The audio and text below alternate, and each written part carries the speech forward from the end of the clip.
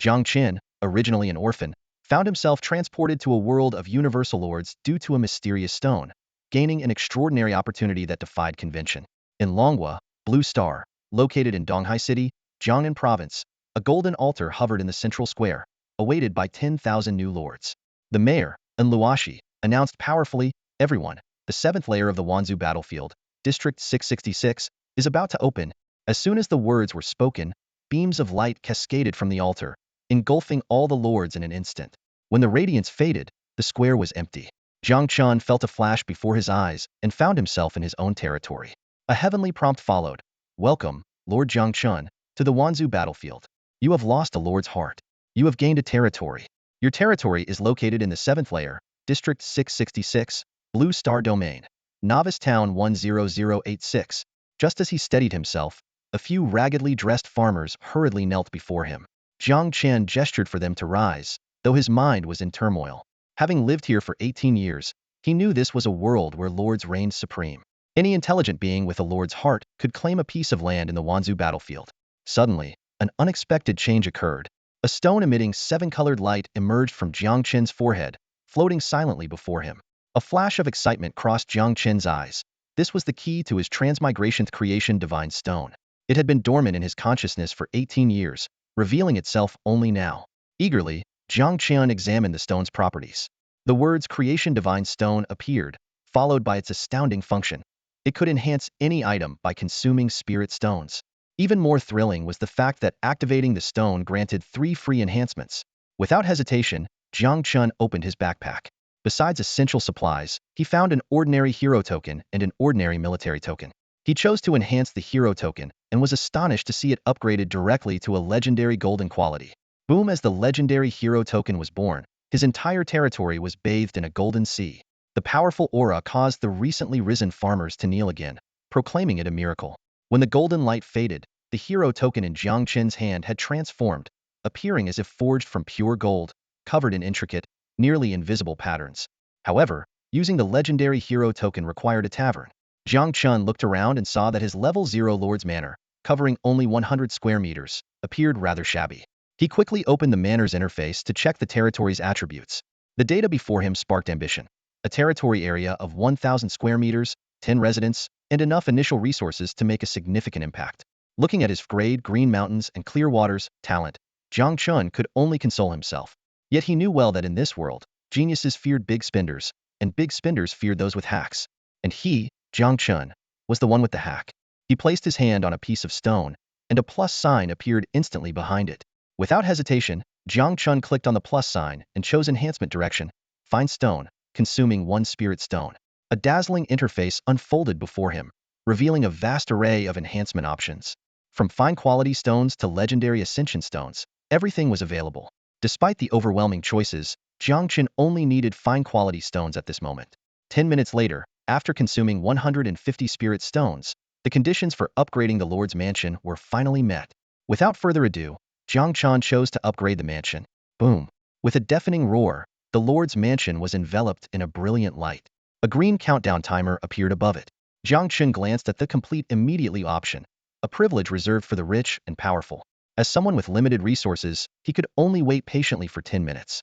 Besides, he was confident that he would be the first to reach level 1. Just then, a communication request popped up in the bottom right corner of his screen. Jiang Chen glanced at the avatar and name of the caller, a flicker of surprise in his eyes. When he accepted the call, the image of a young girl appeared before him.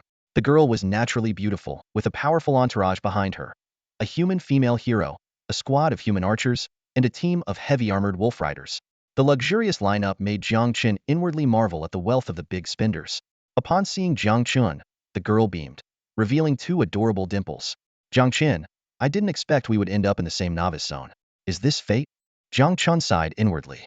Although the location of territories and the regions in the main world were somewhat normally distributed, it was at least organized by provinces. "It's quite a coincidence in Xuxia," he replied calmly. And Xuxia had been his classmate for 3 years in high school. By all accounts, her looks, personality, and family background were top-notch, making her one of the most dazzling second-generation elites in Donghai City. But Jiang Chen had always kept his distance from her. After all, he was just a commoner, with nothing but his striking good looks and top academic performance. Beauty is a curse, he thought to himself. At this moment, in Xuxia, like a little girl showing off her favorite toy, pointed behind her. My mom auctioned off rare heroes and troops for me. If any other lords bully you, let me know, and I'll take care of them for you. Jiang Chen couldn't reveal that he was about to recruit a legendary hero, so he nodded and said, sure, sure. And Xuxia didn't mind Jiang Chen's perfunctory response and cheerfully reminded him, the top 100 lords to upgrade to level 1 in the town will receive rewards from the Heavenly Tao. Based on past experience, those who upgrade to level 1 within a day have a good chance of making it into the top 100. Keep it up, Jiang Chen. I'm off to explore and gather resources. Hee. I'll try to reach level 1 within 2 hours and claim the first place. Seeing in Xuxia's confident expression, Jiang Chen opened his mouth. He wanted to say that he would reach level 1 in just a few minutes. However, Xuxia was in such a hurry that she hung up before he could speak. Jiang Chen glanced at the countdown timer and sighed. Oh well, the Heavenly Tao will announce it soon enough. She'll find out soon. With less than 10 minutes to go, Jiang Chen didn't bother with anything else and opened the town's regional channel. The lords in the same novice town would be competitors in the future mayoral election. Knowing your enemies is the key to victory. Confident as he was, Jiang Chen believed the mayor's position was rightfully his. The town channel was already buzzing with activity. Various people were introducing themselves. Hello everyone, I'm Mu Qingxuang, a lieutenant in the Jiangnan Provincial Military District. The Dragon Nation is in urgent need of soldiers in the 7th heaven. The military is recruiting new lords, and I encourage everyone to sign up. I'm Linimo from Shunha City. The Lin family is recruiting vassal lords, whether you're a farming lord or a warlord. The benefits are excellent, definitely better than the militaries. Oh, and no entertainment lords, please. Hi everyone. I'm in Xuxia from Donghai number 3 High School. Xuxia. It's Mu Zhe. I can't believe we're in the same town. It must be fate. Li Mu Zhe, please call me in Xuxia. We wouldn't want any misunderstandings, would we? Thanks. Wow. A military officer, the Lin family heir, and the Yin family princess, all big shots. Is everyone from Jiangnan province? I'm Ing Yimin from Longzhou province. Nice to meet you all. Please take care of me. Gasp. Longzhou, and with the surname Ing. Could she be from the legendary Ing family of Xianqin? I'm Xuanyuan from the Tianhu clan. Why did I end up in a human region? Does anyone have a city relocation order? Preferably a high-level one. I'm willing to pay a high price. A high-level city relocation order allows you to move your territory to a specified area. A Fox Clan girl. Don't leave. Let's be friends. Are you an immigrant from Tianhu Star to our Blue Star? I'm Wei Ming. Nice to meet you. Yeah. How old are you? I'm 10 years old. At 10 years old, a Tianhu clan member is considered an adult. Seeing the Fox girl's seemingly innocent and gullible demeanor, many gentlemen were thrilled. In the channel, numerous lords introduced themselves, most of them from Jiangnan province. Someone suddenly asked, with so many big shots competing, who do you think will become the mayor of our novice area? Lin Mo responded calmly, only those who upgrade to level 3 can compete for the mayor's position. It's too early to say. I suggest everyone focus on gathering resources and upgrading to level 1 to receive the Heavenly Tao rewards as soon as possible. Lin Mo's natural leadership drew many supporters immediately. Lin Mo is right. I wonder what the reward will be for the first person to upgrade to level 1. Let's wait and see. The Heavenly Tao should give us a hint. As soon as the words were spoken, everyone received a notification, announcing the next phase of the ranking reward system. The first lord to upgrade to level 1 will receive a rare treasure chest. Lords ranked 2nd to 10th will receive a fine treasure chest. Lords ranked 11th to 100th will receive a common treasure chest.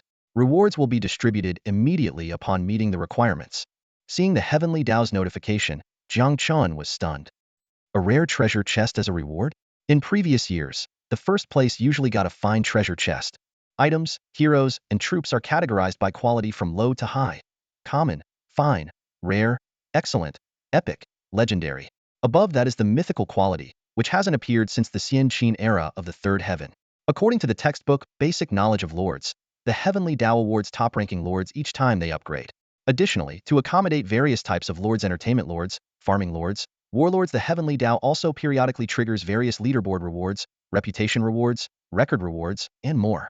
However, this time, the Heavenly Tao was surprisingly generous, offering a rare treasure chest right from the start. Jiang Chen looked at the countdown timer for upgrading to level 1. Only 5 minutes left. The entire regional channel was buzzing with excitement. Holy crap, a blue rare item? A message flooded the screen. The rewards in this new zone are way higher than previous years. It's a whole tier up. Immediately, a wave of discussions ensued. If someone gets a rare hero token, they'll strike it rich. That's nothing. If I get a rare hero, I'll be the mayor of the town. You think you can become mayor with just one rare hero? Dream on. I'd be happy if my little sister gets into the top 100 and gets a regular treasure chest. Even the geniuses couldn't stay calm. Mu Qingshuang sighed. A blue rare. The best unit I have is just a blue rare. And Chu Xiao promptly responded. In this era of fierce competition, everyone relies on their own skills. Linimo sneered. Ha, seems like an is pretty confident. Ing Man, however, appeared worried. There are so many geniuses in Jiangnan province. I feel a lot of pressure. And Chu Xiao kindly reminded. Although the rewards are tempting, everyone should be careful. This isn't a game. People can die. Li Muzhou agreed. Chu Xiao is right. Ing Man suddenly taunted. Jiangnan province not only has many geniuses, but also plenty of suck-ups. Li Muzhou was momentarily speechless. Watching Li Muzhou get roasted, Jiang Chen couldn't help but chuckle. He thought Ing Man was interesting and worth befriending. He remembered that Li Muzhou was one of Chu Xiao's suitors and had caused him trouble a few years back.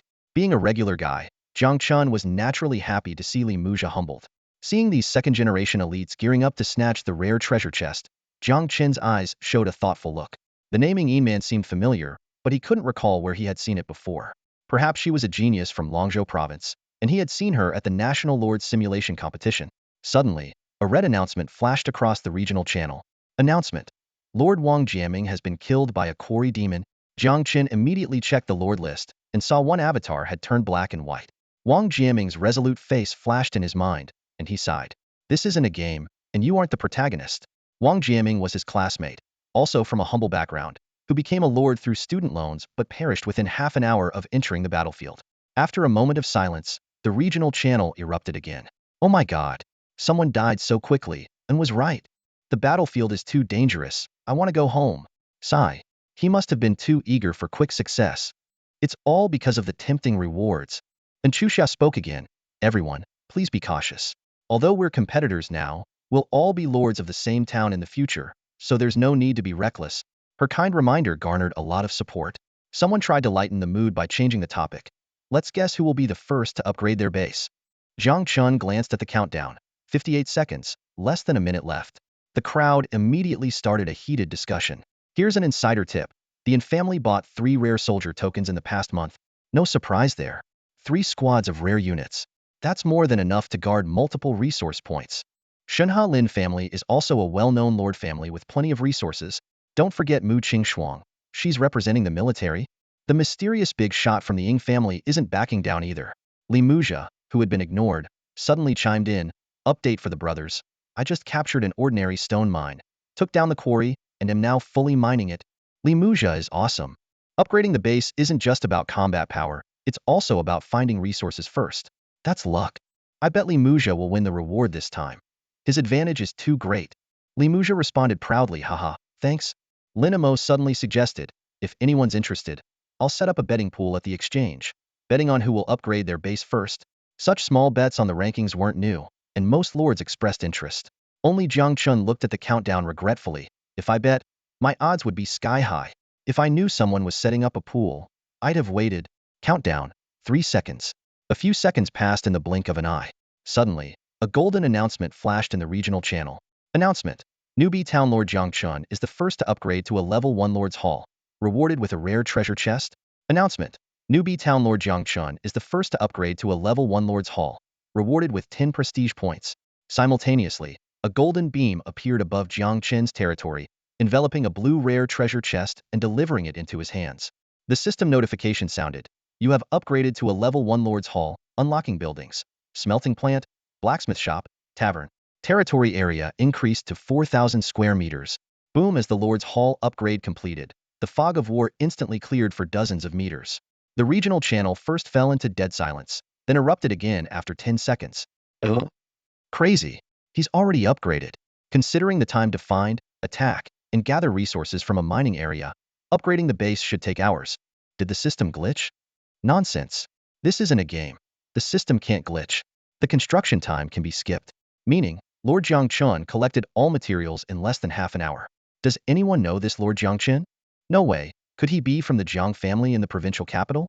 With a purple or higher grade lord's heart, hero, units, and farmers, plus some luck, it's possible. Li Muzhou suddenly shouted. Jiang Chen? Is it really Jiang Chen? This guy's in our newbie town too? What terrible luck. Li Muzhou, do you know Jiang Chen? From Li Muzhou's reaction, it seems Jiang Chen is quite formidable. Li Muzha roared. Formidable my ass. He's a commoner with a white-grade lord's heart and great entertainment talent, green mountains and clear waters. What kind of big shot is that? Before entering the battlefield of all races, the information regarding the heart of the Lord must be registered with the Ministry of Education. This fact deepened Li Muzha's complex feelings towards Jiang Chen. He was both envious of Jiang Chen's stunningly handsome face and disdainful of his humble origins. However, one thing remained unchanged: Li Muzha always saw Jiang Chen as a potential rival in love. This complicated mindset drove Li Muzha to investigate Jiang Chen's personal information in advance. When he publicly exposed Jiang Chen's background, everyone present was stunned. A commoner lord with inflexible entertainment talent had managed to upgrade his territory so quickly, surpassing many second-generation lords. Jiang Chen is a genius from our Donghai No. 3 high school. He even participated in the National High School Lords Simulation Competition, someone exclaimed. A genius is still no match for a pay-to-win player, another voice interjected. No matter how talented, they can only slowly catch up with the gap created by spending money. Besides, isn't Lin Mo and Chu Xiao also geniuses? Everyone speculated. Could it be that Jiang Chen is insanely lucky and his territory is right on a resource point? Even if that's the case, extracting resources takes time. Unless Jiang Chen brought a large number of recruitment orders. Meanwhile, 100 miles away from Jiang Chen's territory, Chu Xiao was commanding her rare units human archers and beast cavalry to clear out the monsters at the second resource point. Another team of rare scouts was spreading out to explore the surrounding fog. Chu Xiao was secretly delighted. I can't believe my luck, finding 2 resource points right after leaving. She was fantasizing about earning the first rare treasure chest and impressing Jiang Chen when a notification suddenly appeared in the town channel. Announcement. Lord Jiang Chen is the first to upgrade his level 1 Lord's Manor. Rewarded with a rare treasure chest. Announcement. Lord Jiang Chen is the first to upgrade his level 1 Lord's Manor. Rewarded with 10 points of prestige. Chu Xiao was stunned, her eyes wide open. How is that possible? She murmured. If Jiang Chen made it to the top 10, she would be happy for him. But upgrading to level 1 in less than half an hour left her shocked and puzzled. Because no one knew Jiang Chen's background better than she did. A common heart of the Lord, Flevel Green Hills and Clear Waters talent. She had secretly approached Jiang Chen, intending to share some of her resources with him without her family knowing. But Jiang Chen would rather apply for a campus loan than accept her help. Could Jiang Chen's space be filled with recruitment orders, and his territory just happened to be on a resource point? Chu Xia analyzed. His luck is unbelievable. Suddenly, a terrifying thought crossed her mind. Oh no, she jolted awake. If he only brought recruitment orders, what will he use to fend off the upcoming monster wave? With this in mind, she anxiously tried to contact Jiang Chen. At the same time, other second-generation lords gradually pieced together the truth. Li Muzha gritted his teeth. Damn it, this guy is unbelievably lucky. His territory is on a resource point. Wei Ming complained. Consider yourself lucky. I haven't even found a resource point yet. Why don't I have Jiang Chen's luck? Lin Mo tried to console everyone. Don't be discouraged, guys. No one can be lucky forever. The battlefield of all races ultimately depends on foundation and spending money. However, some held a different view. Mu Qingxuang analyzed. Even if he landed on a resource point, extracting resources so quickly means Jiang Chen must have brought at least 90 recruitment orders. Wei Ming agreed. Exactly, that kind of courage, I couldn't do it. The initial Lord's space has 10 slots, and 10 recruitment orders take up 1 slot. Xuanyuan excitedly chimed in. Right? Jiang Chen didn't bring units, blueprints, or even living supplies, using almost all his space for recruitment orders to gamble on this 1 in a billion chance. I admire him so much. Ying Yan also nodded in agreement. Victory goes to the bold. It seems Jiang Chen's gamble paid off. Hats off to him. Jiang Chen watched the speculations with satisfaction. As he expected, there was no need for him to explain. Others would naturally come up with reasons for him. Suddenly, Lin Mo remarked, Heh, don't forget, every time a territory levels up, there's a monster wave. This statement shocked everyone. Carrying so many recruitment orders naturally left no space for hero tokens, military symbols, or equipment. How would he fend off the upcoming monster siege? He's not like the pay-to-win players with high-level units. Upgrading without proper war preparations is definitely not a good thing. Exactly. The most important quality for a qualified lord is not courage but stability. Wang Jiaming, who just fell, is a prime example. If it weren't for the divine rewards, the safest approach would be to recruit heroes and fill up units before upgrading to level 1. Jiang Chen seems a bit too eager for quick success. He could have waited another hour. Let's hope Jiang Chen doesn't become the second fallen lord of our town. Most lords, although envious of Jiang Chen's luck, also admired his courage and didn't wish for his downfall. Li Muzha gloated. Heh, this is the result of opportunism. I hope everyone learns from this. And Chuxia anxiously shouted, Li Muzha, shut up. And Jiang Chen, why aren't you answering my private messages? Give me your territory coordinates, and I'll see if I can send troops to support you. Li Muzha was immediately silenced. Meanwhile, Jiang Chen looked at the just received divine notification. Warning, because you upgraded your territory, new bee protection has disappeared. In half an hour, your territory will face a monster wave attack. Please prepare accordingly. Monster wave countdown, 29 minutes and 59 seconds. At the same time, the one-way light barrier surrounding his territory began to fade, revealing the thick war fog outside. The reason he hadn't seen in Chuxia's private messages was that after upgrading to level 1, he received too many private messages. Jiang Chen simply muted the private message notifications. Now, he had no choice but to respond. Don't worry, I've opened the treasure chest, and the rewards are pretty good. Jiang Chen thought to himself. Heh, since there's already a misunderstanding, let's make it even bigger. After all, everyone loves to speculate. And Chuxia was still worried. But you still need to be careful.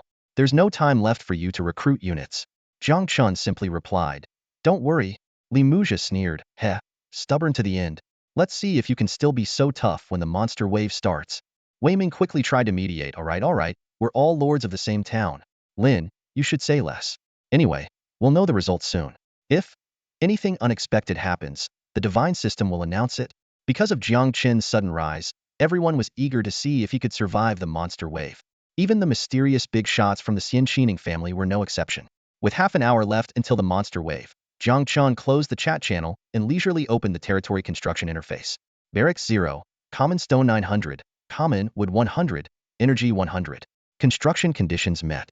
Tavern 1, fine stone 50, fine wood 50, common wood 100, energy 200. Insufficient materials, construction conditions not met. A few minutes later, Jiang Chen spent 100 spirit stones to enhance the fine stone and wood needed for the tavern. Build the barracks. Build the tavern.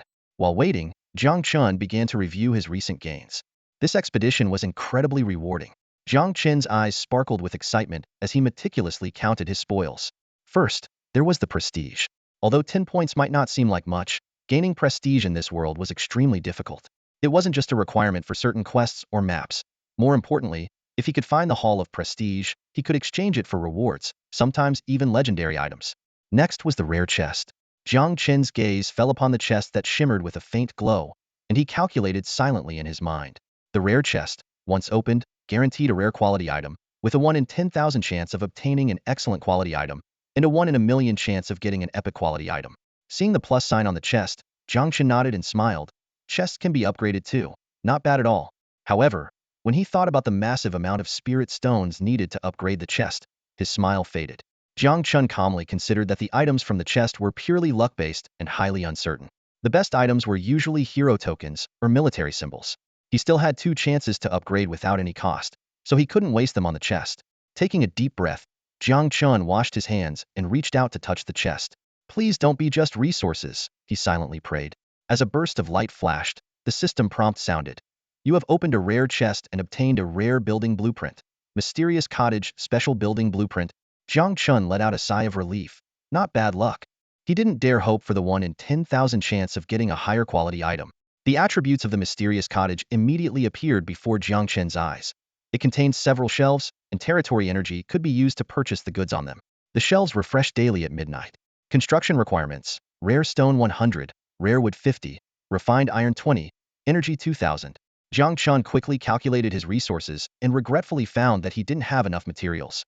He could have used upgrades to gather the materials, but the remaining 300 spirit stones from his campus loan were almost depleted, and he had no iron ore. Reluctantly, he had to temporarily store the blueprint in his backpack. Soon, the tavern and barracks were completed. Standing in front of the newly built structures, Jiang Chen was finally able to summon his first hero. He took out the golden legendary hero token, took a deep breath, and shouted, "Summon!" The hero token transformed into a cluster of light, slowly forming a glowing portal. Jiang Chen held his breath, eyes filled with anticipation. I wonder which legendary hero it will be? From the portal, a graceful figure gradually became clear. A woman dressed in a low-cut Tang Dynasty palace gown stepped out, her jade-like shoulders faintly visible. Without any makeup, she still exuded unparalleled beauty. Under the light, her exquisite and stunning face seemed to have a divine glow. Jiang Chen gasped. This was a woman who combined aloofness, allure, and strength. Even with his extensive experiences from his past life, He couldn't find any flaws. A true masterpiece, he marveled inwardly. The woman stepped out of the portal and looked around, her face showing astonishment. As she received the information from the heavenly Tao, she muttered to herself, battlefield of the myriad races, struggle for supremacy. In my original world, I was a peak powerhouse, yet I had reached the limits of my strength. But here, as long as I kill to gain energy, I can quickly enhance my power, becoming immortal and eternal. This is truly my world. Jiang Chen listened intently to her words, instantly understanding the hero's desire. The pursuit of ultimate power and eternal life. He quickly opened her attribute panel to examine it closely. Empress Legend. Level 1. Affection 70. Attributes: Physique 2816, Spirit 2116, Soul 1516, Endurance 19. Numbers in parentheses are additional attributes from techniques. Techniques: Tianyin Art Proficient. Skills: Tianyin 9 Kills Minor Mastery Grade, 9 Sword Technique Minor Mastery Grade, Spirit Burst Minor Mastery Grade, Basic Swordsmanship Minor Mastery Grade, Basic Palm Technique Minor Mastery Grade, Musical Skill Mastery. Proficiency levels: Novice, Proficient, Expert, Minor Mastery, Mastery, Minor Perfection, Major Perfection, Transcendence. Troop Building: Tianyin Pavilion. Troop Command: 9 Heaven's Sacred Maidens A, Tianyin Pavilion Disciples A, Ranger Type Troops D. Combat Power: 26. Tianyin Pavilion, Troop Building, can recruit 9 Heaven's Sacred Maidens and Tianyin Pavilion Disciples. 9 Heaven's Sacred Maidens, Legendary Troops, recruitable after building the Tianyin Pavilion. Maximum of 9. Tianyin Pavilion Disciples. Excellent Troops, recruitable after building the Tianyin Pavilion. No quantity limit. Jiang Chen exhaled deeply, displaying a satisfied smile. Although the Empress was only level 1, she had a bare combat power of 26 stars, and her skills were quite impressive. More importantly, she came with troop buildings, including 9 legendary troops and an unlimited number of excellent troops, all with a grade command. A grade command could boost troops' basic attributes by 40. This free upgrade was definitely worth it, Jiang Chen thought with relief. However, when he looked at his own attributes, he couldn't help but smile wryly. Jiang Chen. Level 1.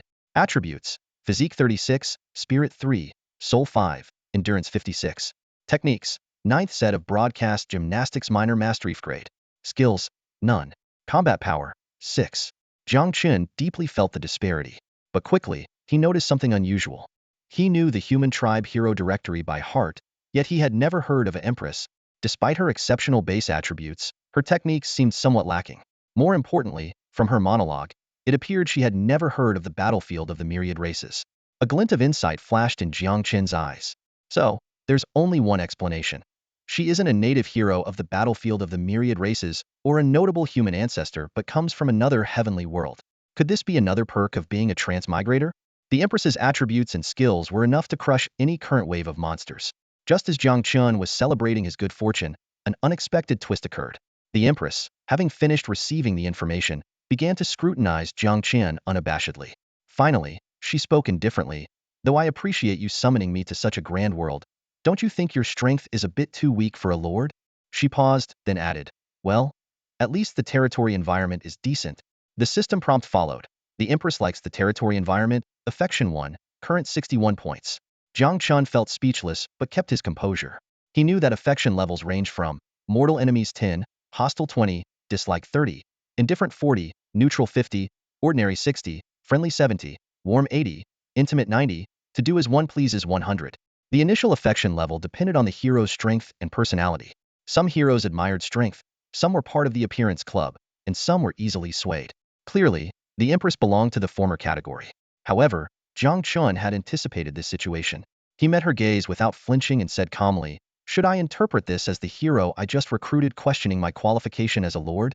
The Human Tribe Lord's Guidebook, page 3, line 4, stated, when facing powerful subordinates, even if you're panicking inside, you must appear calm and collected. The best way to speak is with a hint of indifference. Besides, Jiang Chen was confident. The Empress didn't expect Jiang Chen to be so assertive, and her aura momentarily faltered. She frowned and said, am I wrong? The system prompt sounded again. The Empress thinks you may lack strength but have a strong sense of masculinity, affection 2, current 63 points. Jiang Chen's commanding presence was beginning to show results, but he knew this was only temporary. The Empress, accustomed to a high position, wouldn't be intimidated by mere words. Fortunately, everything was under Jiang Chen's control. He smiled slightly, ready to implement the next phase of his plan. Jiang Chen continued calmly. Do you know why someone as weak as me could summon a legendary hero like you? The Empress furrowed her brows, deep in thought. Jiang Chen, unhurried, took out his only remaining ordinary military token from his pocket and waved it lightly in front of her. A plain military token? The Empress sneered. Why show me this garbage? As soon as she finished speaking, the token in Jiang Chen's hand burst into a dazzling golden light, instantly bathing the entire territory in a golden hue. The overwhelming pressure surged like a tide, causing the Empress to instinctively take a half step back, her mouth forming an O of surprise. Jiang Chen was secretly pleased. This was all part of his meticulous plan. He had 3 opportunities for cost-free enhancements. One for a hero, one for a troop, which would make him invincible in the early stages, and one more that he kept in reserve for special buildings or unique troop structures. The reason he waited until now to enhance his troops was to intimidate potential power-seeking heroes, like the Empress. And it worked perfectly. As the light faded, the Empress stared unblinkingly at the token in Jiang Chen's hand, stammering, G Golden Legend, turning an ordinary token into a legendary one. What a terrifying power. The system prompt chimed in. The Empress is awed by your abilities. Favorability 20, current 83, reaching passionate. As expected, she admires strength. Jiang Chen thought, elated. He had gained 20 favorability points in one go. Keeping a composed face, he said calmly, Now, do I qualify? The effect of the favorability boost was immediate. The Empress snapped out of her daze, licked her lips, and gracefully curtsied. Lord, your abilities are extraordinary. I apologize for my earlier rudeness. Please forgive me. Jiang Chen decided to stop while he was ahead and extended a hand to help her up. No need for formalities. I'm not that petty. Now that you've seen my capabilities, as long as you serve me well, I promise you divinity and immortality. And I will respect you as a strong ally. Jiang Chen was glad he hadn't skipped speech class in school. If territorial strategy was the most important course for a lord, then public speaking was undoubtedly the second. Imagine a lord who couldn't speak confidently in front of subordinates. How could they command respect? The system prompt chimed again. The Empress is inspired by you. Favorability 1, current 84. The Empress asked respectfully, Rest assured, Lord, I will not disappoint you. What would you have me do next? Jiang Chen replied seriously, There will soon be a wave of monsters. Of course, a level 1 monster wave will be a piece of cake for you. Without delay, Jiang Chen tossed the newly enhanced legendary token into the air and shouted, Summon. A massive portal of light formed in midair. Seeing its position, Jiang Chen was overjoyed. It's a flying unit. My luck is incredible. With special building blueprints and flying units, he had a significant tactical and strategic advantage. Soon, a black dragon, for meters long with an 8-meter wingspan, squeezed through the portal. It stepped out, stretched its sleek body, and then flapped its wings to soar into the sky. The gusts of wind made it hard to keep one's eyes open. Roar, the dragon let out a triumphant roar, celebrating its new life. After circling above the territory, it obediently landed in front of Jiang Chen.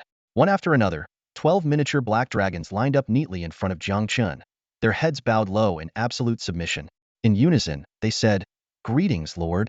Several terrified peasants, who had just stood up, dropped to their knees again under the dragon's imposing presence. But their eyes were filled with excitement, knowing that following a powerful lord meant their safety was assured. Even the Empress looked solemnly at the powerful creatures that had appeared. If these 12 dragons attacked her, she would have no chance of survival. The system prompt chimed again. The Empress is awed by your strength. Favorability 2, current 86. Jiang Chen was ecstatic. Most lords would have to treat a legendary hero with utmost care, fearing they might defect at the slightest dissatisfaction. But he had managed to raise the Empress's favorability to 86 in just a few minutes. This was the power of his cheat abilities. Jiang Chen beamed. Everyone, rise. No need for formalities in the future. He casually opened the attribute panel of one of the black dragons. Black dragon. Unnamed. Race, dragon. Level, 1. Quality, legendary. Attributes, physique 22, spirit 18, soul 20, load 0. Combat power, 14. Skills, dark breath, magic dragon scales, heart of fury. So strong. Jiang Chen marveled. The black dragon's combat power was 10 times that of ordinary troops. This wasn't just a simple honor versus scenario. The attributes were 10 times higher. With such disparities in physique, spirit, and soul, one dragon could easily wipe out thousands of ordinary monsters. Not to mention, the black dragons had 3 powerful skills, and they were rideable. Once they grew larger, Jiang Chen could experience being a dragon rider. Jiang Chen felt it necessary to give these legendary troops impressive names as a mark of honor. He named them sequentially from left to right. You're Dragon 1, you're Dragon 2, Your Dragon 12? As he named them, their attribute panels updated with their new names. Despite all being one-star legendary black dragons, there were slight differences in their attributes. After naming them, Jiang Chen chose the one with the highest attributes, Dragon 9. You'll be their captain from now on. Dragon 9 showed a human-like expression of joy. Thank you, Lord, for the honor. Dragon 9 will defend you to the death. The clear voice made Jiang Chen pause. You're female? Dragon 9 seemed a bit nervous. Yes, according to your human terms. Jiang Chen nodded, reassuring her. Don't worry. In my territory, there's no gender discrimination. Everything is based on merit. Dragon 9 finally relaxed. If this lord were an ordinary person, it wouldn't matter. But she had already sensed the terrifying power in the Empress. The only explanation was that the Empress was a legendary hero. Her lord had gained the loyalty of a legendary hero, and her loyalty seemed high. If the lord were dissatisfied with her, she wouldn't fare well. Suddenly, the Empress seemed to sense something and turned to look at the fog of war outside the territory. Lord, there are uninvited guests outside the territory. Almost simultaneously, Jiang Chen received a system prompt. The monster wave has begun. Please prepare. Jiang Chen looked up and could vaguely see shadowy figures in the war fog outside his territory. Hissing sounds emerged as a group of muscular lizardmen, brandishing rusty weapons, charged towards the fence. Dozens of regular lizardmen warriors and an elite lizardman leader rapidly approached from the front, with similar scenes unfolding from the other three directions. In such a situation, an ordinary lord would be on high alert, carefully maneuvering to minimize casualties. However, Jiang Chen, unimpressed by the lizardmen's pitiful combat strength, couldn't be bothered to lay out any tactics. He simply waved his hand and commanded, Kill! The front is mine. With a swift shout, the Empress transformed into a streak of light, appearing outside the fence in an instant. 10 meters from the enemy, she unleashed a series of powerful spiritual blasts, filling the air with the scent of blood. The lizardmen in front, including the elite leader, had their upper bodies simultaneously explode. Despite the spiritual blast being a mere level skill, the Empress had mastered it to near perfection, and with nearly 20 times the attribute difference, its power was terrifying.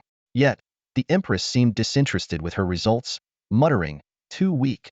Jiang Chen's vision was immediately flooded with combat notifications in the lower left corner. He couldn't help but sigh. Back during the mock exams, it was always an uphill battle. Suddenly steamrolling, everything feels a bit strange. The Empress pouted, Lord, it's not my fault. I only used half my strength. Jiang Chen was speechless, but the monsters on the other three fronts fared no better. To the west, Long Jia's mighty tail swept several lizardmen, sending their mangled bodies flying dozens of meters. The elite lizardman leader barely had time to escape before being incinerated by Long Yi's dark breath. Long Wu grumbled, Long Jio, did you drink phoenix blood or something? Can't you leave some for me? Long Yi smirked. Are you trying to impress the Lord? Well, by human standards, the Lord is indeed quite handsome. Shut up. Long Jio snapped angrily, then sighed. I wonder if I'll look good in human form. Will the Lord like me? The battle ended in just 6 seconds, and Jiang Chen received a prompt from the Heavenly Tao. Successfully repelled the monster attack in 6 seconds, with 0 casualties. He was once again speechless, ending the battle in 6 seconds. Truly impressive. The battle summary showed 146 lizardmen warriors and 4 elite leaders were eliminated, with 0 casualties on their side. The combat rating was a level, yielding generous rewards. Jiang Chen collected all the rewards in one go, far exceeding his expectations. 13,630 energy, 1,128 spirit stones, 4 excellent treasure chests, and 11 ordinary treasure chests. Jiang Chen immediately ordered a full upgrade. 13 beams of light descended, landing on the Empress and the 12 dragons. After the upgrade, the base attributes of the Empress and the black dragons doubled, significantly boosting their combat strength. He then directed Longjio to lead the Black Dragon squad in 4 groups to explore the war fog, mark resource points, and eliminate monsters. Following his orders, the 12 dragons soared into the sky and set off in different directions. Soon, Jiang Chen received a notification that Longjio had slain a giant swamp lizard. Moments later, Longjio flew over the territory, dropping the massive lizard carcass. The villagers immediately began to dissect it, and Jiang Chen gained lizard meat and hide. Seeing this, the Empress couldn't sit still any longer and eagerly asked, Lord, what about me? Jiang Chen smiled and said to the Empress, stay in the territory and protect my safety. Although most people in the regional channel doubted his ability to survive the monster horde, one lord's words were particularly insightful. The most valuable quality of a lord is not boldness, but stability. Wang Jiaming, who was just killed by monsters at the quarry, was a living example of the opposite. The territory had already left the newbie protection phase, and Jiang Chen wouldn't let the Empress leave his side. His gaze was firm, as if asserting his sovereignty. The Empress was silent for a moment, a hint of helplessness flashing in her eyes, and then she said, "Give me a few spirit stones, I'll go and cultivate." She explained, "Since coming to this world, my strength has plummeted, and the realm of my Tianyin technique has dropped from mastery to proficiency." Jiang Chen nodded approvingly, secretly pleased with the Empress's diligence. He was about to take out the spirit stones when his actions suddenly paused. "What's wrong?" the Empress asked, puzzled. Jiang Chen looked at the spirit stones in his hand, a smile appearing on his face. A system prompt appeared before his eyes. Low-grade spirit stone, the basic currency unit of the battlefield of all races, can also be used to aid in cultivation. Spirit stones can be enhanced. Enhancement options. Mid-grade spirit stone consumes 10 spirit stones. High-grade spirit stone consumes 1,000 spirit stones. Supreme-grade spirit stone consumes 100,000 spirit stones. Low-grade wind spirit stone consumes 2 spirit stones. Mid-grade. Without any hesitation, a soft light suddenly rose from Jiang Chen's hand. When the light dissipated, the Empress looked at the spirit stone emitting pure spiritual energy in Jiang Chen's hand, her expression serious. "Is this a mid-grade spirit stone?" System prompt. The Empress is once again impressed by your methods. Favorability 1, current favorability 87. Jiang Chen explained, "The spiritual energy contained in a mid-grade spirit stone is several times that of a low-grade spirit stone, and the energy is much purer. Using it for cultivation will be several times more effective than low-grade spirit stones." "Thank you, Lord." The Empress thanked sincerely. In her original world, mid-grade spirit stones were also a scarce resource. Jiang Chen gently patted the Empress's shoulder and said, "Go and cultivate. The Tianyin technique's grade is too low. I'll get you a higher grade technique when I have time. You should know, I have that capability." At the touch of skin, Jiang Chen felt the Empress's body stiffen, and goosebumps even appeared on her shoulder. This wasn't out of any lewd intention but a test. It seemed the favorability was about to reach the intimate stage, and the effect was not bad. The Empress said nervously, "Thank you, Lord. I'll go and cultivate now." With that, she hurried away. Watching the Empress's departing figure, Jiang Chen revealed an amused smile. This seemingly aloof lady is actually quite innocent. He silently thanked the battlefield of all races for being a proper game. Otherwise, the Empress would surely have a corruption value of 1 above her head by now. Jiang Chen began to check the treasure chest rewards. You opened an excellent chest and obtained Soul Reaping Dagger excellent. You opened an excellent chest and obtained Spirit Stones 50. You opened an excellent chest and obtained Excellent Wood 100. You opened an excellent chest and obtained Blueprint Arrow Tower. This time, Jiang Chen's luck seemed to have returned to normal. Out of 11 ordinary chests, most contained resources, except for 2 common items. He carefully examined the only excellent equipment. Soul Reaping Dagger. Level 2. Sharpness, 5. Durability, 5. Trash.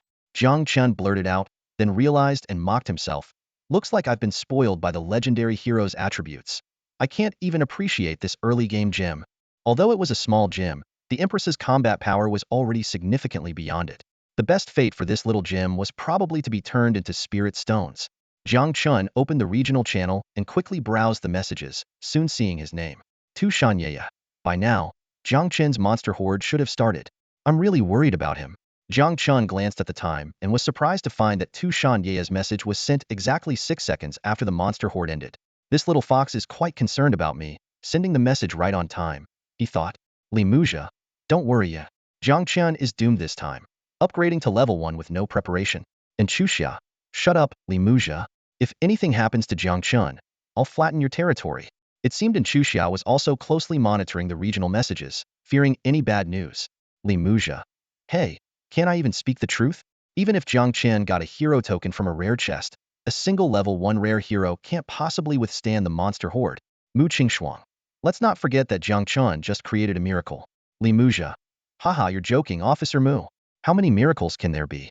His territory accidentally being on a resource point was already a miracle of miracles. Linimo. Although Brother Li's words are harsh, his analysis is not wrong.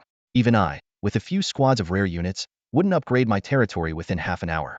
It's not that we can't win, but upgrading our troops takes time. Using level 1 troops to fight off a monster wave would lead to massive losses and isn't worth it. And Chuxia thought to herself, trying to maintain a calm exterior. Jiang Chen will be fine. Just wait and see, she said. But her wavering eyes and uneasy tone betrayed her true feelings. Suddenly, a regional message flashed before everyone. Lord Jiang Chen has listed equipment for sale at the trading post. Soul Reaping Dagger excellent. Sale method. auction or buyout. Auction time, 10 minutes. Buyout price, 2,000 spirit stones. Everyone knew that according to the trading post rules, only items deemed valuable would appear in the regional channel. Just a second later, the system notification chimed again. Soul Reaping Dagger Excellent has been purchased at the buyout price. Jiang Chen received a private notification. Your Soul Reaping Dagger Excellent was purchased at the buyout price by Lord Yemen. Jiang Chen couldn't help but show a look of admiration, thinking, as expected of the Ying family from the immortal Qin, they are truly wealthy. Although the equipment was sold instantly, he knew this trade was definitely worth it. After all, this was just a level 2 transitional piece, and in another day, it might not even fetch 200 spirit stones.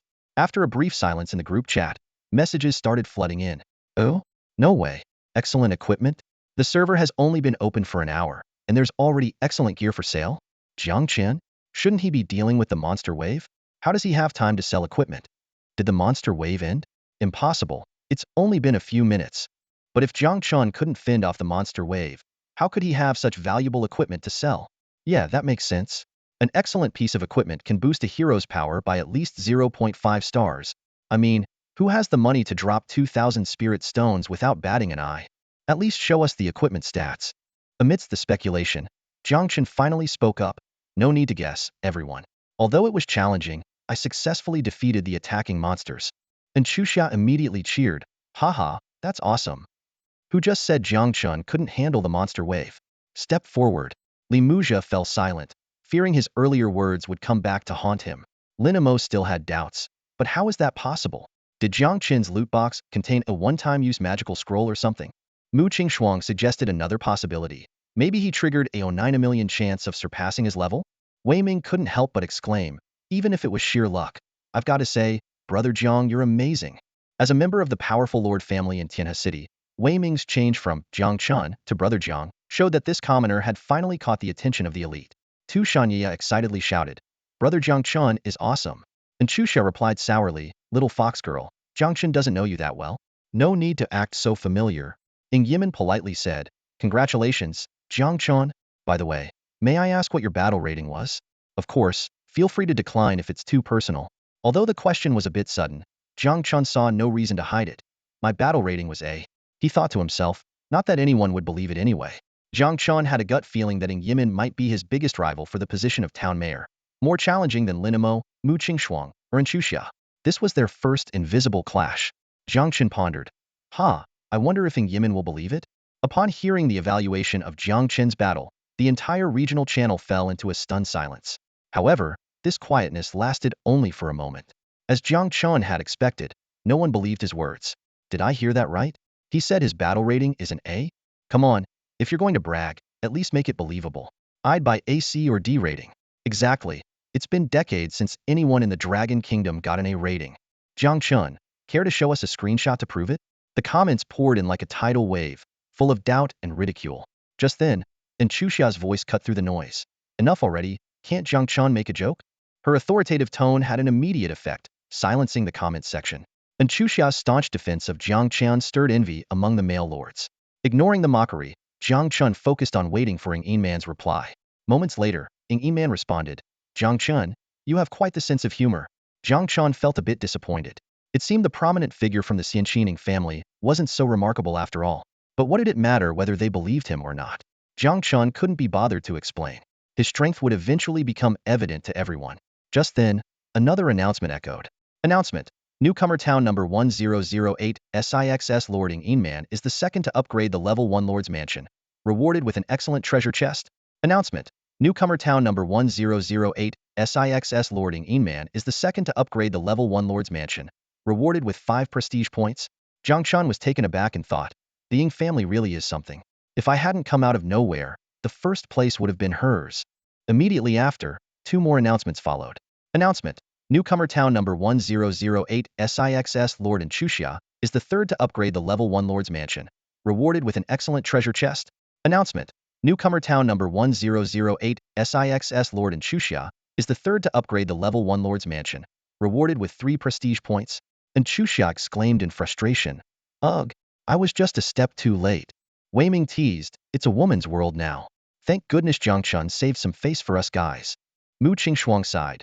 This batch of newcomers is really competitive. However, the announcements didn't stop there. Another major update came through. Announcement. Due to the high overall strength of the heroes in town number 10086, the hero power ranking has been triggered. The Lord of the Hero ranked first will be rewarded with an exceptional treasure chest. Settlement time. Tomorrow at 12 o'clock. Jiang Chen was overjoyed. The system was getting more generous, offering a purple exceptional treasure chest this time. To enhance a chest to this level would normally require 10,000 spirit stones. This was practically a gift from the system. Although the ranking was based on hero power, with the Empress's terrifying growth rate, that chest was as good as his. Jiang Chen wasn't the only one brimming with confidence. Li Muzha boasted, ha ha ha, now that's more like it. The hero power ranking is all about strength. Some luck-dependent folks are going to be out of luck this time. Wei Ming analyzed, currently, our town has at least 5 people with rare heroes, and if we count the low-key big shots, there are probably no less than 10. Lin Emo suddenly suggested, last time, the ranking had unexpected results. How about I host a betting pool at the trading post for this hero power ranking? We'll only bet on the top spot, and those who guess correctly will share the pool based on their bets. What do you think? Wei Ming asked pointedly. Lin, you seem quite eager. Do you have your eyes set on the top spot of the hero power ranking? Lin Emo laughed, haha, you're joking, Wei. Who knows, maybe another dark horse like Jiang Chen will appear, perhaps missing Yin Man from the Xuanyuan family. Soon, Lord Lin Emo set up the betting pool at the trading post. The moment it opened, over 1,000 spirit stones poured in, with nearly half of them bet on Lin Emo. His eagerness had tipped off many people. Watching the ever-increasing bets, Jiang Chen's eyes gleamed. In theory, as long as he had enough spirit stones, he could enhance countless legendary equipment, buildings, and troops. Spirit stones were something he could never have too many of. Bet away, it's all going to be mine anyway, Jiang Chen thought with a smirk. Meanwhile, 200 kilometers away in her own territory, Yin Man stood tall, her face not as soft as in Xuxia's, but exuding a commanding presence. Her star-like eyes and noble aura made it hard for people to look directly at her. At that moment, a playful smile appeared on her face. Haha, Lin Emo is quite the schemer, trying to make a killing with this betting pool. But if it weren't for me, he might have taken the top spot with his exceptional hero. She then turned to the epic hero beside her and asked, Sister Mengtian, your divination won't be wrong, right? I have a feeling that Jiang Chen is quite mysterious too. Mengtian, originally from the Xianqin Meng family in the third heaven, wasn't as famous as her brother Mengtian, but she was a legendary lord known for mastering both military and yin-yang strategies. Yet, to protecting Yin Man, this legendary figure had used a secret yin-yang technique to transform herself into a hero, even lowering her rank to epic to retain her memories after death. If this were known, it would surely become a hot topic on the Lord forums. With Meng Tian's yin-yang techniques, Yin Man had already figured out the backgrounds of the second-generation lords in town number 10086. Your Highness, rest assured. With my perfected yin-yang divination technique, there's no way I can't see through the abilities of a mere first-tier lord. Meng Tian declared confidently, her eyes gleaming with wisdom. She continued, I've calculated Jiang Chen's capabilities multiple times, and I'm very confident in my results. Unless he possesses heroic qualities on par with mine. But how could a commoner possibly have the attributes of an epic or even legendary hero? Yin Man finally relaxed upon hearing this. A bright smile spread across her face as she exclaimed excitedly, I didn't expect the hero power ranking to be triggered so soon. With Sister Ming here, the top spot is definitely mine. Her eyes sparkled with the desire for the exceptional treasure chest, a reward too tempting to ignore at the start of a new region. Meng Tian smiled slightly and said, perhaps it is precisely because of the appearance of an epic hero like myself that the rewards for this hero power ranking have been elevated to such an exceptional level. Your Highness truly deserves this treasure chest. She paused, a hint of caution flashing in her eyes, however. If we can level up to tier 2 before the rewards are settled and unlock my level cap, it would be even better. Yin Man nodded emphatically. You're right, sister. Her expression suddenly turned troubled, but upgrading to tier 2 requires refined iron. Although the Iron Eagle warriors have found several iron mines, refined iron remains elusive. Gathering enough refined iron to upgrade to tier 2 might take forever. Meng Tian maintained her confident smile. Don't worry, Your Highness. Even if we can't find refined iron, it doesn't matter. Even if there are other hidden epic heroes, with my equipment, I can still confidently outshine them. Meanwhile, Jiang Chen was engrossed in studying the blueprint for the linked arrow tower, an enhanced version of the arrow tower that required 1,000 spirit stones. At that moment, Long Jiao suddenly landed in front of Jiang Chen and respectfully reported, Lord, an iron mine has been discovered 2 kilometers west of the territory. Jiang Chen was overjoyed at the news and immediately ordered, escort 10 farmers to the iron mine and establish a smelting plant. Then, personally oversee it for a while to ensure the smooth extraction of iron. Long Jiu complied, and soon the smelting plant was constructed. Jiang Chen spent 200 spirit stones to instantly complete the construction, and iron began to be mined continuously. Suddenly, the Empress approached Jiang Chen gracefully. Jiang Chen asked curiously, "Why aren't you cultivating?" The Empress dusted off her hands, looking slightly embarrassed. "I've run out of spirit stones. Can I have a few more?" Jiang Chen sighed inwardly. The Empress's cultivation speed was astonishing, consuming a medium-grade spirit stone every hour. Although it pained him a bit, he knew that the faster she cultivated, the more beneficial it was for him. So, Jiang Chen handed her a few more medium-grade spirit stones. The Empress accepted the spirit stones with satisfaction, hesitated for a moment, and then said gravely, "Lord, while I was cultivating just now, I had the distinct feeling that something unknown was trying to spy on me." An unknown presence? Jiang Chen's eyes narrowed, and his expression grew serious. Anything that the Empress specifically mentioned must be extraordinary. Instinctively, he scanned his surroundings, as if searching for potential threats. Could it be that a powerful monster appeared outside the territory? Jiang Chen asked tentatively. The Empress gently shook her head, offering no further explanation. This unusual silence set off alarm bells in Jiang Chen's mind. He took a deep breath and said resolutely, "Empress, from today on, you are not allowed to leave my side." The Empress shrugged and reluctantly agreed, "All right." Just then, a series of system notifications sounded. Multi-shot arrow tower construction completed. Mystic hut construction completed. Blacksmith's forge construction completed. 2 hours passed quietly. The Dragon Squad completed a terrain exploration of over 100 square kilometers centered around the territory, discovering 6 rare resource points and 18 common resource points. This resource density was average, neither exceptional nor poor. Meanwhile, several key buildings in the territory were also completed. Eagerly, Jiang Chen checked the attributes of the multi-shot arrow tower. Level 1. Power 8. Firing rate 25 seconds. Range 200 meters. Upgrade requirements: 50 refined iron, 100 rare wood, 100 rare wood, 1000 energy. What a resource hog. Jiang Chen couldn't help but complain. Although the multi-shot arrow tower's attributes far surpassed an ordinary arrow tower, the resources needed for its construction and upgrade were truly distressing. Resources could be managed with spirit stones, but energy could only be obtained by hunting monsters. Jiang Chen fell into deep thought, searching for a quick way to gather energy. At that moment, his gaze landed on the mystic hut. Haha, just what I needed. Jiang Chen delightedly opened the attribute panel of the mystic hut. Mystic hut. Level 1. Shelf slots 3. Current items: refined iron sword 648 spirit stones. Basic healing potion 128 spirit stones. Dark bait 128 spirit stones. Refresh countdown 12 hours 5 minutes and 32 seconds. Jiang Chen's attention was drawn to the dark bait. Dark bait strongly attracts dark attribute monsters, triggering a wave of dark attribute monsters of the current territory level. If used at night, its effect doubles. Price: 128 spirit stones. Without hesitation, Jiang Chen bought the dark bait. He decided to use it once the territory reached level 2. As for the other 2 items, he passed on the expensive refined iron sword but purchased the basic healing potion. At that moment, a burly man with muscles rippling walked over and respectfully handed him a long sword. "Lord, this is the first weapon produced by the territory. Please inspect it. As per your instructions, I have forged a level 5 weapon." This man, named Tai, was the first blacksmith Jiang Chen had recruited. "Oh, a finished product already?" Jiang Chen's spirit lifted as he took the long sword and examined it closely. Long sword. Common. Level 5. Sharpness 5. Durability 3. Although its attributes were average and it had no additional properties, Jiang Chen smiled upon seeing the plus sign at the end. He immediately opened the enhancement list and chose without hesitation. Consume 200 spirit stones to enhance towards refined iron sword. After this enhancement, Jiang Chen's 3,000 plus spirit stones were almost depleted.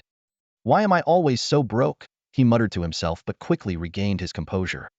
"At least we can soon mass-produce refined equipment." As the light faded, the once ordinary long sword had transformed, now gleaming with a cold light. Refined iron sword. Refined. Level 5. Sharpness 9. Durability 6. This level 5 refined weapon added 6 points to its attributes, equivalent to a Oni and a halfster combat power.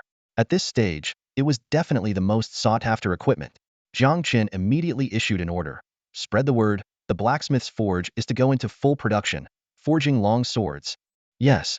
Tai received the order and left. Next, Jiang Chen opened the trading post and chose to list the item. The system prompted. Lord Jiang Chen has listed refined iron sword refined for sale. Sale options: auction or buyout. Auction duration: 10 minutes. Buyout price: 5,000 spirit stones. After completing all this, Jiang Chen checked the time and realized it was time for lunch. Coincidentally, the Empress had just finished her cultivation. I'm hungry.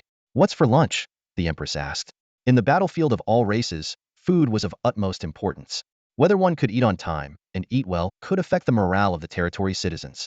Jiang Chen addressed the 20 or so farmers still busy in the territory. I appreciate all your hard work. You may freely enjoy the meat hunted by the dragons. A brief silence was followed by a burst of cheers throughout the territory. As for his own food, Jiang Chen recalled the 30-second rule from the Territory Basics textbook. Until you obtain a chef, the territory's food won't starve you, but it will certainly make you understand what tasteless means. Fortunately, before entering the battlefield of all races, Jiang Chen had filled the remaining space with fast food instead of spending too many spirit stones on units. He took out a portion of fast food and was once again drawn to a system prompt. Enhancement option: basic spirit food. Consume 10 spirit stones. Basic spirit food, cooked with spirit rice, contains a small amount of spiritual energy, aids in the cultivation of techniques and skills. After considering for a moment, Jiang Chen decided to enhance 3 portions.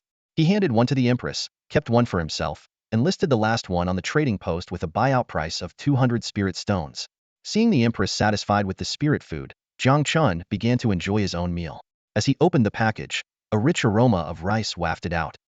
No wonder it's called spirit food, he silently praised. Savoring the delicacy in small bites, Jiang Chen opened the regional channel to see what was going on. To his surprise, he immediately saw his name mentioned. The news of Jiang Chen putting another high-quality piece of equipment up for sale at the exchange spread like wildfire across the chat channel. Am I seeing things? Jiang Chen is selling high-quality equipment again, someone exclaimed. What's with his drop rate? His luck is insane. First, his territory is located on a resource point, and now he's continuously getting high-quality gear. Discussions erupted, with some speculating, could the Green Hills and Clear Waters talent have a hidden luck-boosting ability? However, what puzzled people even more was Jiang Chen's decision. But why isn't Jiang Chen using such premium equipment himself? Amidst the confusion, a new notification from the exchange appeared. Lord Jiang Chen has listed spiritual food 1 for sale, fixed price, 200 spirit stones. Holy cow! Spiritual food! Another wave of exclamations followed. Almost simultaneously, the system notification refreshed. The spiritual food listed by Lord Jiang Chen has been purchased at the fixed price. Jiang Chen glanced at the buyer's information and couldn't help but shake his head with a wry smile. It was Man again, snatching it up in less than a second. If they weren't in the battlefield of all races, he would have suspected she was using some kind of sniping bot. The news sparked a new round of speculation. Did Jiang Chen's territory discover spiritual rice? Spiritual rice. The resources in Jiang Chen's territory are ridiculously abundant. Are there more? Put up a few more. Just thinking about the taste of spiritual food makes my mouth water. Wei Ming couldn't help but ask, Jiang Chen, are you planning to become a farming lord? Jiang Chen replied while enjoying his meal. Nope, I'm just an entertainment lord. These are things I don't need, so I might as well sell them for money. Heaven knows, Jiang Chen was telling the truth. As a dragon in its true form, his carrying capacity was 0, making it impossible to wear equipment. And the legendary heroine Empress had no interest in high-quality gear. But who would believe such an explanation? You don't need high-quality equipment? Brother, this isn't the time for humble bragging, Wei Ming retorted, clearly exasperated by Jiang Chen's nonchalance. At that moment, the system prompted again. The high-quality iron sword grade 5 listed by Lord Jiang Chen has been purchased at the fixed price of 5,000 spirit stones. Wow, 5,000 spirit stones and it's gone in a second? Wei Ming exclaimed. That's a real tycoon.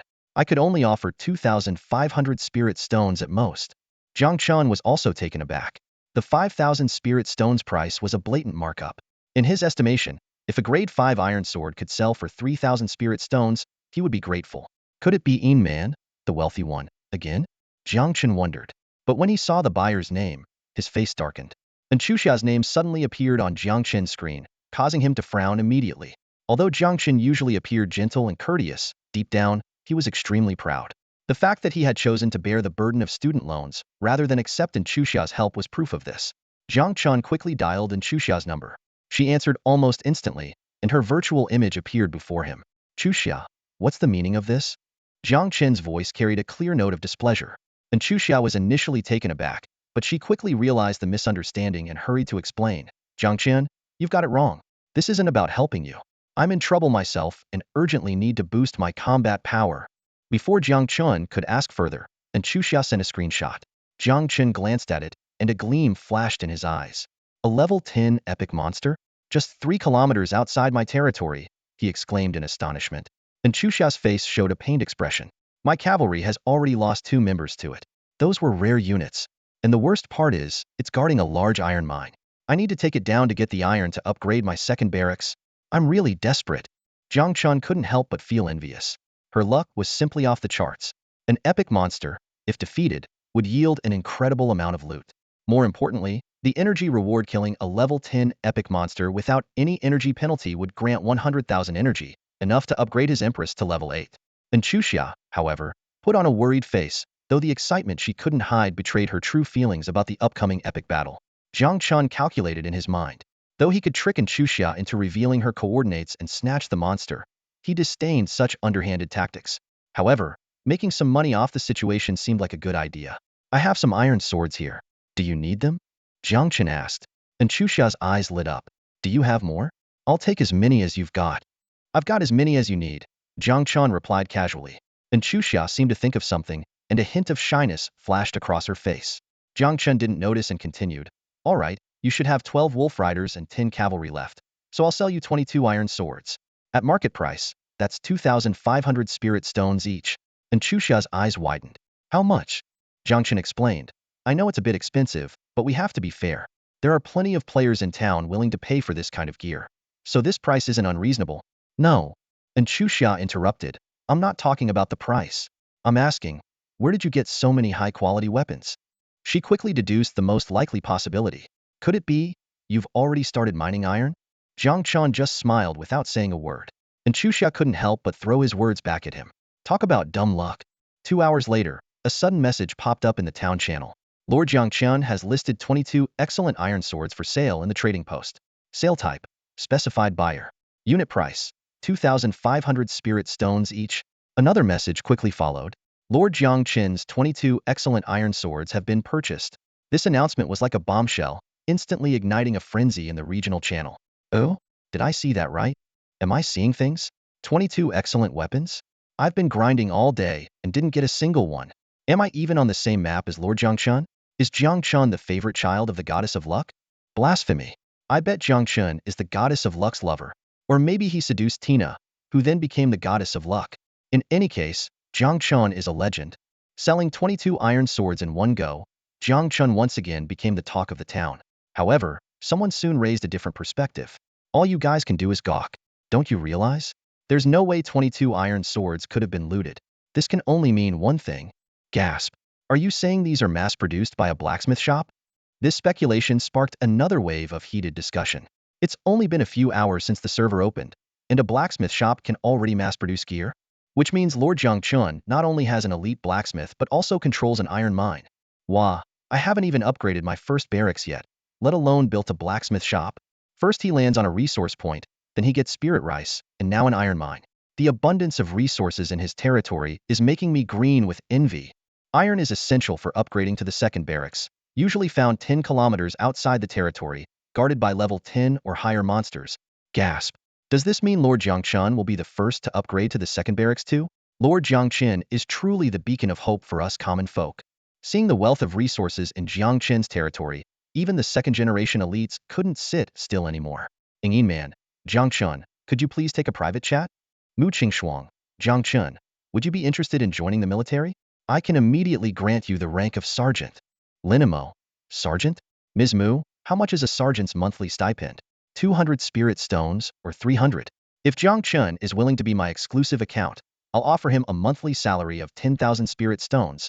And Xuxia, heh, if you think Jiang Chen would be anyone's pawn, you're dreaming.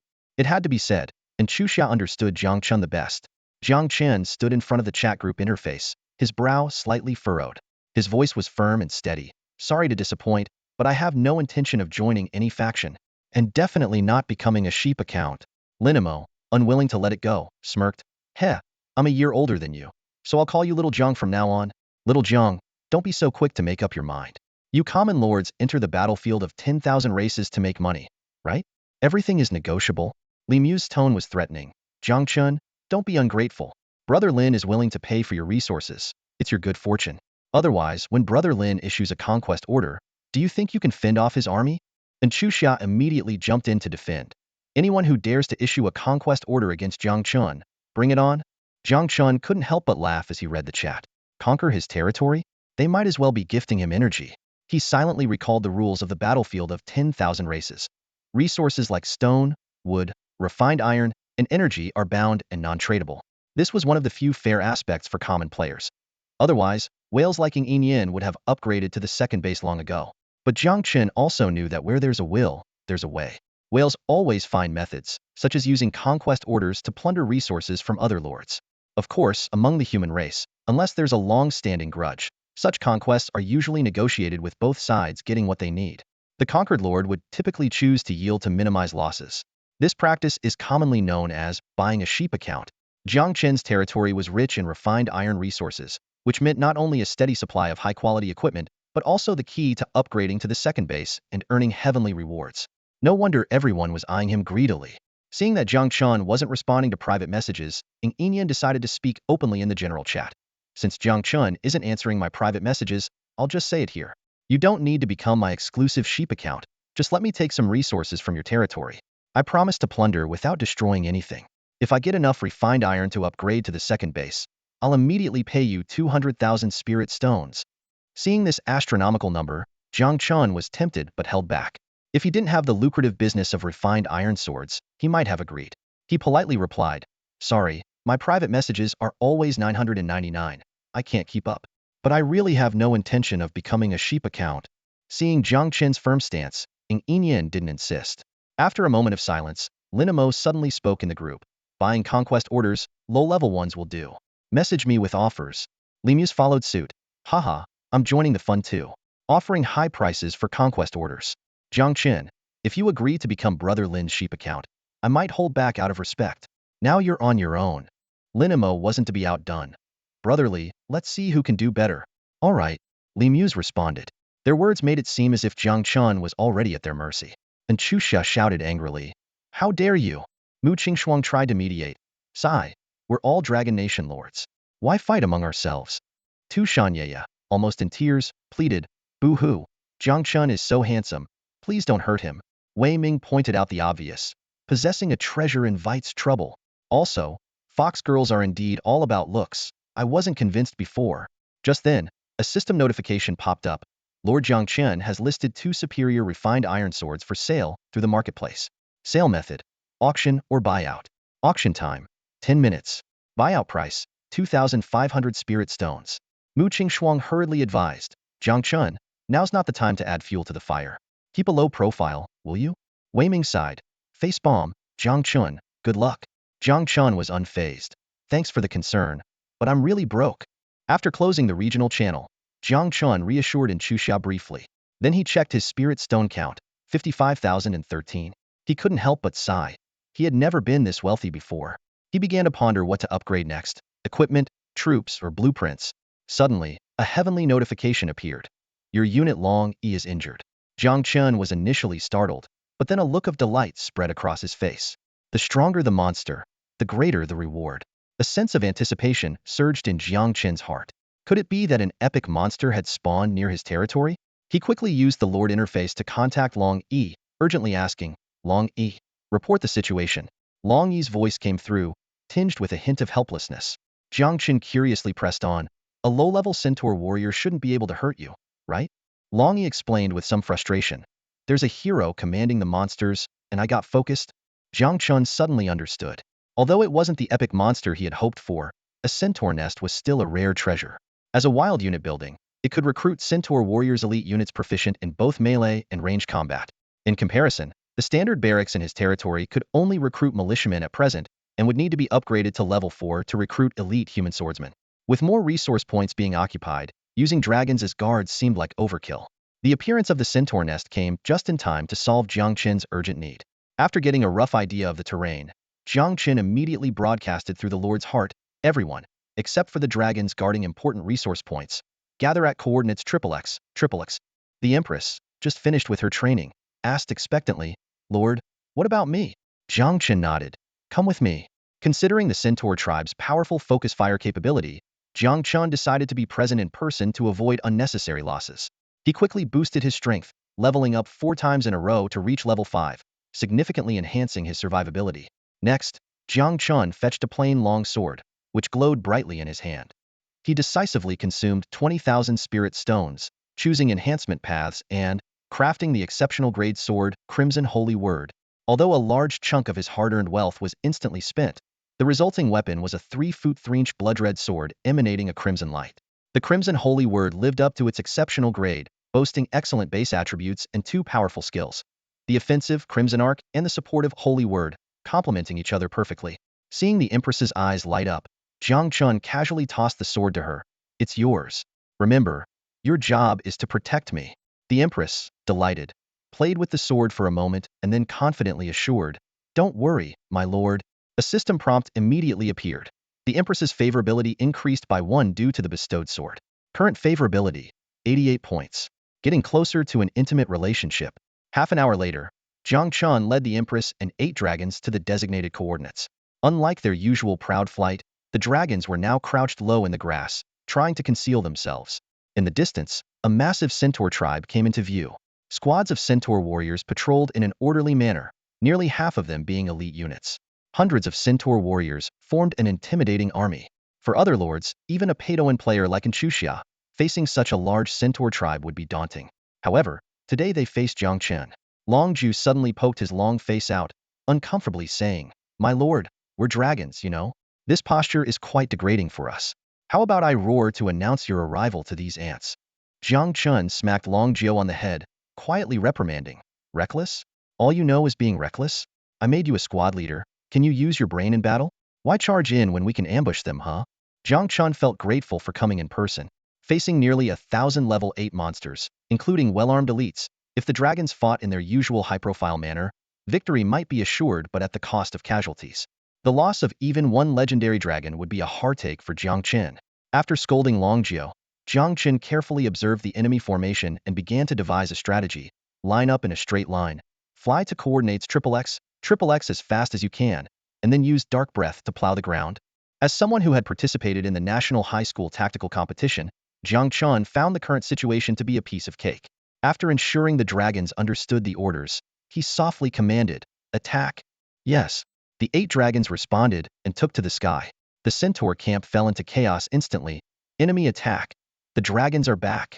Haha, a juvenile dragon dares to return. We'll have dragon meat tonight. No, wait, 1, 2, 3, 8 dragons alert. Oh no, they're heading for the main camp. Protect Lord Malhan. Hearing the centaur's exclamations, Jiang Chen nodded in satisfaction. They speak the common tongue. This centaur nest has bloodlines and heritage, not some uncivilized wild tribe. Very good. The higher the civilization level, the greater the potential. 10 seconds later, the dragons reached the designated position. Dark breath. Black as ink, the dragon breath sprayed out, hitting the ground with a sizzling sound.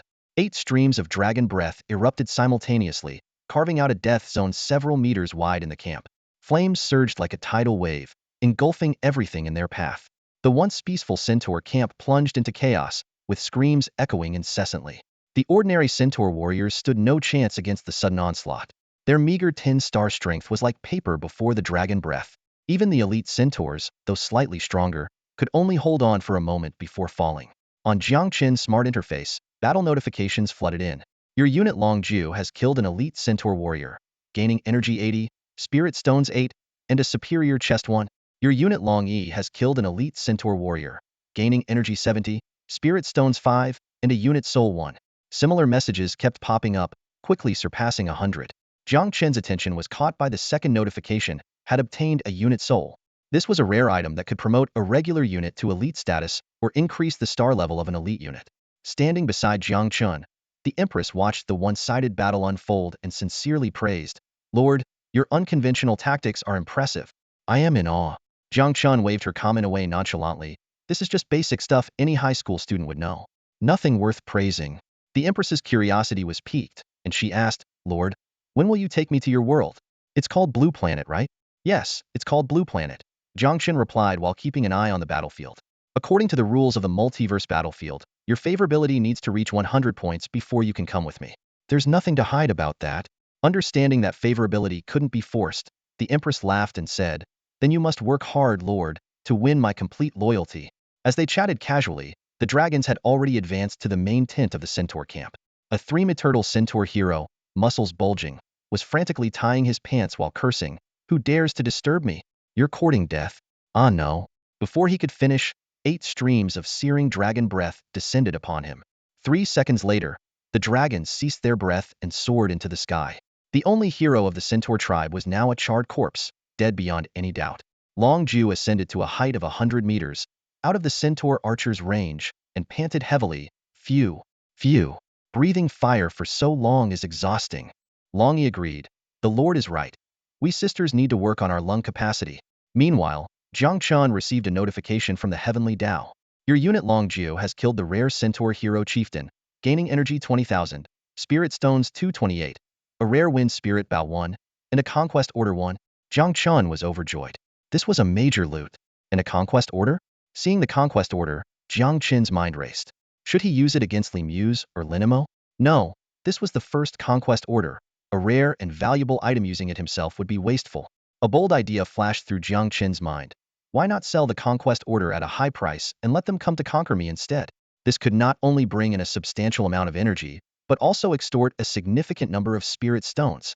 But the question was, how to sell it without arousing their suspicion. As Jiang Chen reviewed the trading rules, a meticulous plan began to form in his mind. Jiang Chen's dragon squad had just completed a breath attack lasting over 10 seconds, consuming most of their spiritual energy. Now, they were circling high above, recovering their energy as per Jiang Chen's instructions. Taking advantage of this moment, Jiang Chen confidently opened the Town Lord list. He quickly found Tu Xuanyuan's avatar and chose to open the chat interface instead of a video call. To his surprise, this little fox had already sent him a series of messages. 929 Hi Jiangchen Gij. My name is Tu Xuanyuan. You can just call me Yaya. You're amazing, leveling up so fast. Can we be friends? 945 Can you handle a beast tied alone? Do you need Yaya's help? 1018 Incoming video call request. Video call cancelled. 1019 Boohoo, Jiangchen Gij. Why are you ignoring Yaya? 1020 Hello. I'm an idiot. 1220 So many iron equipment. Jiangchen Gij. You're incredible. Reading these messages, Jiang Chen couldn't help but twitch the corner of his mouth, thinking that this little fox seemed a bit silly. He decided to reply. Hello, Lord Tu Xuanyuan. The little fox replied almost immediately. Boo-hoo, Jiangchen Gij, you finally replied. Can you call me Yaya? Jiang Chen, who was always straightforward with girls, got straight to the point. Alright Yaya, I need your help with something. This is a raid order. Click to view. You'll get 10 of the sale price as your commission. Jiang Chen briefly explained the function of the raid order. After use, you can choose a territory to raid. If you win the battle, you can plunder resources from that territory. It can only be used once per day. The little fox immediately agreed after hearing this. Don't worry, Jiangchen Gij, Yaya will get the job done. Hee, you must be very confident in your strength to sell the raid order to your opponent. Jiang Chen half-jokingly replied. If it's meant to be, there's no avoiding it. Might as well make some money while the raid order is still valuable. He then used the secret trading module of the marketplace to transfer the raid order to Tu Xuanyuan for 100 spirit stones. This method, though requiring an additional fee, ensured the transaction details remained confidential. Choosing the little fox as his partner was a calculated decision. Selling directly to Xuanyuan would surely arouse suspicion. His judgment proved correct. In less than a minute, the little fox sent good news. Jiangchen Gij, mission accomplished. I sold the raid order to Li Muse. Transferring the spirit stones to you now. A system notification popped up. Lord Tu Xuanyuan has sent you 45,000 spirit stones. Jiang Chen was astonished. How did it sell for so much? Based on his experience, 10,000 spirit stones was already a high price. He couldn't help but wonder if the little fox used some special method. Tu Xuanyuan explained, the raid order itself isn't worth that much. But don't forget, whoever gets it first can be the first to plunder your iron and level up to tier 2, gaining the Heaven's Path reward. Also, I only took a 5 commission. Jiang Chen finally understood. Standing on the shoulders of giants, he couldn't grasp the desperation other lords had for iron. He sincerely said, Thank you. The little fox replied, No problem, I made a profit too. Jiangchen Gij, look, Li Muse has used the raid order on you. Jiang Chen quickly opened the regional channel and saw the system announcement. Lord Li Muse has used a raid order on Lord Jiang Chen. The battle will commence in 1 hour. Both lords, please prepare. This message was like a bombshell, causing an uproar in the channel. Numerous lords began to speak. Wow, a raid order already? Strange, I didn't see any transaction info. Did Li Muzha kill a high-level boss and get it himself? Li Muzha is awesome. Oh no. Is Li Muzha going to go all out against Jiang Chen? Jiang Chen might not lose. Defending has its strategic advantages. Haha, advantages or not. Li Muzha is from the Li family of the East Sea. He could easily crush us commoners with a squad of rare troops. At this moment, Xuanyuan joined the discussion. Li Muzha, if Jiang Chen loses even a finger, I'll kill your entire family. Li Muzha dismissed it. Don't misunderstand, Xuanyuan. I'm just after some resources.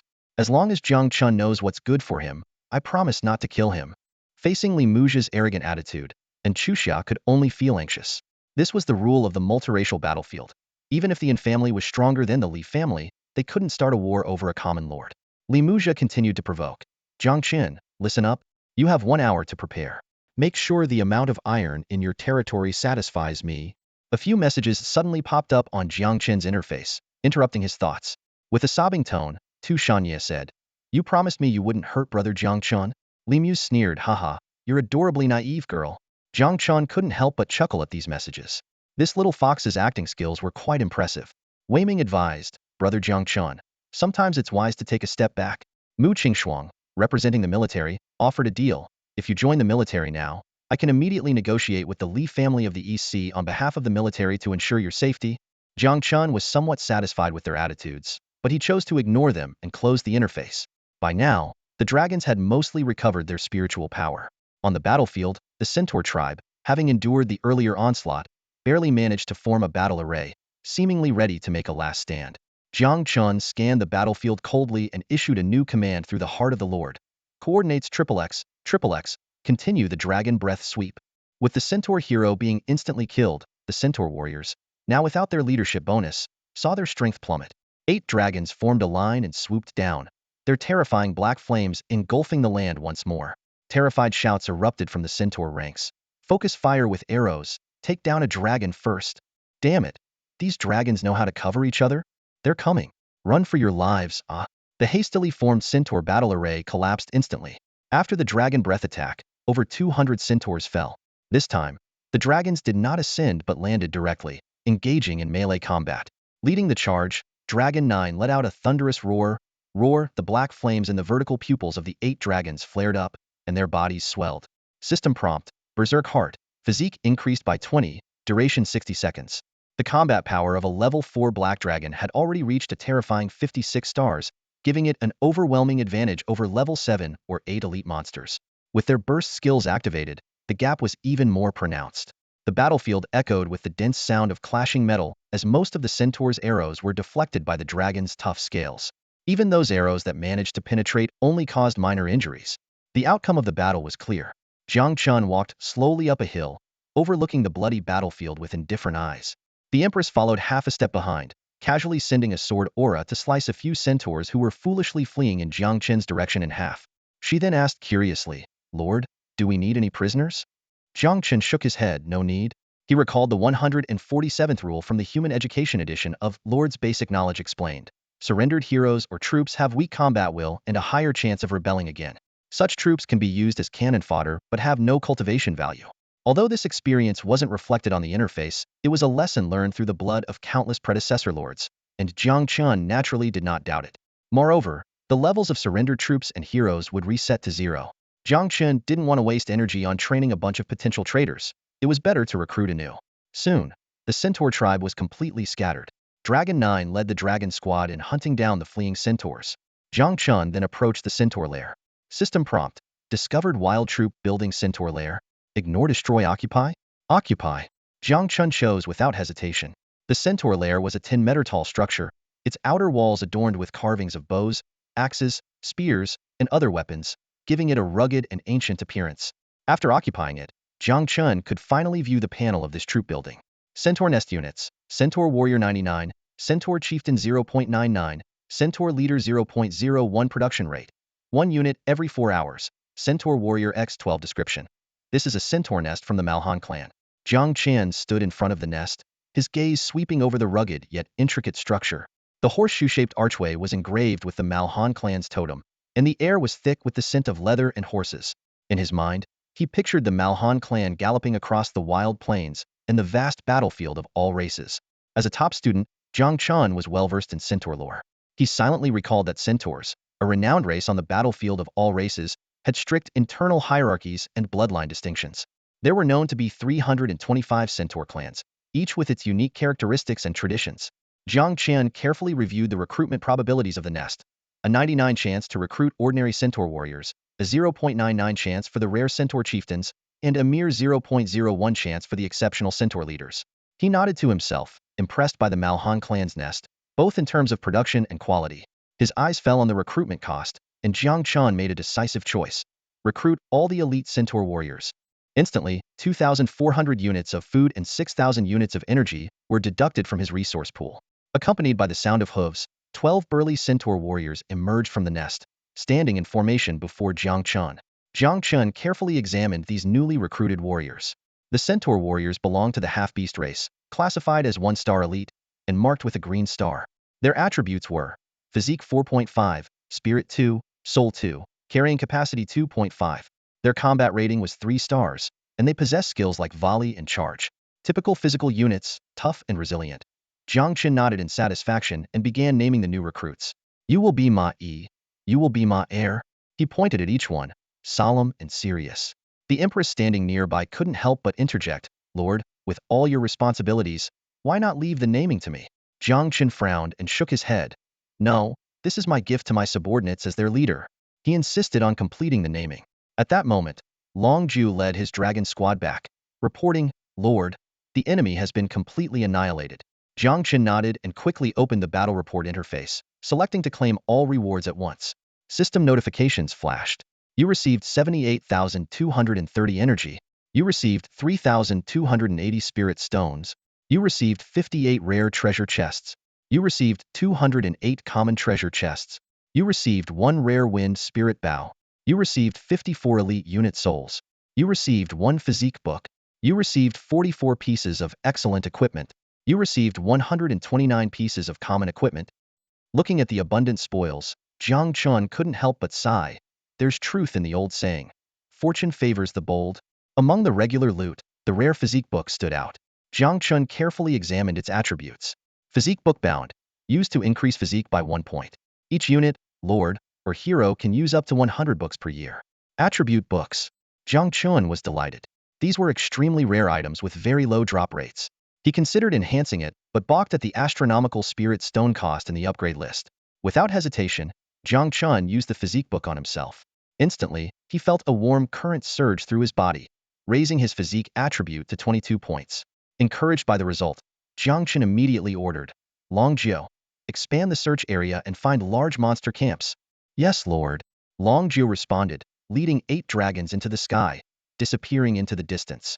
Half an hour later, Jiang Chen returned to his territory with the Empress and the newly recruited centaur warriors. As his territory continued to expand, occupying more resource points, the 12 dragons guarding it were no longer sufficient. Therefore, training the centaur warriors became a top priority. Jiang Chen understood the principle that quality trumps quantity in an all-lord world, not only because of population limits, but also because the energy used to upgrade units would be lost if they perished in battle. He recalled a simple example. Upgrading a militia to level 10 required 7,850 energy points. If that militia died, the energy would be wasted. With this in mind, Jiang Chen took out a green shadow, the elite unit soul he had just obtained. Elite unit soul, use on ordinary units to upgrade them to elite. Use on elite units to increase their star rating. Jiang Chen opened the enhancement list, reviewing the options. Enhancement option, rare unit soul, consumes 1,000 spirit stones. Enhancement option, exceptional unit soul, consumes 10,000 spirit stones. Enhancement option, epic unit soul. At that moment, Jiang Chen had 84,320 spirit stones. Since he decided to train elite units, early progression was crucial. He chose enhancement option without hesitation, transforming the unit soul in his hand into a blue one. Rare unit soul, use on elite units to upgrade them to rare. Use on rare units to increase their star rating. Ma Yi, Jiang Chen called out. Sensing something important, Ma Yi immediately knelt on his front legs, pledging his loyalty. Lord, Ma Yi will be forever loyal to you. Jiang Chen nodded and pressed the rare unit soul onto Ma Yi's forehead. The system notification popped up. Your unit Ma Yi has used the unit soul and upgraded to rare quality. Although still level 1, Ma Yi's body visibly grew, and his base attributes increased by about 30. Jiang Chen didn't stop there. He continued to enhance the rare unit soul and used it on Ma Yi. System notifications flashed. Your unit Ma Yi used a rare unit soul. Star rating increased to 2-star rare. Your unit Ma Yi meets the upgrade conditions. Upgraded to 1-star exceptional. A satisfied smile appeared on Jiang Chen's face. Consuming 4,000 spirit stones and 4 elite unit souls, he had gained an exceptional unit. If other lords knew how affordable exceptional units were, they would be insanely jealous. Centaur leader. Race. Half-human. Level. 1. Quality. Purple exceptional. Attributes. Physique 10, Spirit 4, Soul 4, Carrying capacity 5. Combat power. 6 stars. Skills. Volley. Charge. Savage stomp. Ma Yi flexed his solid muscles, proudly declaring, Lord, I could easily take on dozens of my former self. The other Centaur warriors looked at Ma Yi with envy, but their envy quickly turned to joy. Jiang Chen continued to enhance rare unit souls, ultimately consuming 48,000 spirit stones and 48 unit souls to upgrade the entire Centaur squad to exceptional quality. At that moment, Jiang Chen's communication device suddenly beeped with a video call request. And Chuxia's avatar flashed frantically in the lower right corner of his vision. As soon as Jiang Chen answered, and Xuxia urgently exclaimed, Jiang Chen, check the regional channel. What's up with the regional channel? Jiang Chen asked, puzzled. And Xuxia widened her eyes, a crusade order. Jiang Chen suddenly understood. Oh, the battle starts in 2 minutes. Don't tell me you forgot. And Xuxia stomped her foot in frustration. Jiang Chen shrugged, somewhat embarrassed. Well, not exactly forgot, but I didn't take it seriously. He thought to himself, with the Empress already at level 4 and her combat power nearing 100 stars, any number of Li Mu's troops would be no match. What was there to worry about? However, in Xuxia's next words made Jiang Chen frown. That idiot Li Mu started a live broadcast in the regional channel, determined to humiliate you. Live broadcast. Jiang Chen's brow furrowed. What a waste. He knew that even a small-town live broadcast consumed 10 spirit stones per minute. Such extravagance was, in Jiang Chen's eyes, utterly incomprehensible. Seeing Jiang Chen remain indifferent, and Xuxia cautiously probed, have you decided to give up resisting?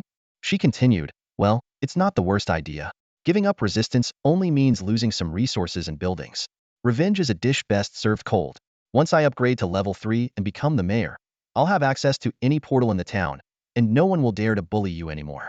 As she spoke, her eyes shone with worry and encouragement. Jiang Chen, moved by her concern, decided to reveal the truth. Time to lay my cards on the table, Jiang Chen chuckled. I've got legendary heroes and troops at my command. To me, Li Muzha is just a small fry. And Xuxia rolled her eyes. Legendary troops? Stop exaggerating. This is no time for jokes. Jiang Chen shook his head helplessly. Even when he told the truth, no one believed him. He thought to himself, the dragons are out hunting, but thankfully he had just recruited some centaurs. Jiang Chen quickly switched the camera to the front. See this? These are my centaur warriors. Even without legendary troops, I can easily defeat Li Muzha. And Xuxia's eyes lit up with surprise. These centaur warriors must be rare troops. Judging by their size, they should be level 5. Did your rare treasure chest give you a troop emblem? Jiang Chen shrugged. If you say so. And Xuxia sighed in relief. With the advantage of defending the city, you have a fighting chance. After a few more words of advice, she sensibly ended the video call. Jiang Chen immediately began calculating the upgrade energy. Upgrade, he commanded. A series of golden flashes later, all the centaur warriors were instantly upgraded to level 6, their size increasing dramatically. Their combat power soared to an impressive 30 stars, comparable to level 10 rare troops. Jiang Chen nodded in satisfaction. This squad of centaurs alone should be more than enough to handle Li Muzha. Soon, Jiang Chen found Li Muzha's livestream in the regional channel. In the video, Li Muzha, sword in hand and clad in silver armor, looked confident and imposing. Behind him stood a beast hero, a squad of human archers, and a squad of trolls, all rare troops. The livestream was bustling with over 800 viewers. As the first battle between lords in the novice town, it attracted the attention of most of the lords, despite the disparity in strength. Mu Qingshuang commented, show some mercy. You never know when paths may cross again. Wei Ming added, a fight to the death isn't necessary, but I do enjoy a good live stream. Lin Emo sneered, this is the way of the battlefield. If Jiang Chen is afraid, he shouldn't participate.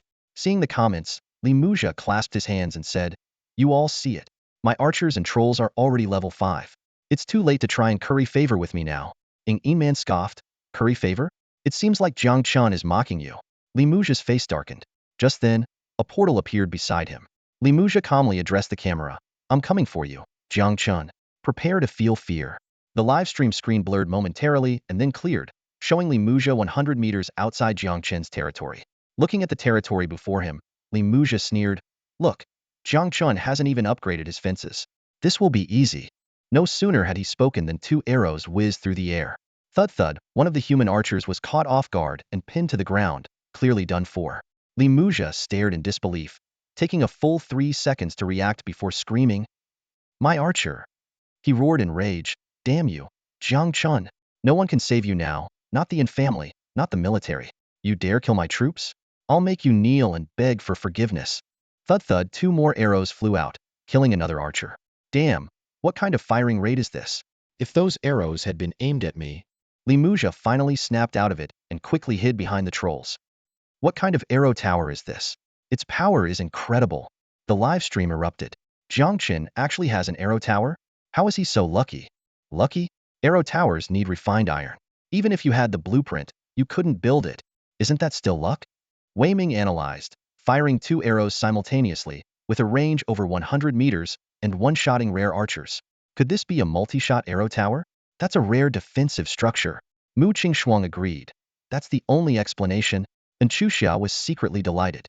She hadn't expected Jiang Chen to have not only rare troops but also a multi-shot arrow tower, a major weapon. She advised, "Li Muzha, continuing this will only lead to mutual destruction. It's not too late to retreat." Li Muzha was already regretting his decision. Losing 2 rare troops meant that even if he plundered enough refined iron, it wouldn't make up for the loss. But he was in too deep. The raid order had cost nearly 50,000 spirit stones. If he retreated now, he'd be the laughingstock of town 10086.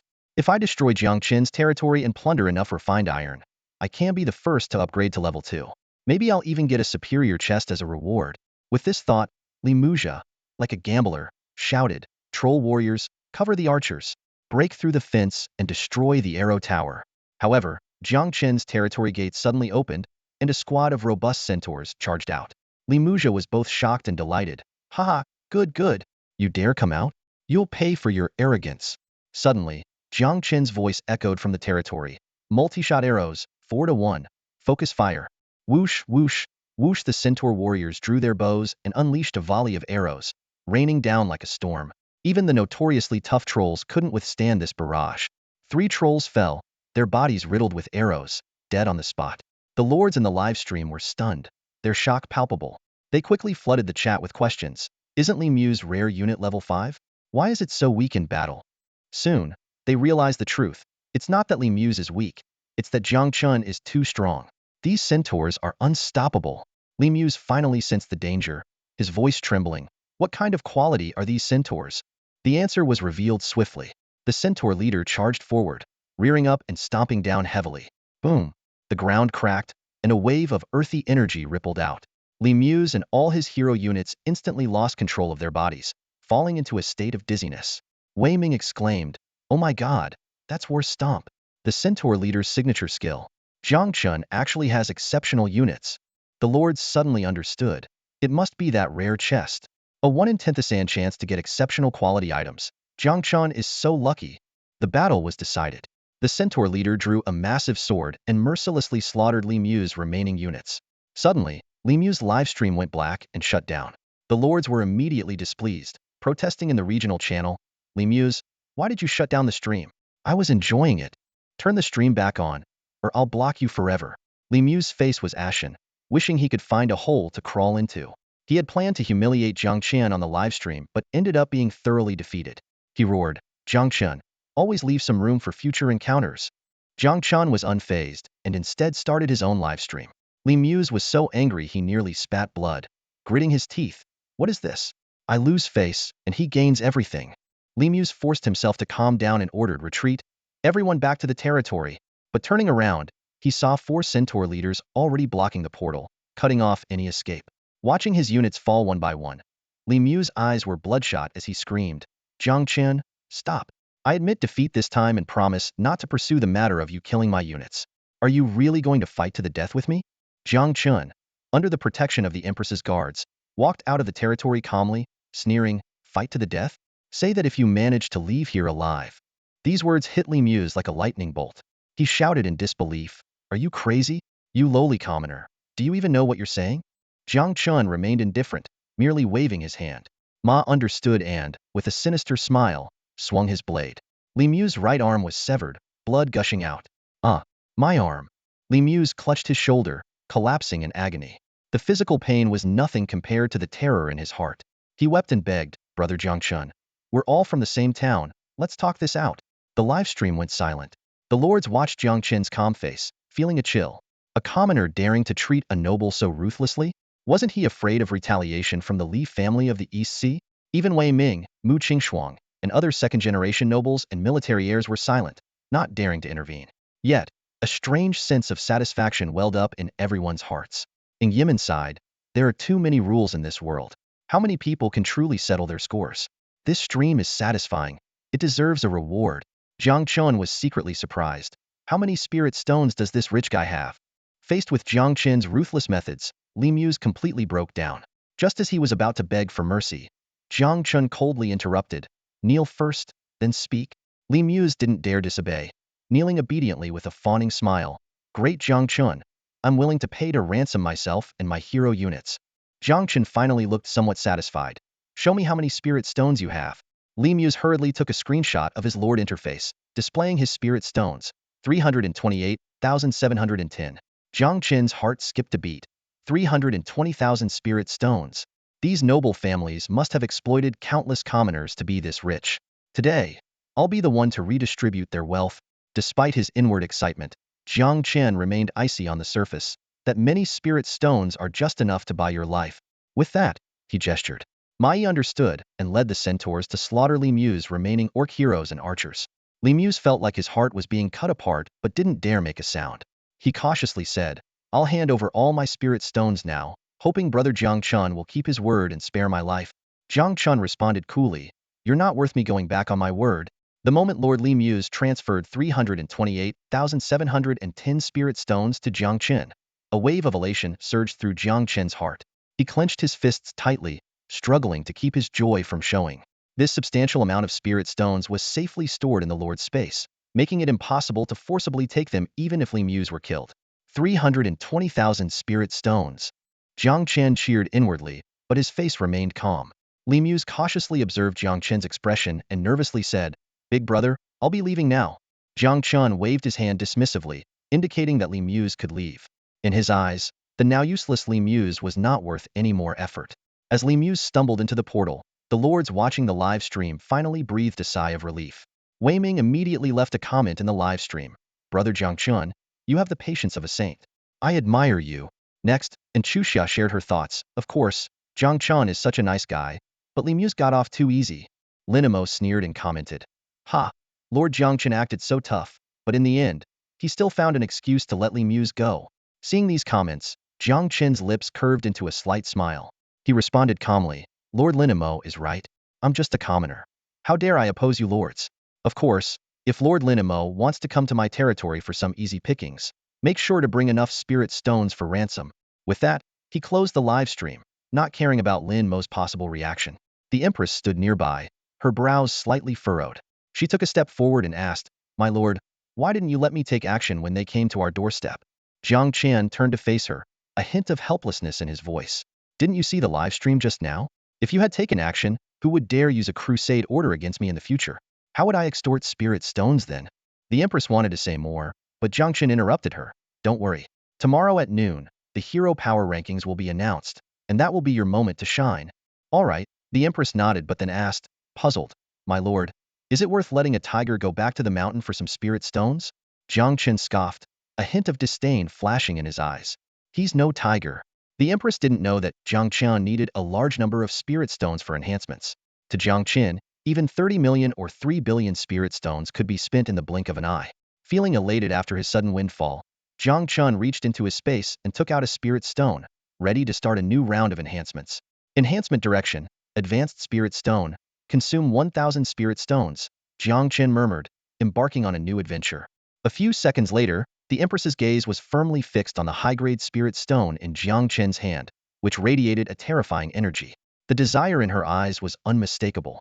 Jiang Chen chuckled inwardly, recalling how such a high-quality spirit stone was a rarity in his original world, appearing once in a century and always causing bloodshed. Casually, He tossed the spirit stone to the Empress and said calmly, "Go cultivate.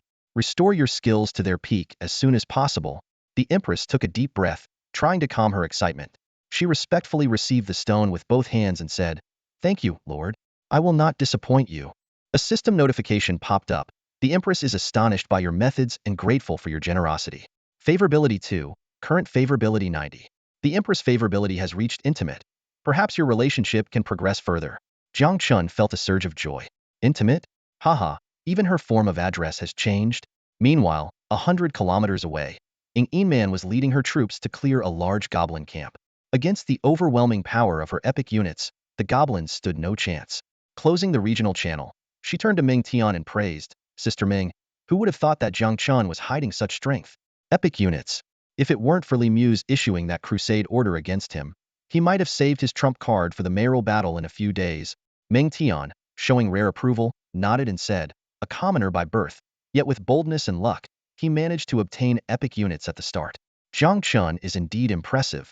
Man's eyes sparkled with anticipation as she suggested, "Since Jiang Chen is so outstanding, could I make him my vassal lord?" Ming Tian, who had been a lord for thousands of years, saw right through Man's thoughts. She spoke earnestly, "Not just our immortal Qin, but also the Tang family of the 5th heaven, the Zhu family of the 6th heaven, and even the declining Aizen clan of the 7th heaven all have countless princes and grandsons vying to be your vassal lords. Each one starts with epic units.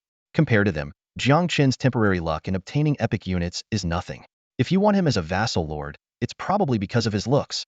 Caught off guard, Man stomped her foot and said, "Am I that shallow?" Ming Tian continued to advise, "The first emperor has high hopes for you. Your mission is to complete 4 heavenly conquests within a century and ascend to the 3rd heaven, returning to immortal Qin. No matter how excellent Jiang Chen is, becoming a powerful warlord would already be a blessing from his ancestors. He and you are destined to be from different worlds." Man, feeling a bit defiant, retorted, "But Xuanyuan, the Lord of Ming, started with nothing but a bowl, which is even less than Jiang Chen." Ming Tian replied with exasperation, "Xuanyuan? How many thousands of years has it been since Long Kingdom produced a Xuanyuan? Many city lords like to use Xuanyuan to inspire newcomers, saying, 'Heroes come from humble beginnings.' But that's just a fairy tale." Man, feeling defeated, said, All right. Seeing this, Meng Tian deftly changed the subject. "Congratulations, Your Highness. Once we eliminate this goblin encampment, we can occupy the iron mine. With our epic farmers working at full capacity, our speed to upgrade to level 2 won't lag behind Jiang Chen." Man's spirits lifted, and she said excitedly, "Yes. With Sister Ming already poised to top the hero power rankings, plus being the first to upgrade to level 2, this time, I will definitely make the name of Immortal Qin known." Back at Jiang Chen's territory, he decisively ordered, "Upgrade to level 2. The Lord's mansion was once again enveloped in golden light. The resources required for the upgrade were 1,000 units of fine wood, 2,000 units of fine stone, and 1,000 units of fine iron. After eliminating the centaur nest and extorting a hefty sum from Li Muse, Jiang Chen was now flush with resources, feeling quite pleased. However, Jiang Chen also noticed a serious problem. Reinforcing resources took time. Despite having several resource points producing some fine resources, accumulating 2,000 units still took him nearly an hour. He realized that relying on reinforcement to obtain high-grade resources was not a sustainable strategy. After a moment of hesitation, Jiang Chen commanded, "Use 1,200 spirit stones to complete the upgrade immediately." There were too many strong competitors among the current lords, especially the cunning Man. To ensure he was the first to upgrade to level 2, Jiang Chen decided to splurge and instantly complete the upgrade. A system notification popped up. "You have upgraded to a level 2 Lord's Mansion, unlocking the archery range and crystal mine buildings." Territory size increased to 10,000 square meters. Accompanied by a rumbling sound, the fog of war receded once more. Jiang Chen's territory expanded to 100 meters in radius, surpassing the size of a football field. However, because Jiang Chen upgraded to level 2 so quickly, the system had not yet announced the rewards for level 2. Thus, there were no regional announcements or rewards at this time. Jiang Chen opened the interface of the upgraded Lord's Mansion, which displayed, "Lord's Mansion Level 2, Lord, Jiang Chen, Area, 10,000 square meters. Population, 330 citizens. Buildings, 350350. Jiang Chen stood in the center of his territory, his gaze sweeping over the rows of structures. 1 trading post, 15 warehouses, 20 residences, 128 meters of fencing, 5 quarries, 6 lumber mills, 3 smelting factories, 1 blacksmith shop, 1 mysterious hut, and 1 arrow tower. Potential buildings include a shooting range and a crystal mine. Food reserves were down to just 15-20 units, while other resources were stockpiled: 3,300 units of regular wood, 3,800 units of regular stone, 882 units of regular iron ore, 12 units of fine wood, 18 units of fine stone, and 1 unit of refined iron. Bound energy stood at 15,832 points and bound spirit stones at 372,100. Jiang Chen frowned and sighed. The territory had upgraded too quickly, outpacing basic infrastructure, and they were nearly out of food. He quickly opened the trading post interface, filtered for food, and sorted by price from low to high. The lowest price was 2 units for 1 spirit stone, practically a steal. Purchase 10,000 units of food, Jiang Chen decisively ordered, with the system indicating a cost of 5,000 spirit stones. This was much more economical than sending dragons to hunt. Jiang Chen then quickly calculated the remaining resources and decisively commanded, upgrade all residences to level 2. Despite the resource shortage, increasing the population cap was urgent. More farmers were needed to gather more resources. As for the fencing, it would remain at 128 meters for now, with plans to build a wall after reaching Tier 3. As the sun set, Jiang Chen instructed the citizens to prepare their own dinners. He retrieved the final spoils from the recent extermination of the giant centaur nest: 58 fine chests and 208 regular chests. Jiang Chen picked up a regular chest and spent 100 spirit stones to enhance it to fine quality. Although enhancing chests wasn't cost-effective, regular chests only yielded resources and basic equipment, while fine chests had a chance to contain valuable blueprints. In an instant, 20,800 spirit stones vanished, and all 208 regular chests were upgraded to fine quality. Rubbing his hands together in excitement, Jiang Chen began opening the chests. "Come on, blueprints," Jiang Chen murmured. However, after opening 30 chests, the best he got were some resources. Slightly disappointed, an idea suddenly struck him, and he called out, "Empress, come here." The Empress appeared beside Jiang Chen instantly. "Lord, what do you need?" Jiang Chen pointed to the chests scattered on the ground. "Try opening a few." The Empress casually opened 3 chests, immediately obtaining 2 blueprints and a rare piece of equipment. Jiang Chen suppressed his inner frustration and, maintaining a composed demeanor, said, "I am swamped with duties. From now on, you will handle the task of opening chests. What are the odds of triggering a high-quality item with a 1 in 10,000 chance? Are legendary heroes truly blessed with good fortune?" The Empress glanced at Jiang Chen, then at the treasure chest on the ground, a look of realization flashing in her eyes. She chuckled. "Is it because the Lord's luck is too poor that you need me as your tool?" Jiang Chen gave the Empress a stern look, thinking, "Is this how you speak to your lord?" The Empress, dressed in a light and airy palace gown, already looked quite alluring. Her laughter made her even more enchanting, her graceful figure fully on display. Seeing Jiang Chen's expression, she quickly realized she had guessed his thoughts correctly and playfully said, I accidentally guessed the Lord's thoughts. It's all my fault." As their bond grew stronger, the Empress's changes were noticeable. While she still maintained her aloof demeanor in front of others and even dragons, referring to herself as this Empress, her behavior softened significantly around Jiang Chen, occasionally showing a more girlish side. Soon, all 300 high-quality treasure chests were opened. The Empress indeed had good luck, and although no attribute books were found, the haul was still substantial. First, there were dozens of high-quality pieces of equipment. Next, there were 25 high-quality unit souls and 1 high-quality hero soul. The high-quality hero soul could upgrade a normal hero to an elite hero or increase the star level of an elite hero. This was even more valuable than a hero token. Jiang Chen secretly lamented his lack of wealth, as he could have immediately strengthened the hero soul to legendary quality, raising the Empress to legendary 2-star, significantly boosting combat power, or upgrading an epic hero to legendary quality. Next, they found a skill book, Torrent Palm, an ranked skill. At higher levels, it could control the target's bodily fluids. From any perspective, this skill was quite impressive. Finally, there were blueprints, with the Empress obtaining 7 in total. 4 for arrow towers, 2 for farmland, and 1 for a kitchen. Farmland covers 100 square meters and can be used to grow grains, fruits, and vegetables. Perhaps some special seeds could be found. Kitchen improves the diet of the citizens, stabilizing and boosting morale. Jiang Chen would no longer have to endure unappetizing food. These were all valuable items. However, Jiang Chen currently lacked the energy and resources to build these farming structures, as he had bigger plans. Jiang Chen took out an arrow tower blueprint, consumed 20,000 spirit stones, and chose the enhancement direction, the Tower of Heavenly Wrath. 4 hours quickly passed. During this time, Li Muse had completely disappeared, not even daring to utter a single threat, seemingly truly afraid. Jiang Chen couldn't help but sigh indeed. It takes a villain to deal with a villain. Meanwhile, Xuanyuan and Little Fox each sent private messages reminding him to stay safe. Jiang Chen spent 140,000 spirit stones, finally upgrading all 4 towers of Heavenly Wrath to level 2. Tower of Heavenly Wrath. Level 2. Power, 72. Firing rate, 2 seconds. Range, 300 meters. Skills, Explosive Arrow, Wrath of the Heavens. The level 2 tower of Heavenly Wrath stood 10 meters tall, its body engraved with intricate red runes that glowed brilliantly. A 1-meter diameter red energy orb rolled wildly within the crown at the top of the tower, yet remained firmly contained. With a combat power of 72 stars, its destructive power surpassed even same-level legendary units. If not for Jiang Chen's mastery of enhancement, no other lord, even with the blueprint, would have had the resources to build it. Suddenly, a massive dragon head appeared. Long Ju looked at the Tower of Heavenly Wrath in awe and said, "Lord, this defensive tower actually makes me feel a sense of mortal danger." Jiang Chen patted Longju's head and asked, "How are you all feeling after the rest?" Longju, like a happy husky, squinted comfortably and replied, "Reporting to the Lord, the dragon squad is fully recovered. Additionally, based on your suggestion, I'm training them to increase their lung capacity, aiming to sustain their breath attack for 20 seconds next time."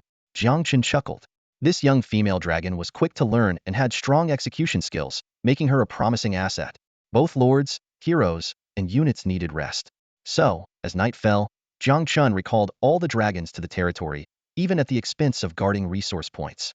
The Empress silently appeared beside Jiang Chen, yawning and asked, "My esteemed lord, why are you all still awake so late? Is there a battle tonight?" "There is indeed a battle," Jiang Chen nodded, "and it's going to be a tough one." Hearing this, the Empress's eyes lit up. Jiang Chen turned his head and, upon seeing the Empress's attributes, exclaimed with delight, "Your Tianyin technique has broken through to mastery.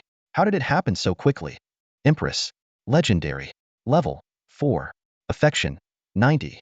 Intimacy attributes. Physique 11232. Spirit power 8432. Soul 6032. Endurance 76. Cultivation method. Tianyin technique mastery level. Combat power 107. The Empress raised her chin slightly and explained, "My Tianyin technique was originally at the perfected stage, so relearning it was easy. Plus, with the high-quality spirit stones provided by you, Lord, reaching mastery in one day is not surprising." Despite her words, her expression was far from humble. Excellent. As expected of the Empress, achieving 100-star combat power at level 4 is unprecedented, Jiang Chen praised. If the Empress continued to be so vigorous, he could tolerate her pride. With everything ready, Jiang Chen decided not to delay any further. Finish quickly and get some sleep, Jiang Chen thought to himself as he retrieved the dark bait he had purchased earlier from the mysterious hut. The item exuded a foreboding aura, boasting a terrifying effect. It had an immense attraction for dark attribute monsters, capable of triggering a swarm of such creatures matching the current territory level. If used at night, its effect would be doubled. Taking a deep breath, Jiang Chen opened the enhancement menu. Without hesitation, he selected Enhancement Path, Advanced Dark Bait, consuming a staggering 100,000 spirit stones. This hefty investment was enough to produce an epic treasure chest. He silently thanked Li Muzha, the unexpected benefactor. Without him, Jiang Chen could only have afforded to enhance the intermediate dark bait. The moment the enhancement was complete, the dark bait emitted a deadly, dangerous aura, seemingly capable of drawing in one's soul. The Empress standing nearby gasped in shock. "I've never seen anything so evil." Forcing himself to look away, Jiang Chen lightly tossed the bait, activating it. Instantly, it radiated a brilliant light. A blinding black lightning bolt then struck down from 1,000 meters above, its extreme darkness chilling to the bone. Jiang Chen muttered under his breath, "With the descent of the dirty thunder comes calamity. Does it really need to be this dramatic? Nearby lords are going to have a sleepless night." As the first black lightning bolt appeared, more followed in quick succession. At the edge of the war fog, countless spatial rifts rapidly formed. Through these rifts, pairs of crimson eyes hungrily eyed the vibrant world.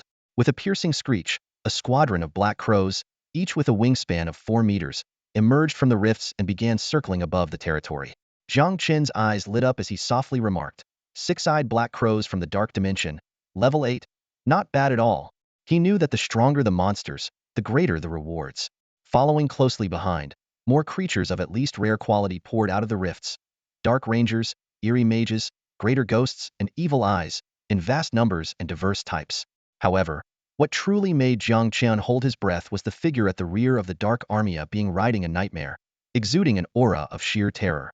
Jiang Chen couldn't help but take another deep breath, his heart pounding in awe. An epic tier terror duke, and a 5-star epic at that. For many lords, tonight is destined to be a sleepless night. 30 kilometers away, an unusual event is unfolding in a territory. Wei Ming was asleep in the lord's mansion when he was suddenly awakened by a strange noise. He quickly jumped out of bed and rushed to the window. In the distance, above the fog of war, lightning and thunder were raging. What was eerie, however, was that the lightning was an ominous black. Damn, this is a cursed lightning storm, Wei Ming exclaimed. As a second-generation lord, he instantly thought of several possibilities. A divine anomaly? A treasure appearing? Or a dark invasion? Regardless of what it was, it posed a significant challenge for a newcomer like him. Thinking about this made Wei Ming feel indignant. He had planned to get a good night's sleep and head out to eliminate a medium-sized goblin tribe and mine some fine iron ore in the morning. But now, this sudden turn of events had disrupted all his plans. This is so unfair. Wei Ming cursed. Jiang Chen not only has fine iron and spirit rice, but he even managed to open an exceptional unit from a rare chest. It's like he's the favored child of the goddess of luck, Tina. Despite his frustration, Wei Ming didn't dare slack off. He immediately gathered his rare heroes and units, preparing for the worst. Meanwhile, Meng Tian was also alerted. Sister Meng, did you hear that sound? Ing Man asked. Meng Tian activated her aura sensing technique, looking seriously into the distance. Such a powerful aura. How could such a strong presence appear in a beginner's town? Ing Man, however, seemed a bit excited. Is it a monster? Should we go and snatch it? Meng Tian rolled her eyes. Your Highness, that aura is at least 100 kilometers away. By the time we get there, I will be too late. She shook her head. I wonder which unlucky kid is nearby. Just watch, the heavens might soon announce the fall of a lord. At that moment, a system notification suddenly appeared. Terror Duke. Race, Dark Creature. Level, 10. Quality, Orange Epic. Combat Power, 128. Skills. This was a 5-star epic level boss, just 1 star away from advancing to a legendary Terror King. Jiang Chen hadn't expected that his use of Dark Bait would attract such a powerful enemy. Fortunately, he had 4 towers of heavenly wrath. Otherwise, even if he could win, the losses would be tremendous. The Empress licked her lips in excitement. Leave this one to me. Jiang Chen was about to respond when he suddenly heard the sound of hooves echoing through the night. A 3-metal terror duke, clad in blood-stained armor, rode out of the dark faction on a nightmare steed.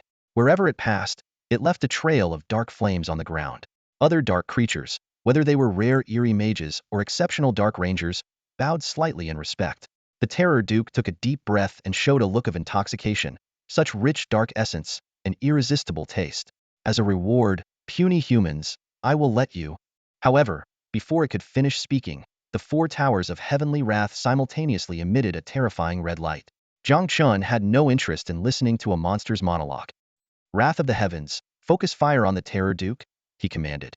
Boom! 4 orange-eared flames instantly crossed the 100-meter void, engulfing the terror duke.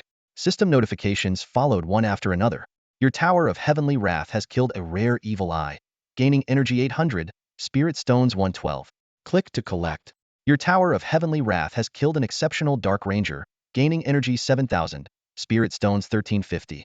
Click to collect. A dozen nearby dark creatures were affected and instantly killed. The Empress stomped her foot in displeasure. Didn't you say this one was mine? Jiang Chen reassured her. Don't worry, it won't die. It's all yours now. As the flames subsided, the battered figure of the terror duke emerged, looking severely injured.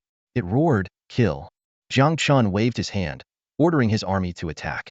To avoid damage to his buildings, he decided to take the battle outside his territory. 12 black dragons took to the sky, their breath scorching the earth. 12 centaur leaders formed a defensive line, protecting the territory. The ultimate skills of the 4 towers of heavenly wrath were still on cooldown, but their explosive arrows were equally devastating, each shot killing a rare dark creature. The Empress directly confronted the injured terror duke, and the battle erupted instantly. Jiang Chen, however, stepped back and entered the Lord's mansion.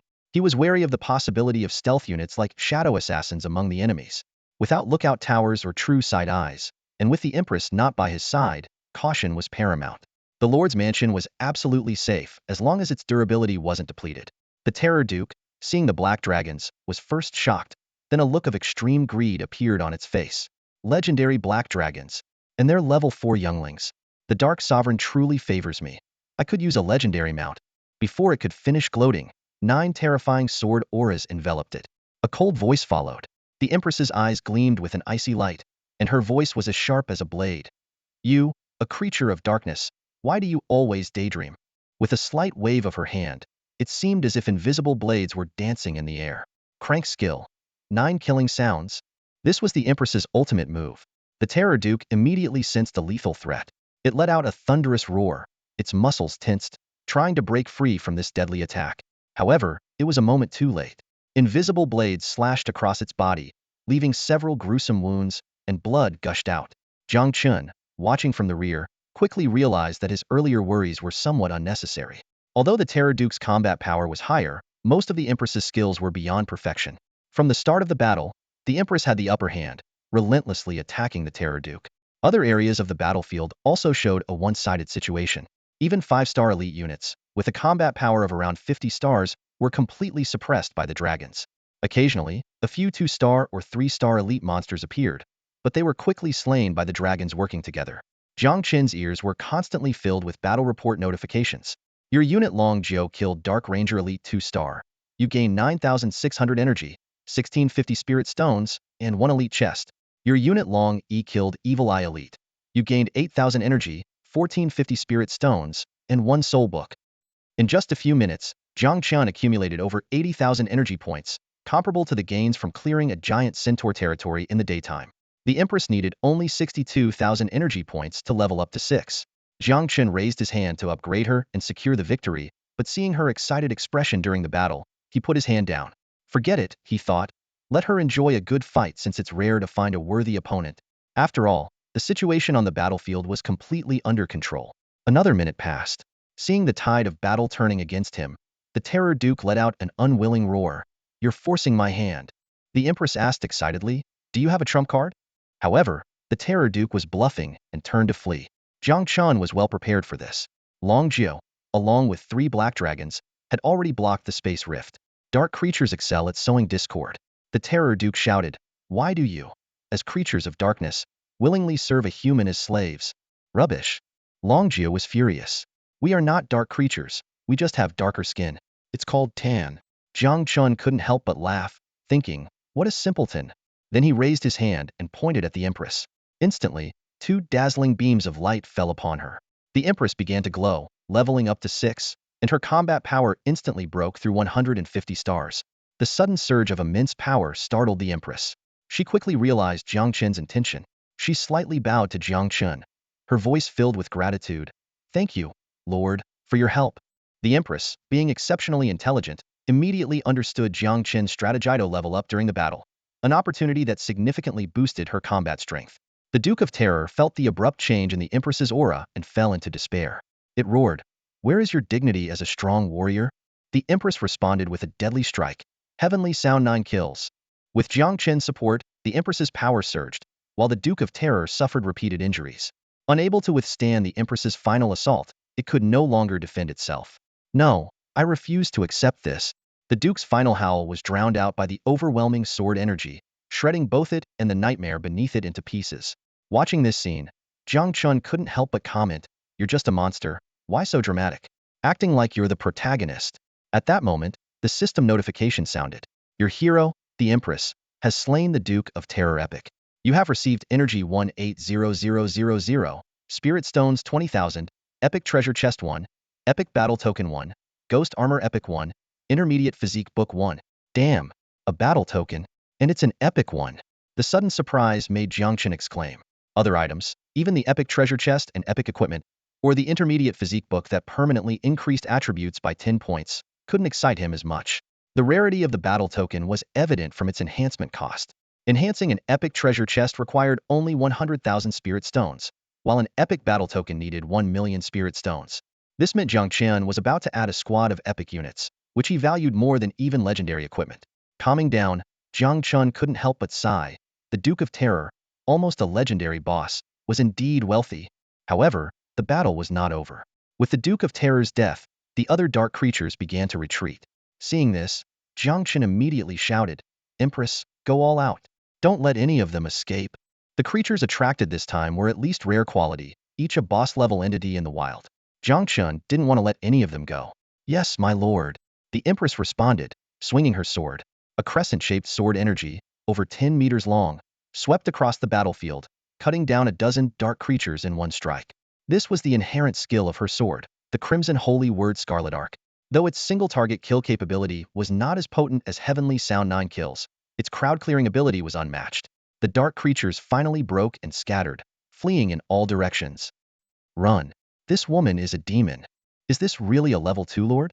Human newbie lords are terrifying. I prefer the newbie lords of our dark regions. They're much gentler. Sword energy flew, killing intent filled the air. Each sword strike from the Empress took down a creature. At level 6, facing these low-tier creatures with less than 50-star combat power was sheer slaughter. Even the dragon showed fear in their eyes. Long Jiu muttered, "This human woman is ruthless." Jiang Chen was delighted to find that the loyalty of his dragon and centaur units had significantly increased under the Empress's powerful deterrence. Soon, the battlefield quieted.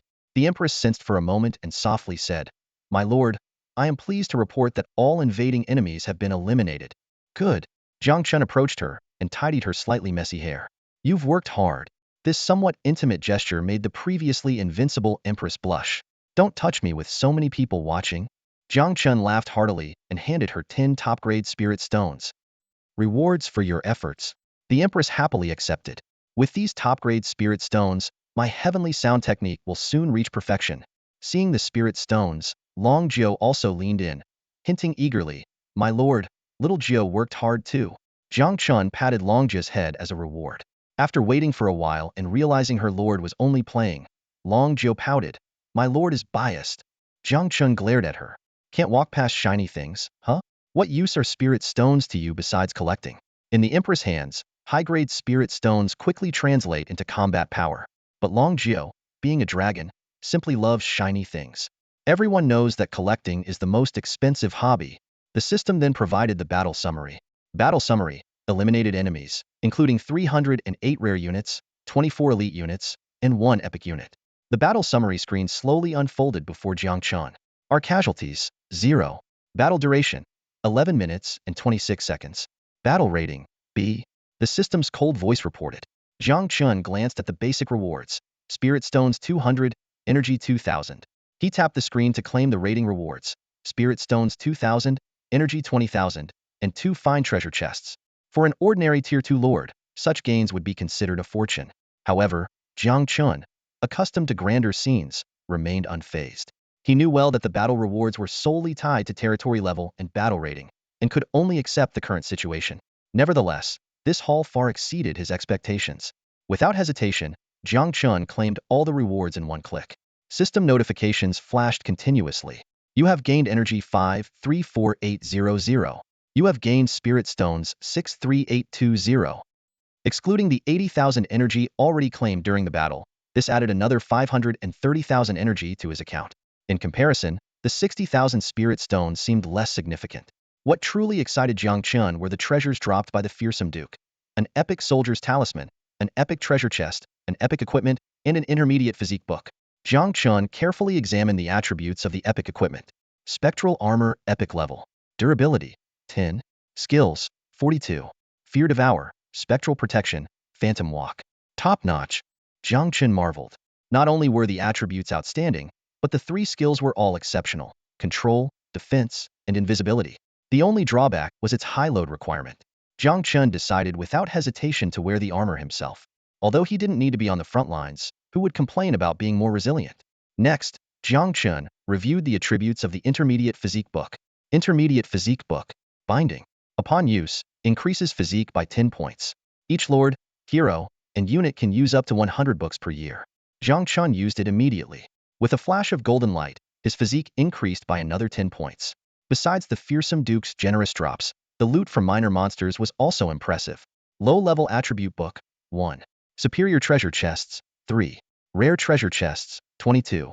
Superior soldier's soul, 2. Rare soldier's soul, 24. Rare equipment, 18. The clock had struck midnight, and a tired Jiang Chen yawned after a busy day. He decided to delay opening the treasure chests and only took out the epic soldier's talisman. Though unverified, there was a prevailing theory on the Lord forums. The talismans dropped by powerful monsters could summon even mightier units. Jiang Chen harbored high hopes, wishing to summon a formidable ally. The talisman glowed in Jiang Chen's hand, transforming into a portal of light standing in the void. Not only Jiang Chen, but even the Empress and the dragon held their breaths, tensely watching the emergence of the new unit. A golden portal slowly opened in front of Jiang Chen, and a tall, golden figure emerged. Then a second and a third. Jiang Chen was astonished to find that this was an all-female warrior unit. Even more surprising, these warriors were not only equipped with armor and weapons, but each one had a stunning face and a perfect figure. Their golden, tight-fitting armor accentuated their incredible curves, far surpassing any supermodel Jiang Chen had seen in his previous life. They wielded two golden short spears, whose tips occasionally crackled with lightning, emitting a heart-stirring crackling sound. 12 warriors quickly formed a line in front of Jiang Chen. The red-haired leader stepped forward, saluted with her right hand to her chest, and said, "Cynthia, leader of the Valkyries, reporting to the Lord." Jiang Chen was taken aback. "You have names?" he thought.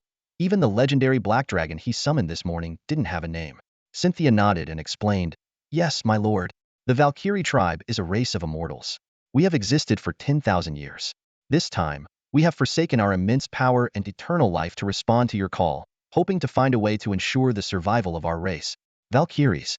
Jiang Chen had never heard of this race before.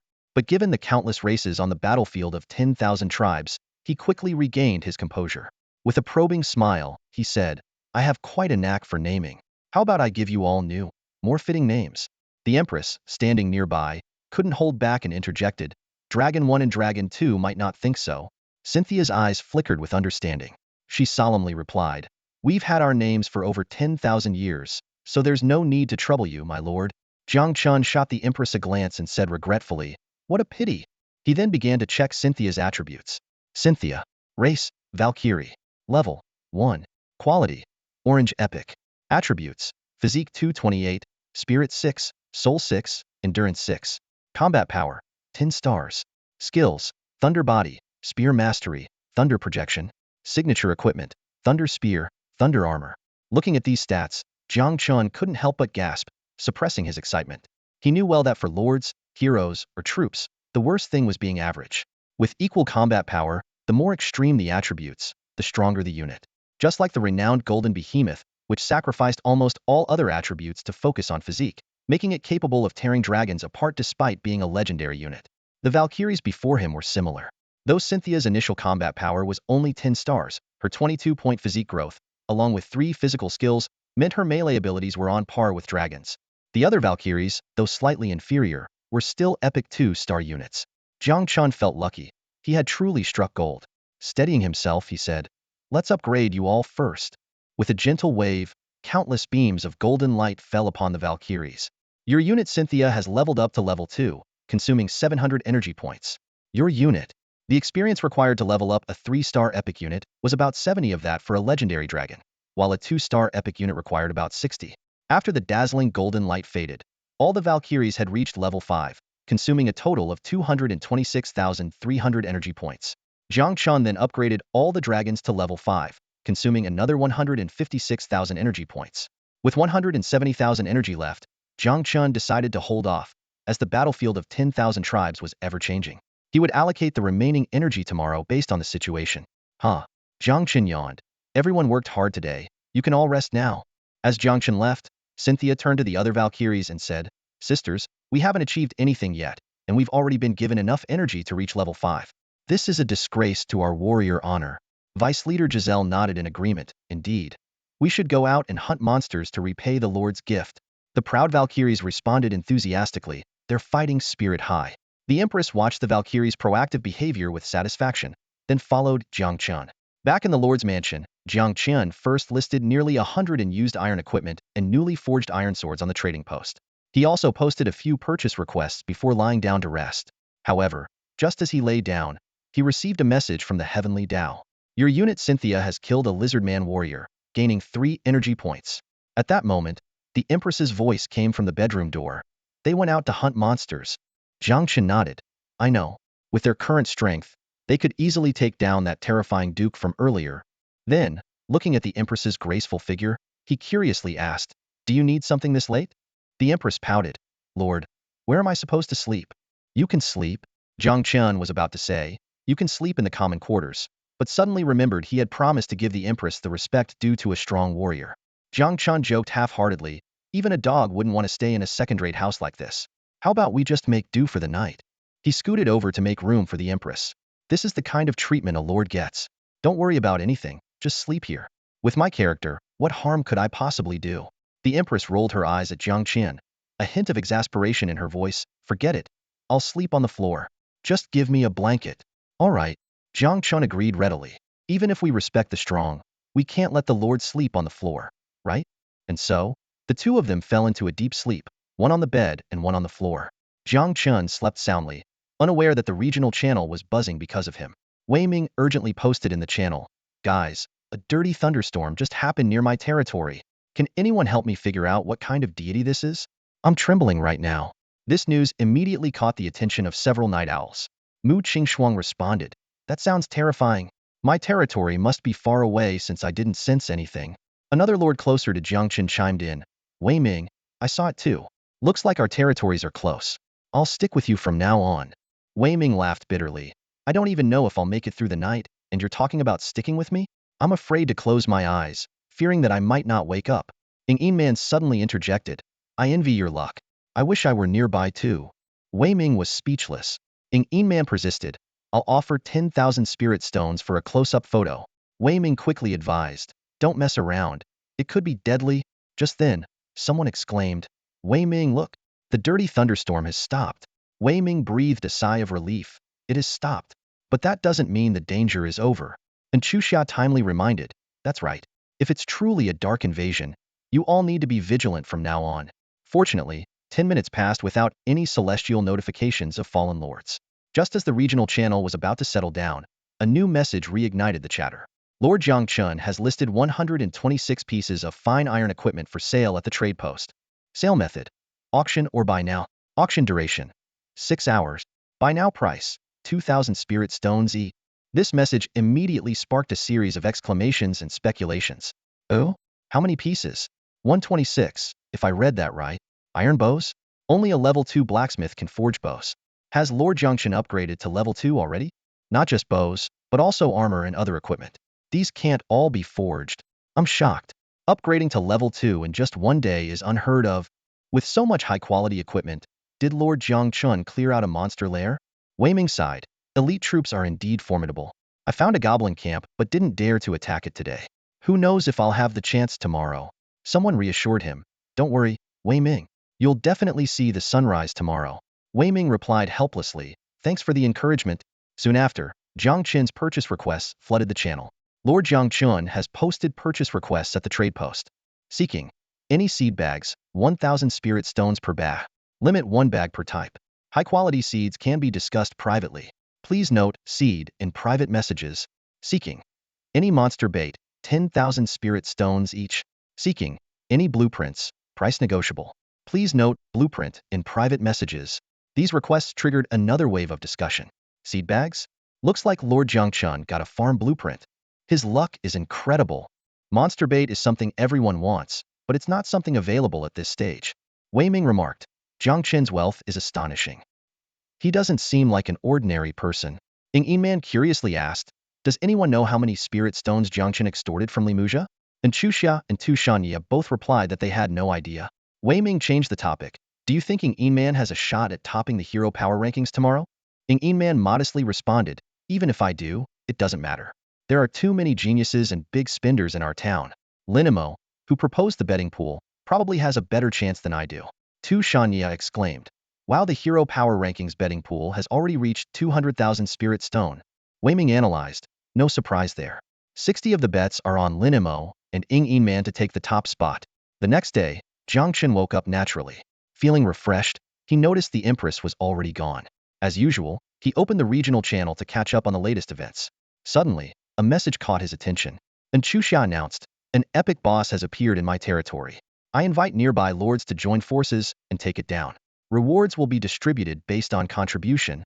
Jiang Chen recalled that Xuxia had bought a large number of fine iron swords from him yesterday to deal with this epic monster.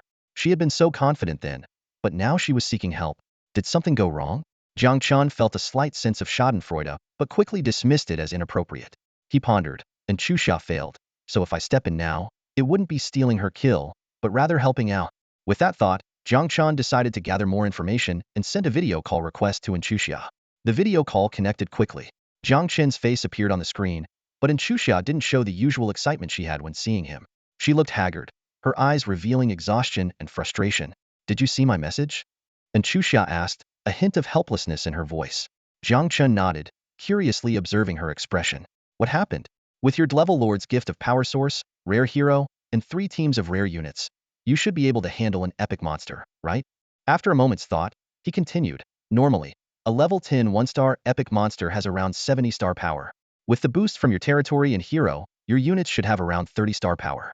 Given your strong tactical skills, you should be able to take down that epic monster. And Xia shook her head, dejectedly saying, don't even mention it. That damned black-striped tiger demon has a camouflage skill. The information I had was fake. Jiang Chen's eyes lit up with excitement. Could it be more than level 10? That's great news. And Xia, not noticing Jiang Chen's excitement, continued, it is level 10, but it's not a unit. It's a level 10 epic hero, a demon tribe hero. It can command a squad of exceptional wraiths. Judging by the wraith's combat performance, the black-striped tiger demon at least has level command over them. Jiang Chen pondered, level command increases unit attributes by 30. I'm not sure if you're lucky or unlucky, but one thing's for sure, having such a powerful monster just 3 kilometers outside your territory is something to envy. And Xia gave Jiang Chen a frustrated look. I'm at my wit's end.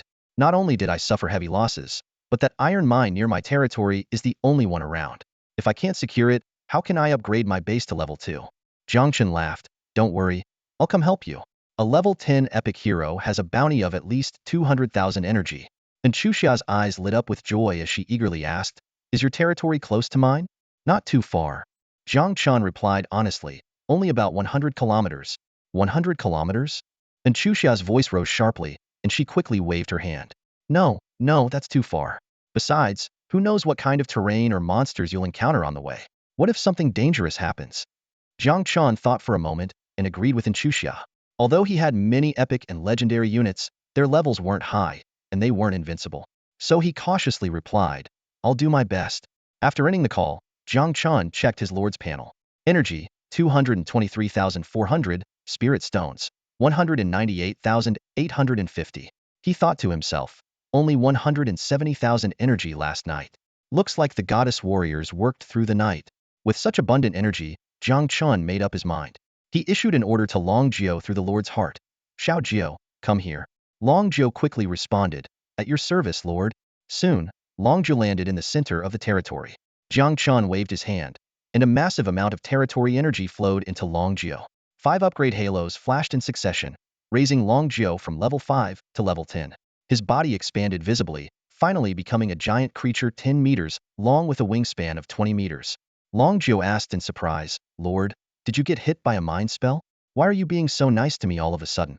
The Empress, who had just arrived, also looked at Jiang Chen with confusion, though she wasn't jealous. She was puzzled by Jiang Chen's actions. Jiang Chen smiled and explained, don't worry, Xiao Jia. I just want to ride you. He checked Long Jia's attribute panel. Long Jia, race, dragon, level, 10, quality, golden legendary, attributes, physique 260, spirit 220, soul 240, load 0, combat power, 180 stars, skills, dark breath, magic dragon scales, heart of rage, carrying flight. Jiang Chen could finally become a dragon rider. Facing an epic hero monster, he had to go personally. Flying units were not only fast but also could ignore terrain, greatly shortening the travel time. Meanwhile, news of the epic monster caused a stir in the 10086 region channel. Everyone was eager to get a share of the energy, items, and materials. And Xia announced in the channel, thank you, everyone. If this mission succeeds, I promise to distribute all the spoils based on contributions. Unexpectedly, Lin Mo joined the discussion. And Xia, may I participate?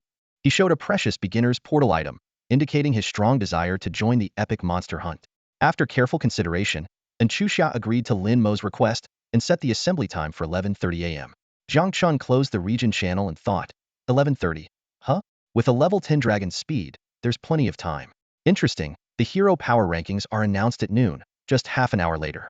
Since there's enough time, I can open the treasure chest first and then have breakfast before setting off. Jiang Chen quickly placed all the treasure chests on the ground, including the precious epic chest. He turned to the Empress with a teasing look in his eyes. I'll leave this little task to you. The Empress chuckled but responded respectfully, as you command, my lord. With nimble fingers, She touched each treasure chest in turn.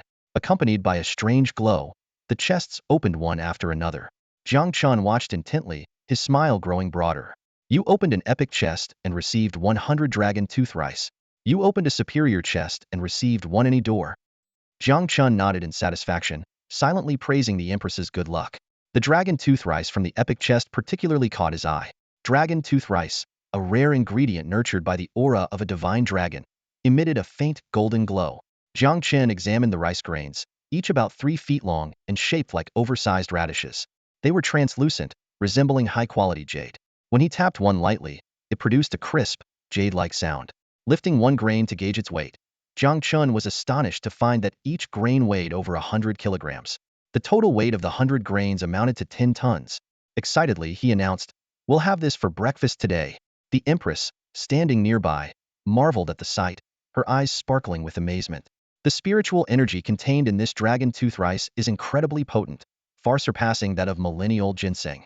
Moreover, it seems to carry a majestic aura. Jiang Chen explained proudly, "That's because dragon tooth rice contains a trace of divine dragon aura." Note, divine dragon, not just any dragon. At these words, Long Jiao grumbled softly, "What's wrong with us ordinary dragons? Why emphasize divine dragons? Just because they're mythic deer doesn't make them superior." But then, drooling, it pleaded, "My lord, I want to eat some too." Jiang Chen feigned anger and glared at Long Jiao. "Didn't you just look down on divine dragons? If you're so tough, don't eat it." Long Jiao quickly apologized with a smile. "Slip of the tongue, my lord. Please don't hold it against me." Soon, a pot of rich dragon tooth rice porridge was served. Wisps of spiritual energy rose from the surface, forming several miniature dragon shapes that joyfully swam around. Jiang Chen took a deep breath and sincerely exclaimed, "Compared to this, yesterday's spiritual food was dog food." After a bowl of the spiritual porridge, Jiang Chen felt a warm current instantly spread throughout his body. The system notification sounded at the perfect moment. Notification: you consumed dragon tooth rice. Physical strength 2, spiritual power 1. Amazing! Jiang Chen shouted excitedly, "Give me another bowl." At that moment, the goddess warriors were summoned back through the heart of the Lord. Despite having just fought through the night, they still looked as graceful and stunning as ever. Cynthia, the leader of the goddess warriors, looked at the dragon tooth rice porridge on the table and said emotionally, "Such precious food. We are unworthy to accept it."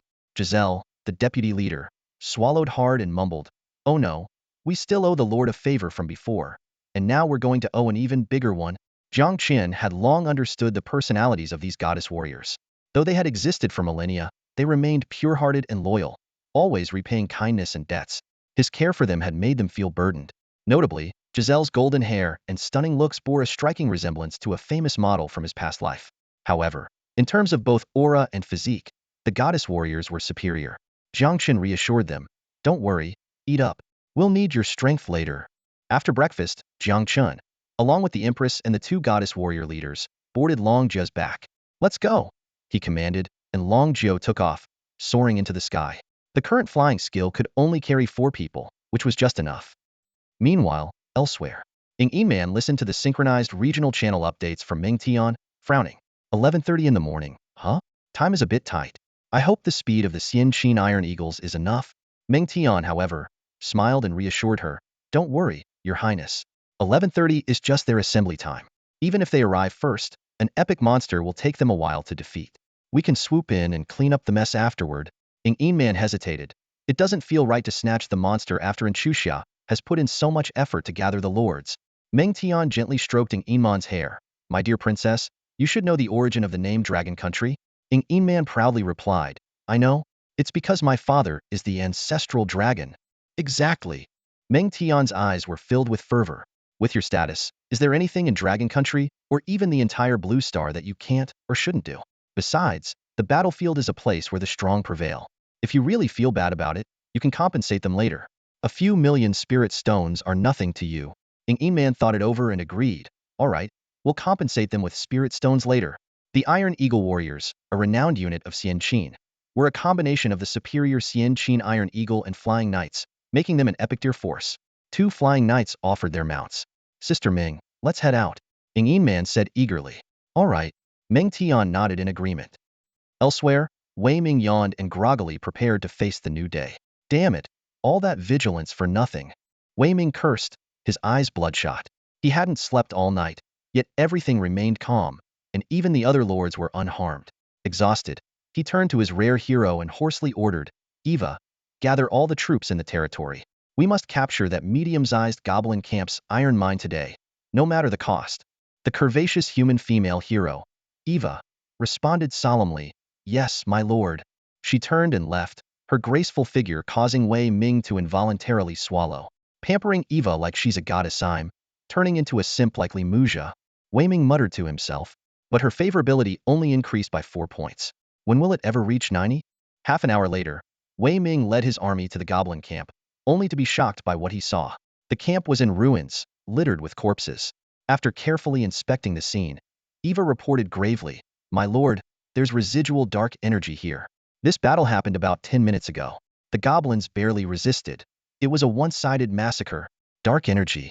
A one-sided massacre. Wei Ming immediately connected the dots and shouted in alarm, alert! This is from last night's dark invasion. That terrifying dark race must be nearby. He quickly snapped photos of the scene and posted them in the regional channel. Click to view photos. Brothers nearby. Be careful. This was done by the dark race that invaded last night. Attention. This is not a drill. This is not a drill. Meanwhile, Jiang Chen, who was riding on Long Jia's back and idly browsing the regional channel, suddenly froze. Why does this photo look so familiar? He recalled passing by earlier and casually letting Long Jio breathe a few dragon breaths to destroy the goblin camp. Wait, so I'm the dark race now? Jiang Chen said to himself, half amused and half annoyed. A photograph of Wei Ming left the nearby lords trembling in fear. In contrast, Jiang Chen remained unfazed, entirely indifferent to the commotion he had caused.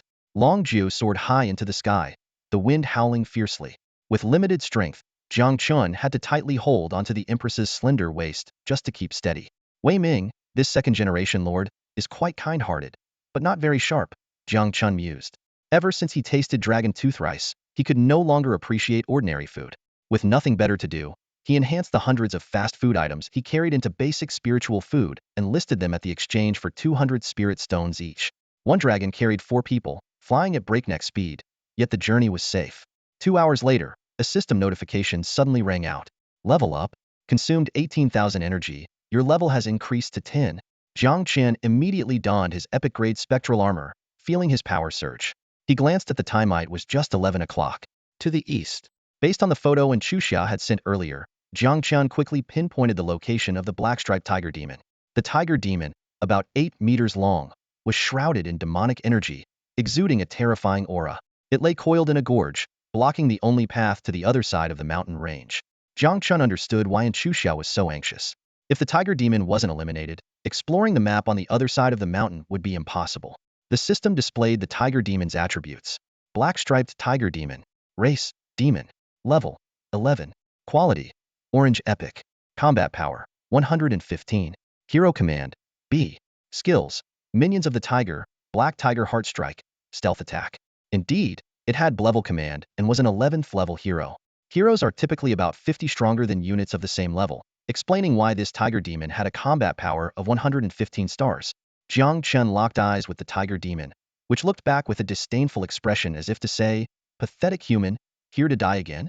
At that moment, Long Jia's massive body landed with a thud, announcing loudly, Lord, I found your beloved. What nonsense are you spouting? Jiang Chen snapped. Long Jia quickly corrected himself. I found Lord Xuanyuan.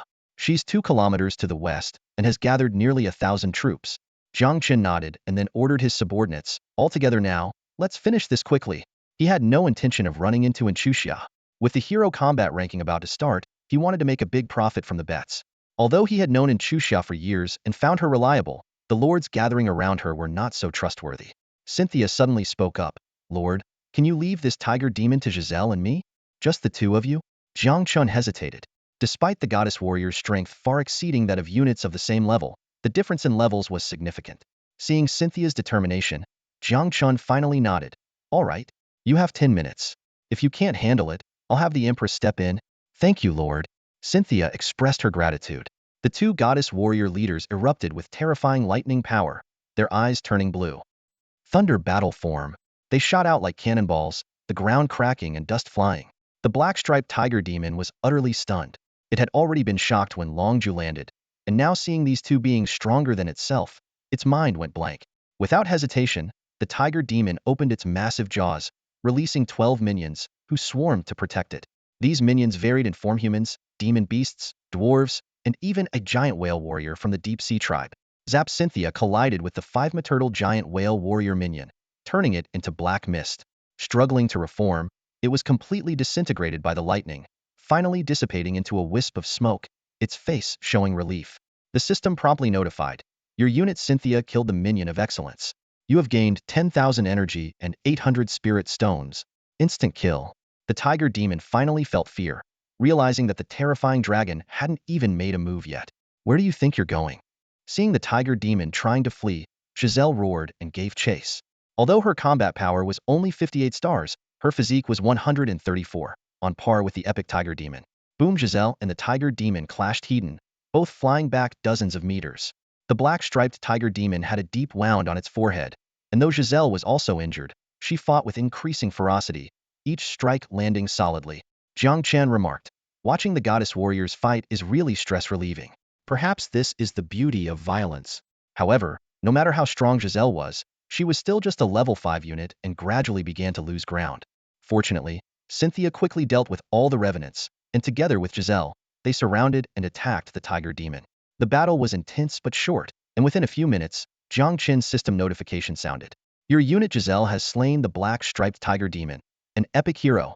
You have gained 220,000 energy, 30,000 spirit stones, and 1 epic hero token." Hero token. Jiang Chen, who had been somewhat indifferent, suddenly exclaimed with joy in his eyes. Although only 1 item dropped, the value of this epic hero token was comparable to 10 epic chests. Jiang Chen felt elated, knowing that even opening 1,000 chests might not yield a token of the same tier. In addition, the battle had earned him a total of 320,000 energy and nearly 40,000 spirit stones. Jiang Chen nodded in satisfaction. It was worth the trip. With a wave of his hand, the massive corpse of the tiger demon vanished. Unlike the dark races, the bodies of the demon race were full of valuable components. Jiang Chen felt relieved by the convenience of his lord's space, where even the largest items only occupied 1 slot. After gathering his spoils, Jiang Chen, in a good mood, gave the order, "Xiaojiu, let's head back." In less than 10 minutes from arrival to the end of the battle, the 4 of them and the dragon had completed their mission. Riding on Longjiu's back, Jiang Chen couldn't help but marvel. That went so smoothly.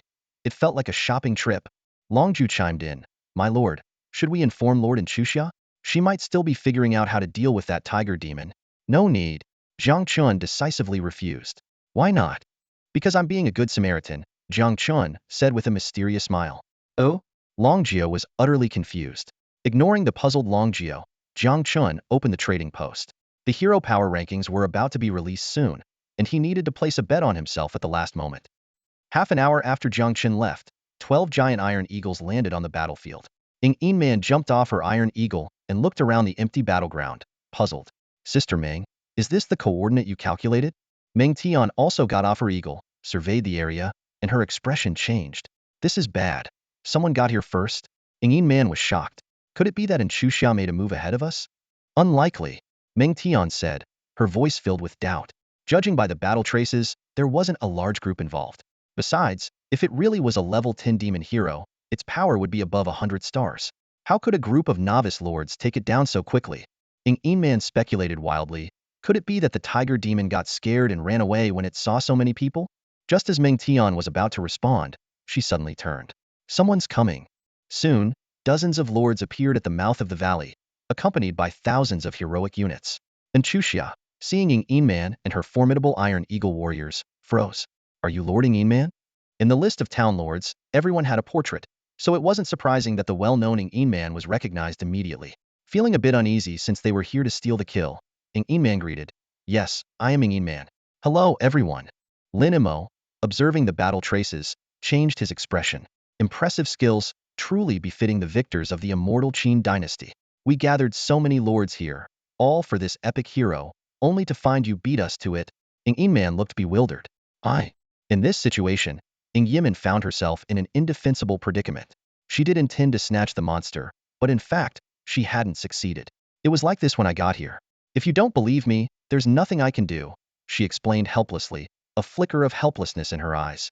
Lin Mo's eyes blazed with anger. He had spent a precious teleportation scroll to join the fight against the epic monster, only to have it stolen. and now the other party was outright denying it. He suppressed his fury and tried to remain rational, speaking coldly, "In Yimin, there's no need to play games. In the battlefield of the myriad races, strength rules. If you took it, just admit it. I won't say anything." Already frustrated, Ing Yimin squinted her eyes, her tone icy. "I didn't take it. Whether you say anything or not, that's not my problem." Sensing the tension escalating, and Chusha quickly stepped in to mediate. "Everyone, let's keep the peace. The distribution of rewards in this operation is based on contribution. If Ing Yimin took it, it's because of her abilities." Before she could finish, Ing Yimin rolled her eyes in exasperation. Suddenly, a young leader from a minor clan couldn't hold back and shouted, "Denying your actions? Is this how Emperor Qin Shi Huang educated his descendants?" And Chusha's face changed drastically, and she hurriedly tried to stop him. "Don't talk nonsense." But it was too late. Disrespecting the emperor is punishable by death, Meng Tian declared coldly, her body turning into a streak of light as she rushed towards the opposing army alone. Chaos erupted instantly. "What are you doing?" "Ing Yimin, control your hero," someone exclaimed. "Wow, a hero charging alone. Is she asking for death? Let's talk this out." "Meng, no killing." No one expected a hero to suddenly take action, seemingly on her own initiative. What shocked everyone even more was the terrifying power Meng Tian displayed. She formed a yin-yang seal with her hands and lightly struck forward, unleashing a surge of crimson spiritual energy. Yin-yang convergence hand seal. Dozens of soldiers and an elite hero in front of the young leader were simultaneously sent flying, their bodies twisted, clearly beyond saving. Fortunately, Ing Yimin intervened in time. In the terrified eyes of the young leader, Meng Tian waved her hand lightly, saying coldly, "This is just a lesson. Be grateful for my lady's kindness, or you'd be losing your head." With a sharp sound, the young leader's arms fell off smoothly. "Yesterday Jiang Chen severed an arm. Today I sever both of yours." Meng Tian sneered. Ing Yimin shrugged and pretended to be kind. "Classmate, get your arms reattached in the main world. Keep the medical bill receipts and give them to Huang Lian for reimbursement." Meng Tian's brutality stunned all the leaders. They gasped and took 3 steps back. "Wow, what a terrifying hero. Instant kill. Zhang Hao's strength is similar to mine. Does that mean if we anger Ing Yimin, she can send a hero to wipe out my territory? Truly the descendants of the Qin dynasty, what quality of hero is this? Must be exceptional." Zhang Hao, the young leader, trembled all over, both from pain and fear.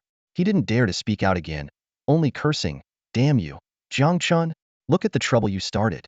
Why sever arms for no reason?" And Chu Xiao was displeased. "What does this have to do with Jiang Chen?" Ing Yimin agreed, "Indeed, it has nothing to do with Jiang Chen." Suddenly, Linimo screamed, "Ah, my spirit stones." He hurriedly opened the trading post. Betting content, hero power rankings top spot. Winner takes all. If multiple winners, the prize pool is divided proportionally.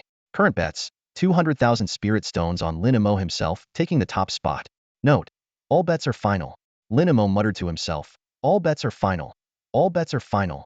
Those slow to react were still confused. What's wrong with Linimo? But the quick-witted ones all shouted in unison. "Ah, quick, the hero power rankings." Less than half an hour until the rankings are announced. Bets close 20 minutes before the announcement. Just a few minutes left. Bet quickly. Bet? Bet on what? Idiot. With Ing Yimin's hero being so strong, she's already a shoo-in for the top spot. Look at Lin Mo's reaction. "I brought 50,000 spirit stones this time. All on Ing Yimin." Everyone went crazy. No one paid any attention to Zhang Hao, who had just lost both arms. In fact, even Zhang Hao ignored his pain and quickly bet all his spirit stones on Ing Yimin. Even the once feared epic boss was forgotten by the leaders. Some remained clear-headed. "If so many of us bet on Ing Yimin, the odds will be terrible." But such remarks were quickly drowned out. "Are you stupid? Even if the odds are 10, that's like a stable 10 return on a fixed deposit. A guaranteed profit, you don't buy, better for us." True. The battlefield, previously tense, suddenly felt like a bustling marketplace, with the air thick with the smell of money. Even Ing Yimin was dumbfounded by the situation. Meng Tian was silent for a moment, head bowed, softly pleading, "It's all my fault, causing your highness to miss out on earning from the hero power rankings. Please punish me, your highness." Ing Yimin quickly waved her hand, a nonchalant smile on her face. "Sister Meng, you're being too hard on yourself. At most, we're talking about 1,000,000 spirit stones, which is just pocket change for me. I just thought it would be more fun to shock these guys by coming out of nowhere and taking the top spot." Well, they're already shocked. Hearing this, Meng Tian finally felt relieved, a look of great relief spreading across her face. At that moment, Linimo finally snapped out of his shock. He muttered to himself, I still have 300,000 spirit stones. I was planning to place a bet in the last few seconds. Plus, with the reputation of the Lin family from Shunhe, I could probably borrow hundreds of thousands more. If I bet it all on Ing Man, even if this gamble doesn't pay off, I won't lose too much. With that thought, Linimo quickly opened his contact list and dialed a number. Linimo here. Brother Wei, can I borrow 100,000 spirit stones on the guarantee of the Lin family from Shunhe? Minutes flew by, and the betting pool locked, accepting no more wagers. There were 20 minutes left until the Heavenly Dao rankings were announced. The dozens of lords present all wore satisfied smiles. To their delight, Ing Man's odds had soared to 28. Haha, we should really thank the goddess of early summer for organizing this siege. Or we wouldn't have gotten this insider info, one lord laughed. Or maybe thank Brother Zhang Hao for angering the mighty Ing Man. Another chimed in. How much did you bet, Brother Wang? Someone asked curiously. Not much, just 80,000 spirit stones, the asked man replied proudly. I envy your wealth, Brother Wang. I only managed to bet 40,000 spirit stones, someone nearby sighed. Suddenly, one lord pointed at the betting pool and burst out laughing. Haha, everyone look. Someone bet 10,100 spirit stones on Jiang Chen. Could it be he bet on himself? Does he really believe in his hero's power? Linimo sneered, mocking, even without Ing Man. That Jiang Chen kid is just overestimating himself. At this point, I'll come clean. I'm an exceptional hero. Otherwise, I wouldn't be stupid enough to bet 200,000 spirit stones on myself. He said this with a look of deep regret on his face. Someone whispered, if even Linimo, an exceptional hero, feels inferior, could it be that Ing Man is a legendary hero? Meanwhile, Jiang Chen, riding on Longjia's back, was so excited he nearly fell off. He knew there would be large bets coming in just before the pool locked, but he hadn't expected this much. According to the rules, if no one else bet on him to take the top spot, he could win the entire pool with just a single spirit stone. To be safe, he bet 10,000 spirit stones on himself in the final seconds. It turned out to be the right move, as someone actually did bet on him.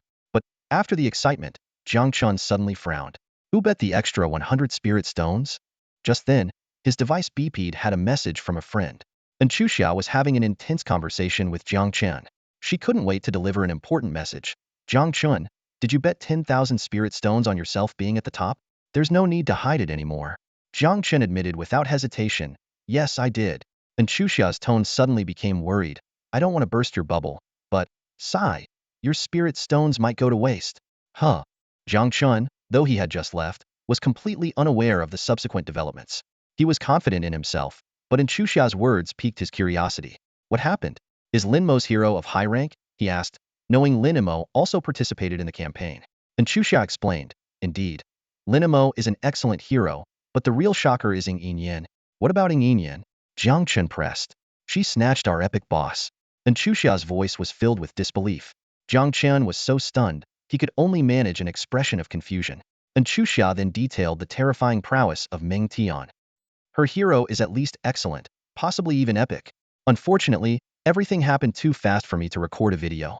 Just be mentally prepared. Jiang Chen was silent for a moment before suddenly asking, you didn't bet on Ing Yan too, did you? And Xuxia admitted cheerfully, of course, not betting would be foolish. I bet all 500,000 spirit stones on her, with a 28 fixed return. That's like getting 140,000 spirit stones for free. Honestly, it's quite thrilling. Jiang Chen fell silent again. What's wrong? And Xuxia asked, puzzled. Nothing. Nothing. Jiang Chen replied, a realization dawning on him. He finally understood why millions of spirit stones flooded the betting pool at the last moment. Ing Yan is truly my lucky star, he thought, with an excellent or even epic hero. It seems Ing Yan isn't just any wealthy kid. She might be a direct descendant. With this in mind, Jiang Chen advised in Xuxia, the day after tomorrow is the third day of the new zone opening. Lords can travel back to Blue Star once. When you return, investigate Ing Yan's background. Also, ask your mom for some more money. And Xuxia responded, sure, I was planning to investigate anyway. As for spirit stones, with this win, I have enough for now. You're so smart. Jiang Chen said sincerely. And Xuxia didn't respond, merely closing the chat interface. Jiang Chen pondered. If she's really an epic hero, she could threaten the Empress. Mainly, without witnessing her battle firsthand, it's hard to gauge her strength. Luckily, Xuxia provided this intel, or I might have been caught off guard. Resolute, Jiang Chen gently patted the Empress's waist, ready to start upgrading.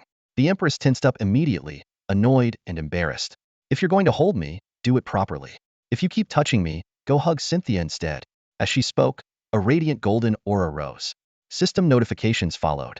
Consumed 47,600 energy. Your hero Empress has leveled up to level 7. Consumed 60,800 energy. Your hero Empress has leveled up to level 8. Consumed 75,600 energy. Your hero Empress has leveled up to level 9.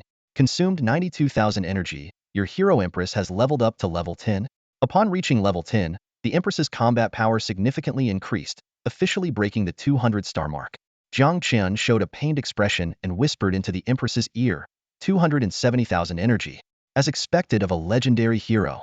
Empress, this is basically everyone working for free for you. Originally, Jiang Chen planned to upgrade the goddess warriors first. 300,000 energy would be enough to raise all the goddess warriors to level 7. But in Chuxia's words changed his mind. He was determined to win the millions of spirit stones in the betting pool. With those spirit stones, Jiang Chen could even consider building the Empress's epic troop building, the Tianyin Pavilion. The upgraded Empress was momentarily stunned, realizing she had misunderstood.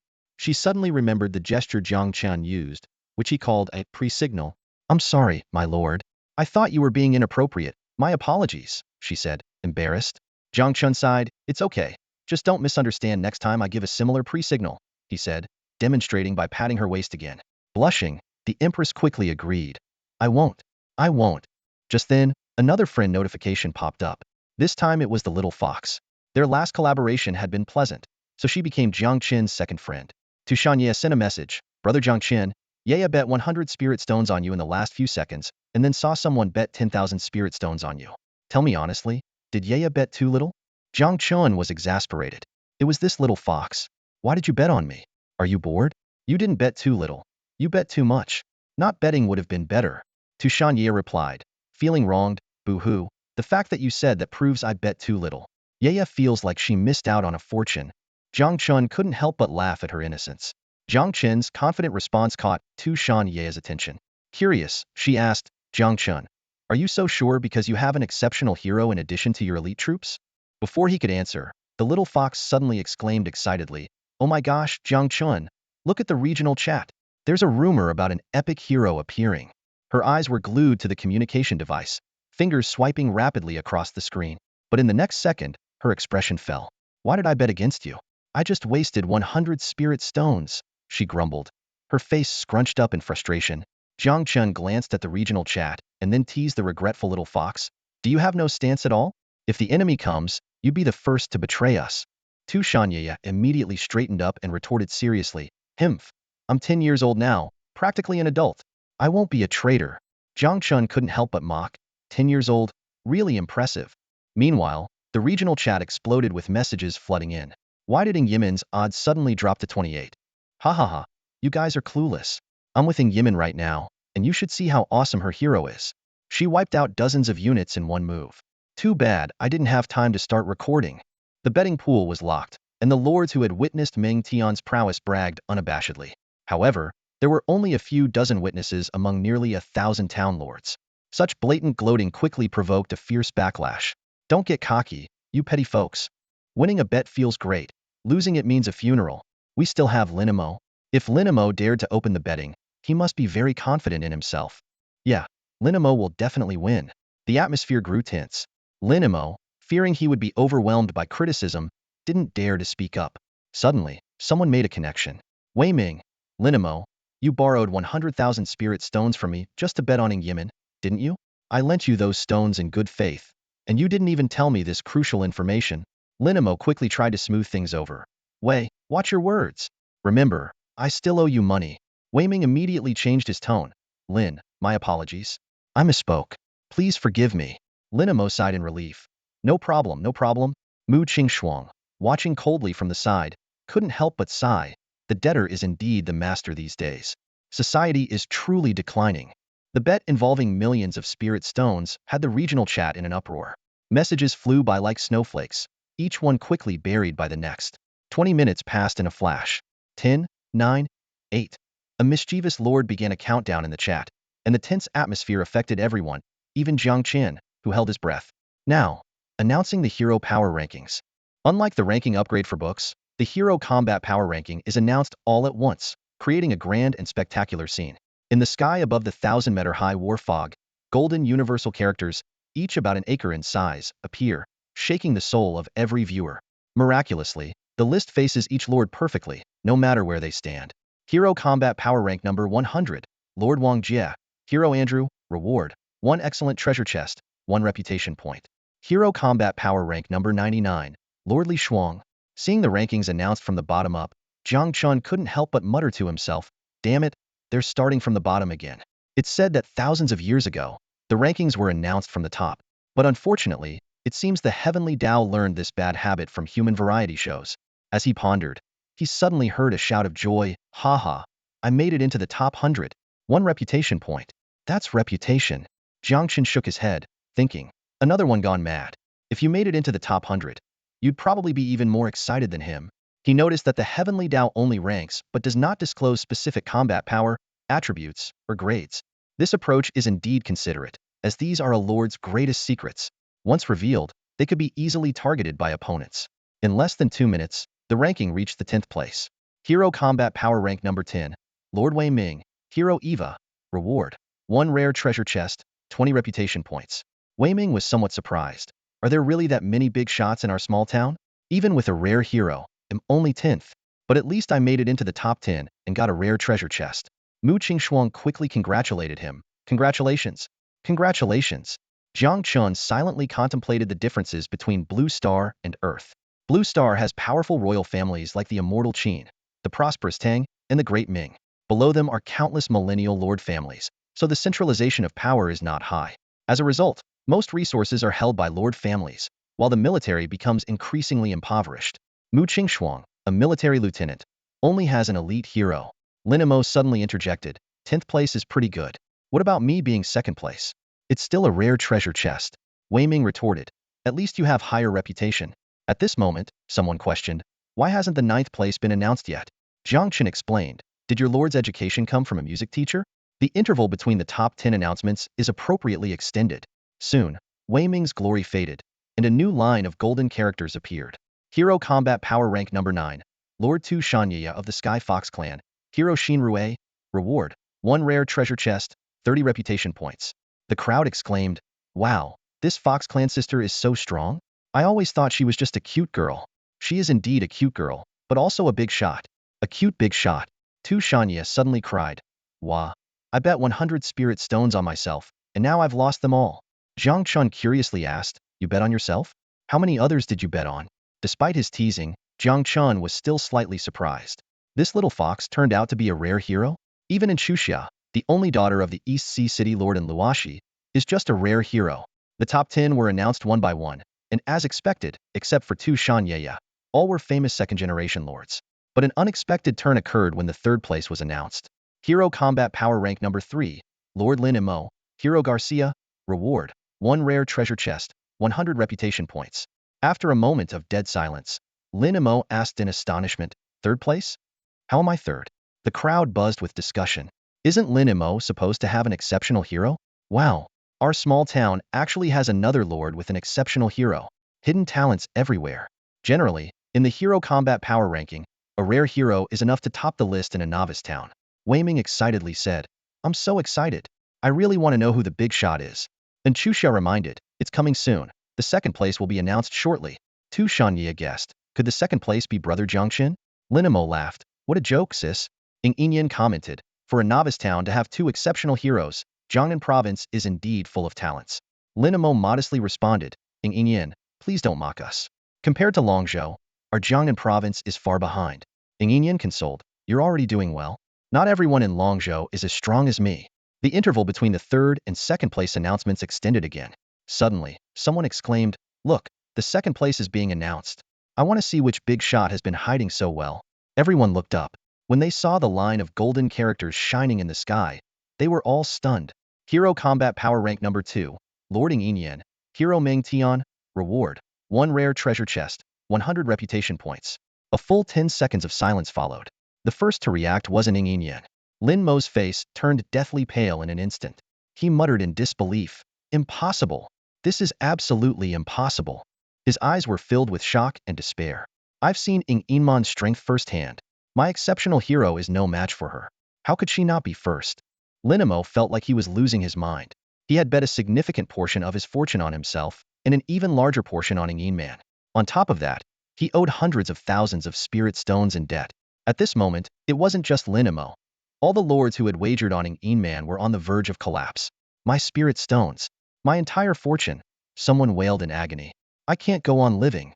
Meanwhile, those who had bet on Linimo felt a slight sense of comfort. Although they had also lost everything, seeing their opponents utterly ruined brought them a perverse pleasure. Someone couldn't help but mock, "Where's your smugness now? Yin Man only came in second?" Immediately, a more perplexing question arose. Then who was first? Someone speculated.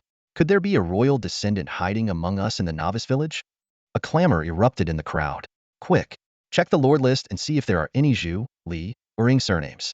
If not, even Aizenjoro will do. However, someone quickly countered. Forget Aizenjoro, look at how our dragon nation has been oppressed by the Sakura nation in the seventh heaven. Suddenly, someone noticed something peculiar. Why does the name Meng Tian sound familiar? He tried to recall. Meng Tian, oh my god. Meng Tian was the sister of the quasi-mythical Lord Meng Tian from Xianqin, but this guess was immediately dismissed. Are you dreaming? That Meng Tian was a legendary Grand Lord, enshrined in the Xianqin Temple of Immortals, mentioned multiple times in history books. How could she become a hero? The person who made the guess defended himself. I never said they were the same person, just that the names are similar. Wei Ming, realizing the discussion had gone off track, quickly reminded everyone, we're off topic. Has anyone figured out who the top lord is? No, it's driving me crazy. The crowd anxiously waited. The gap between the second and first place is even longer.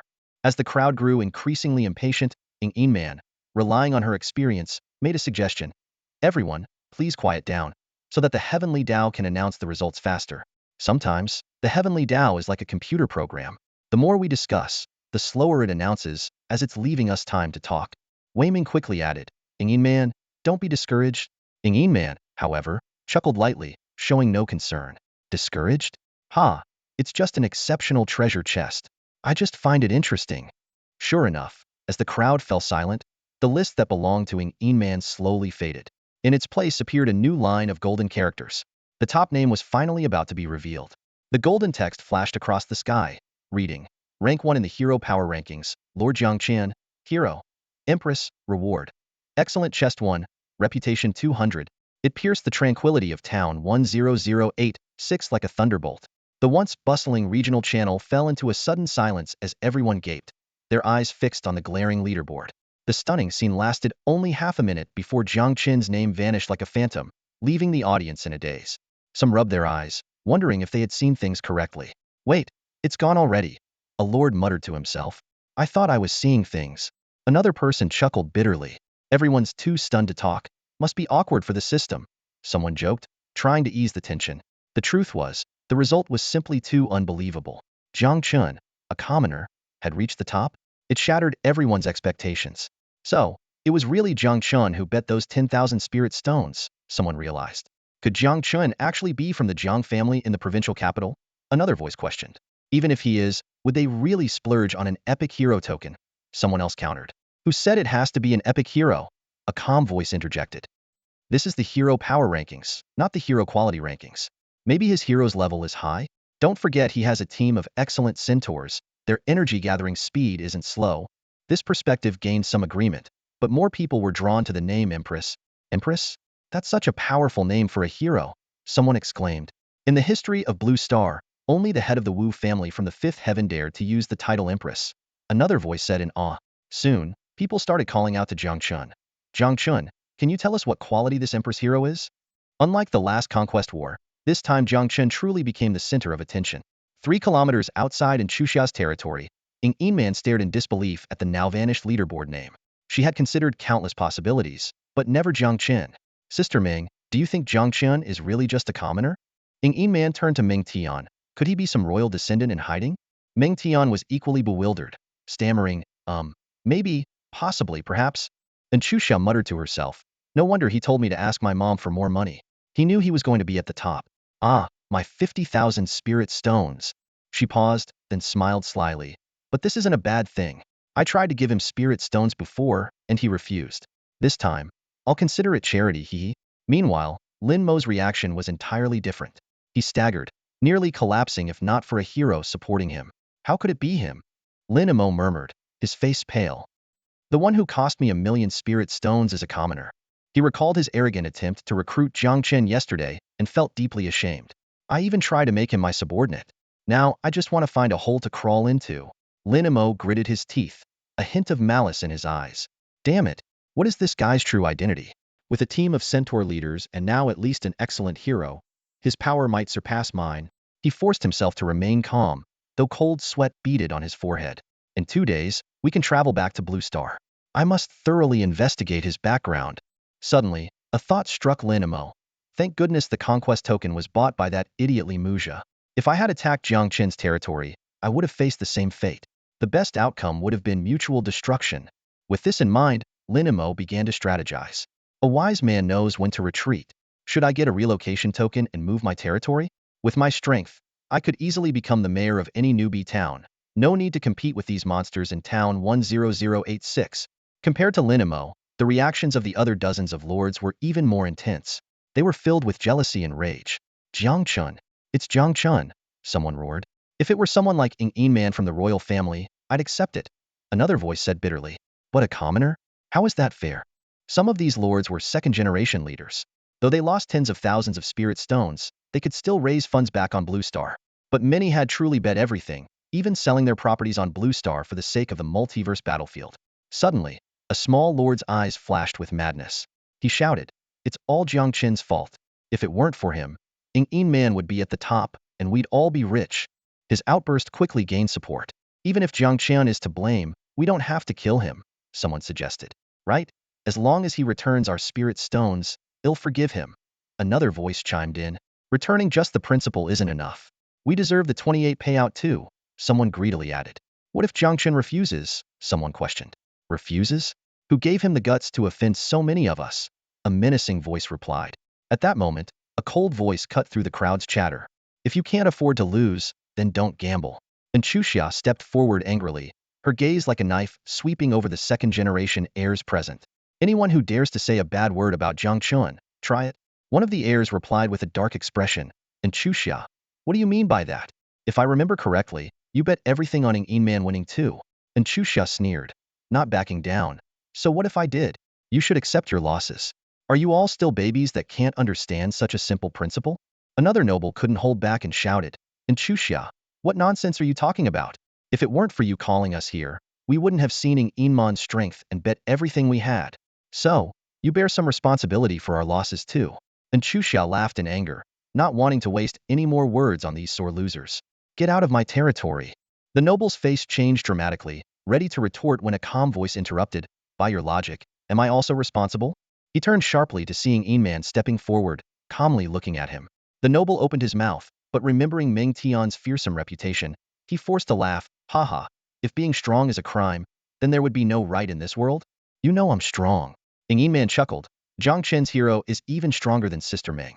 Who gave you the courage to question him? The heir looked stunned, unwilling to accept it. But you are royalty, and he's just a commoner. Ing Man cut him off unceremoniously. If you have nothing else to do, disappear. Instead of scheming, wouldn't it be better to level up?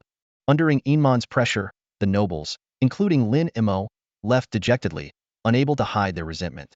And Xuxia sighed, blinded by greed. These bankrupt gamblers won't let it go. I need to warn Jiang Chen. Ing Man was indifferent. If you're not envied, you're mediocre. The battlefield of all races is always competitive. If you're afraid of trouble, you might as well retire early to Blue Star. It's many wolves, little meat, Meng Tian corrected in a low voice. And Xuxia laughed. Thanks, Sister Ing. By the way, I'm 19, so calling you sister is fine, right? Ing Man excitedly replied. Then I'll call you little sister Xuxia. Meng Tian whispered again. If the princess likes this girl, you could have her family send her as a maid. Besides, you're only 18, your highness. Ing Man quickly hushed her. Quiet. Do you want me to be the younger sister? Meng Tian sighed and kept silent. Ing Man smiled at Xuxia. Little sister Xuxia, you've lost all your money, right? I'll transfer you some pocket money. If it's not enough, just ask me for more. With that, she transferred 1,000,000 spirit stones to Xuxia and waved her hand elegantly. Sisters leaving. Watching the iron eagle of Xianqin disappear into the sky, Xuxia was stunned. Calling her sister earned her 1,000,000 spirit stones. Does she have a gold mine at home? High in the sky, Ing Man and Meng Tian flew side by side. Ing Man complained, Sister Meng, It must be Jiang Chen who snatched the epic boss before us. He took all the benefits and left me to clean up the mess. Meng Tian coughed lightly. Your Highness, watch your words. This time, the hero power ranking was my oversight. I underestimated Lin Mo's hero power and relaxed my guard. I didn't expect Jiang Chen to hide so well. Ing Yiman comforted her. Even though Sister Meng is only level 7, with 2 epic items, your power is already 125 stars. By this calculation, Jiang Chen either has an epic hero or raised his excellent hero to level 15. Meng Tian sighed. Either way, this Jiang Chen is not to be underestimated. I underestimated him before. Ing Yiman's eyes sparkled. Since Sister Meng recognizes Jiang Chen's strength, can I make him my vassal lord? Meng Tian was speechless. So, this was what the princess had been leading up to. Meanwhile, Jiang Chen received a system notification. You have secured first place on the hero power ranking, earning an excellent treasure chest 1 and 200 reputation points. A beam of light enveloped the excellent treasure chest, which Jiang Chen quickly stored in his lord space. 200 reputation points. While the excellent treasure chest was no longer impressive to Jiang Chen, the 200 reputation points were valuable. Reputation could be used to purchase rare items in the reputation hall and trigger various events, such as merchant caravans passing by or strong individuals seeking refuge. The notifications continued. You bet on the top spot in the hero power ranking betting pool, with a wager of 10,000, accounting for 99.01 of the winning amount, earning 4,752,480 spirit stones. 4.75 million spirit stones. With a fortune now securely in hand, Jiang Chen felt elated. He had never been so wealthy.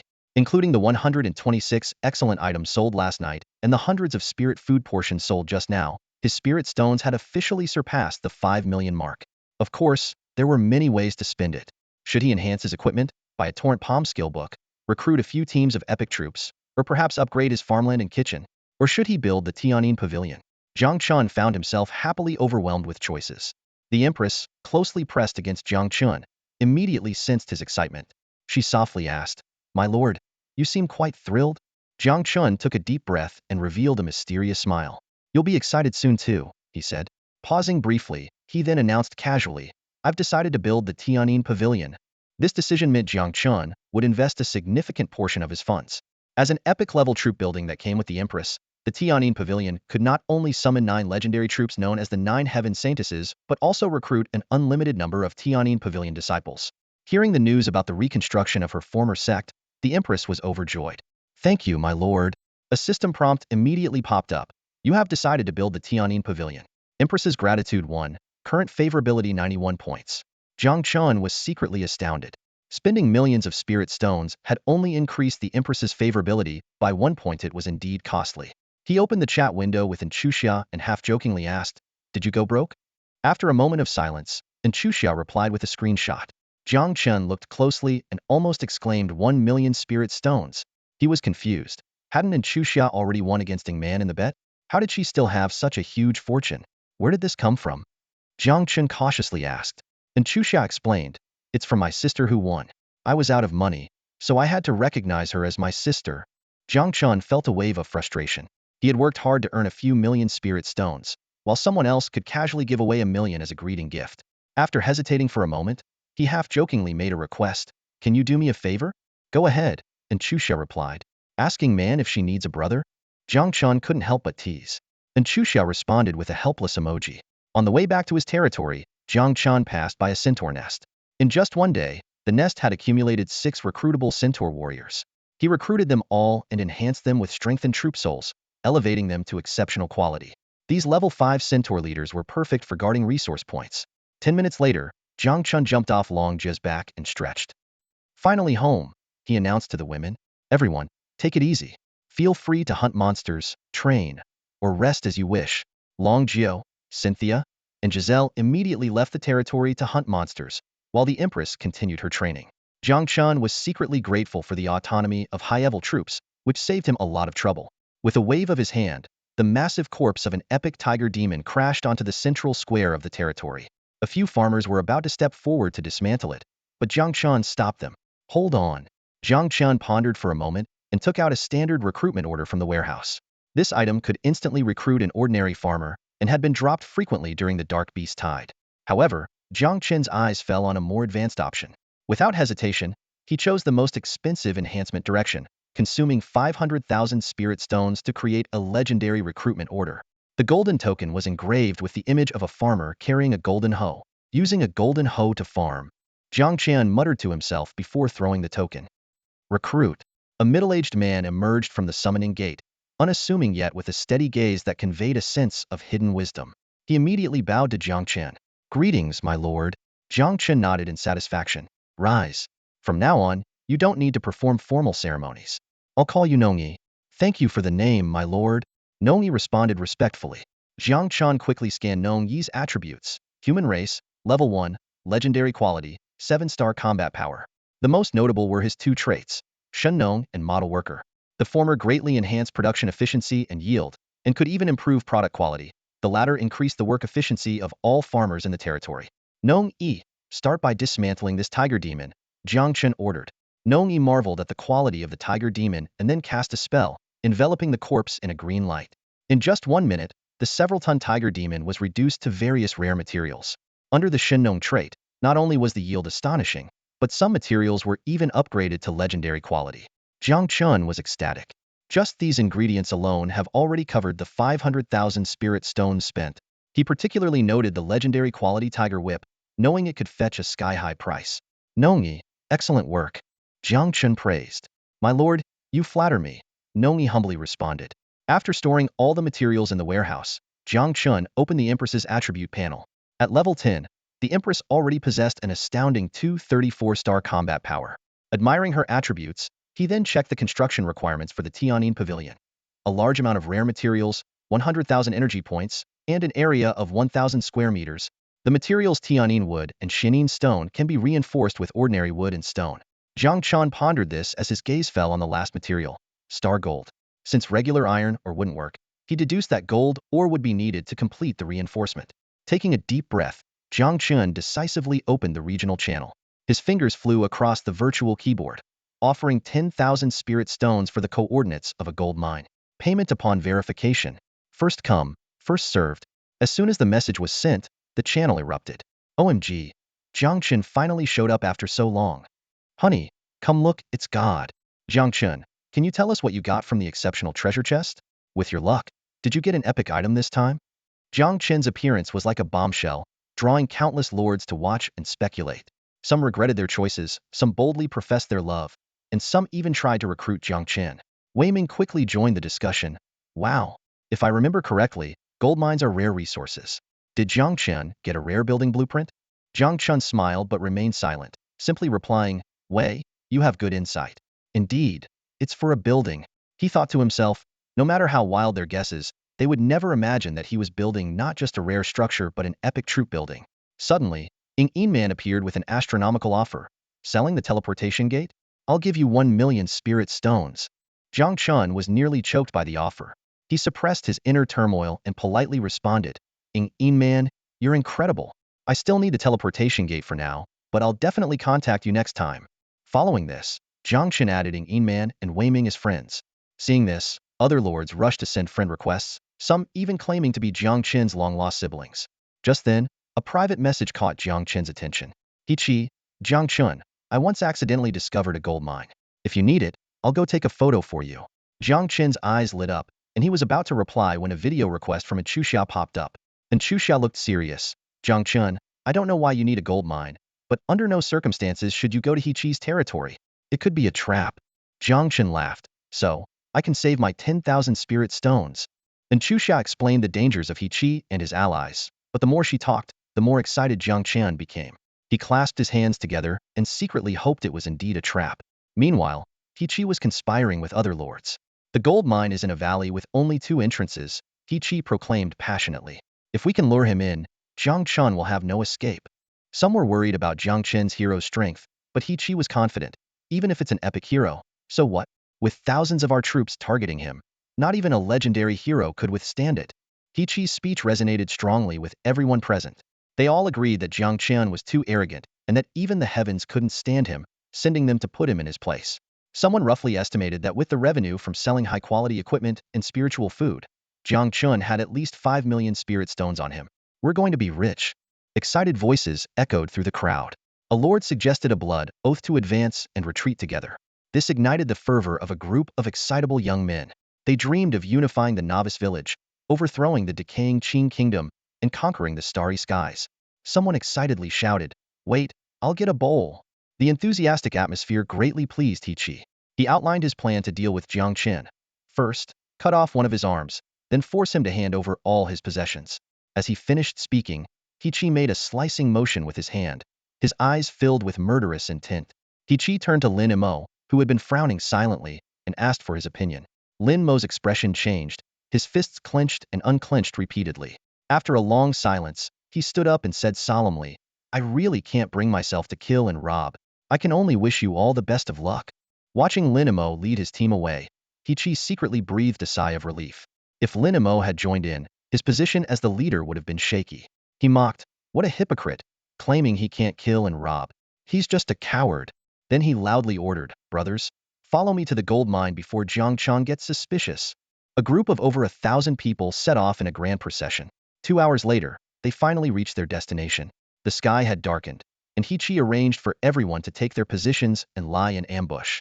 He then took a distant photo of the gold mine. The next step was crucial, luring Jiang Chen out.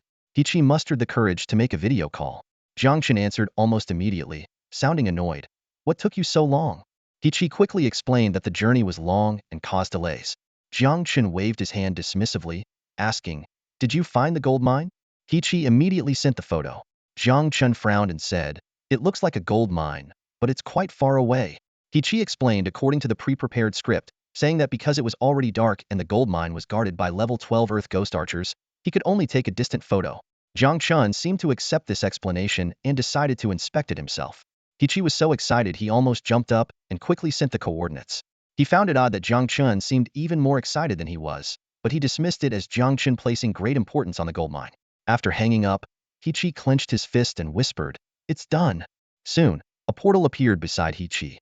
Cynthia and Giselle were the first to step out, confirming the area was safe and signaling to the others. Jiang Chen emerged from the portal, flanked by the Empress and 10 goddess warriors, followed by a dozen farmers, including Nong Yi. He Chi looked at the stunning Empress and the 12 perfectly figured goddess warriors, swallowing hard. He felt both envious of Jiang Chen's luck and relieved that he hadn't brought his elite centaur commanders for protection. "Welcome, Jiang Chen," He Chi said, pointing to the distance. "The gold mine is in that valley, about a few hundred meters away." Jiang Chen patted He Chi on the shoulder and praised, "You did well. Now, come with me to inspect it." He Chi forced a smile. "You're too kind. Unlike you, I don't have strong soldiers. Entering a level 12 monster area is too risky for me." Jiang Chen didn't insist. "I just wanted to confirm the gold mine is real before transferring the money to you.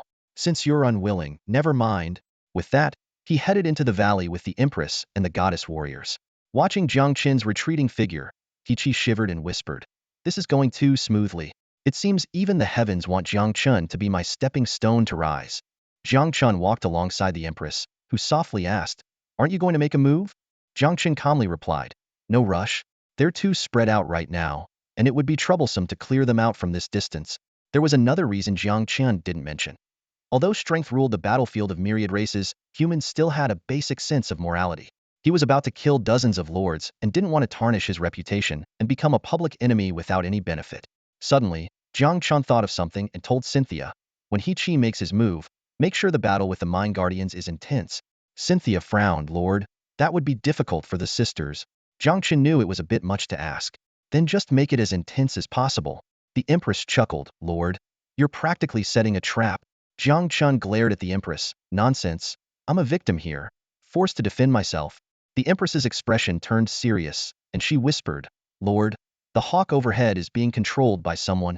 Jiang Chen was taken aback but quickly realized, "Heh, the mantis stalks the cicada, unaware of the oriole behind. Let's see who ends up being the cicada and who the oriole." 3 kilometers away in a dense forest, Lin Mo asked his hero, "Garcia, what's the situation?" Garcia, an extraordinary hero and a jungle guardian, had empty eyes as he shared the view from his pet hawk, observing the movements around the gold mine. Reporting to the Lord, Jiang Chen has entered the ambush.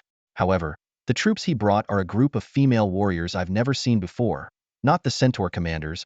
Lin Mo frowned. "It seems I overestimated Jiang Chen. He didn't even bring his elite centaur commanders. Does he really think that just because he topped the hero power rankings, no one in this village would dare oppose him? How naive." Garcia was puzzled. Doesn't that make it easier to kill Jiang Chen? Lin Amo shook his head. What I want is for them to weaken each other. With those centaur commanders, even if Jiang Chen dies, he could heavily wound these lords. Then I could step in and clean up, reaping the benefits. But Jiang Chen's arrogance is truly disappointing. Suddenly, Garcia's voice sped up. Lord, the battle at the gold mine has begun. In the valley where the gold mine was located, the goddess warriors were locked in fierce combat with the mine's guardians. Abigail gritted her teeth and shouted, Leader, I've never fought such a tough battle before. Olivia, right behind her, asked, Yeah, when can we go all out? Amanda, on the verge of tears, complained, Oh no, I accidentally killed another one. The goddess warriors feigned grumbling while carefully maneuvering around the gold mine's guardians. They occasionally let themselves get hit by arrows, leaving white marks on their thunder god armor to show how intense the battle was. Cynthia sighed and encouraged, Hang in there, sisters.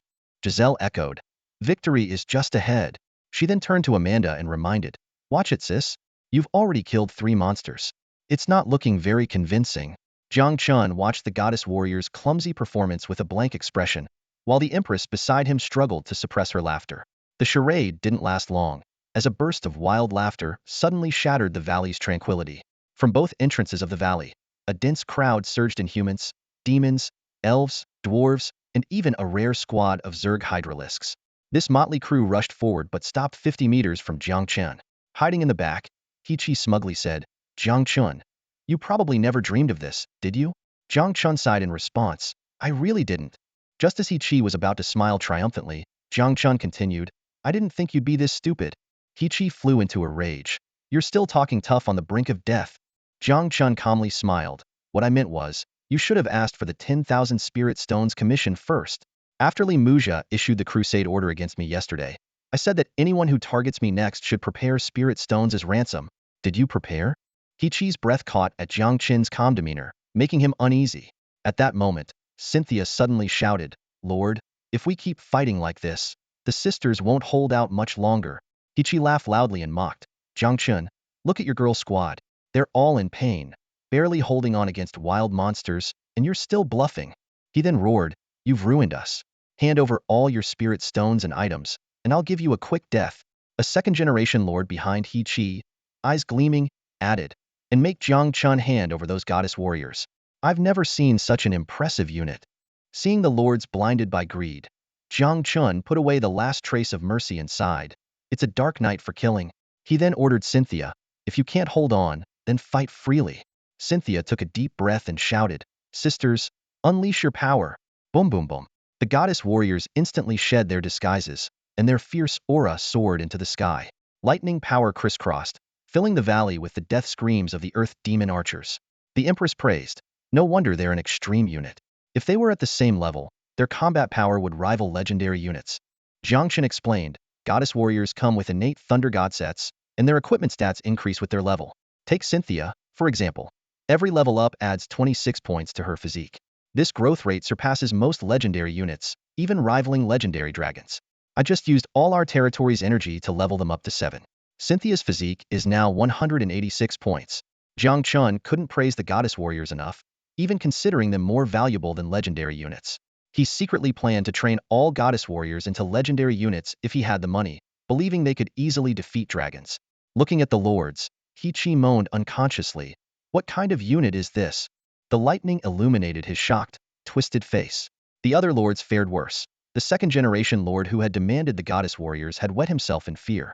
As the last of the earth demon archers were about to be cleared, He snapped back to reality. If Jiang Chen doesn't die today, he'll pick us off one by one. It's do or die.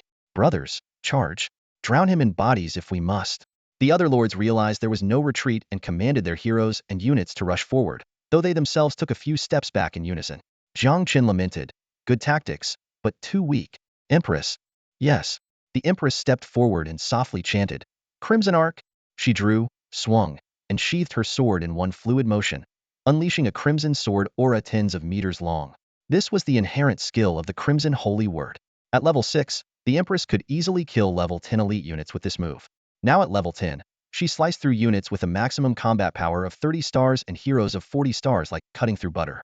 The hundreds of units charging at the front, whether level 5 militia or level 7 rare units like hydralisks, were all cut in half. Though primarily a melee hero, The Empress's sword aura outranged most ranged units. Many ranged units died before entering their own range, and only a few arrows were fired, which posed no threat to Jiang Chen and his epic armor. Only a handful of dwarven units, thanks to their height, survived and stood bewildered. Red, green, and yellow blood splattered the ground. Severed limbs writhed on the ground, and screams filled the air. The battlefield instantly turned into a scene from hell. The Empress returned to Jiang Chen's side, shaking her head, too weak. On the battlefield, aside from the goddess warriors cleaning up the remaining earth demon archers, it was as if someone had hit the pause button. The lords were unharmed but felt as if someone had banged a gong next to their ears, leaving them dazed. Damn, a sword aura stronger than an archer's range? How do we fight that? Hichi muttered. The Empress? Is an epic hero really this strong? At that moment, the goddess warriors finished clearing the gold mine guardians and silently stood beside Jiang Chen. He raised his hand and coldly ordered, "Kill them all." These guys were different from Li Muzha. They were dirt poor, with no value left to extract. Jiang Chen saw no reason to spare any lives for the sake of energy. As the leader of the goddess warriors, Cynthia might not understand strategy, but she was a master tactician. Without needing Jiang Chen's command, she glanced at the dense enemy formation and softly ordered, "Thunder projection." The warrior goddesses responded in unison, their movements perfectly synchronized. They clasped their hands together, and the handles of their short spears instantly locked, transforming into a spear over 2 meters long.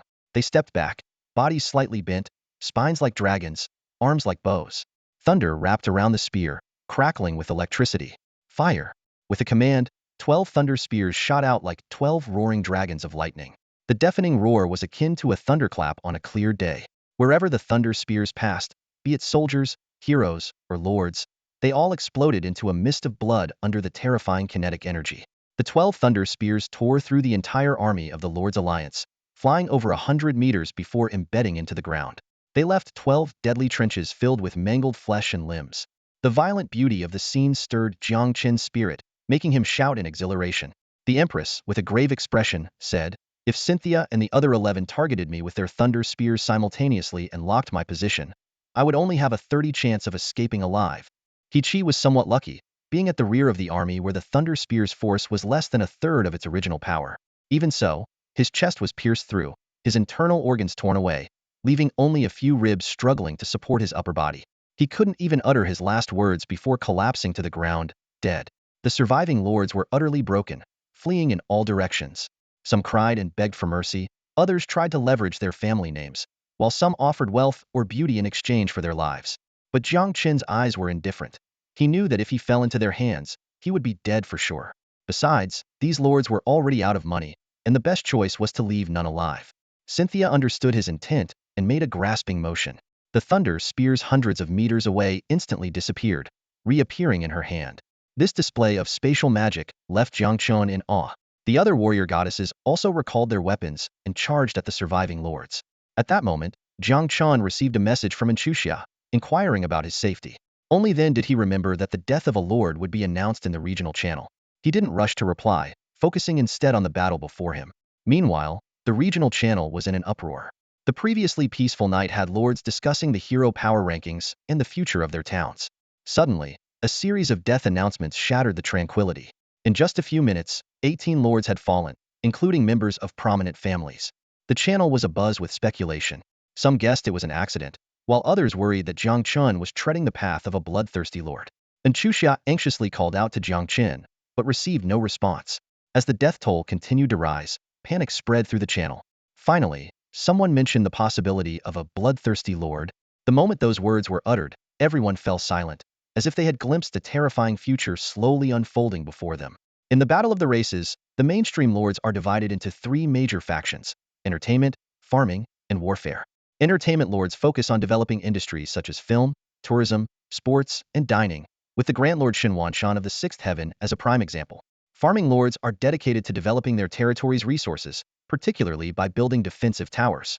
It is said that He Shan, the largest farming lord of the Qing kingdom, has erected millions of defensive towers of various levels within his domain. Warfare lords, on the other hand, focus on cultivating heroes, developing troops, and enhancing personal strength, actively participating in national wars, racial conflicts, and even expeditions to outer battlefields. Some of the most renowned warfare lords include Han Xian, Xuanyuan, and Li Jing.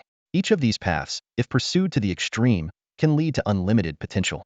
Besides these, there are niche factions such as the Bloodthirsty Lords, Bounty Lords, and Simulation Lords. Bloodthirsty Lords, in particular, are notorious for their complete lack of moral boundaries, using the massacre of other lords as a means to level up, committing heinous acts of rape and plunder, and becoming public enemies. Once a bloodthirsty lord is identified, the Dragon Kingdom's officials immediately recruit bounty lords to hunt them down, and if necessary, powerful lords are dispatched to personally deal with the threat. When Jiang Chen was suspected of being a bloodthirsty lord, everyone was instantly terrified, fearing he might suddenly appear and kill them. Fortunately, Xuanyuan clarified the situation. He, having lost everything in the hero power rankings, harbored a grudge against Jiang Chen and organized a group of lords to seek revenge. Jiang Chen was merely acting in self-defense. Xuanyuan insisted that Jiang Chen was gentle and would never follow the bloodthirsty path. Man stated that if Jiang Chen did become a bloodthirsty lord, she would personally eliminate him, showing no mercy. Ming agreed but emphasized the importance of not wrongfully accusing an innocent person. Others recalled that He had claimed there was a gold mine in his territory to lure Jiang Chen in. Li felt fortunate to have escaped unscathed, thanked Jiang Chen for sparing him, and promised to visit and express his gratitude in the future. After the battle, it was discovered that a total of 41 lords had died. Xuanyuan expressed concern for Jiang Chen's safety, but Jiang Chen casually mentioned that the issue had been resolved. When Xuanyuan inquired about casualties, Jiang Chen only mentioned that a farmer had been shot in the arm and would likely recover by the next day. Xuanyuan worried that the families of those lords would not let the matter rest, but Jiang Chen confidently stated that, given his development speed, it was those families who should be worried. Finally, Jiang Chen asked the Empress if she could locate the owner of a certain hunting falcon. Upon receiving a negative response, he instructed Cynthia to handle it, as he was too lazy to personally search for the one who got away. Jiang Chen suspected that the mysterious figure was likely Li Hanyi. Suddenly, a flash of lightning streaked across the sky, and a hawk 100 meters high turned into a mist of blood. Jiang Chen quickly opened the regional channel and coldly warned, "Consider this a minor punishment. Let it be the last time." Most people thought Jiang Chen was just summing up his killing spree, but only Li Hanyi knew the truth. Just then, Garcia suddenly covered his eyes and let out a scream, startling Li Hanyi. "What happened?" Li Hanyi asked nervously. Garcia, looking terrified, shouted, "Lord, our location might be exposed. We need to escape." Despite having learned the outcome of the battle from the regional channel, Li Hanyi found it hard to believe. Is Jiang Chen really that powerful? Could he have used some one-time use item? Garcia hesitated for a moment before softly uttering 8 words. "Epic hero. Epic troops." Li Hanyi's face was filled with shock upon hearing this. He then saw Jiang Chen's warning and his expression wavered. Meanwhile, on Jiang Chen's side, the legendary farmer Nong quickly mined the first unit of gold. Jiang Chen looked at the long list of upgrades available for the gold and smiled. Upgrade path 634, star gold, cost 1,000 spirit stones, he thought to himself. Now, all the materials are complete. Jiang Chen quickly issued orders. Nong, stay here and focus on mining gold. Cynthia, lead half of the goddess warriors to guard this place. The two responded in unison. Yes, Lord. The duration of the primary teleportation gate was only 1 hour, so Jiang Chen did not intend to stay long. He had already cleared most of the nearby lords around the gold mine, leaving just one goddess warrior to guard it while the others could move freely without worrying about anyone coming to seize it. After making arrangements, Jiang Chen led the remaining personnel back through the teleportation gate. As soon as they returned to their territory, the Empress clutched her stomach and said, "I'm hungry." Jiang Chen then realized that he was hungry too. They had been traveling all day and hadn't eaten anything since breakfast. Half an hour later, Jiang Chen, the Empress, and the goddess warriors sat around a makeshift dining table in the center of the territory, arranged in order of importance. In front of Jiang Chen was a bowl of porridge and a large plate of roasted meat. The porridge was made from the epic spiritual ingredient rice, and the meat was roasted from legendary quality demon beast meat. Jiang Chen sighed softly and muttered, "Let's just have a simple bite." He already knew the effects of rice and was now curious about what surprises the legendary demon beast meat would bring. Seeing the notification from the heavenly Tao, Jiang Chen's eyes widened in shock. "Holy crap!" he exclaimed, staring in disbelief at the piece of meat in his hand. A simple bite of barbecue had increased his attributes by 16 points. Was this the terrifying effect of a legendary spiritual ingredient? Jiang Chen clenched his fists, feeling the surge of immense power within him. A thought flashed through his mind. If it were carefully cooked, the effect would surely be even stronger. Suddenly, he remembered the enhancement list on that kitchen blueprint, which indeed included many high-quality dining structures. Just then, the Empress elegantly wiped the corner of her mouth and said with satisfaction, "It actually increased my physique by 1 point.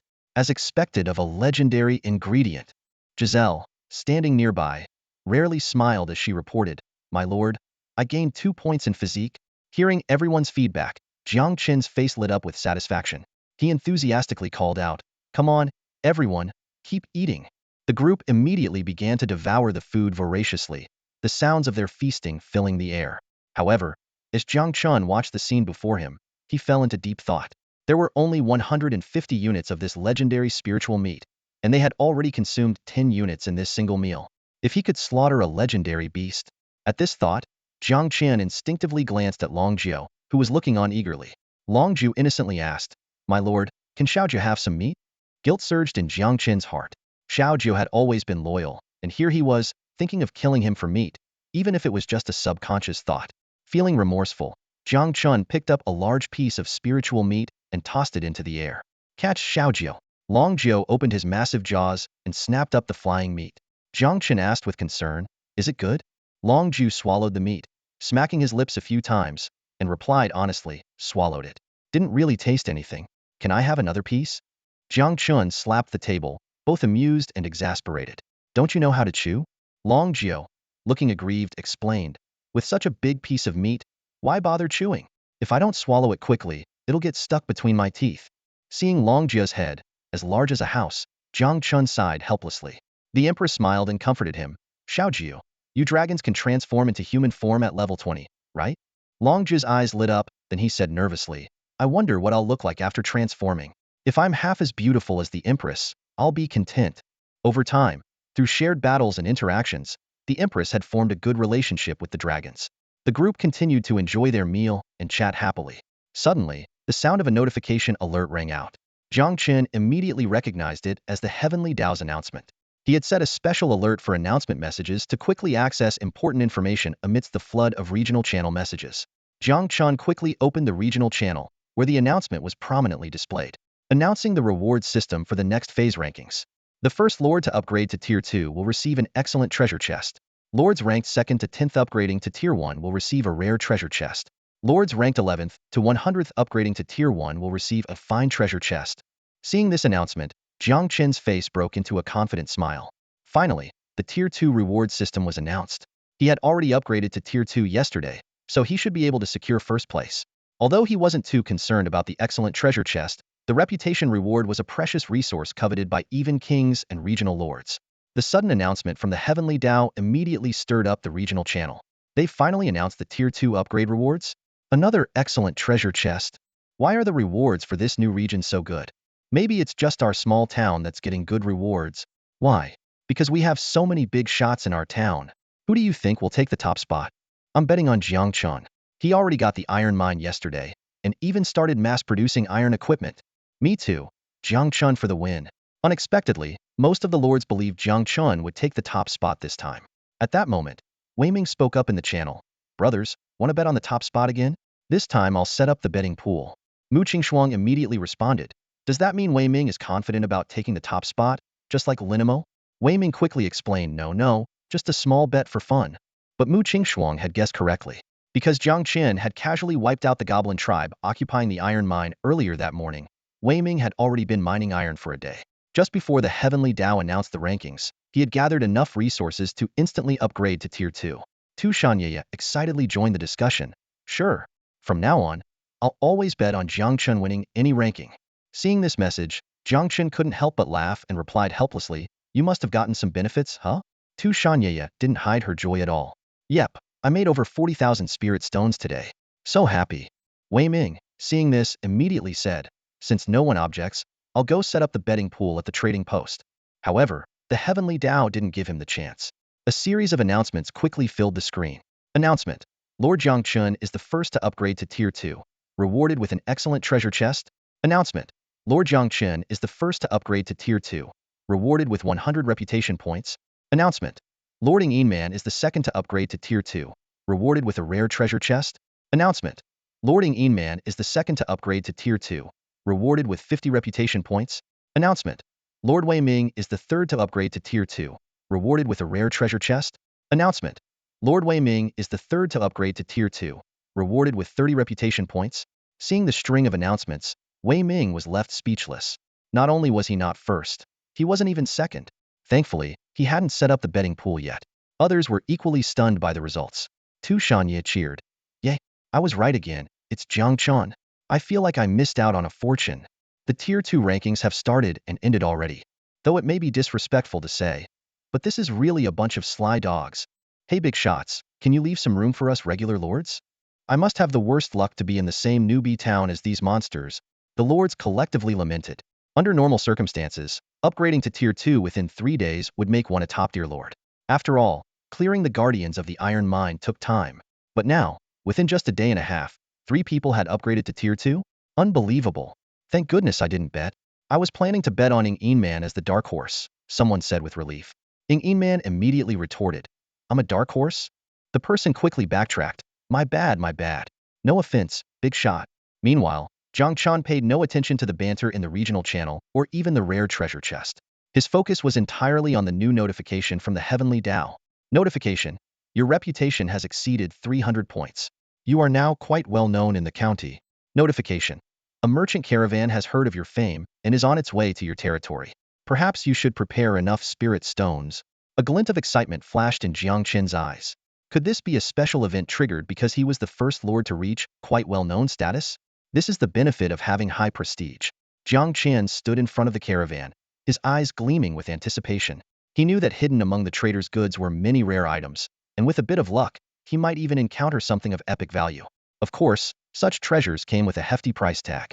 Jiang Chen couldn't help but imagine that if Ing Yimin were here, she might just buy out the entire caravan. However, Jiang Chen wasn't here for those pricey epic items.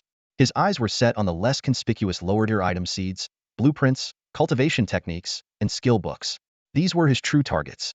Just then, the voice of the Heavenly Tao echoed throughout the small town, interrupting Jiang Chen's thoughts. Due to the overall higher strength of the troops in Town 10086 compared to other towns, the troop power ranking has been triggered. The Lord of the number 1 ranked troop will be rewarded with an epic treasure chest. Calculation rules: the sum of the power stats of all troops under a lord. Settlement time: noon the day after tomorrow. This announcement was like a bombshell, instantly igniting the entire regional chat. An epic treasure chest appearing in a novice town was unheard of. The lords quickly realized that the stronger their troops participating in the ranking, the greater the rewards. Suddenly, an observant lord spotted a crucial detail. Everyone, pay attention.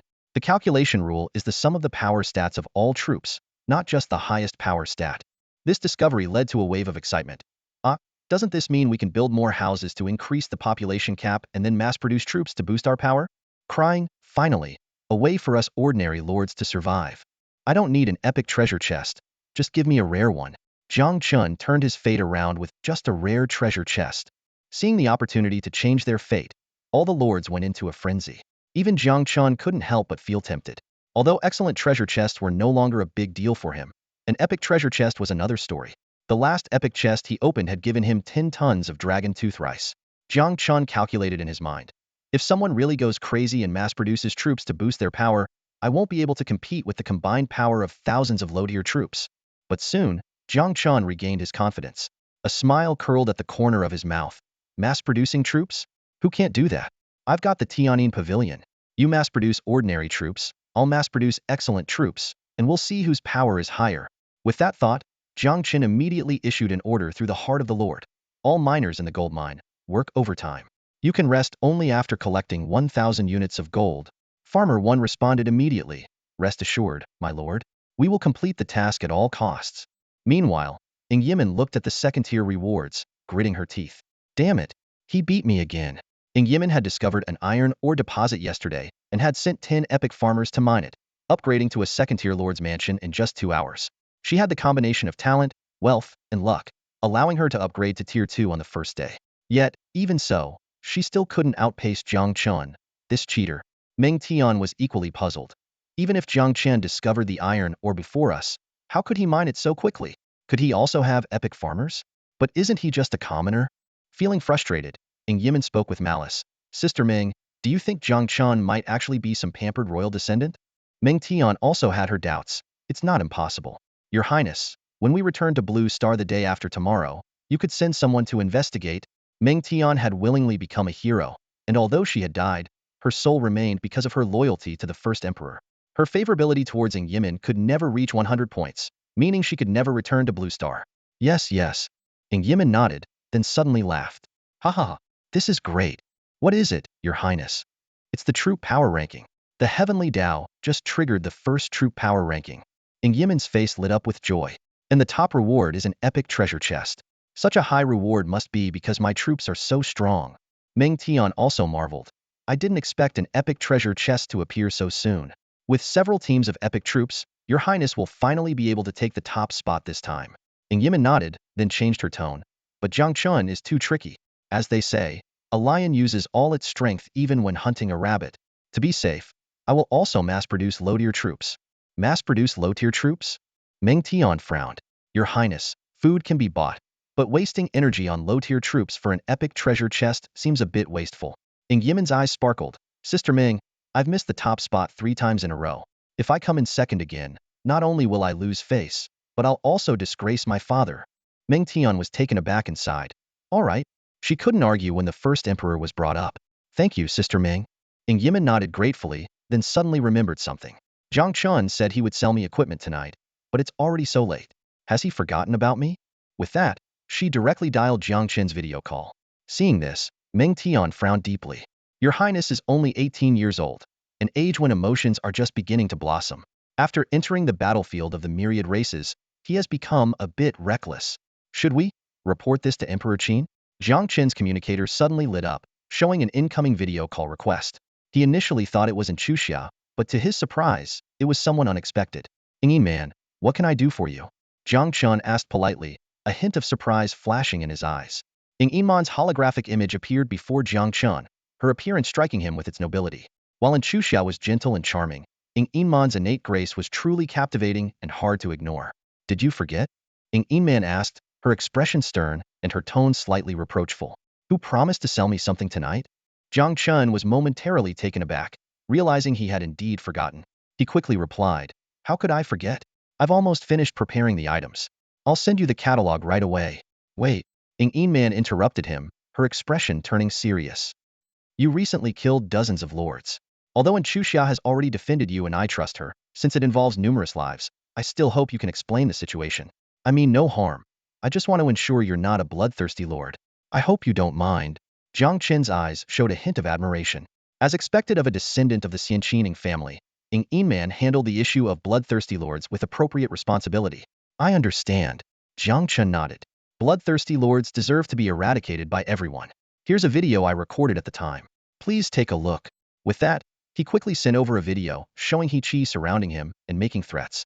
Jiang Chen could have refused Ing Man's request, but he knew that a matter easily explained with a few words wasn't worth causing unnecessary conflict with a valuable ally. Ing Man watched the video carefully, her expression gradually relaxing. She smiled and said, although you were fishing for lawbreakers, their greed led to their demise, so they deserved it. Then, she extended her hand, her tone filled with anticipation. Now, show me the items you want to sell. Jiang Chen smiled at Ing Man and said, hold on a second. He quickly opened his backpack and converted dozens of spare rare and exceptional items into a catalog, sending them all to her. Ing Man's face lit up with excitement, but then she hesitated. Are you sure you don't need these top-tier items? Jiang Chen explained helplessly, my units can't equip them. That's the truth. Dragons can't bear any load in their true form. Goddess warriors come with their own divine gear, and centaur leaders only need swords and bows. I see. Lucky for me then. Ing Man waved her hand excitedly and quickly offered a price. A total of 36 items, 7 exceptional, 29 rare. I'll give you 2 million spirit stones flat. Jiang Chen was stunned, thinking he had misheard. 2 million? Ing Man frowned and said, is that too little? No. Jiang Chen confirmed he hadn't misheard and immediately broke into a smile. Deal. He quickly did the math in his head. The price of exceptional gear was roughly equivalent to rare military tokens, around tens of thousands of spirit stones each.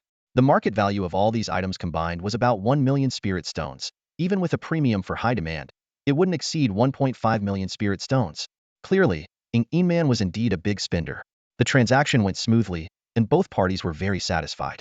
After the deal, Ing Man suddenly shifted the topic and hinted wildly, by the way, Jiang Chen, if you ever come across epic-grade tiger demon meat, contact me. I'll make sure the price is to your satisfaction. With that, she ended the video call. Jiang Chen couldn't help but laugh. Given his recent achievements and various leaderboard rankings, it wasn't surprising that Ing Man guessed he had slain that epic tiger demon.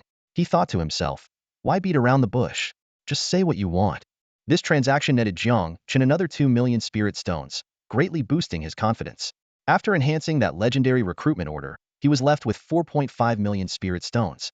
The Tianyin Pavilion required 4,000 units of epic materials at a strengthening cost of 1,000 spirit stones per unit, which totaled 4 million spirit stones. So, he had been very cautious with his spending. But with the sudden influx of 2 million spirit stones, Jiang Chen's mind started racing again. He began to consider what to enhance next. Finally, he took out the kitchen blueprint. After carefully reviewing the enhancement options, he found one that satisfied him. Spend 1 million spirit stones to enhance option 83, the epic building Drunken Immortal Tavern. Jiang Chen decided decisively. He thought it was a bit wasteful to just eat dragon tooth rice and beast meat. Jiang Chen examined the materials required for the Drunken Immortal Tavern: 1,000 units of exceptional grade celestial blue stone, 2,000 units of exceptional grade golden sandalwood, 500 units of epic grade gourmet stone, and 20,000 units of energy, occupying 500 square meters. The enhancement materials alone required 800,000 spirit stones. Including the blueprint cost of 1 million spirit stones, this epic tavern would cost a total of 1.8 million spirit stones, just enough to spend the newly earned money. However, Jiang Chen looked at his territory and was worried about the 500 square meters it would occupy. His level 2 territory was only 10,000 square meters, and the upcoming Tianyin Pavilion would need 1,000 square meters, and these were just level 0 buildings. He thought to himself, I need to find a crystal mine quickly to upgrade to level 3. And once I hit level 3, I can recruit a second hero. Jiang Chen then began the tedious process of enhancing. By midnight, he had finally gathered all the materials. Build the Drunken Immortal Tavern. With Jiang Chen's command, the outline of a 20-meter-high building appeared at the designated spot. 8 hours, just in time for morning. No need to waste spirit stones to speed up construction. Jiang Chen yawned, deciding to get some rest. Just like the previous night, Jiang Chen slept on top, while the Empress slept below. The night passed without incident. The next morning, Jiang Chen woke up to find the Empress already gone. She's really diligent. He stretched and walked out of the Lord's mansion, just in time to see the Empress finishing her training. Morning, Empress. Jiang Chen greeted. Good morning, Lord. The Empress replied respectfully. The other residents, seeing Jiang Chen, quickly put down their tasks to salute him. As Jiang Chen returned their greetings, he arrived at the Drunken Immortal Tavern. The tavern was complete, showcasing a typical Oriental architectural style. Flying eaves, glazed tiles, golden rooftops, jade walls, and dragon pillars reaching the sky. Each floor had ornate corridors, exuding grandeur and shrouded in spiritual mist. Jiang Chen opened the attribute panel and examined the details of the Drunken Immortal Tavern. Quality: epic. Type: dining. Staff: 1 manager, 1 epic chef, 1 epic brewer, 30 waiters. Internal area: 4,000 square meters. Private rooms: 1 heaven room, 5 earth rooms, 20 human rooms, 100 tables. Max capacity: 700. Specialty: immortal drink epic spirit wine. Enhances body potential, increases all attributes by 50, lasts 10 minutes. Traits: 1. Worldly delicacies. Contains recipes from major races of the battlefield of myriad races. 2. Blessing of the food god. Enhances taste by 50 and additional attributes by 20 when cooking within the Drunken Immortal Tavern, effective only for epic and below dishes. 3. Spirit Gathering Array. Under the protective aura of the Spirit Gathering Formation, the Drunken Immortal Pavilion exuded an extraordinary atmosphere. Jiang Chen stood in front of the building, meticulously examining its attributes. The Heaven Room had a 500 increase in spiritual energy concentration, the Earth Room 200, the Human Room 100, and even the common tables had a 50 boost. No wonder it's an epic building, and this is just at level 0. Jiang Chen marveled, his eyes gleaming with excitement. He could already envision a bustling future. With a building like this, even if I become a lord of entertainment, I can still have a house full of guests and a lifetime of wealth. What particularly caught his attention was the inn's specialty, the immortal drink, which enhanced all attributes by 50. Although it only lasted for 10 minutes, it was enough to turn the tide in critical moments. However, when Jiang Chen saw the materials and energy required for upgrading, his expression instantly turned bitter. Just leveling up to 1 required 30,000 energy, not to mention other materials. An epic building is truly not something an ordinary low-level lord can afford to play with, Jiang Chen muttered to himself. At that moment, the innkeeper of the Drunken Immortal Pavilion came out to greet him respectfully. My name is Wang Kai. Greetings to the Lord. What a fitting name.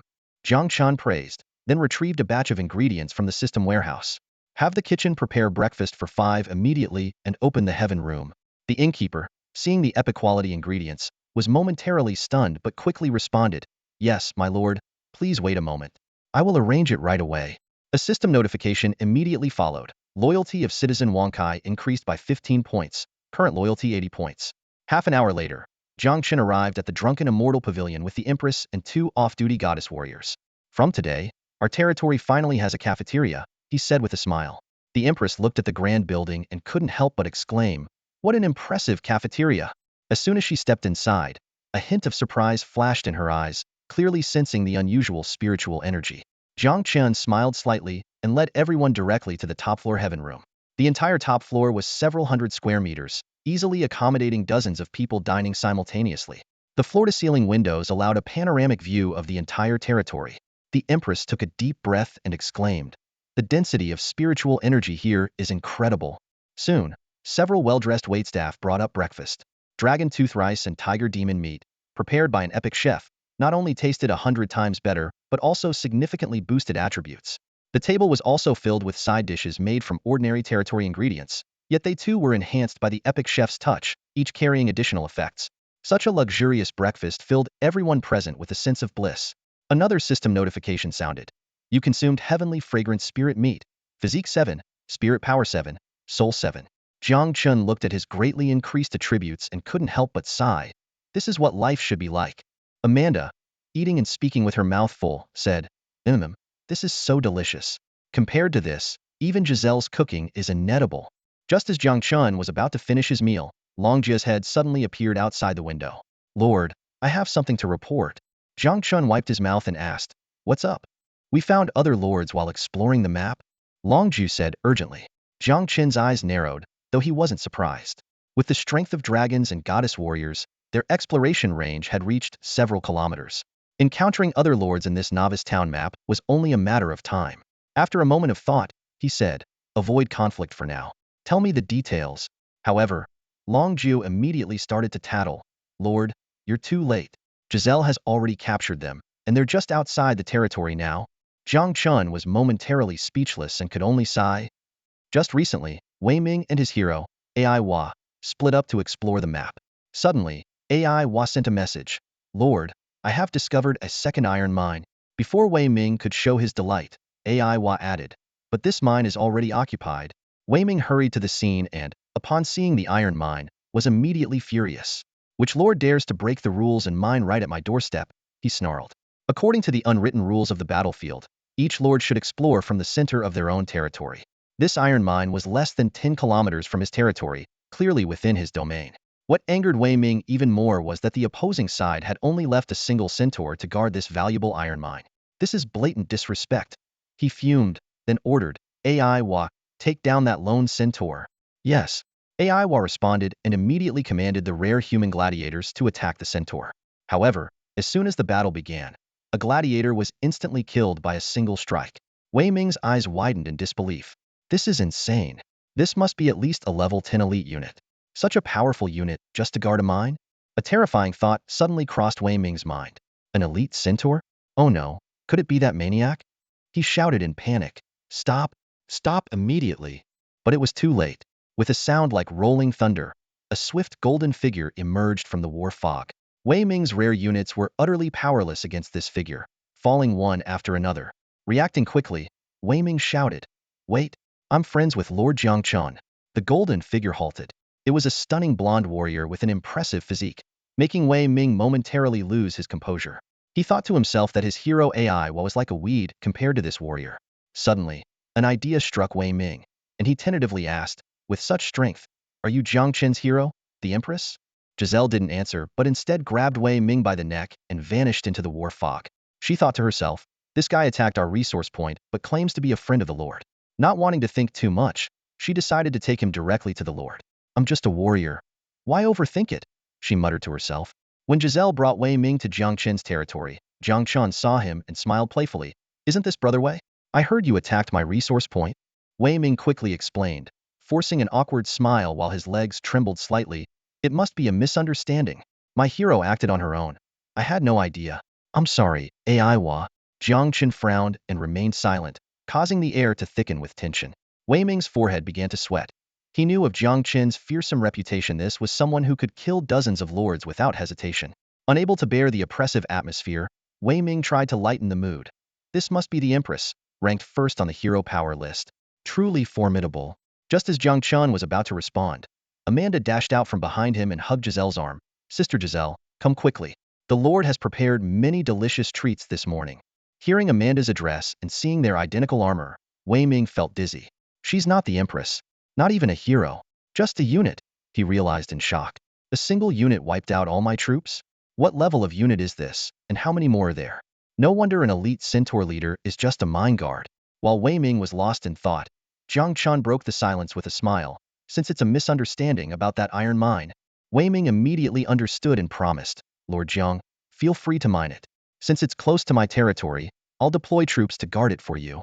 Jiang Chen sighed inwardly. Looks like the path is widening.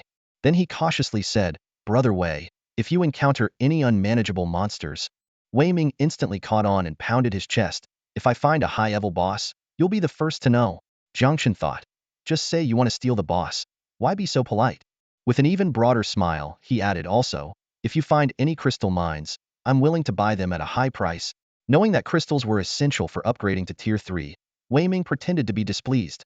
No need to talk about money, Lord Jiang. What's mine is yours, and what's yours is still yours. Seeing Wei Ming so agreeable, Jiang Chen felt a bit embarrassed. I won't invite Brother Wei to my territory today.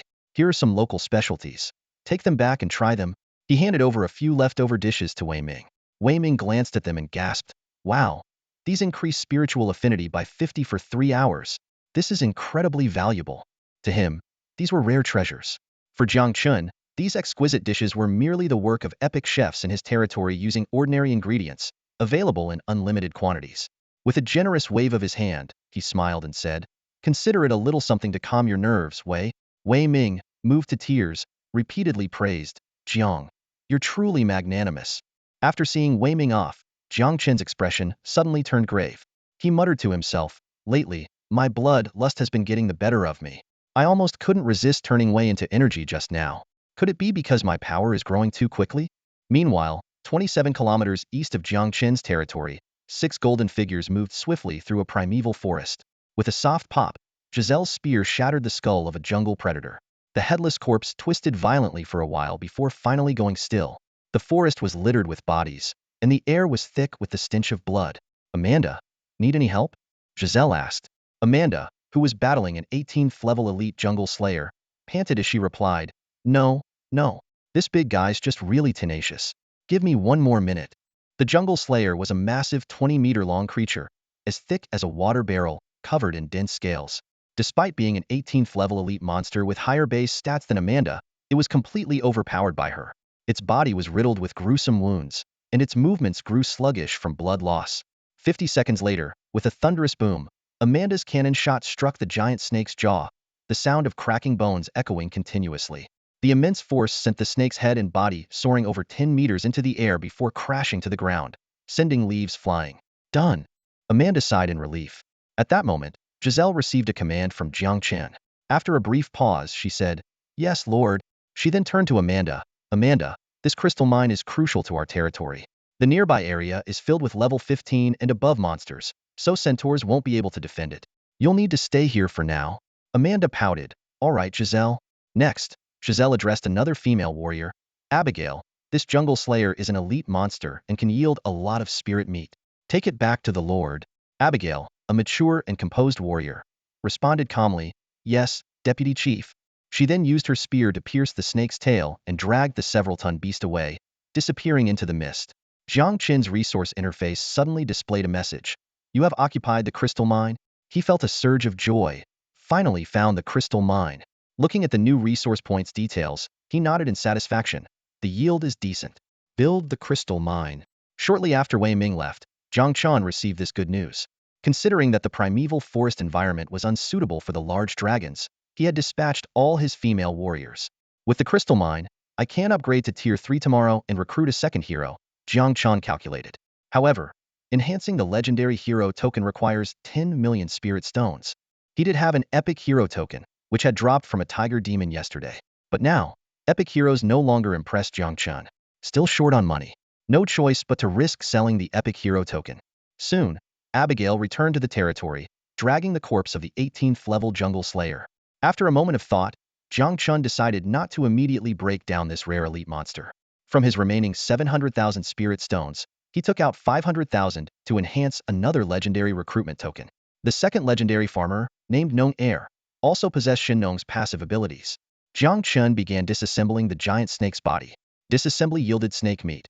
Xinnong's effect activated, increasing yield 5-fold in quality by 1 tier. Obtaining epic snake meat 5. Disassembly yielded snake gall. Xinnong's effect activated, increasing yield 5-fold. Obtaining superior snake gall 5. Disassembly yielded snake skin. The snake's body continuously turned into materials, collected into the drunken immortal pavilion. Suddenly, Jiang Chen remembered a delicacy he had seen in the pavilion's menu that morning. Wang Kai, prepare a dish of dragon and tiger fight for lunch. Wang Kai promptly and respectfully replied, at once, my lord. In the meantime, Jiang Chen patiently waited for the gold mine to be excavated and continued to enhance the star gold. Near noon, Nong Yi finally mined 1,000 units of gold ore. 10 seconds later, Jiang Chen completed enhancing the last unit of star gold. Construct Tianyin Pavilion, Jiang Chen commanded. A towering structure, even grander than the drunken immortal pavilion, rose before Jiang Chen. The majestic Tianyin Pavilion stood imposingly in front of him. He looked up, marveling at the grandeur of this military building. Jiang Chen checked the construction time and found that the Tianyin Pavilion would take 3 days to complete. Lacking the patience to wait, he immediately ordered its completion. The system prompt sounded. You have spent 43,200 spirit stones. The construction of Tianyin Pavilion is complete. Your hero, the Empress, has gained 4 favor points. Current favor, 95 points. Your hero, the Empress, has gained the epic title Holy Master of Tianyin, boosting all attributes by 30. Your hero, the Empress, has learned the skill Teach and Enlighten. Jiang Chen was momentarily stunned, his joy evident. The epic title and the 30 boost in all attributes far exceeded his expectations. Even more astonishing was that the Empress's combat power had now surpassed 300 stars, reaching an incredible height. The Empress looked at the newly completed Tianyin Pavilion, her delight apparent. However, she soon frowned and said with some doubt, Lord, it looks a bit small. Jiang Chen couldn't help but laugh and patiently explained, you can tell you lack experience. While bigger can be better, size isn't the most important thing. It's the performance that truly matters. After speaking, he carefully examined the information panel of the Tianyin Pavilion. Detailed data and functions were displayed one by one, and Jiang Chen couldn't help but marvel at the building's strengths.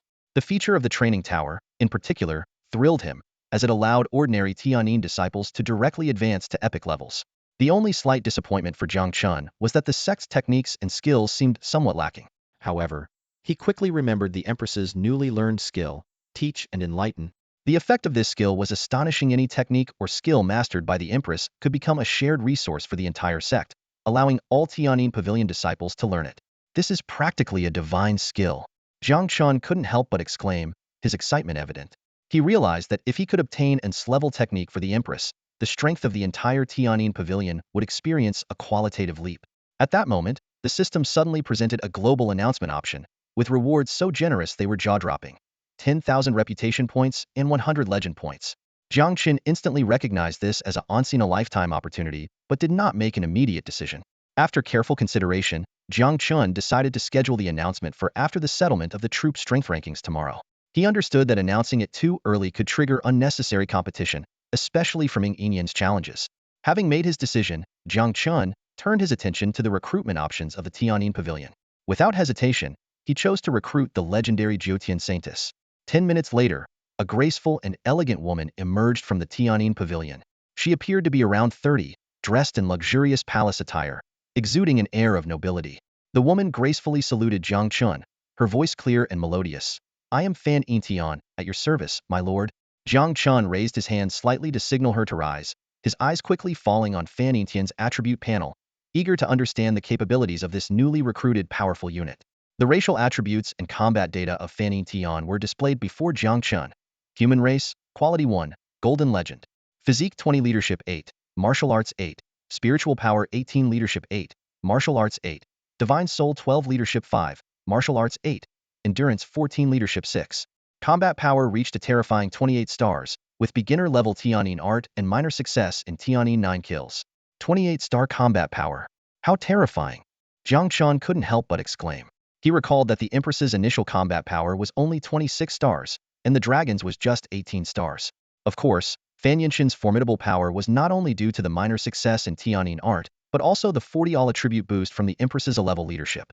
As Jiang Chen was marveling to himself, Fan Yintian suddenly approached the Empress, kneeling excitedly. "Greetings, Empress. It's been 2 years. I've finally found you." The Empress was also excited to see her subordinate, but Fan Yintian's words left her puzzled. "2 years? I've only been in the battlefield of myriad races for 2 days," she murmured, then turned to Jiang Chen and asked, "Lord, do you know what's going on?" Jiang Chen, already confused by their apparent familiarity, was even more perplexed by the Empress's question. However, he quickly regained his composure, recalling some web novels he had read in his past life, and calmly explained, "A day in heaven is a year on earth. The battlefield of myriad races is the origin of all worlds, so naturally, time flows slower here." The Empress suddenly understood and curiously asked, "Then, Lord, can we return to our original world?" Jiang Chen inwardly groaned but maintained a calm exterior, nodding solemnly, "Of course.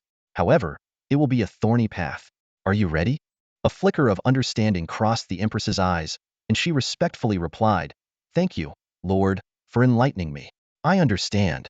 Just as the atmosphere grew a bit awkward, the second holy maiden of the 9 heavens appeared in time.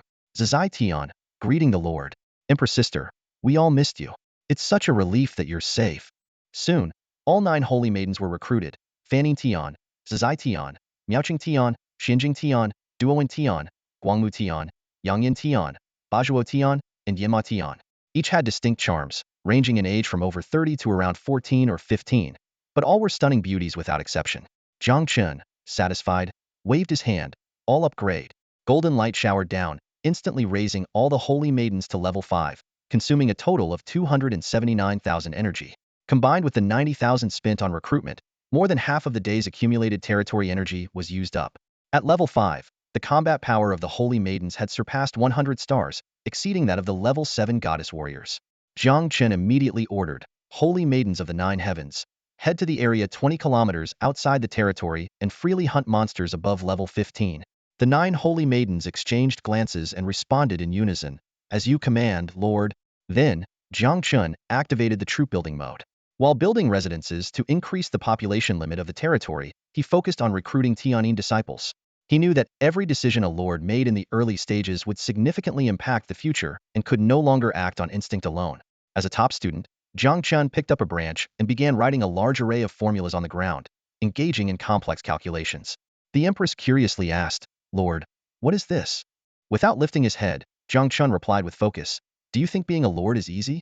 This is called territory mathematics, a prerequisite for territory simulation studies." Soon, the calculations showed that the newly recruited Tianyin disciples could be upgraded to level 3. Jiang Chen immediately ordered, "Upgrade, raise them to level 3. The territory instantly buzzed with activity, filled with vibrant energy. Jiang Chen calmly instructed, "Pair up and hunt monsters outside the territory, but stay within a 10-kilometer radius." The Empress watched Jiang Chen's strategic planning with admiration in her eyes. A system prompt popped up. "Your capabilities have earned the Empress respect. Favorability 1. Current favorability 96 points." Jiang Chen was secretly pleased. Just 4 more points, and the Empress favorability would reach 100. He eagerly anticipated that moment. As night fell, Jiang Chen had already recruited 80 Tianyin disciples. After finishing dinner in the VIP room, he looked at the day's achievements with satisfaction. A disciple from the Tianyin sect hurriedly pushed open the private room door, his face brimming with excitement. "Lord, a caravan claiming to be from the county town has arrived outside the territory." Jiang Chen's spirits lifted at the news. This was the special event he had been eagerly anticipating. He quickly walked over to the window, taking in the magnificent view from the top floor of the drunken immortal pavilion. In the distance, a large caravan came into sight, dozens of horse-drawn carriages moving slowly, accompanied by nearly 100 fully armed guards. Before long, Jiang Chen welcomed the caravan's manager into the private room. A middle-aged man dressed in luxurious attire entered and respectfully greeted, "My name is Tian Ding, the manager of the Tian Family Trade Association." "It's an honor to meet you, Lord." Jiang Chen returned the greeting politely. "Welcome, Manager Tian. Please, have a seat." Tian Ding looked around, visibly impressed by the opulent decor of the pavilion. "I've heard in Qingyang County that you, Lord, have frequently topped the rankings of the newbie town. Seeing it today, your reputation is indeed well-deserved." Jiang Chen silently noted the name Qingyang County, but remained composed. He got straight to the point. "Manager Tian, you flatter me. May I have a look at the goods your association has brought?" Tianding readily produced a virtual inventory list. Jiang Chen carefully scanned through it, his eyes lighting up as he spotted 3 E-grade territory advancement tokens, each priced at 10,000 spirit stones. Without hesitation, he bought all 3. Continuing down the list, Jiang Chen found the martial arts manuals and skill books he had been waiting for. From the F-grade Tongbei Fist to the A-grade breathing technique, there were a total of 23 low-tier manuals and skill books. Jiang Chen decisively purchased them all. Though Tianding was visibly pleased, he kindly advised, "Lord, mastering too many techniques might spread you thin. It might be better to focus on one high-quality technique." Jiang Chen smiled in appreciation but offered no further explanation. He continued browsing the list and bought several blueprints for farmland, arrow towers, and pastures. When he inquired about plant seeds, Tianding somewhat awkwardly admitted that they only had high-tier seeds, whereas Jiang Chen needed the most basic low-tier ones. At the end of the list, a special item caught Jiang Chen's eye, a legendary hero token, priced at a whopping 10 million spirit stones. Tianding proudly introduced this rare treasure, not forgetting to tease, "But Lord, can you afford it?" Jiang Chen chuckled inwardly. He already possessed a legendary hero token but had not used it to keep a low profile. An ingenious idea struck him: why not sell his token quietly and use the funds to strengthen a second legendary hero? With this in mind, Jiang Chen quickly captured an image of the inventory list. His first target buyer was naturally the wealthy and generous Yin man. Jiang Chen promptly sent a message. "Hey there, need any items? I can help you purchase." He attached the image he had just captured and waited for a response. Soon, Jiang Chen received a reply. Yin Man's message popped up, her tone brimming with joy. "An epic hero token? Did you trigger the caravan event? Offering it at cost for 10 million spirit stones with no profit? You're something else, thinking of your sister with such a great deal. But my drawers are already full of epic hero tokens." Jiang Chen almost choked on his breath and could only respond helplessly, "You're amazing, boss." After a moment of contemplation, Jiang Chen realized that among his acquaintances, Xuanyuan seemed the most suitable. He immediately sent her a message with a picture of the epic hero token. "Xuanyuan, need a proxy purchase?" Xuanyuan's reaction was even more enthusiastic than Yin Man's. Her message popped up instantly. "Oh my god, an epic hero token? The caravan actually spawned an epic hero token? Your luck is incredible." Seizing the moment, Jiang Chen replied, "At cost, 10 million spirit stones, and he'll get it for you." Xuanyuan's reply was filled with urgency, "But I don't have that much money." Jiang Chen, not giving up, continued to persuade her, "Use your in-family princess status to gather funds. Or if worst comes to worst, borrow from Sister Ing." "Even so, I can't gather 10 million spirit stones," Xuanyuan replied, her tone full of helplessness. Jiang Chen grew anxious and blurted out, "I'll sell it to you cheaper, 9 million spirit stones." And Xuanyuan was stunned. 9 million? This is the first time I've seen a proxy purchase at a loss. Realizing he was too hasty, Jiang Chen quickly covered up. "I mean, he'll try to haggle with the caravan for a better price." And Xuanyuan was still troubled. "But 9 million is still too much." After thinking for a moment, Jiang Chen suggested, "How about this? When you return to Blue Star tomorrow, tell the Lord about this epic hero token. I'm sure the Lord won't pass it up." And Xuanyuan pointed out a critical issue. "The caravan doesn't stay for more than 3 hours, right?" "I remember this was a question in the Huanggong's secret strategy." Jiang Chen assured her confidently, "Don't worry, I guarantee to get the epic hero token for you, even if it means paying a price." Moved by Jiang Chen's sincerity, and Xuanyuan replied, "Jiang Chen, you're too kind to me. I don't even know how to thank you here. I just got an item.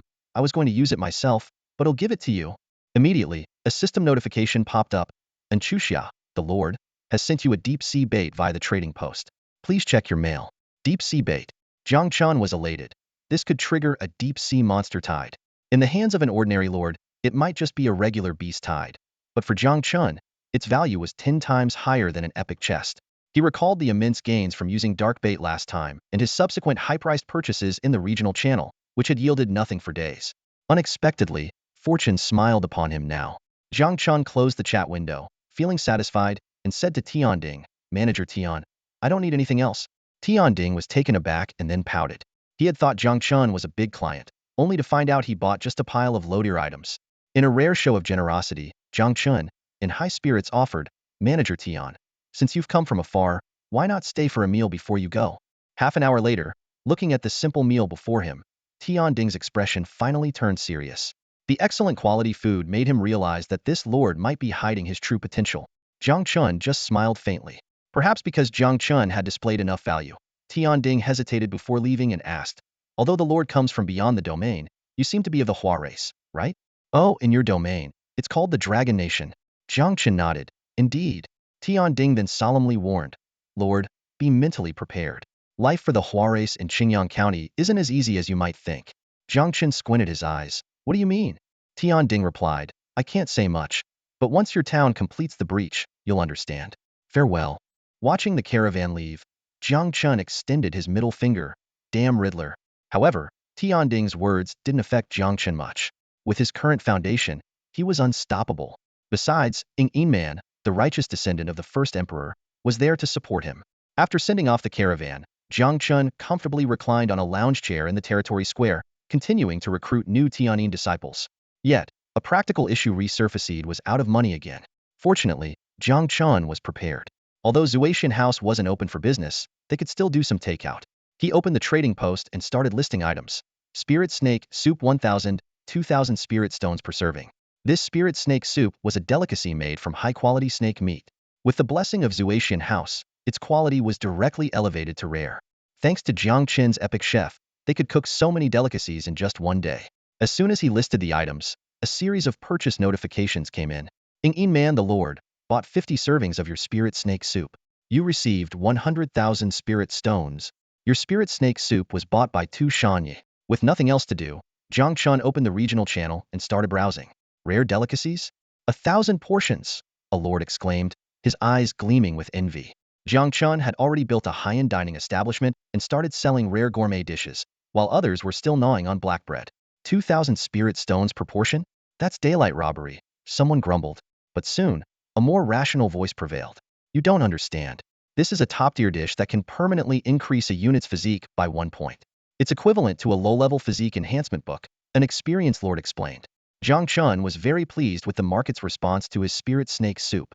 Although only the first portion could increase attributes, and it was limited to units below rare quality, it still became a hot commodity.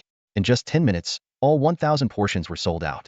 Jiang Chen, can you put up a few more portions? A latecomer asked urgently. Jiang Chen replied, sorry, the supply is limited. We'll continue selling at the same time tomorrow.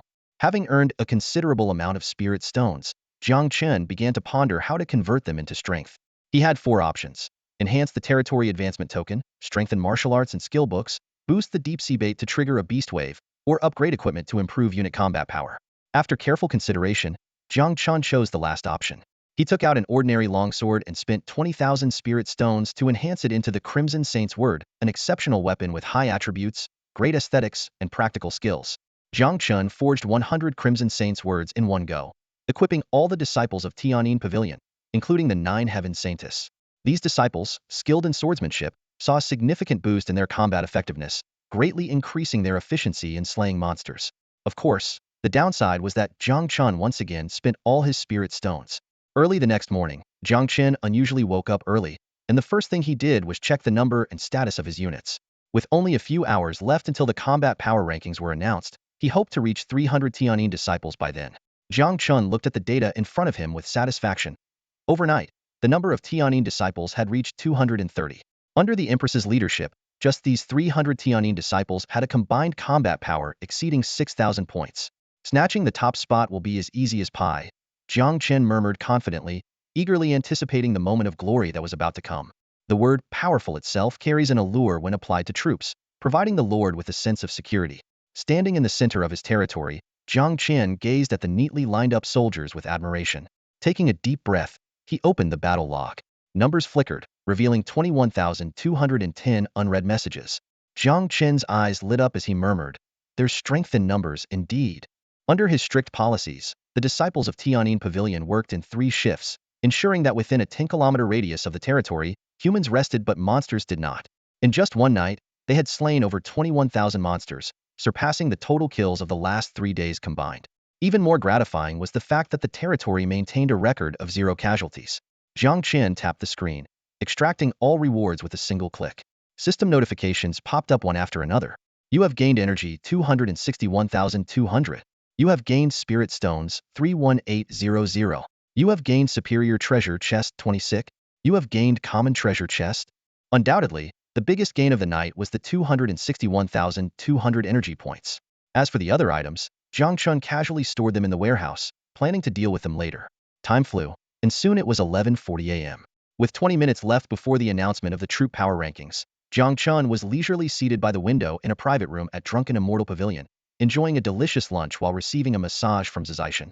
Zizishan, the youngest of the 9 heaven saints, had mastered the 11 skill of massage to perfection, almost reaching a transcendent state. She was once the personal masseuse of the Empress. Ah, that's comfortable. A bit lower. Jiang Chen closed his eyes in satisfaction. Zizishan's hands moved lower as she softly asked, "Is this the spot, Lord?" "Ah, yes, that's it." Jiang Chen almost moaned, quickly opening the regional channel to distract himself. In the channel, a second-generation leader of a small family named Xuanyuan was speaking. "I'm so excited. Only half an hour left until the troop power rankings are announced." Wei Ming immediately responded. "Looks like you're well prepared, Xuanyuan." Xuanyuan didn't hold back. "Since Brother Wei asked, I'll be honest. I built 3 new barracks and 100 residences, and went on a troop-building spree for a whole day." Wei Ming exclaimed, "Wow, you must have over 1,000 militiamen now." Xuanyuan replied proudly, 1,400 plus. "You have no idea, Brother Wei. My territory is still level 1, just 4,000 square meters. It's so crowded now that if I wait a few more hours, a mutiny might break out."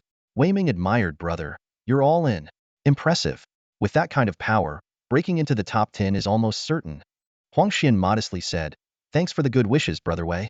All my resources went into troop building this time, delaying the territory's development by at least a day. If I don't get a good rank, it'll be a total loss." Wei Ming sighed, "Indeed." At this moment, Tu Shanye chimed in.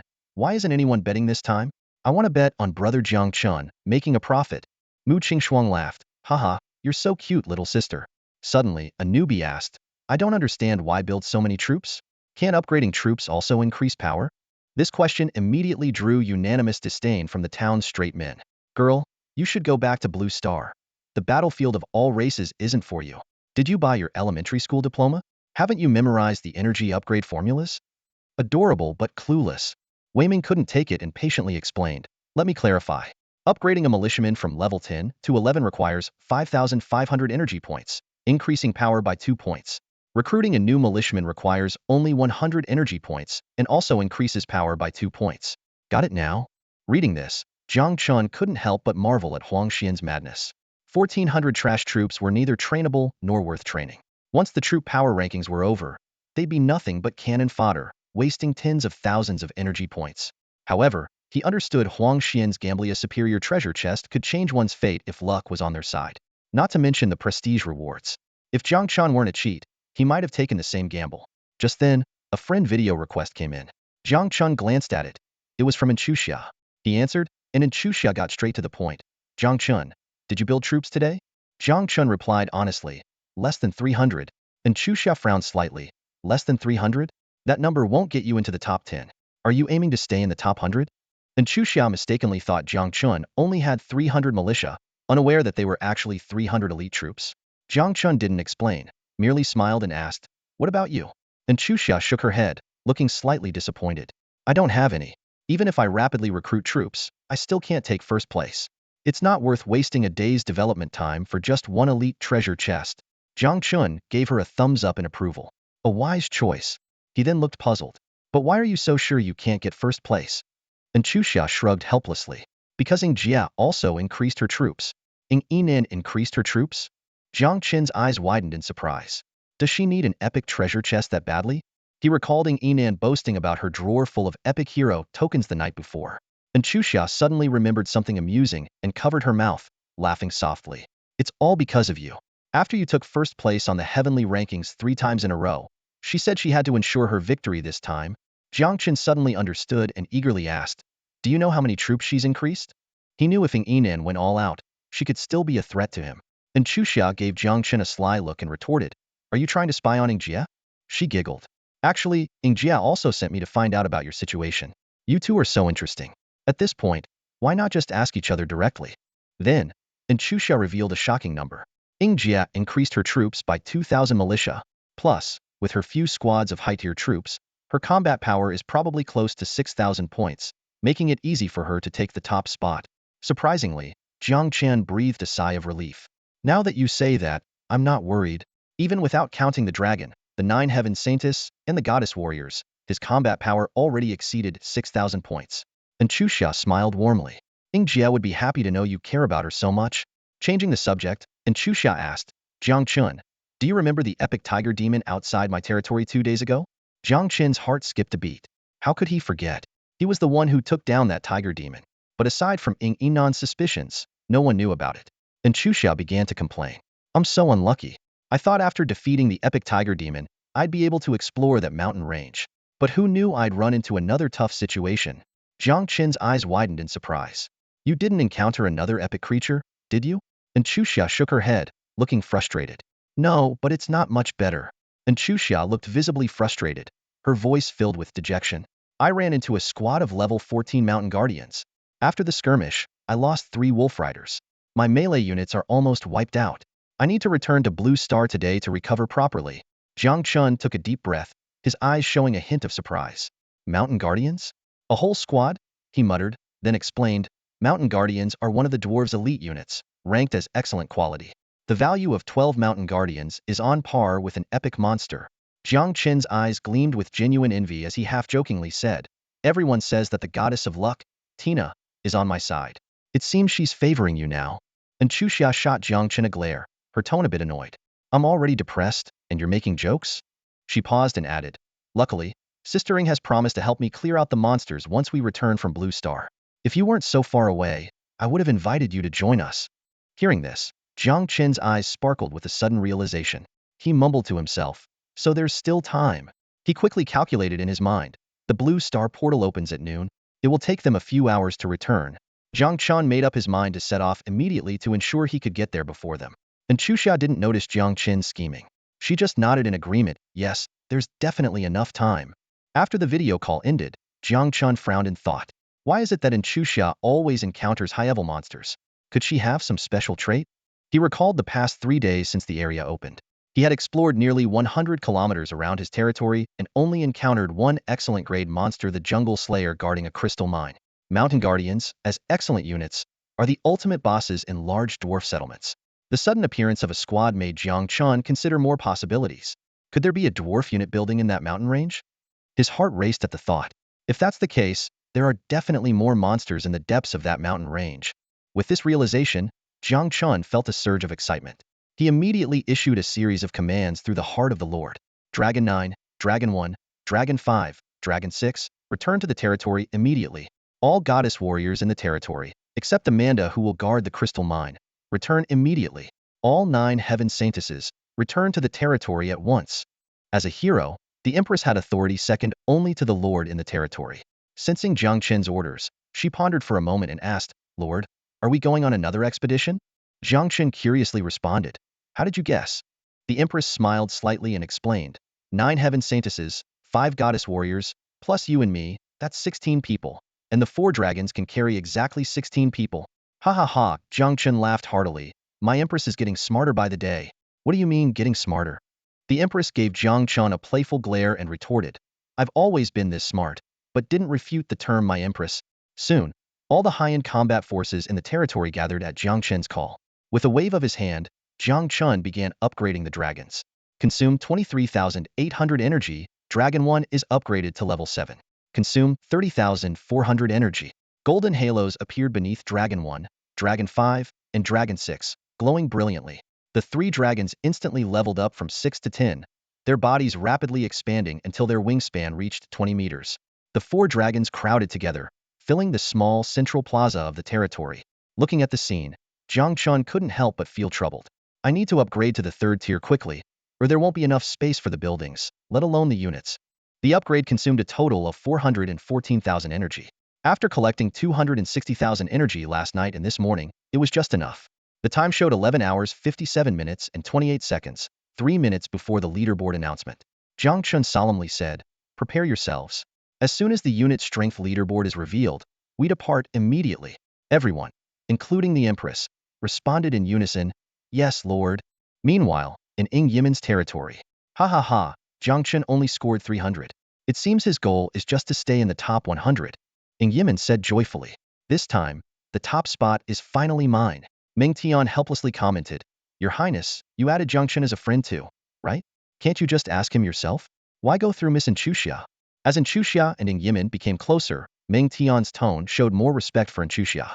How could I do that? Ying Yimin quickly shook her head. I have to act like I don't care about the leaderboard, like it's no big deal to casually take the top spot. Do you understand that feeling, Sister Ming? I get it. Meng Tian teased. It's like how Jiang Chen seemed in the previous heavenly rankings. Ing Yimin was momentarily speechless. At 12 o'clock sharp, the sky above the war fog shone with golden light. The unit strength leaderboard officially began. All the lords in the 10,086th town eagerly awaited. It's starting. So exciting. The Blue Star portal is open too.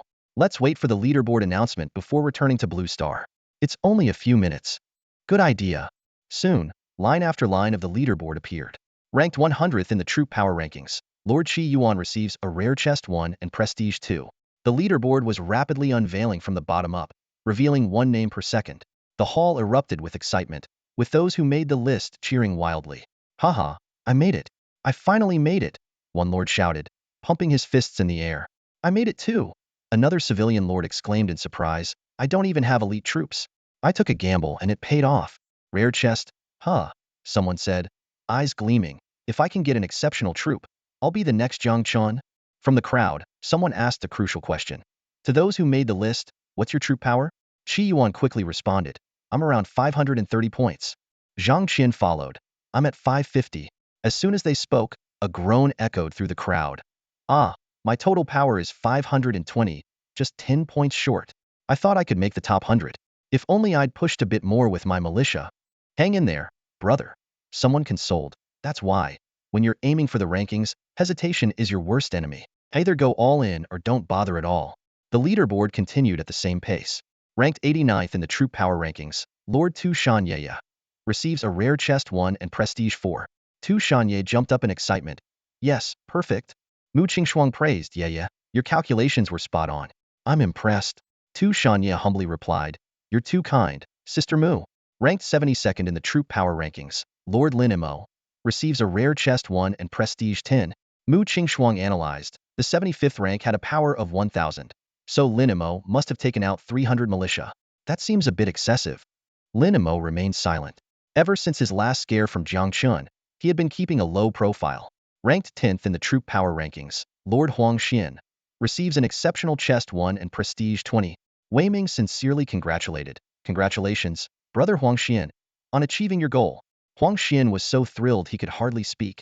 Haha, truly, the heavens favor every dream. Thank the heavens, my family, and everyone who supported me. Wei Ming continued, if you get a troop or even a hero, brother Huang, you'll really soar to new heights. Huang Xian laughed even more heartily, haha. Thanks for the good wishes, brother Wei. The leaderboard kept revealing names. Ranked 9th in the troop power rankings, Lord Sun Gang. Astonishingly, the announcements continued even when the third rank appeared. The third place on the troop strength ranking has been revealed. Lord Mu Qingshuang received an excellent chest and 100 reputation points. And Chu Xia looked at Mu Qingshuang in surprise. Sister Mu, you actually got third place? Did the lieutenant of the Jiangnan military district also boost troops? Mu Qingshuang smiled and explained, little sister Chu Xia, the military district's budget is tight, so I had to rely on myself. She added with a hint of regret, unfortunately, I put in all my effort and only reached 4,200 points. Yet I still got third place. Wei Ming pondered. The top two must be Jiang Chen and Ing Yian, right? Ing Yian and Jiang Chen responded almost simultaneously. Why not? And Chu Xia couldn't help but laugh. Jiang Chen, you only boosted 300 troops. Why are you making a fuss? Wei Ming quickly defended Jiang Chen. Don't underestimate Jiang Chen. He's really powerful. He suddenly realized that if Jiang Chen had indeed boosted 300 troops, along with the goddess warriors, he shouldn't have fallen off the rankings. As everyone speculated, the second place was announced. Ing Yian once again took second place, earning an excellent chest and 200 reputation points. Someone teased, Ing Yian is second again. This is the fourth time. Forever the runner-up. Another person quickly stopped him. Are you crazy to say that about Ing Yian? I mean, maintaining such a stable performance is quite impressive. And Chu Xia found it hard to believe. Sister Ing has such high troop strength. How could she only be second? A flash of anger crossed Ing Yian's eyes. It must be Jiang Chen again.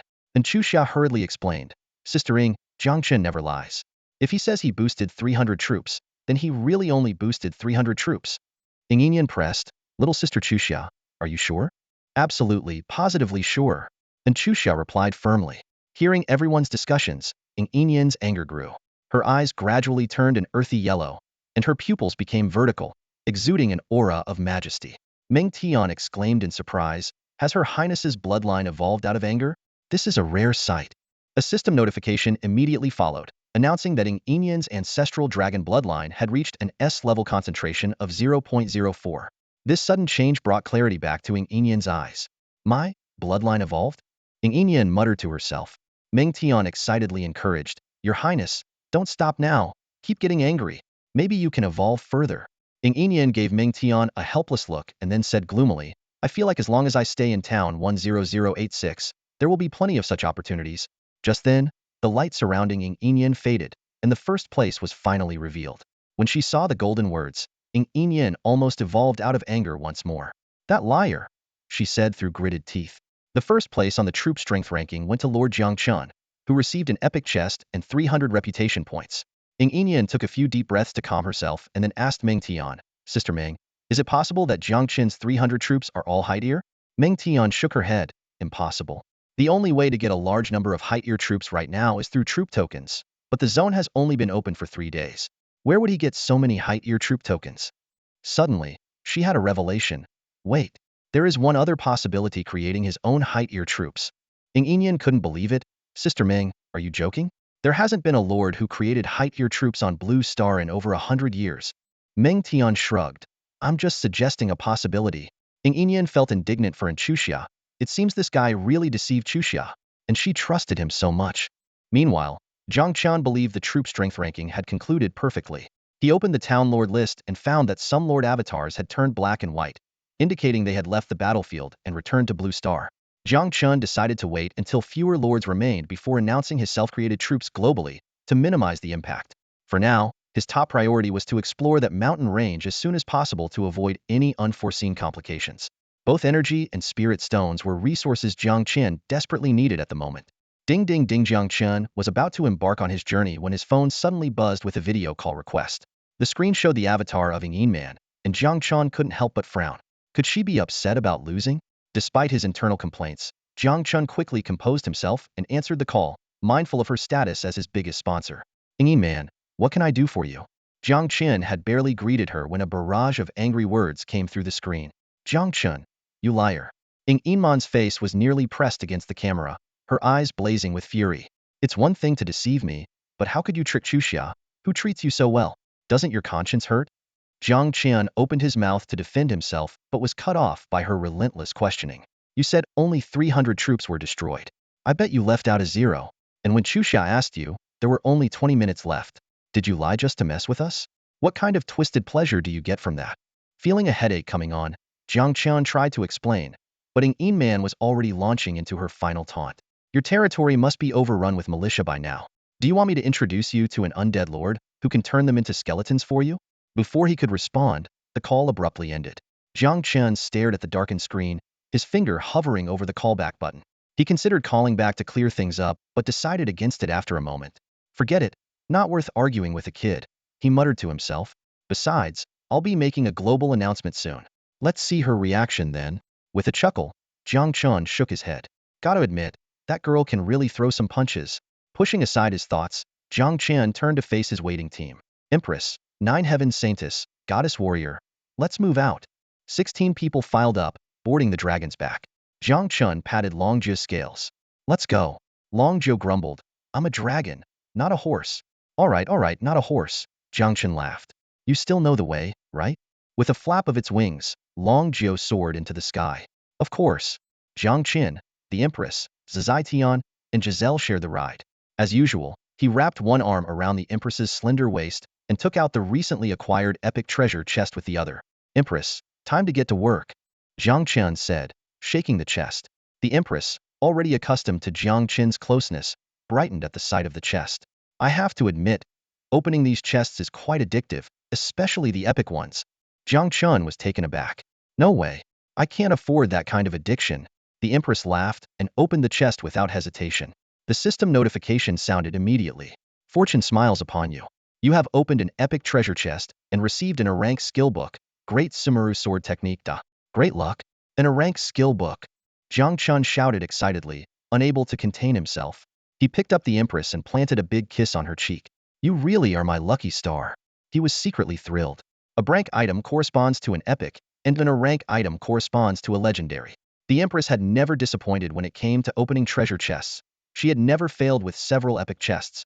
Today, she had even triggered a 1 in 10,000 chance and pulled out an item of a higher rank. Jiang Chen eagerly examined the skill book's description. Great Void Sword Style, a rank. The strongest defensive sword style of the Xuanyuan immortal sect, capable of drawing on the power of the void to form a barrier. Mastery can turn a single sword strike into a domain.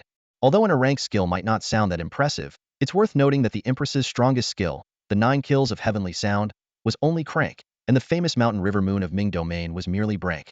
An rank skill book couldn't be further enhanced. So Jiang Chen handed it over to the Empress without hesitation. Empress, you learn it. He wanted to see the effect of the Empress's newly acquired divine skill, preach and teach. The Empress didn't hesitate and immediately responded, "Yes, my lord." Then, the system notification sounded. Your hero, the Empress, has successfully comprehended the Great Void Sword Style Beginner. Preach and teach activated. The Heavenly Sound Pavilion has acquired the sect skill Great Void Sword Style, and all Heavenly Sound Pavilion units can learn it without any cost. Jiang Chen clapped his hands in satisfaction. The best part was that he had complete control over who could learn this skill. As a competent lord, he knew that a rank skill, which could be considered a sect's treasure, should only be taught to direct disciples, or those who had made significant contributions. However, given that his territory was in a rapid development phase, Jiang Chen decided to make an exception. Everyone, learn it, he commanded with a wave of his hand. The disciples of the Heavenly Sound Pavilion have been working hard fighting monsters. Consider this a reward. System notifications followed one after another. Your unit Brahma Heaven has successfully comprehended the Great Void Sword Style Beginner. Your unit Free Heaven. In an instant, whether it was the 9 Heaven Saints or the hundreds of Heavenly Sound disciples, they all mastered this rank skill. Even though he had anticipated it, Jiang Chen couldn't help but marvel, Empress, your skill is overpowered. It's like turning one skill book into countless copies. Beside him, Free Heaven sensed the power for a moment and exclaimed, such a strong sword technique. Even though it's just one move, it can be transformed into countless variations. Saying this, she drew her crimson sacred sword and shouted, Shumi. Even though it was just the beginner level, visible ripples appeared in the void, wrapping tightly around Free Heaven. Giselle, standing nearby, exclaimed, such strong defense. Even my thunderous projection couldn't break it with one strike. Truly worthy of a rank skill. Suddenly, Longjia's voice came through, Free Heaven, you can practice later. Training your sword skills on someone's back is quite disrespectful to the dragon. Free Heaven snapped out of it, squatted down and patted Longjia's scales. Sorry, Xiaojiu, you were flying so steadily, I forgot I was in the air. That's better. Longjiu seemed pleased, swaying its head. And, Free Heaven, I arrived before you. So call me Sister Jia. An hour and a half later, four dragons carried 16 people and landed once again at the valley where they had previously slain the tiger demon. The Empress looked at the rolling mountains and sighed. No wonder Xuanyuan, the Lord, is determined to conquer these mountains. They occupy probably 3/4 of her territory. Without developing these mountains, she can't progress. Jiang Chen, full of righteous fervor, declared, why else would I travel hundreds of miles to help her clear the bosses in these mountains? To make such a noble-sounding statement about stealing monsters, only Jiang Chen could pull it off. The Empress rolled her eyes at him. So, my lord, shall we start now? Hold on a moment. Jiang Chen said, opening the Town Lord list again. Seeing that most of the Lord avatars had turned black and white, he nodded in satisfaction. I'll post a global announcement first. For major events triggered by individuals like Jiang Chen, unlike the rules for Heavenly Dao ranking rewards, the announcement and timing were entirely up to the Lord. Announcing it would grant prestige rewards, not announcing it meant no rewards. There was no option to hide the name in the announcement. Despite knowing that this announcement could bring unpredictable changes, Jiang Chen gritted his teeth and sent it out for the massive prestige and legendary points. Thus, on the third day of the server opening, at 13 hours 47 minutes and 18 seconds, an incredibly simple announcement shook the entire Blue Star domain. At the same time, Jiang Chen received a message from Heavenly Dao. Notice, you have received prestige 10,000, legend points 100. Notice, your prestige has reached famous across the land. Notice, an excellent elf hero is coming to your tavern upon hearing your name. The effect is immediate. Jiang Chen exclaimed, just got famous across the land, and the tavern has already spawned an excellent hero. This is the benefit of prestige. Although Jiang Chen didn't care much for an excellent hero, it didn't mean they were common. And Xuanyuan, the daughter of a city lord, only started with a rare hero. And this was just the beginning. Now Xuanyuan and Yingjiao will know I wasn't lying to them. I said 300 units, and it will be 300 units. Beep beep beep. Jiang Chen was surprised. Some friends hadn't returned to Blue Star. To Xuanyuan, brother Jiang Chen, please tell you she didn't see wrong. Jiang Chen replied grumpily, you saw wrong. To Xuanyuan, a god who created an excellent unit is in the same town as you, and he's my brother. So happy, please take care of me. It was clear that the little fox was overly excited, probably bouncing around her territory. Hearing her plea for care, Jiang Chen perked up but then thought of her age and teased. That would be criminal. To Xuanyuan, you quickly understood. I'm from the Tianhu clan. Although I'm only 10, I'm equivalent to an 18-year-old human. Jiang Chen knew she was joking. Curious, he asked, you don't happen to have a sister named Tu Shan Su Su, do you? Tu Xuanyuan. How did brother Jiang Chen know? That's my sister. Jiang Chen. Tu Xuanyuan. Brother Jiang Chen, check the regional channel. It's going crazy. Jiang Chen. It's probably more meaningless praise for me. Nothing new. I'm tired of it. Tu Xuanyuan. After quickly dealing with the little fox, Jiang Chen, full of spirit, commanded, everyone, advance into the mountains. Yes, they responded in unison. After posting the announcement, Jiang Chen happily went back to fighting monsters and leveling up. Yet, at that moment, the world was abuzz because of him. Even though Jiang Chen deliberately chose the moment when the Blue Star Passage opened to make his announcement, there were still billions of new lords in the battlefield of 10,000 races. This announcement was like a bolt of lightning, appearing simultaneously in the central vision of all the lords. Instantly, it was as if the entire battlefield had been put on pause. Lords from Dragon Country, Lighthouse Country, North Bear Country, Sakura Country, and South Stick Country were all stunned, their eyes filled with disbelief. Moments later, as if a switch had been flipped, they erupted into fervent excitement. 3 days into the new region, and he created his own unit? And it's an elite unit? Someone shouted hoarsely. How many years has it been since we've heard of anyone in the Blue Star domain creating an elite unit? 80 years? 100? This is incredible. Another lord exclaimed with excitement. A completely self-created elite unit. If Jiang Chen doesn't fall, he could definitely dominate an entire state. The lords from various countries began to speculate about Jiang Chen's identity. Jiang Chen, judging by the name, he must be from Dragon Country, right? It won't be long before our great Sakura Empire launches a racial war to annihilate all Dragon Country lords in the 7th heaven. Ha ha ha, Jiang Chen sounds like a name from our South Stick Country, doesn't it? And this was just the tip of the iceberg. In the main world of Blue Star, the altars in all cities began to emit a low hum simultaneously. This phenomenon startled the city lords, who rushed to check the situation. Using their administrator privileges, the city lords saw the celestial announcement and were stunned, their eyes widening in disbelief. An elite unit? One city lord muttered. This means that before long, he'll be able to mass-produce the unit's tokens.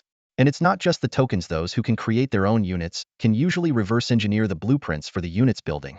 Another city lord said excitedly, if we can establish a good relationship with this big shot, maybe in a few decades, our Covenant City will have endless elite units. Someone else, filled with jealousy, gritted their teeth and said, Dragon Country doesn't deserve such talent. We must find out who this Jiang Chen is. Money, women, status, whatever he wants. Free will give it to him. All factions were curious about who Jiang Chen really was. Only East Sea City Lord and Luoshi remained calm. In her spacious and bright office, Enchuxia was recounting everything that had happened over the past 3 days to her mother. Luoshi and Enchuxia looked almost identical, and with the longevity of a heavenly powerhouse extending up to 200 years, the two standing together looked more like sisters. Jiang Chen, that commoner, actually took the top spot on the celestial rankings 4 times? And Luoshi was astonished. As a renowned warlord of Dragon Country, this was the first time she had heard of such a thing. And you said his territory generated a caravan to buy you an epic hero token? This guy's luck is unbelievable. And Enchuxia nodded eagerly and then pleaded, Mom, can you help me buy the epic hero token that Jiang Chen is getting for me? And Luoshi pondered for a moment. An epic hero token is incredibly rare, and it's definitely worth 10 million spirit stones. And Enchuxia was overjoyed. So, does that mean you agree? But in Luoshi's tone shifted. However, how can you guarantee that Jiang Chen will give you the token after purchasing it, instead of keeping it for himself? And Enchuxia quickly defended Jiang Chen. I've known Jiang Chen for years. He never lies. Never lies? And Luoshi scoffed. He just claimed he only created 300 units. How could 300 units take the top spot on the combat power rankings? They must be elite units at least. And Enchuxia pouted. Jiang Chen was just joking. And Luoshi spoke earnestly. He's already at Tier 2. At Tier 3, he can recruit a second hero. In this situation, how could a commoner resist the temptation of an epic hero token? That's an epic hero. And Enchuxia pleaded pitifully, Please, Mom, I've already promised Jiang Chen. Without the 10 million spirit stones, how can I explain it to him? She regretted telling her mother about the 300 units. And Luoshi was furious. You really are growing up and becoming impossible to keep around. Do you think your mom's spirit stones come from the wind? Just then, a low hum resonated through the air. And Luoshi's expression changed, and she stood up abruptly. This sound signifies a blue star domain announcement. Has something major happened in the battlefield of 10,000 races again? With that, she soared into the air, heading towards the nearby altar. And Chusha chased after her, shouting, Mom, wait for me. By the time Chusha arrived, a large crowd had already gathered outside the square. People were buzzing with speculation. Oh my god, the altar is emitting an unusual phenomenon. Has something major happened in the battlefield of 10,000 races? This humming sound is clear and pleasant. Maybe it's good news.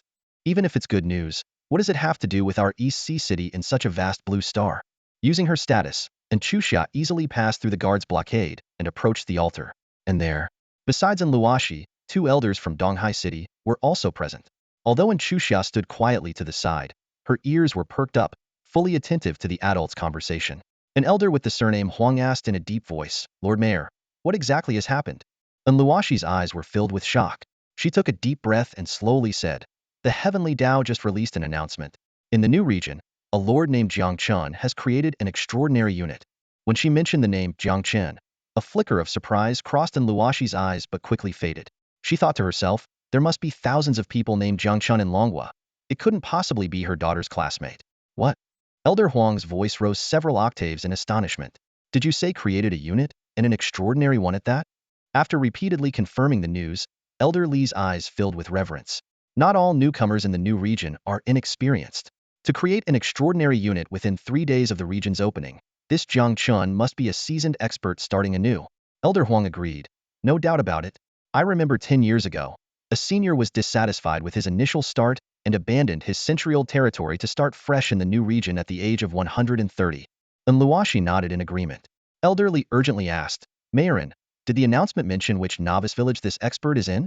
And Luoshi looked down to check the information. Let me see. It's Novice Village 10086. Suddenly, her eyes widened, and her voice trembled. Wait, isn't that the village where Chusha is? Jiang Chen? She quickly turned around and saw her daughter standing behind her.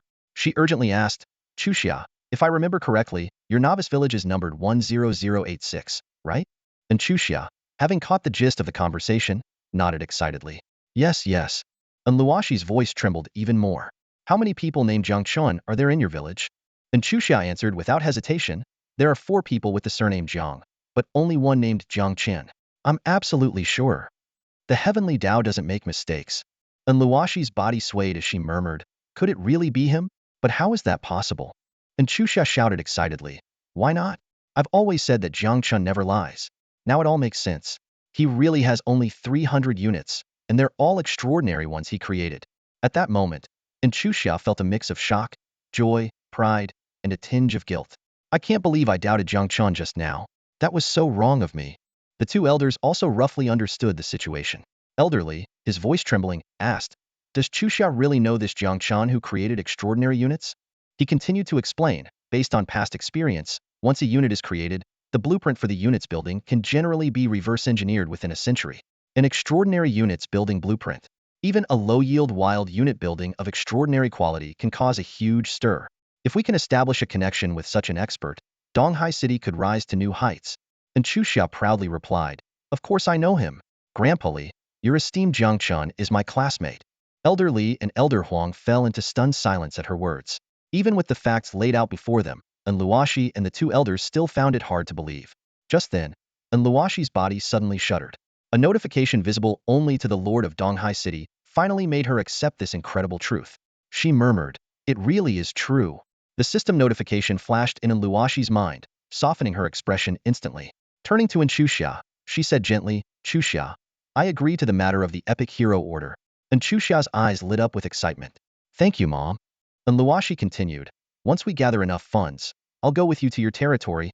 And Chusha nodded happily at first, then froze. Sure, wait. What? Mom, you're coming with me?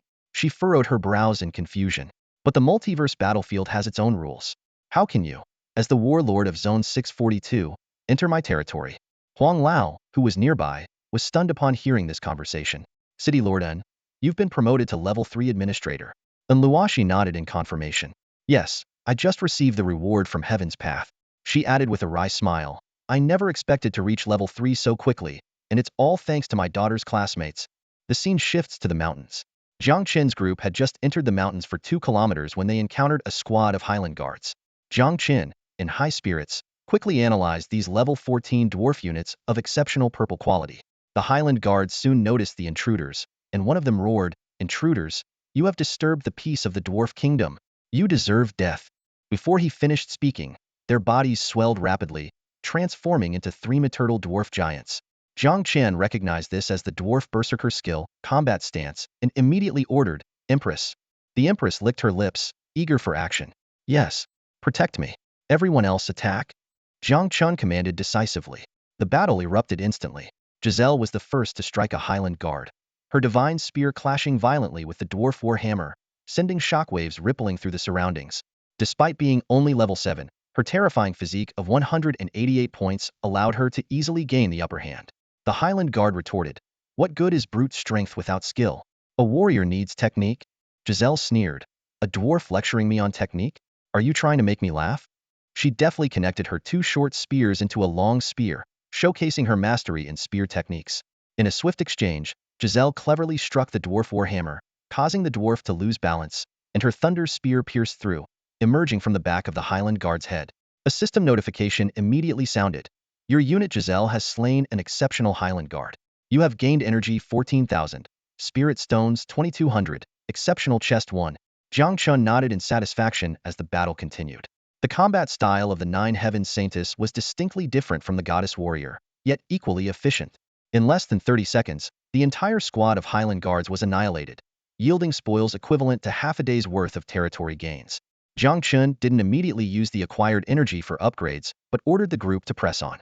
As they delved deeper, the terrain gradually opened up, and the diversity of encountered units increased.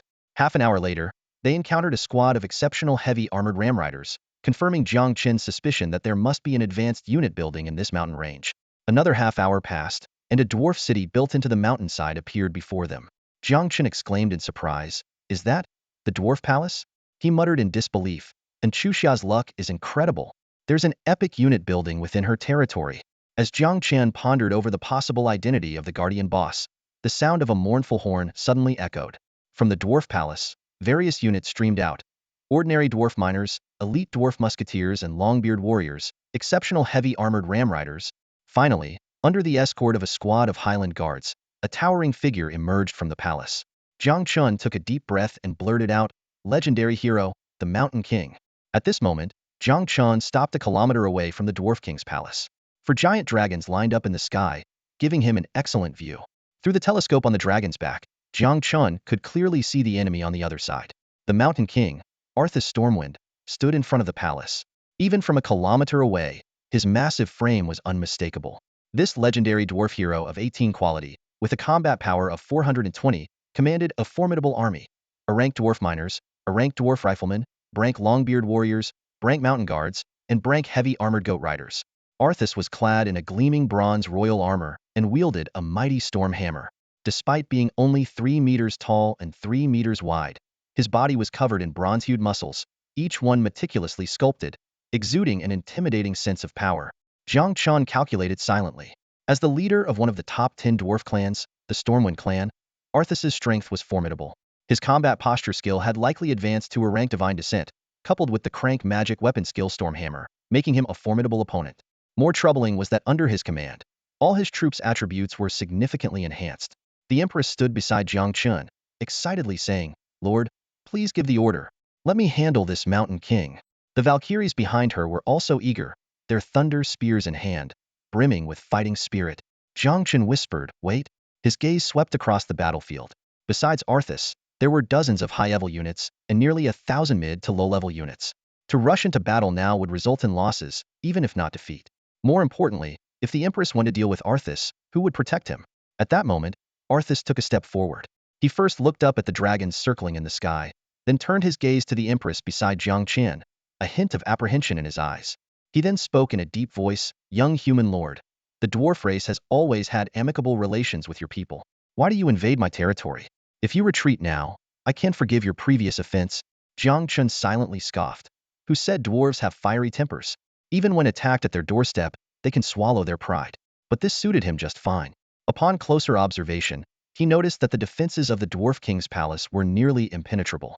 Even with his level of tactical mastery, finding a breakthrough seemed challenging. Just as Jiang Chen was about to respond, he received a video call request from his friend Xuanyuan. He was slightly surprised. He didn't expect Xuanyuan to return from Blue Star so quickly. Considering the current situation was not suitable for a video chat, Jiang Chen declined the request and replied briefly, "A bit busy right now."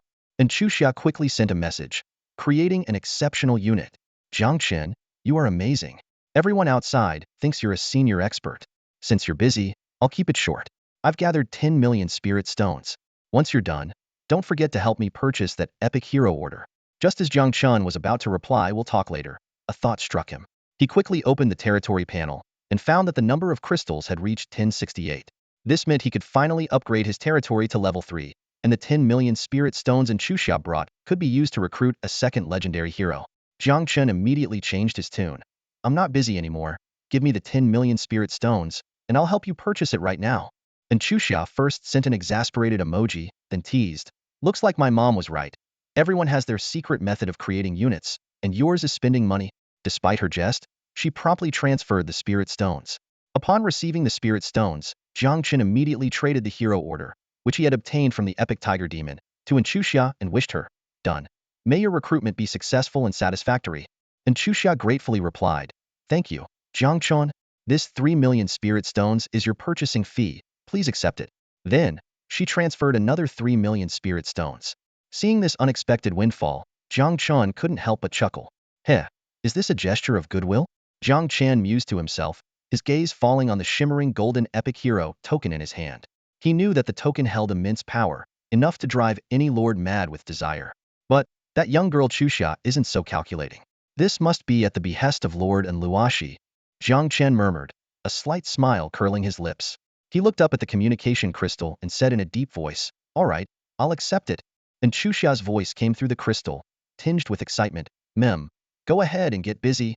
She paused, her tone suddenly turning sharp. "With an epic hero, I'll soon be able to take revenge on those dwarfs in the mountains." Jiang Chen frowned at her words, remaining silent for a moment before saying in a low voice, "You might not get the chance." Without waiting for a response, he cut off the communication. The scene shifted to Xuxia's territory. "I told you, Jiang Chen is a man of his word," Xuxia exclaimed, waving the hero token with a triumphant smile on her face. And Luoshi stood nearby, her expression complex. A faint white glow, like a shimmering bubble, enveloped her. She admitted openly, "I misjudged him."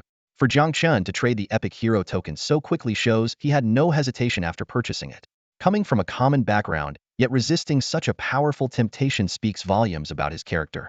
No wonder he can create exceptional troops as a genius lord.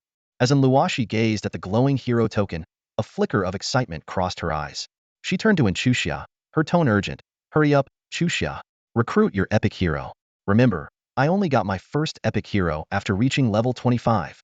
And Xuxia looked puzzled. "But I'm not even at level 3 yet. I only have one hero slot." And Luoshi responded calmly, "Then dismiss your current hero." And Xuxia was taken aback, repeating in disbelief, "Dismiss?" And Luoshi gently stroked Xuxia's hair, her voice a mix of resignation and determination. "As a competent lord, you must get used to farewells, even dismissing a hero. Besides, the sooner you recruit an epic hero, the sooner you'll gain an early advantage." In the end, Xuxia relented. Gritting her teeth, she said, "Fine. The sooner I recruit an epic hero, the sooner I can take revenge on those damn dwarfs. I really hate dwarves now." Soon, a dazzling light formed in front of Xuxia. As a massive figure emerged from the portal, she was stunned. She cried out in despair, "Oh no, kill me now." A burly, bald dwarf stepped out of the portal, grinning broadly. "Greetings, my lord. Dwarf King Granny Storm reporting for duty," he said, patting his shiny head with a mischievous glint in his eye. "Although your territory looks a bit shabby, I have to ask, do you have any ale?" Meanwhile, Jiang Chen was also busy. After disconnecting the communication, he immediately issued an order, "Upgrade the territory." No sooner had he spoken than the system responded, "Upgrade complete." For once, Jiang Chen didn't even glance at the cost as he instantly upgraded the buildings. Soon, the system notification chimed, "You have upgraded to level 3 Lord's Mansion, unlocking the portal stables." Your territory's area has increased to 30,000 square meters. You have unlocked a new hero slot, current hero count 12. Ignoring the changes from the upgrade, Jiang Chen immediately took out a common hero token. Although the drop rate for hero tokens was low, he had managed to collect a few low-quality ones. Without hesitation, he spent 10 million spirit stones to enhance it, choosing direction. In an instant, a golden light shot skyward, piercing the heavens. When the light faded, a golden legendary hero token appeared in Jiang Chen's hand. Taking a deep breath, Jiang Chen's eyes flashed with determination. He commanded in a low voice, "Recruit." With that order, a colossal surge of golden light erupted in front of the two armies, as if tearing the sky apart. Such a massive commotion naturally alerted the enemy. The booming voice of the Hill King thundered, "Human Lord, what are you trying to do?" Jiang Chen ignored him, his eyes fixed on the gradually clear figure emerging from the light portal. He thought to himself, the strength of this second legendary hero will determine if we need to take further risks. Reflecting on the afternoon's results, Jiang Chen had killed nearly 1,000 monsters, most of them high-level, amassing 620,000 energy points. Combined with his territory's earnings, his energy had surpassed the 800,000 mark, enough to instantly cultivate a fully fledged legendary hero. Just as Jiang Chen was contemplating, the figure of the second legendary hero finally stepped out of the portal. It was a tall, curvaceous female hero clad in silver armor and a golden crown, with large, pristine wings folded at her sides. Her mere presence exuded an aura of majesty and sanctity. When Jiang Chen saw her exquisitely beautiful face, he couldn't help but exclaim, "North of the galaxy." The hero's appearance confirmed Jiang Chen's suspicion it was indeed a summoning of the heavens. The angel hero slowly opened her eyes and murmured, "Battlefield of the myriad races, a struggle for supremacy. A new world, a new power system. Could this be the unknown universe we've been desperately searching for? I have just condensed my divine body. Perhaps only by my departure can Anishi become the new angel king, inheriting the just order of our King Kaisha. This might be my true home." As she spoke, the angel hero raised her long sword, bowed slightly to Jiang Chen, and said in a deep, magnetic voice, "Lord, Angel Yin is at your service." Jiang Chen finally breathed a sigh of relief, thankful that Angel Yin didn't act out like the Empress did upon arrival. He immediately checked Angel Yan's attributes. Yin Legendary. Level 1. Affection 70. Attributes: Physique 38100, 5. Spirit 33100, 5. Soul 15100. Endurance 15100. Equipment: Thunder Sword, Silver Blade Armor. Techniques: Divine Body Entry Level A. Skills: Heavenly Blade Strike Mastery A, Thunder Power Mastery A, Wormhole Defense Barrier Mastery A, Sacred Knowledge Repository A, Angel Combat Techniques Perfection C. Troop Command, Angel Type B. Combat Power, 128. Jiang Chen was astonished. The famous Divine Body was rated as an A-level technique by the heavens, and even at entry level, it added a terrifying 100 to all attributes. As her level increased, the proportion of these attribute bonuses would gradually decrease, unless she could break through to higher levels. In addition, Angel Yin came with 4 level skills and perfected angel combat techniques. Jiang Chen couldn't help but marvel. This is a martial hero.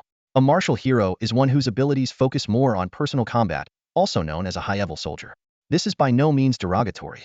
Although Angel Yin didn't come with troop buildings like the Empress and only had level troop command, she could easily slay a squad of dragons of the same level with her personal combat power. Jiang Chen was extremely satisfied with this recruitment. Pointing into the distance, Jiang Chen said, "Yin, the Hill King over there will be your opponent soon." Angel Yin shared Jiang Chen's vision, glanced at the Hill King a kilometer away, and shook her head. "My lord, my power has been weakened by the battlefield of the myriad races. I am not its match right now, but if you insist, I am willing to die for glory. Don't worry, I'm not sending you to your death," Jiang Chen said, sprinkling a shower of golden light. Upgrade. Consuming 2,000 energy points, Angel Yin rose to level 2, consuming 5,600 energy points. After consuming a total of 374,000 energy points, Angel Yin shot up to level 10. Next, Jiang Chen upgraded the 9 Heavenly Saints. Consuming 18,000 energy points, Fan Yintian rose to level 6, consuming 23,800 energy points. In total, 376,200 energy points were consumed, and all 9 Heavenly Saints reached level 7. The energy he had gained in the afternoon was once again depleted. After the upgrades, Angel Yan's combat power instantly reached 380 stars, and her physique soared to 530 points. Jiang Chen asked, "How about now?" Angel Yin sensed for a moment and confidently replied, "I can take him on." Jiang Chen nodded in satisfaction. Suddenly, the voice of the heavens rang out again. Your hero Yin has unlocked an A-level skill. Dark Plane Imprint? Another A-level skill? Jiang Chen quickly checked the skill description. Dark Plane Imprint. Imprints the current life state of a unit onto Yan's dark plane. When the imprinted unit suffers fatal damage, Angel Yin instantly consumes 100 spirit points to revert it to its imprinted life state. Note: currently entry level, can imprint up to 10 units, can revive 1 unit per day. If Angel Yan's spirit points are insufficient, the skill will not activate. Ha ha ha, this is basically a resurrection spell. Jiang Chen exclaimed excitedly. Yin, imprint the 9 heavenly saints. Although the 9 heavenly saints were legendary units and had the Empress's command bonus, their defense was far inferior to that of the goddess warriors. Yin nodded in agreement and waved her hand, casting 9 streams of dark energy to envelop the 9 saints. Done. Jiang Chen nodded, then loudly laid out the battle plan. When the dwarf riflemen inevitably focus fire and use their headshot skills, 9 heavenly saints use the great Sumeru sword technique to link the void barriers and protect our units. Goddess warriors, you, Dragon 9, you lead. Begin the attack. The Empress, noticing she wasn't named, asked, Lord, should I continue to protect you? Jiang Chen replied solemnly, your task is the most important. Reluctantly, the Empress agreed. All right. At this moment, it wasn't like she could hide in the absolutely safe Lord's mansion within the territory. Soon, under Angel Yan's leadership, the territory's army charged directly at an enemy force several times their size. As the battle erupted, Jiang Chen's eyes were filled with anticipation. Slaying an 18th level legendary hero would yield a staggering amount of energy, not to mention the loot and the Dwarf King's palace. At the base of Mount Sumeru, the battlefield situation shifted rapidly. As the distance between the two sides narrowed to 300 meters, 9 saintly maidens simultaneously struck, their sword lights weaving intricate threads in the void. These threads quickly intertwined to form an impenetrable barrier, shielding everyone except Angel Yin. Almost instantly, the rapid fire of guns rang out. The barrier flickered with hundreds of bullseyed bulges, as if struck by invisible forces. The Empress exclaimed, the range of these dwarf musketeers is astonishing, and their firepower is quite formidable. Jiang Chen explained, dwarf musketeers may just be elite units, but all their attributes are concentrated in spiritual power and soul. A level 12 dwarf musketeer can deliver a shot with the force of 50 stars. A headshot can reach 2.2 times the power of a regular bullet. The Empress sincerely praised, Lord, your knowledge is vast and impressive. Jiang Chen modestly waved his hand. I just studied well. He continued to analyze. If hundreds of musketeers focused their fire, even a dragon of the same level would face a deadly threat. However, they have a significant weakness. The reload time for their spiritual bullets is too long. As if to validate Jiang Chen's words, Long Jiu seized the moment when the dwarf musketeers were reloading, leading 3 dragons in a dive. The dragons are here. Focus fire on one of them. Oh no, my bullets aren't loaded yet. Throwers, help us fend off these dragons. The dwarf musketeer squad plunged into chaos. But it was too late. The 4 dragons descended to within tens of meters from the ground, slightly raising their long necks before spewing terrifying black flames. Boom.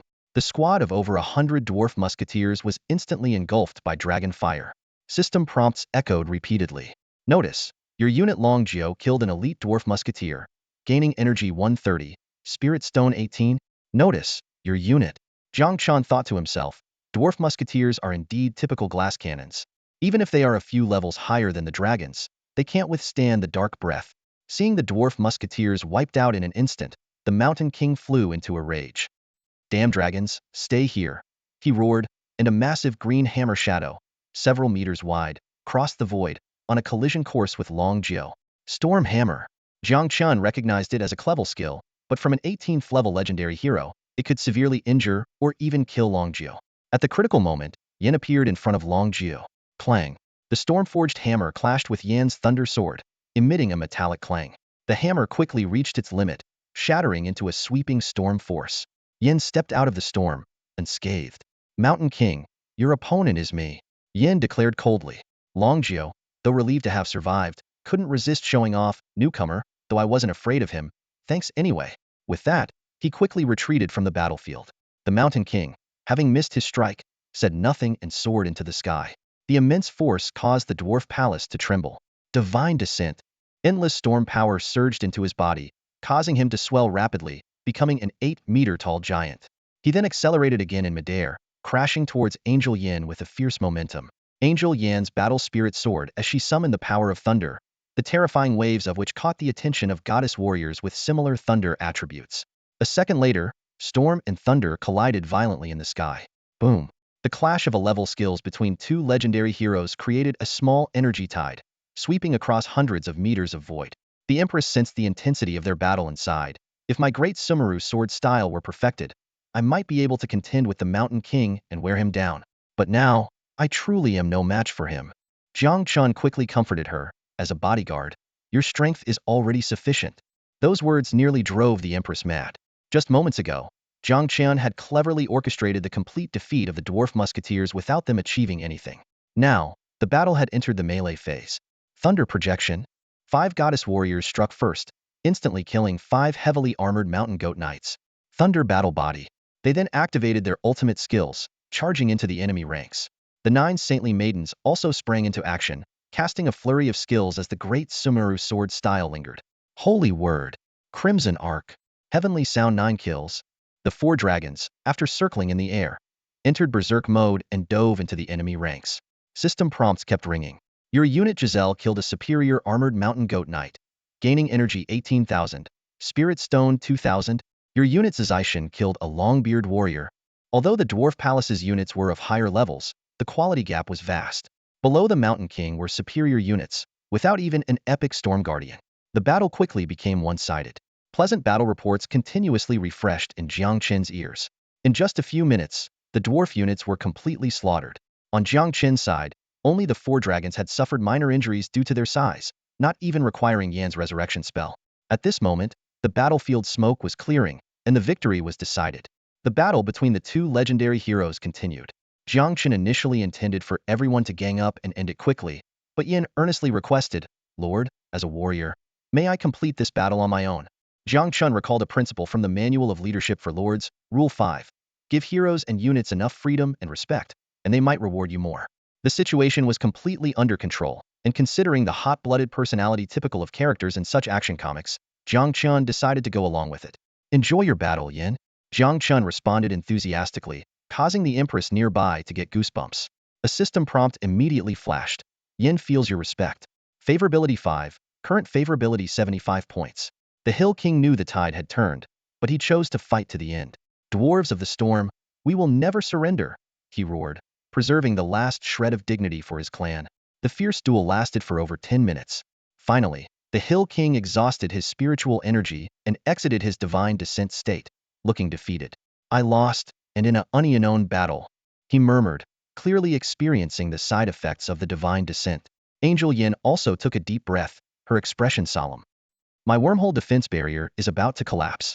If your divine descent had lasted a few more minutes, you would have been the victor. You are a formidable opponent, and therefore, Yan's eyes turned completely white as she slowly raised her thunder sword, which seemed to weigh 1,000 pounds. Shockingly, an enormous energy sword, several meters wide and tens of meters long, formed above the Hill King's head.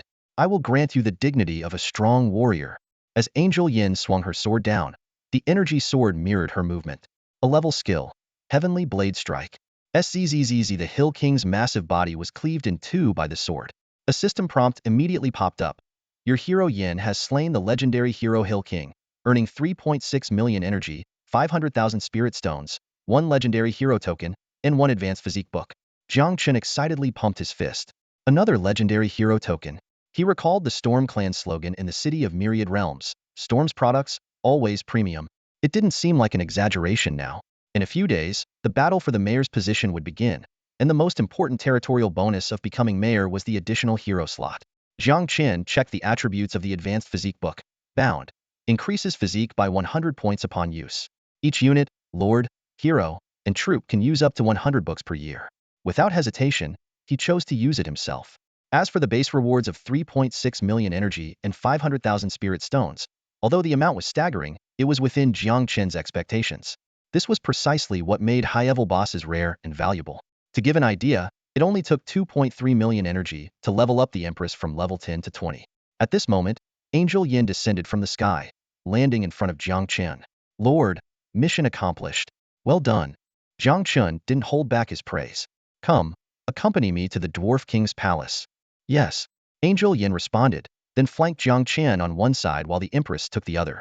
As Jiang Chen stepped into the Dwarf King's palace, a system prompt sounded. Discovered wild building unit Dwarf King's palace, ignore destroy occupy? Jiang Chen softly said, occupy. A flash of light swept across, and Jiang Chen became the new master of this dwarven palace. He immediately opened the control panel of the palace, and a series of data appeared before his eyes. Production: Hill King 130 days, Storm Guardian 13 days, Armored Goat Knight 1 day, Mountain Guardian 1 day, Dwarf Musketeer 10 day. Inventory: Hill King 1, Storm Guardian 2, Dwarf Musketeer 20. Description: This is a dwarven palace produced by the Storm Clan. Anything from the Storm Clan is guaranteed to be top quality. Jiang Chen was pleasantly surprised to find that this palace included almost all the dwarven units he was familiar with. What excited him the most was that this palace could mass-produce the legendary Hill King. Although they were just units and not heroes, the production rate was quite impressive. 120 Hill Kings could be accumulated in 10 years. Jiang Chen calculated in his mind that if the existence of this high-level dwarven palace were known to the outside world, it would surely cause a bloodbath. He quickly made a decision and began recruiting units. Recruit 1 Hill King. System prompt: recruitment successful, consuming 5,000 food, 10,000 energy. Recruit 2 Storm Guardians. System prompt: recruitment successful, consuming 3,200 food, 4,000 energy. Recruit 20 Dwarf Musketeers. System prompt: recruitment successful, consuming 4,000 food, 10,000 energy. As the recruitment was completed, a Hill King in heavy armor, 2 towering Storm Guardians, and 20 Dwarf Musketeers holding firearms appeared before Jiang Chen. They knelt on one knee in unison. Greetings, Lord. Jiang Chen nodded. Rise, there's no need for formalities in the future. He quickly assessed these new units. The Hill King possessed 3 powerful skills: Divine Descent, Storm Hammer, and Thunderstrike, making him slightly stronger than a dragon of the same level. Although the Storm Guardians had 2 decent skills, Charge Strike and Storm Hammer, their overall attributes were mediocre, making them less impressive in Jiang Chen's eyes. Jiang Chen's attention soon shifted to the Dwarf Musketeers. He took out 2 unit souls and quickly enhanced them. One became rare grade, and the other reached excellent grade. Then, he advanced one of the Dwarf Musketeers. System prompt: your unit Dwarf Musketeer used rare unit soul, advanced to rare unit Dwarf Sniper. System prompt: your unit Dwarf Sniper used excellent unit soul, advanced to excellent unit Dwarf Rocketeer. Jiang Chen looked with satisfaction at the newly created Dwarf Rocketeer, also known as the Dwarf RPG. This was a very special unit that could only be obtained through unit soul enhancement, making it extremely rare among the dwarves. Dwarf Rocketeer. Race: Dwarven. Level: 1. Quality: Purple Excellent. Attributes: Physique 2, Spirit 10, Soul 7, Load 2. Combat Power: 5. Skills: Rocket Barrage, Psychic Guidance, Overload. Jiang Chen was very pleased with this extreme attribute distribution. He continued to enhance the unit souls, quickly advancing all 20 musketeers to RPGs, consuming a total of 220,000 spirit stones and 40 excellent unit souls. Finally, Jiang Chen waved his hand. Level up. Raised them all to level 10. The newly acquired 3.6 million energy made him feel wealthy enough to upgrade all dwarven units, including the Hill King, to level 10, consuming a total of 768,000 energy. Jiang Chen gazed at the 20 dwarf rocketeers in front of him and commanded in a deep voice, "Fire a rocket barrage at the ground 300 meters ahead." "Yes, Lord." The dwarves responded in unison, then began channeling their spiritual energy to load the rockets. The air was thick with tension, and time seemed to stretch. It took a full half-minute for the rockets to fully form. Each rocket was about 1.2 meters long, composed of concentrated spiritual energy yet appearing solid. Jiang Chen noticed that the surface of each rocket was covered in intricate runes that shimmered faintly in the dim light. Whoosh whoosh whoosh, the 20 rockets, trailing long streams of spiritual energy, roared into the sky. Just then, Jiang Chen shouted, "Change the target. Aim at the hill 300 meters to the left."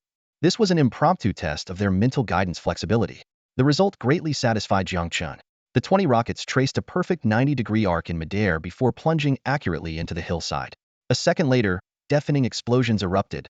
Boom boom boom, rocks and dust shot skyward like a fountain, reaching hundreds of meters high. When the dust settled, the once towering hill had been obliterated, leaving only a scene of devastation. The astonishing sight left everyone present stunned, including the newly arrived angel, Yin. Long Jiu, terrified by the destructive power, tried to hide behind Jiang Chen, trembling as he said, "Lord, you call this an elite unit? A few hits from those and I'd be gone."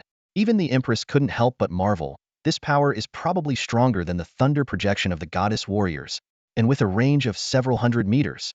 It combines both armor-piercing and area damage. Angel Yin. after mumbling to herself, asked the crucial question, Lord, how many rockets can they form? Jiang Chen cast a look of appreciation at Yin and replied, 2. If they use an overload to form a super rocket, then just 1. After that, their spiritual energy is depleted, leaving them defenseless, sacrificing their physical strength, mobility, and even basic attack capabilities. This trade-off for 2 attacks far beyond their rank is the allure of extreme units. Angel Yin sighed. This is a formidable weapon for both defense and siege. Jiang Chen smiled faintly. Every unit has its role. The strategic value of dwarf RPGs is immense, but don't count on them for monster hunting or leveling up. Everyone couldn't help but picture the absurdity of a rocket obliterating a level 1 goblin. As night quietly descended and the task was completed, Jiang Chen decided to return. He quickly gave orders, Giselle, you and the goddess warriors take the newly recruited dwarf warriors and return to the territory by land tonight. Everyone else, ride the dragon's back. Everyone responded in unison, yes. Jiang Chen continued, Empress, Fanning Tian, Zizai Tian, Longjio, you're coming with me. Curious, the Empress asked, where are we going? Jiang Chen pondered for a moment and then replied mysteriously, to make a big deal. And Xuxia stood in the center of her territory, frowning as she watched the dwarf king, Greeny Storm, guzzle from a barrel of ale. She felt frustrated, fully aware that using the hero order was an irreversible process. Left with no other choice, she resigned herself to the situation. And Luoshi noticed her daughter's mood and smiled reassuringly. Xuxia, based on your description, there might be a dwarf military building in those mountains. If we can capture it, it would complement this dwarf king perfectly. And Xuxia nodded in agreement. Yes, Sister Ing and I think so too. We've planned to explore the mountains tomorrow. Mentioning Ing Inman made in Luoshi's expression turn serious. A direct descendant of the Ing family from the immortal Qin dynasty, she thought to herself, is it a blessing or a curse for my daughter to have such a friend? Has Jiang Chen responded to you yet? And Luoshi changed the subject. No. And Xuxia replied, he might really be busy. Although Luoshi wanted to talk to Jiang Chen, she had to accept the reality of the situation. Suddenly, a piercing alarm sounded from the watchtower. Whoa! And Xuxia jumped to her feet. What's going on? A scout rushed to her, panic written all over his face. Lord, the watchtower has spotted a giant flying creature approaching the territory rapidly. It looks like, he gulped. What is it? Speak. And Xuxia demanded. It's a dragon. The scout's eyes were filled with terror. And it looks like a level 10 dragon. A legendary dragon? And Xuxia's voice rose in pitch. First an epic creature a few days ago. Now a legendary one? My luck is just terrible. The scruffy dwarf king put down his barrel and gaped. I think I'm the unlucky one here. I've only been here for half a day. Despite his words, he picked up his warhammer and stood beside Xuxia. Everyone, get ready. And Xuxia shouted. By now, the massive creature was visible to the naked eye. The dwarf king muttered, Lord, I don't sense any hostility. Maybe it's just passing by. Let's hope so. And Xuxia replied quickly, but we can't let our guard down. Suddenly, a familiar voice echoed from above. Ha ha ha, Xuxia, long time no see. Just dropping by for a visit. What the? Jiang Chen? And Xuxia's face lit up with shock, then excitement. A dragon knight? You became a dragon knight? Jiang Chen looked equally surprised. Am I seeing things? Is that the lord of the city next to you? The alarm was soon called off. The dragon, Longjio, landed in the center of the territory, its immense presence making everyone tremble. Jiang Chen jumped off the dragon's back, his eyes landing on Luoshi. It really is Lorden? How is that possible? To his surprise, he could easily see in Luoshi's attributes. In Luoshi level, 0. Attributes, Physique 1, Spirit 1, Soul 1, Capacity 1. Status, Invincible. Level 0, Invincible. Could she be a GM? Jiang Chen wondered. What's a GM? Although Luoshi didn't understand, she could guess Jiang Chen's meaning from his expression. Don't worry, Jiang Chen. This is just one of the Lord's privileges. I currently have no abilities, just here to sightsee and chat. Jiang Chen breathed a sigh of relief. I see, he thought. If a top-tier warrior with a million-star strength could freely enter the new area, he might as well quit playing. And Luoshi examined Longjio, still shocked. This was a legendary unit. Even after 20 years of building her warlord empire, she had fewer than 100 legendary units under her command. And Luoshi quickly pieced together the situation and marveled. I didn't expect Jiang Chen to gain 10,000 reputation points and become famous worldwide just this afternoon, attracting a Dragon Clan member. It seems Jiang Chen is not only talented, but also incredibly lucky. This trip was worth it. Jiang Chen admired and Luoshi's quick deductions. Lorden, you truly have sharp eyes. Perhaps this really is destiny. Looking at Longjio, and Luoshi made up her mind. Jiang Chen, if you don't mind, I'd like to talk to you privately. Jiang Chen agreed readily. Sure. I originally came to do business with Chuxia, but now that the big boss is here, even better. He then glanced at the Dwarf King and praised. Is this Chuxia's new hero? Quite the spirited fellow. The Dwarf King had no words and remained silent. Soon, only Jiang Chen and Luoshi were left. What I'm about to tell you is my biggest secret, and also Chuxia's biggest secret. I hope you can keep it confidential, Luoshi began, setting a heavy tone that made Jiang Chen uncomfortable. If it's a secret, maybe I shouldn't hear it. Jiang Chen declined politely. He wasn't that curious. He was here to make a big deal. Jiang Chen glanced down at the 3 million spirit stones in his hand, his brow furrowing. For an ordinary person, this might be a staggering amount, but for his upcoming plans, it seemed rather insufficient. Just as he was lost in thought, Luoshi's voice interrupted him. Do you know who Chuxia's father is? Luoshi suddenly asked, her eyes reflecting a hint of sorrow. Jiang Chen was taken aback and thought to himself, what the heck? Talking about her ex, right off the bat is she hinting at something? But he simply shook his head politely, waiting for Luoshi to continue. Actually, I don't know either. Luoshi sighed, her words hitting Jiang Chen like a bombshell. Trying to calm himself, Jiang Chen offered some comfort. Everyone makes mistakes when they're young. Even God would forgive them. I completely understand. Luoshi was momentarily stunned, then glared at Jiang Chen angrily. What are you thinking? Jiang Chen was also taken aback and awkwardly replied, isn't that what you said? Luoshi shook her head and sighed, then suddenly changed the topic. Jiang Chen, do you know why the gods and immortals of the first heaven, despite being immortal, still can't let go of the main world, Blue Star? Jiang Chen immediately straightened up and answered seriously, of course. First, for the continuation of life. Second, for the inheritance of power. Exactly. Luoshi nodded approvingly. We, the foreign lords, cannot reproduce on the battlefield of all races. But as the territory advances, lords can return to Blue Star more frequently. Take Emperor Qin for example, can only return to Blue Star once every 100 years. The last time he returned was 19 years ago. A sudden realization struck Jiang Chen, and he quickly asked, wait, did you say Emperor Qin last returned to Blue Star 19 years ago? Luoshi explained calmly, although this isn't top secret information, it's not widely publicized either. It's not surprising that you didn't know. Jiang Chen's heartbeat quickened as he finally understood why the naming Yimin seemed so familiar. He silently marveled. Emperor Qin is impressive, still having kids at thousands of years old. Then, feigning confusion, he asked, what does all this have to do with Chuxia's father? Luoshi's expression turned serious. Perhaps I'm just ignorant, but Chuxia is the only human I know of who was born on the battlefield of all races. She paused, then added mysteriously, and she was born through asexual reproduction. Jiang Chen was too shocked to speak, his mind racing with a single thought. So, Chuxia is a child without a father. Luoshi's eyes filled with memories as she continued. I remember that year. I obtained a mythical item called the Mother-Child Source Liquid. The description was just one sentence. Drink it for a surprising outcome. I was so excited that I didn't think much of it.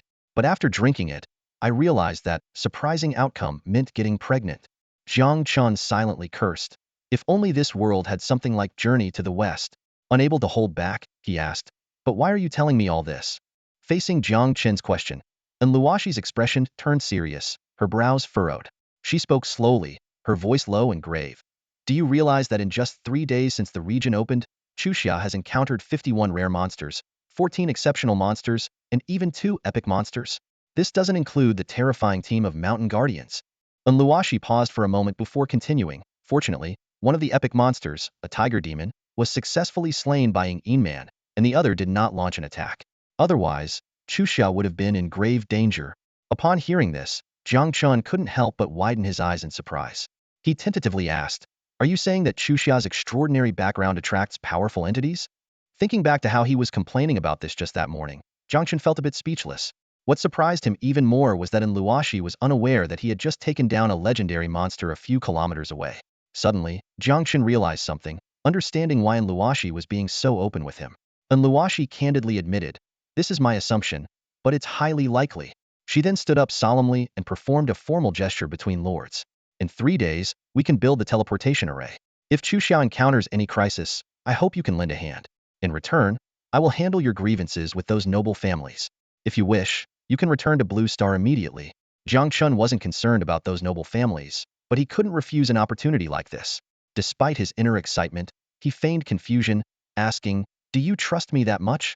Luoshi didn't hesitate. First, I just reviewed your records. The things you created, like Alipay and Pinduoduo, may seem laughable, but they show your innovative and unconventional thinking. Second, perhaps this imagination is what made you a creator of exceptional units. Third, your recent purchase of the Epic Hero Order shows that you are trustworthy and sincere. After all, not everyone can resist the allure of an epic hero. What finally convinced me was your powerful dragon. Although Luoshi's analysis was off the mark, her reasoning was sound and convincing. Jiang Chen stood up solemnly and returned the gesture. Lord Mayor, I agree. Then he shifted to the main topic. I originally came to make a big deal with Xuxia. Meeting you is even better. A big deal? Luoshi was initially puzzled, then shocked. Are you saying that your self-created units can reverse engineer the military tokens? Jiang Chen quickly shook his head. No way. His self-created units were due to the Empress's unit buildings. Who knew how to reverse engineer military tokens? Please take a look. Jiang Chen projected a photo of the Dwarf King's Palace's attribute interface. Wow, even someone as experienced as Luoshi couldn't help but gasp. This is the Dwarf King's Palace? And it can produce mountain kings. She quickly composed herself and asked, this Dwarf King's Palace, is it located in the mountains east of Xuxia's territory? Jiang Chen admitted openly, yes. Luoshi calmly looked at Jiang Chen. So, you're using the unit building within Xuxia's territory to negotiate with Xuxia? Jiang Chen stood his ground. But now, this Dwarf King's Palace is under my name. More importantly, do you think Xuxia's current forces can capture a Dwarf King's Palace? And if the Xianqining family intervenes, will Xuxia still have a share? Luoshi fell into deep thought. She had to admit that Jiang Chen made a lot of sense. She glanced at Long Jiao, who was covered in scars, her mind racing. Jiang Chen had at least 300 exceptional units. Such a powerful force still required a precious dragon to fight and even get injured, showing how fierce the battle was. With this in mind, Luoshi felt balanced. What's your condition? Jiang Chen got straight to the point. A flat price of 20 million spirit stones. Xuxia will get the recruitment rights for all units in the Dwarf King's Palace except the Mountain King. If Xuxia wants to recruit Mountain Kings, it will cost an additional 5 million spirit stones each. Using units he didn't care about to trade for 20 million, Jiang Chen had squeezed the Dwarf King's Palace's value to the limit. But Luoshi was somewhat surprised, as she found the price quite reasonable. Seeing through Luoshi's thoughts, Jiang Chen elegantly bowed. As you said, this Dwarf King's Palace is within Xuxia's territory after all. This gave Luoshi both face and substance, and her smile reappeared.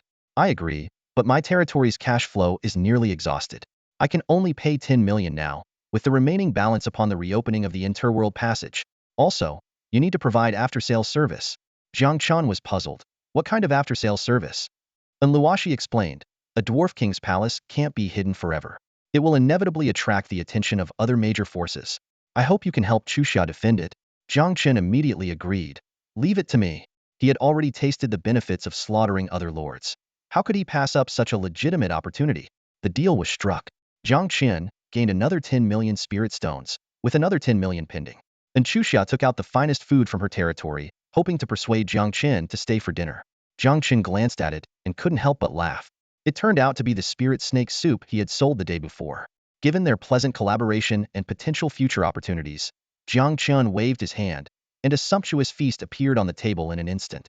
2 servings of the epic quality, dragon and tiger fight dish emitted an enticing aroma, while the rest were exceptional quality delicacies. These are all specialties from my territory.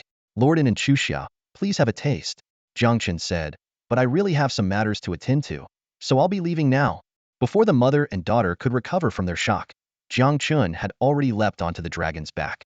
Let's go home, Xiaojiao. Got it, master. The dragon responded and soared into the sky. And Xuxia finally reacted, waving her small fists and shouting, Jiang Chen, now that I have epic heroes and elite troops, I definitely won't lose to you in the mayoral contest. Jiang Chen didn't look back, just waved his hand. Keep dreaming. Back at his territory, Jiang Chen had just jumped off the dragon's back when he saw Angel Yin rubbing her stomach, looking quite satisfied as she walked out of the drunken immortal pavilion. Yin, how's the food at the territory's cafeteria? Jiang Chen asked with a smile. Yin stubbornly replied, I must admit, master, you know how to live well, but gluttony can only lead to ruin. Jiang Chen laughed heartily and said to the Empress and the others, let's go. Let's eat first. He left Angel Yin standing there, bewildered. Why is he laughing like that? Is my character setting falling apart? In the private room marked with the character for heaven, Jiang Chen didn't rush to eat. Instead, he opened the regional channel and posted a purchase request. Brothers, looking to buy level 10 sets, preferably ranger type. High prices offered. Please private message me with details. As soon as the message was sent, The channel erupted. Replies flooded in, ranging from praise to skepticism to enthusiastic responses. Mobilized by the town's excitement, Jiang Chen soon received private messages from several lords. With his abundant resources, Jiang Chen bought all of them, then took out a pair of finely crafted courage boots and opened the enhancement list. A smile appeared on his face. Just as I thought. A set remains a set even after enhancement. Jiang Chen carefully compared for 10 minutes and finally found a satisfying flowing cloud set. He began the enhancement process, consuming 3 million spirit stones, selecting enhancement direction 3 and 8. Flowing cloud immortal armor. Consuming 2 million spirit stones, selecting enhancement direction 3 and 8. Flowing cloud immortal boots. Consuming. As 4 golden beams shot skyward, 4 pieces of legendary equipment, imbued with powerful spiritual energy, floated 3 feet above the ground. Looking at the formidable attributes of the flowing cloud set, Jiang Chen felt exhilarated. With this equipment, he could finally mass-produce epic troops. The attributes of the Luyan immortal armor are level 10 durability, 150 skill, cloud ring. The attributes of the Luyan immortal sword are level 10 sharpness, 145 durability, 100 skill, cloud sword. Luyan immortal boots. Luyan immortal helmet. The properties of this set made the Empress even more excited than Jiang Chen. Her eyes sparkled with anticipation as she smiled and said, "Lord, with this powerful gear, I won't need to be your bodyguard next time we go out to fight monsters, right?" Jiang Chen shook his head and smiled mysteriously. "The Luyan set isn't for me." The Empress widened her eyes in disbelief. "Is it for me then?" "No." Jiang Chen's smile grew even more mysterious. "It's for the disciples of Tianyin." The Empress suddenly understood and was about to ask more when a figure shot through the window, interrupting her thoughts. Angel Yin looked alert and asked loudly, "Lord, I just sensed a huge energy fluctuation. Is there an enemy?" Her gaze fell on the Luyan set, and she gasped. Such powerful equipment, and it seems like the 4 pieces can resonate with each other. Jiang Chen didn't answer directly but stood up and addressed everyone present. "Everyone full? If so, follow me to the Tianyin Pavilion. Yin, you come too." Even though it was nighttime, the Tianyin Pavilion was still bustling with people. Practitioners were coming and going, using special places like the Enlightenment Room and Spirit Gathering Room to improve themselves. Jiang Chen looked around and quickly focused on a disciple with high skill proficiency. "What's your name?" Jiang Chen asked. The petite and delicate-looking disciple quickly bowed. "Reporting to the Lord, my name is Li Yin." "Nice name." Jiang Chen nodded, then waved his hand, scattering a golden light. System notifications rang out. Consumed 1760 energy. Your unit Li Yan's level increased to 4. Consumed 35,000 energy. Li Yan leveled up to 10. Then, Jiang Chen waved his hand again, and the Luyan set appeared in front of Li Yan. "Put it on and enter the trial tower," he commanded. Li Yan was stunned by the legendary equipment in front of her and didn't know what to do. The Empress couldn't hold back any longer and said, "Lord, the purpose of the trial tower is to hone their willpower and skills. Is it wise to take shortcuts like this?" Jiang Chen replied, "What is the purpose of honing willpower?" "To become stronger, of course," the Empress answered. "Then what am I doing now?" Jiang Chen smiled faintly. "If you can be born in Rome, why bother traveling all the way to Rome? For the sake of suffering?" The Empress was speechless. She understood that Jiang Chen had a point. In the battlefield of all races, maximizing benefits should be the Lord's pursuit. Li Yin had already put on the Luyan set. Under the Empress's leadership, her basic attributes were as follows. Li Yin level 10. Attributes: Physique 288, Spirit Power 182, Soul 128, Capacity 3. Skills: Great Sumeru Sword Style. Jiang Chen couldn't help but marvel. This isn't a panel for a level 10 excellent unit. Li Yan's physique already surpasses that of a level 10 legendary dragon, and with 5 powerful skills, she could probably take down Long Jiu single-handedly. He loudly encouraged, "Go, girl, and become the first Tianyin true disciple of our territory." Li Yin responded excitedly, "Thank you, Lord, for giving me this opportunity." With that, she eagerly rushed into the trial tower. System notification. Your unit Li Yin has applied for a trial. Approve? Opening the trial tower will consume 36,640 energy. Approve. Jiang Chen agreed without hesitation. The first floor of the trial tower lit up, immediately attracting the attention of the surrounding Tianyin disciples. The Empress said, "Lord, the trial tower has 9 floors. It might take a few hours for the disciple to clear them. You should go rest." "A few hours?" Jiang Chen laughed. That would be an insult to the legendary set. As soon as he finished speaking, the second floor of the trial tower lit up. The Empress was speechless. It had only been a few seconds. While waiting, Jiang Chen listed 1,000 servings of spirit snake soup from Drunken Immortal restaurant on the market at the same price of 2,000 each. Although sales notifications kept coming in, it wasn't as crazy as the previous day. Jiang Chen was prepared for this, knowing that there were only so many second-generation lords with purchasing power in the novice town. Half an hour later, the system notification rang out. Your unit Li Yin has passed the trial and advanced to Tianyin True Disciple Epic. Almost simultaneously, a beam of light shot from the top of the trial tower, enveloping Li Yin.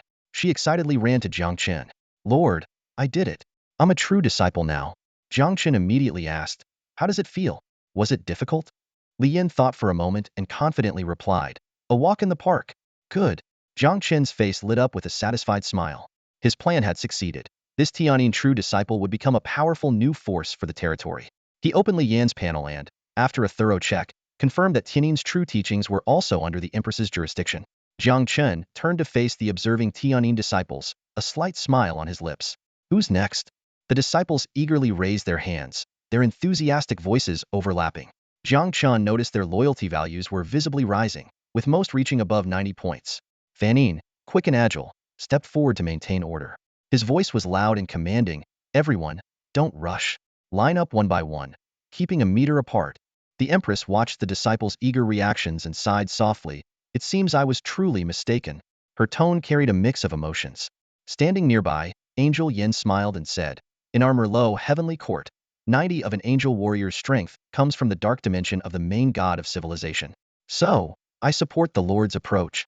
Night had fallen, and Jiang Chen, exhausted from a day's work, began to feel the fatigue. He yawned and decided to handle some urgent matters first. He quickly promoted all the ready Tianyin disciples to level 10 and set the training tower to automatic mode.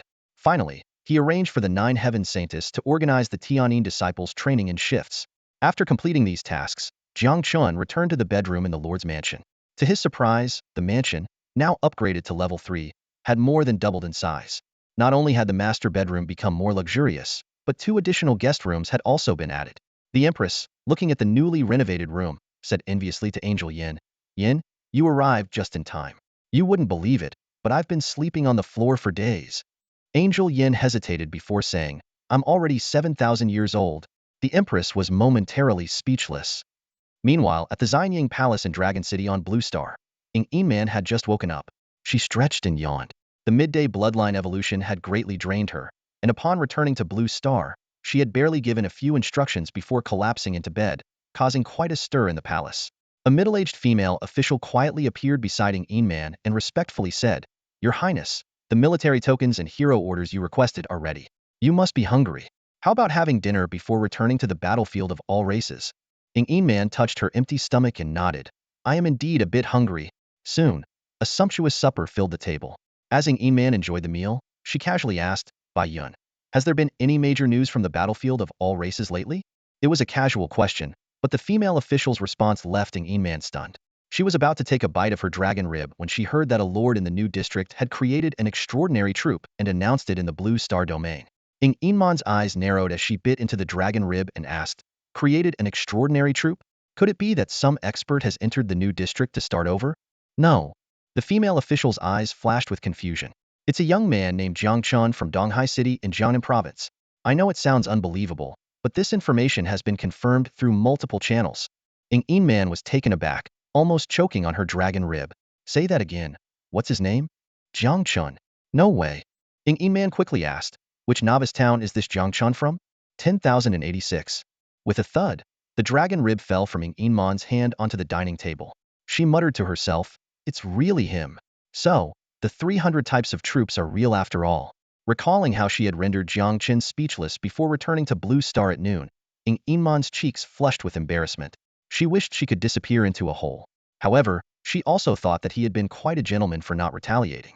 At this moment, the female official continued, we suspect that this Jiang Chen is the reincarnation of a celestial being who has already broken through the mysteries of birth, but this is still under verification.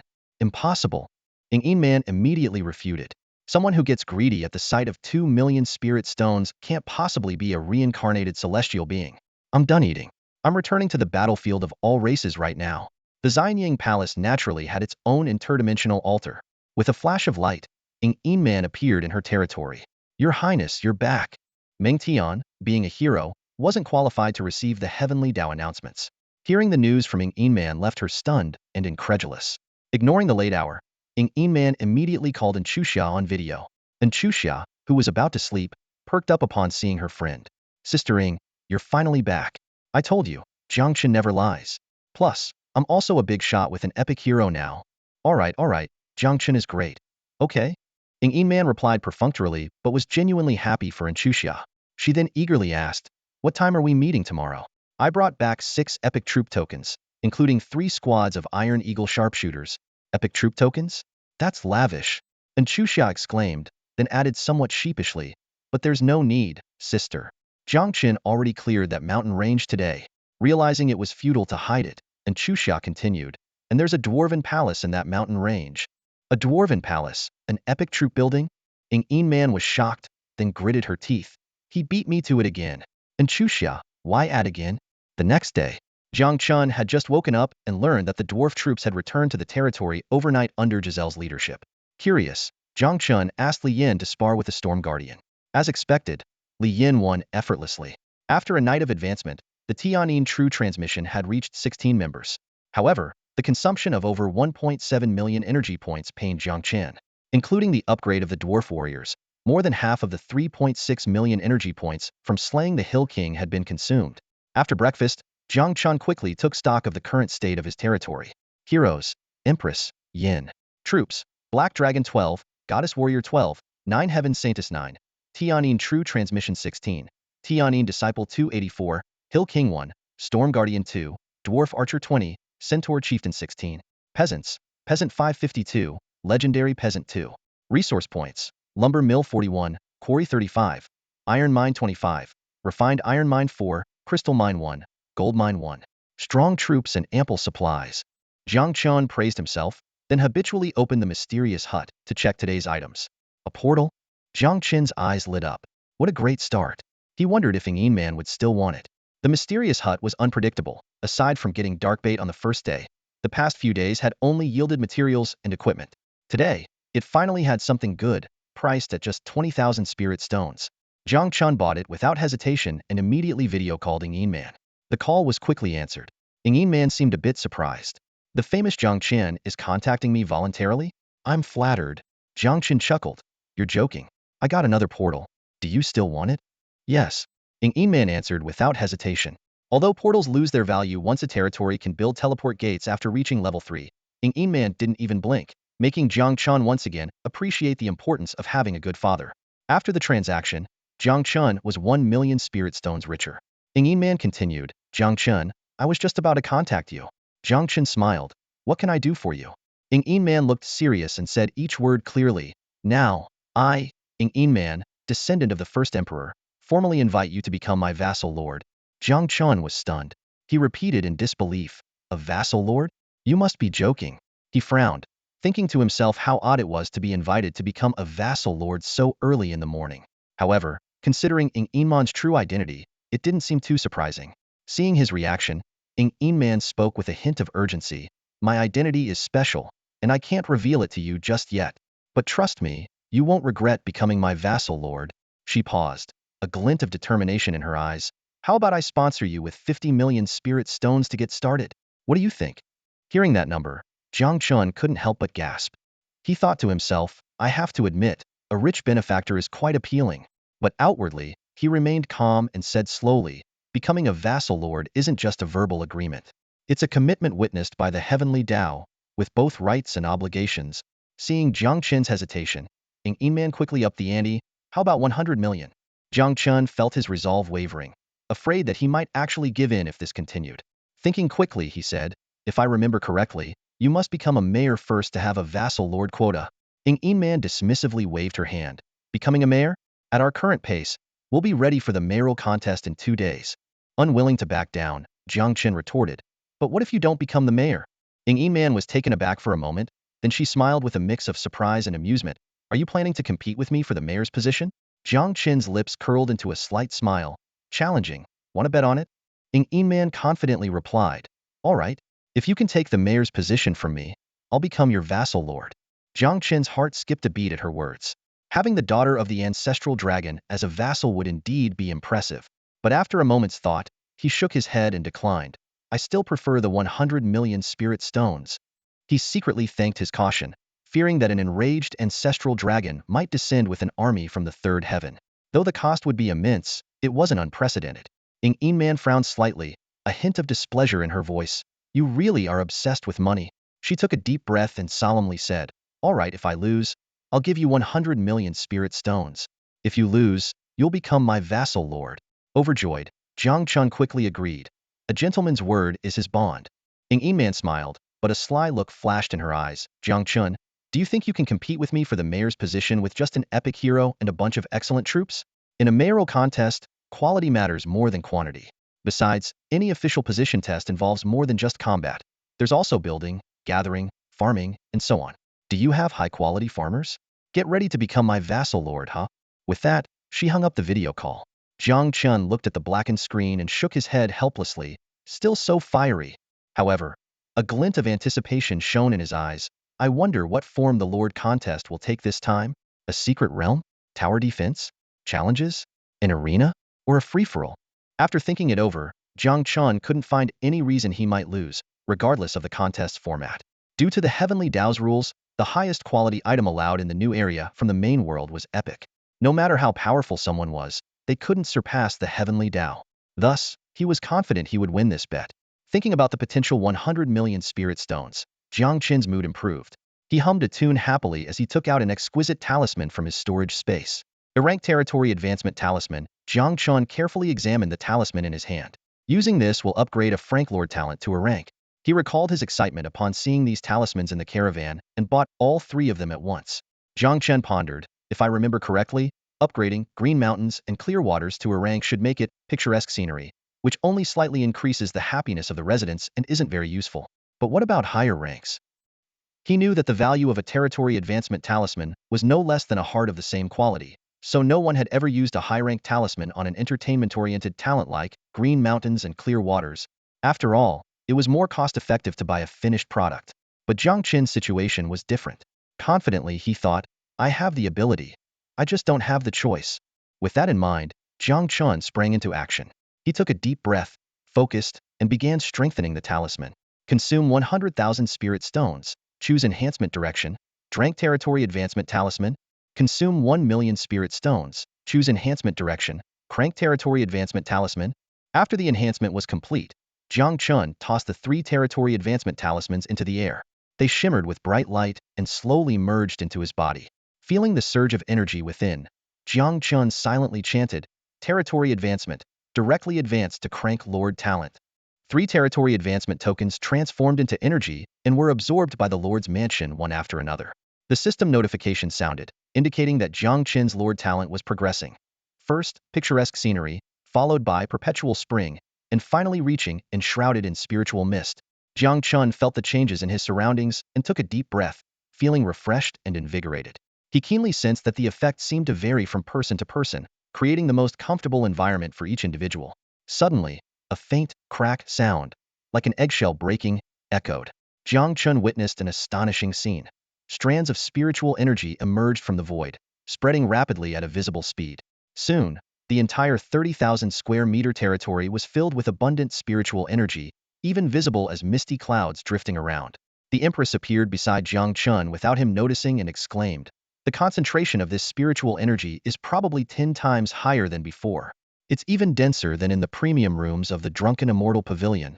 Jiang Chen nodded, realizing that this would significantly accelerate the cultivation of techniques and the recovery of spiritual power. He looked at the Tianyin disciples who were on break and saw them cheering, their loyalty increasing once more. Jiang Chen reminded them, while techniques and skills are important, the essence of the battlefield of 10,000 races is still about levels. After the territory's advancement, Jiang Chen finally had a moment to catch his breath. He still had a deep-sea bait, but he decided to use it only after the number of Tianyin true disciples increased, to ensure safety. In his leisure time, Jiang Chen decided to clear out his inventory, focusing mainly on low-tier treasure chests. Just then, the system notification suddenly sounded. Jiang Chen opened it to find a new announcement in the regional channel. The announcement was about a resource collection leaderboard, with generous rewards. Jiang Chen quickly checked the list and found himself temporarily behind. He immediately took out a unit of crystal, consumed 100 spirit stones to enhance it into an empty crystal stone, instantly gaining 100 points and jumping to the top of the leaderboard. The regional channel erupted in discussions. Soon, Xuanyuan secured the first place thanks to high-quality resource points around her territory. Jiang Chen marveled at Xuanyuan's special constitution, which not only attracted powerful beings but also high-quality resources. Man also made it to the forefront with a large number of epic farmers. The two female lords interacted in the channel, deciding to compete for the first place with their strength, creating a legendary tale. In just 10 minutes, the situation changed once again. The two goddesses quickly distanced themselves from Jiang Chen, clearly disappointed that he only had two legendary farmers. Wei Ming couldn't help but exclaim, "Epic farmers! Looks like the top spot will be decided between the two goddesses this time." Huang Xin chimed in, "Is this breaking Jiang Chen's first-place curse?" Suddenly, someone in the crowd excitedly shouted, "Turns out the resources from treasure chests count towards points. If I'd known, I would have saved my chests." "Haha, I've saved dozens of chests unopened," another voice said. "I was worried about getting resources before, but now I hope they all have resources." "Dozens of chests? I'm so jealous," someone nearby remarked sourly. Hearing these discussions, Jiang Chen glanced at the thousands of treasure chests piling up in his warehouse. He furrowed his brow and thought to himself, "This is basically handing me the top spot. Do I have some special ability?" He quickly shook off the strange thought. Jiang Chen turned and called out, "Empress, it's time to open the chests." Before he finished speaking, the Empress appeared beside him like a gust of wind, her eyes sparkling with anticipation. "Do you have any epic chests?" "No." Jiang Chen shook his head. "Can you use your abilities to make some?" she asked eagerly. Jiang Chen replied irritably, "No. Get to work, and if you do well, we'll have some tomorrow." Although ordinary chests weren't very valuable, Jiang Chen decided to upgrade all of them to the more cost-effective refined chests. After all, refined chests could at least yield blueprints, and the price of 100 spirit stones wasn't too high. With that, Jiang Chen and the Empress divided their tasks. One would upgrade the chests, and the other would open them. They were both busy and delighted. "You opened a refined chest and received a refined butcher knife 1. You opened a refined chest and received refined wood 70. You opened." Meanwhile, the other lords who had been monitoring the leaderboard couldn't sit still. In just a minute, the Empress had opened over 1,000 units of refined resources, contributing tens of thousands of points to Jiang Chen and propelling him to the top of the leaderboard. Wei Ming exclaimed, "Jiang Chen must be opening treasure chests." Yan dismissed it. "How many resources can chests yield? He's just temporarily at the top. It means nothing." Xuanyuan enthusiastically suggested, "Sister Ing, how about we place a bet?" "Yaya, are you betting on Jiang Chen winning?" Yan was surprised. "Yes, Yaya wants to make some money," the little fox said with wide eyes. Yan couldn't help but laugh, "Haha Yaya, you're adorably naive." And Xuxia also advised, "Yaya, listen to your sister. Jiang Chen's lead from opening chests is only temporary. Once the chests are all opened, he won't be able to keep up. There's still more than a day until the final tally." This analysis seemed reasonable, and Xuanyuan hesitated. While she was hesitating, the bet didn't materialize. Meanwhile, Jiang Chen's points had already surpassed the 20,000 mark. Wei Ming couldn't help but praise, "Jiang Chen is incredible. He must have opened over 100 refined chests by now." Yan remained unimpressed. "So what? If he can open 100, can he open 1,000? After another 10 minutes or so, Jiang Chen's points skyrocketed like a rocket, breaking through the 100,000 mark. Xuanyuan's eyes lit up, and she turned to ask, "Sister N, is it still possible for Yaya to start a betting pool now?" And Xuxia was also stunned, momentarily at a loss for words. She could only stammer, "It looks like it's really intense right now." Most of the lords had put down their work, staring intently at the rapidly and steadily increasing number at the top of the leaderboard. In less than an hour, Jiang Chen's points had rocketed past the 500,000 mark. Man couldn't hold back any longer and cursed through gritted teeth, "This cheater." Xuanyuan was frustrated, beating her chest. "Wah, Yaya missed out on a billion again." And Xuxia had nothing to say, and could only sigh helplessly. Everyone was going crazy, buzzing with chatter. Jiang Chen must have opened at least 1,000 exquisite treasure chests. What kind of drop rate is this? Could it be that the Green Mountains and Clear Waters talent really has a hidden luck attribute? Maybe it does. Just yesterday, the Green Mountains and Clear Waters talent was sold out in Donghai City. But no matter how frenzied or jealous they were, nothing could stop Jiang Chen's points from skyrocketing. At noon, the resource leaderboard showed the following rankings. 1. Jiang Chen, 1,563,250. 2. Xuxia, 48,250. 3. Man, 46,672. 4. Xuanyuan, 12,365. 5. Wei Ming, 11,082. Jiang Chen spoke in the public channel. "I'm done opening. Although I've temporarily taken the lead, as Ng Man mentioned earlier, this is just temporary. There's still one day left, so keep pushing everyone. Ng Man looked at the staggering numbers, speechless. Over 1,000,000 points, there was no way she and Xuanyuan combined could surpass Jiang Chen in a day. Besides, Jiang Chen's production rate was already high. This meant that with one day left until the leaderboard was finalized, Jiang Chen had already secured his victory. It was as if he was silently declaring, "You guys can fight for second place." And Xuanyuan, in a rare moment of sarcasm, said, "Yeah, how about we bet on who's going to be second?" But Xuanyuan was full of admiration. "I only want to bet on brother Jiang Chen winning." After a while, someone timidly asked, "Can any top student analyze how Jiang Chen did it? This must have taken at least 2,000 to 3,000 rare treasure chests." Everyone chimed in, but no one could come up with a satisfactory answer. The only conclusion they reached was that Jiang Chen was a cheater. Jiang Chen silently watched the chat, curious to see who would figure it out first. Suddenly, Xuanyuan had a lightbulb moment. "I know. The Hall of Prestige, right?" Jiang Chen chuckled softly. The little fox was quick-witted. And Xuanyuan also realized, "Yeah, you're so smart. Why didn't I think of that?" Many were still puzzled. Wei Ming stepped in to explain. It seems Jiang Chen found a Hall of Prestige and used the 10,000 prestige points from creating a unique unit to exchange for exquisite treasure chests. Impressive. I'm in awe. He added, "The Hall of Prestige is a randomly appearing building in the wild, with unpredictable availability and inventory." Ng Man stomped her feet in frustration. "Arg, it feels like fate itself is helping him." Wei Ming quickly apologized. "I'm sorry, Boss Jiang. I shouldn't have doubted your ability to take the top spot. From now on, I'll follow Yaya's example and support you unconditionally." Xuanyuan was displeased. "Are you calling me brainless?" Hee. Seeing this, Jiang Chen chuckled. His gaze fell on Wei Ming as he remembered he had a semi-abandoned centaur lair. Following the principle that every little bit helps, Jiang Chen dialed Wei Ming's video call. The call connected instantly, but there was the sound of shouting and clashing weapons on the other end. Jiang Chen apologized. "Sorry, brother Wei. I saw you chatting just now and thought you were free. I didn't realize you were in a battle. Should I call back later?" Before Jiang Chen could hang up, Wei Ming appeared on the screen, smiling broadly. "It's just a small goblin camp. No big deal. What's up, Boss Jiang?" Wei Ming's excitement was palpable even through the screen. Seeing that Wei Ming wasn't in any danger, Jiang Chen smiled. "Well, there's a centaur lair between our territories. It can produce centaur warriors, centaur leaders, and centaur chiefs.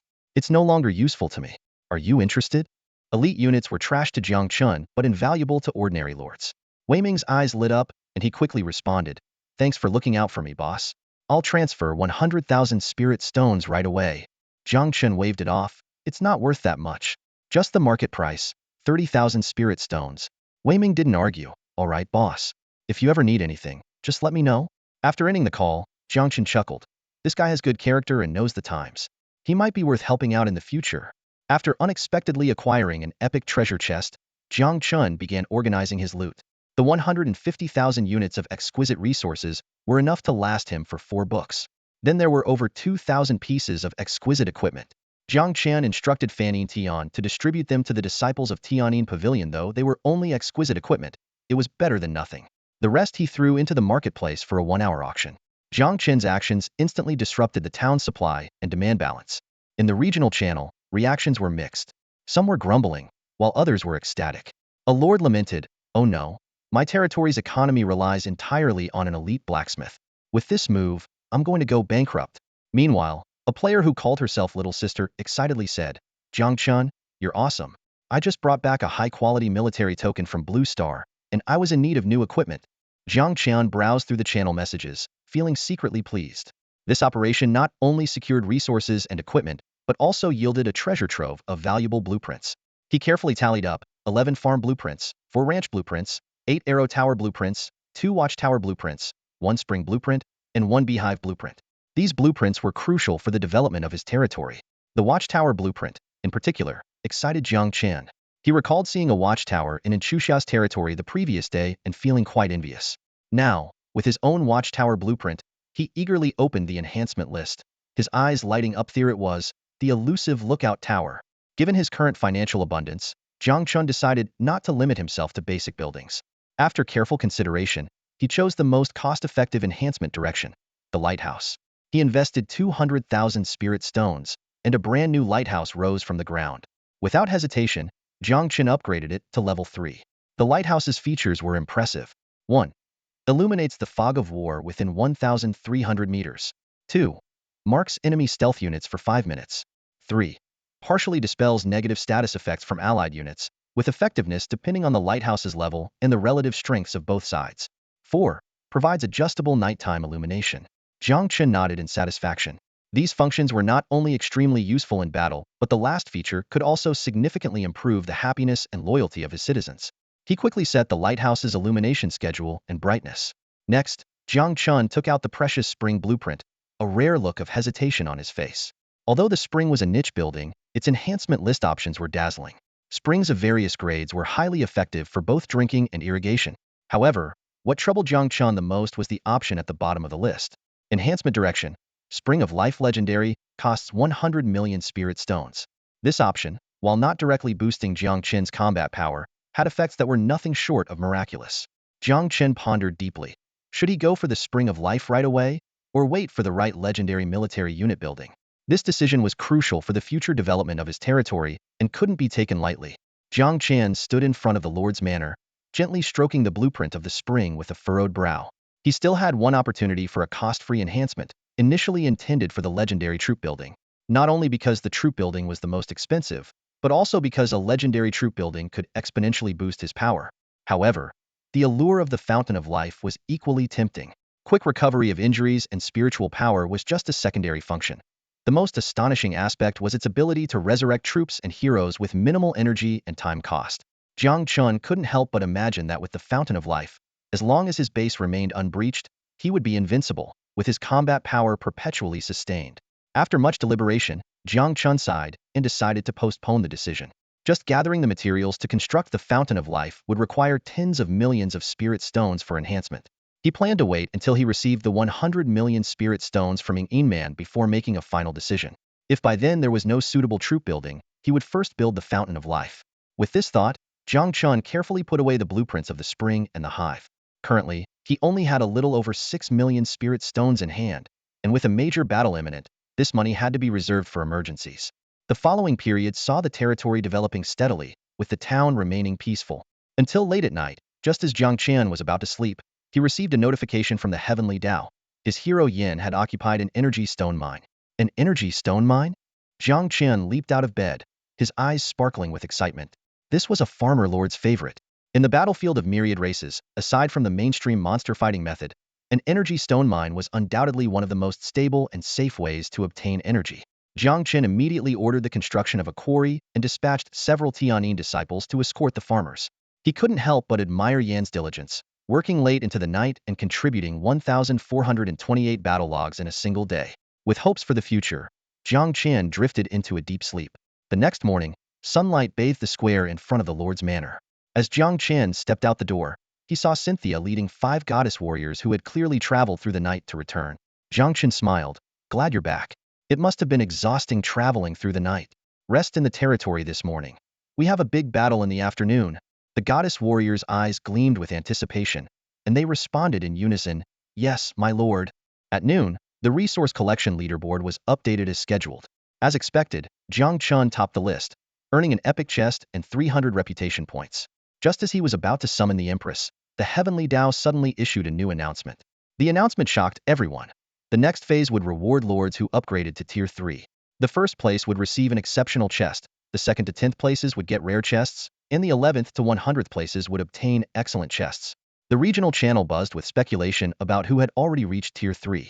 Someone timidly suggested, someone must have reached Tier 3 by now, right? I don't think we need to guess. Apart from Jiang Chen, I can't think of anyone else. Logically, Goddessing's territory is surrounded by high-level resource points, and Goddessing has epic farmers, both hot contenders. But that's just theoretical. To Xuanyuan, you complained, everyone's getting so smart. You won't make any money in the future. Meanwhile, Man and Chuxia, Wei Ming, and Mu Qing remained silent. At that moment, the Empress appeared beside Jiang Chen, her eyes gleaming with anticipation. My lord, as expected, where's the chest? Jiang Chen smiled mysteriously. Just wait, there might be one more exceptional chest coming. Sure enough, a new announcement soon followed. Jiang Chen, as the first lord to upgrade to Tier 3, was awarded an exceptional chest and 100 reputation points. Meanwhile, in Chuxia's territory, she looked at the announcement and murmured. After sending off Jiang Chen that day, I led the Dwarf King to clear the crystal mine overnight. To be the first to reach Tier 3, I got up at 4 a.m. yesterday. Heaven knows how painful that was. But still, I was a step behind Jiang Chen. But soon, and Chuxia's face lit up with anticipation. I wonder if I can beat Sister Ing this time and take second place? Elsewhere, Ing Man was engaged in a fierce battle with a level 10 mountain ghost leader. Upon seeing the announcement, her pupils briefly flashed vertically, and a fierce sword energy shot out, slicing the mountain ghost leader in half. Boo-hoo! Ing Man took deep breaths, gently stroking her chest, trying to calm her inner turmoil. Stay calm, stay calm. Ing Man muttered through gritted teeth, her eyes glinting with unyielding determination. She stood on the high platform, looking down at Meng Tian and Bai Tsong nearby. Meng Tian, visibly anxious, cautiously tried to console her. Your Highness, why are you so upset? Ing Man widened her eyes, a hint of annoyance in her voice. Sister, can't I be angry if I want to? Meng Tian quickly put on a placating smile. Of course, of course. It's just that since your last bloodline evolution, your basic attributes have increased by nearly 30. Even though we are here to ensure your safety, the stronger you are, the better. Despite understanding this reasoning, Ing Man stubbornly replied, I'll stay angry unless Jiang Chen can beat me in the Merrill contest. Meng Tian shook her head helplessly. Your Highness possesses the Blevel Lord talent, Golden Armored Cavalry, and with General Bai Tsong's leadership, the attributes of the 100 Battles Armor Army and the Iron Eagle Sharpshooters can rival those of ordinary 4-star epic units. Although Jiang Chen is extraordinarily gifted, his self-created talent is merely of excellent quality. How can he compare to you? At that moment, the burly Bai Tsong stepped forward, his usually stern face showing a resolute expression. If I cannot help your Highness win the mayoral position, I am willing to face punishment. Ing Man quickly waved her hand. General Bai, you are a descendant of the esteemed Marquis of Wuan, and technically my elder. Such words are too severe. As she spoke, a golden announcement suddenly popped up. The second place has been announced. Announcement. Chuxia, Lord of the second place, has upgraded to Tier 3. Reward. Rare chest 1. Reputation 50. Ing Man paused for a moment, then said with relief, finally, not stuck in second place forever. The leaderboard continued to update, and Ing Man unsurprisingly ranked third. Following her were Wei Ming in fourth and Mu Qingxuang in fifth. Ing Man nodded approvingly. This Lieutenant Mu Qingxuang isn't bad. Meng Tian laughed. Your Highness's assistance has not been in vain. Ing Man, unusually serious, said, soldiers who protect the country deserve respect. Since Lieutenant Mu's territory is close to mine, I'll help where I can. Soon, the leaderboard reached the 10th place. Announcement. Tu Shan, Lord of the 10th place, has upgraded to Tier 3. Reward. Rare chest 1. Reputation 5. Ing Man exclaimed in surprise. So fast. There are already 10 lords who have reached Tier 3. Before she could finish her sentence, a golden announcement suddenly appeared at the top of the screen. Announcement. The rules for the 10086 Newbie Town Domain War are now being published. Lords, please prepare yourselves. Immediately, a series of golden announcements began to flood the screen, capturing everyone's attention. When the number of lords who reach level 3 in the small town hits 100, the town's protective barrier will dissolve. These level 3 lords and their territories will be teleported to the town's borders to fend off an invasion from foreign tribes. In addition to the usual energy and items, slaying the invaders will also earn points. In the Battle of Domain Break, the one with the highest points will become the mayor, gaining an additional 10 points in all attributes and unlocking mayoral privileges. Ing Man laughed heartily upon hearing the news. Great, it's a tower defense. We've got this in the bag. Jiang Chen, that vassal lord, is mine for sure. Her excitement stemmed from the fact that tower defense mode relies entirely on hard power, with no element of luck involved. Jiang Chen was equally pleased, thinking to himself, we've got this in the bag. At that moment, 10 lords had already reached level 3, and it was expected that the number would soon surge. Jiang Chen estimated, if everything goes smoothly, the number of level 3 lords will reach 100 by tonight or tomorrow at the latest. Based on past experience, if the conditions are met after 9 p.m., the battle usually starts the next morning. I still have at least half a day to prepare, including setting up that deep-sea bait. The regional channel was buzzing with discussions. Some were exclaiming about the difficulty of finding crystal mines, others were worried about troop losses, and many were anxious about securing a spot in the top 100. Mu Qingxuang reminded everyone, the Battle of Domain Break requires everyone's collective effort. On average, each person needs to earn 10,000 points. Don't just have a level 3 rank without level 3 combat power. Some people wanted to grab rewards and then quit, which was immediately opposed. Ing Man sternly said, even if I can earn 500,000 points by myself, the other 500,000 points still depend on everyone else. Wei Ming added, in tower defense mode, You can see how many waves of monsters each person has defended against. Slacking off won't do anyone any good. Jiang Chen wasn't worried about this.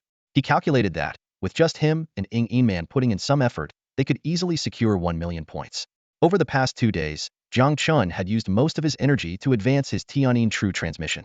He quickly recalled all his high-end combat units, including the Empress, Angel Yin, various goddess warriors, dragons, and dwarves. Jiang Chen took out the deep-sea bait and softly said, "Consume 3 million spirit stones. Choose enhancement direction, ultimate deep-sea bait." After the enhancement, the bait emitted powerful water spiritual energy, capable of triggering an ultimate deep-sea beast tide matching the current territory level. The Empress and Angel Yin approached Jiang Chen. Yin exclaimed, "What terrifying water spiritual energy!" Jiang Chen explained that it was deep-sea bait, which might summon legendary strong beings. The Empress reported that a treasure chest had yielded a spear. Though not as impressive as previous gains, it was still quite good. Once everything was ready, Jiang Chen gently tossed the deep-sea bait. The void outside the territory began to ripple, gradually forming a deep blue barrier that enveloped the entire territory like an aquarium. Various strange creatures swam behind the barrier, and finally, a wet figure passed through the barrier and landed on the ground. Yin marveled. "It's really the seafood tribe." The Empress added, "Looks like it's going to be quite a feast." Little King squid species, deep sea tribe level, 17 quality, rare combat power, 62 skills, death coil, poison water arrow. Not bad, a rare grade squid. A glint of excitement flashed in Jiang Chen's eyes as he fully appreciated the squid from a culinary perspective. He quickly calculated that its size could yield over 100 units of excellent grade ingredients, which would perfectly meet the territory's growing demand for high-end food supplies. With a command, Farmer 1 began the collection process. Suddenly, a series of loud bangs echoed, and over 100 little king squids rained down like droplets. They stood upright, each towering 7 to 8 meters high, their numerous tentacles writhing in the air, creating a terrifying scene. Next, an even louder thud was heard. A 10-meter-long tiger shark monster broke through the barrier and clumsily landed on the ground. Its fierce expression contrasted sharply with its awkward movements, flailing helplessly on the ground, causing everyone to exchange puzzled looks. The originally tense atmosphere instantly lightened. Angel Yin murmured in disbelief. Could it be they're here to deliver food? However, Jiang Chen's expression grew more serious. He said gravely, "The way of heaven is not food delivery. Since a beast-type tiger-shark monster appeared instead of a tiger-shark warrior, there's only one possibility." Before he could finish, the youngest Zaishan suddenly exclaimed, "Look, what's that?" Everyone turned to see a shadow rapidly expanding behind the barrier. They all realized that a colossal creature was approaching at an alarming speed. The next second, with a splat, a gigantic pale human face suddenly emerged from the deep sea. The face, 10 meters in diameter, was directly connected to a scaly body of indeterminate length. It gazed down upon the territory with eyes full of greed and caution. Immediately, a strange wave enveloped the entire territory. Everyone felt the air around them grow thick and viscous, as if they were underwater. Jiang Chen took a deep breath and said solemnly, "It's indeed the deep-sea domain." Meanwhile, the deep-sea tribe creatures seemed rejuvenated. The tiger-shark monster that had been flailing on the ground now swam freely through the air. At that moment, the lighthouse erupted in a dazzling light, enveloping all allies in a protective glow. The system prompt indicated, "Under the lighthouse's illumination, the negative effects of the deep-sea domain on allied units are reduced." Jiang Chen was pleased with the lighthouse's effect but remained tense.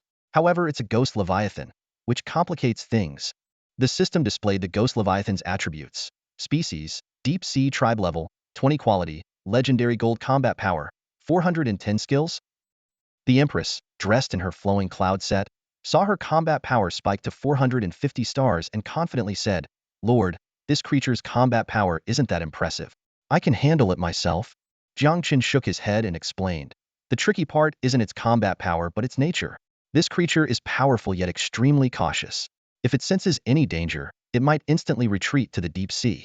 That's where the ghost part of its name comes from." He quickly devised a strategy. "Empress and Yin, hold off on attacking for now. See if we can lure it into the territory. Fandral, wait for my command to unleash your ultimate, then use Storm Hammer directly." The Mountain King Fandral Stormwind responded solemnly, "Yes, Lord." No sooner had he spoken than hordes of deep-sea monsters broke through the barrier and charged towards the territory with murderous intent. Among them were even 2 20-meter-long epic sea king serpents. The appearance of the ghost leviathan seemed to signal the start of the assault. Two species that viewed each other as food wasted no words. The battle erupted instantly. Chief Disciple Li Yin unleashed a sword slash, Scarlet Arc. A little king squid was instantly severed. The system prompt followed. Your unit Li Yin killed little king squid, gained energy 1700, spirit stone 180. The Tianyin disciples formed groups of 12, creating a grand virtual sword formation and shouted in unison, Great Sumeru sword style.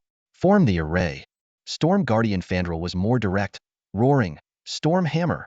A giant hammer flew out, instantly obliterating an 18th level tiger shark monster. The territory's strong fighters showcased their abilities, while the Four Heavens Wrath Towers consistently launched fireballs, causing explosions among the Deep Sea tribe. The two Sea King serpents were entangled with Long Jiao and Long Yi, battling fiercely in the sky. Jiang Chen had retreated to the Tianzi private room in the drunken immortal pavilion, overlooking the battlefield from the terrace. Within minutes, his side had gained a decisive advantage. Deep Sea tribe creatures frequently fell from the sky, and the dwarf rocketeers hadn't even joined the fray yet. By all accounts, Jiang Chen should have been pleased with the overwhelming battle. But at this moment, his brow was deeply furrowed. Throughout the fight, the ghost Leviathan had only revealed half of its body, watching its subordinates being slaughtered without making a move. Such a sneaky bastard. Sneakier than me. Jiang Chen muttered under his breath, a hint of frustration flashing in his eyes. He quickly issued a command through the heart of the Lord. Contract the defense perimeter. The Empress immediately voiced her concern. My lord, if we do that, the buildings in the territory will suffer severe damage. Jiang Chen nodded calmly. No matter. If it lures the enemy out, the loss is worth it. As the order was given, the defense team began a strategic retreat. Within minutes, the city walls crumbled with a thunderous crash. A nearby house was shattered by several abyssal demon fish, sending splinters flying. Yet, Jiang Chen remained unfazed, as if he had anticipated this outcome. At that moment, the deep-sea invaders slowed their advance. They resembled sharks that had caught the scent of blood, greedily absorbing the essence of the territory, their eyes glinting with avarice. A cold smile tugged at Jiang Chen's lips. Let's see how long you can hold back. Sure enough, the ghost Leviathan grew furious as it watched its minions scramble for the essence that rightfully belonged to it. It opened its massive maw, emitting a silent wave to restrain them. However, faced with the ultimate deep-sea bait, the minions had lost all reason and ignored its command. Unable to contain its rage, the ghost Leviathan's enormous form emerged from the depths, resembling an oversized needlefish. It measured nearly 50 meters in length, its body covered in menacing bone spurs and emitting an eerie blue glow as it slowly approached the territory. Seeing this, Jiang Chen's face lit up with a confident smile. But just as the ghost Leviathan came within 200 meters of the territory, it suddenly paused, sensing danger. In the next instant, it whipped around and darted back toward the deep sea. Cunning creature! Jiang Chen shouted. Attack! In this situation, two possibilities flashed through Jiang Chen's mind. First, the ghost Leviathan genuinely had a special ability to detect the lethal threat within the territory. Second, it was merely testing the waters. If there were indeed an ambush, seeing it retreat, they would surely try to entrap it. Though Jiang Chen suspected the second possibility, he couldn't take any chances. The Empress, Angel Yin, and Vandar leaped into action at his command. Simultaneously, 12 goddess warriors, led by Cynthia, swiftly prepared their thunderbolt strikes. To ensure success, Jiang Chen waved his hand. Upgrade. In an instant, the Empress, Angel Yin, and Vandar were elevated to level 12, consuming the 600,000 energy points they had just acquired. Divine Descent. As the initial controller, Vandar took a deep breath, the power of the infinite storm surging into his body. His form rapidly expanded in midair, transforming into a giant 6 meters tall. Storm Hammer. Vandar roared, and a massive storm hammer, several meters in diameter, materialized in his hand. The hammer streaked through hundreds of meters of space, descending with overwhelming force, striking the ghost Leviathan's head with pinpoint accuracy. A storm hammer whistled through the air, not lethal but enough to make the ghost Leviathan stagger and slow down.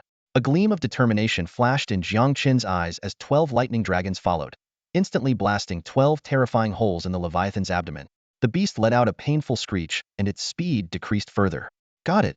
Jiang Chen exhaled a breath and ordered, Empress, block it. Yin, prepare the heavenly blade strike. The Empress, who had already activated her cloud shadow skill, doubled her speed thanks to the passive boost from the flowing cloud art. She became a streak of light and intercepted the ghost Leviathan just 50 meters from the deep-sea barrier. Disdain flashed in the Leviathan's eyes as it radiated a ghostly blue light, accelerating towards the Empress. She remained expressionless and unmoving. At the critical moment, she shouted, Cloud Ring.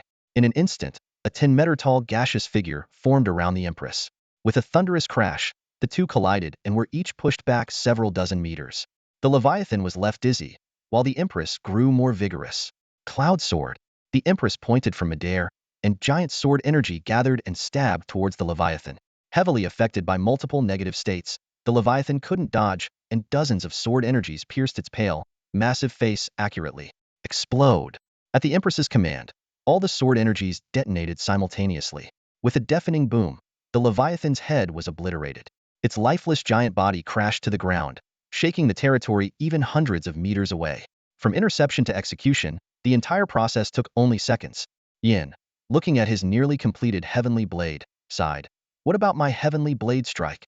The Empress smiled and gestured. Don't waste it. There are 2 Sea King serpents over there. Yin immediately understood, redirected the heavenly blade, and slashed down. The 50-meter-long light blade effortlessly sliced the 2 level 20 Sea King serpents in half. Long Jiao, narrowly missed by the giant sword, jumped in fright. Newbie, you almost cut me. System notifications followed, awarding Jiang Chen with a large amount of rewards, including energy, spirit stones, the legendary Dark Abyss Dock, and a high-level spirit power book. To his pleasant surprise, there was also a legendary building blueprint. However, upon reading the blueprint's description, Jiang Chen felt a bit disappointed. It was a shipyard blueprint. Although extremely valuable, the town had not yet expanded enough to make full use of it. He stored it in the warehouse for now. Jiang Chen used the spirit power book without hesitation, feeling the surge of power within him. He couldn't help but marvel. My base stats now surpass those of elite units of the same level. Suddenly, the drunken immortal tavern shook. Jiang Chen quickly looked out the window to see a devil ray flapping its wings desperately, only to be speared to death by Cynthia. Without the deep-sea domain's support, the deep-sea creatures fell from the sky, causing a seafood rain over the territory. The Empress and Yin landed on the terrace. The Empress suggested, should we keep these sea creatures alive? They won't be fresh if they die. Jiang Chen was momentarily speechless. Yin, unusually, agreed. I once went on a mission to a civilization called Earth. Many seafood restaurants there do the same thing. Hearing the long-lost name Earth, Jiang Chen's expression faltered, but he quickly adjusted, turning to the Empress with curiosity. How does it feel to dominate with gear? The Empress blushed slightly and admitted, it feels amazing. She couldn't help but recall how she had opposed Jiang Chen's idea of using external power to help the Tianyin disciples advance, only to find it incredibly satisfying firsthand. 5 minutes later, all invading enemies were annihilated, and the battle concluded perfectly. As the heavenly war concluded, Jiang Chen once again emerged victorious with an overwhelming advantage. However, compared to the rich loot dropped by the monsters, the battle rewards seemed insignificant. The Ghost Leviathan dropped a precious legendary blueprint, while 2 epic Sea Kings contributed an epic item, the Sea King's Boots. Jiang Chen carefully examined the newly acquired item. Sea King's Boots, level 20, durability 120, skills. Walk on water, swim like a fish. He couldn't help but repeat the item's name, his gaze sweeping across his territory filled with bustling activity. A sudden doubt arose in his mind. Was the heavenly Tao hinting at something?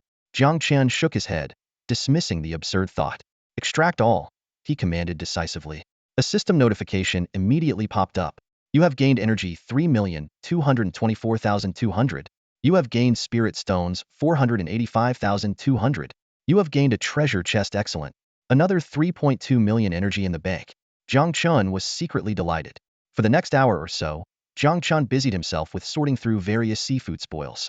To handle the massive workload, he reinforced 2 legendary recruitment orders, enlisting Nong San and Nong Si. From rare to legendary, all qualities of seafood quickly filled the warehouse. This sight thrilled the epic chef from Drunken Immortal House, causing his loyalty to soar to 95 points. Finally done, Jiang Chen breathed a sigh of relief and opened the regional channel to browse the information. He noticed that the number of Tier 3 lords had just reached 33, and there was still plenty of time. Next, Jiang Chen began a comprehensive troop upgrade. Consumed 700,000 energy, upgrading all goddess warriors to level 10. Consumed 1,040,000 energy, upgrading all 9 heaven saints to level 10. Consumed 1,100,000 energy, upgrading the remaining 8 dragons to level 10.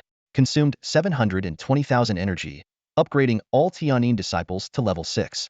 Energy was once again depleted. Dinner time arrived. The epic chef from Drunken Immortal House pulled out all the stops, creating a dish famous even in the second heaven. Neza conquers the sea. Everyone feasted heartily, with their attributes increasing by a few to dozens of points. Now, it was time to wait. At 9 p.m., the number of Tier 3 lords reached 79. The lords in the regional channel seemed to collectively breathe a sigh of relief. It appeared that the boundary break battle would be postponed until tomorrow.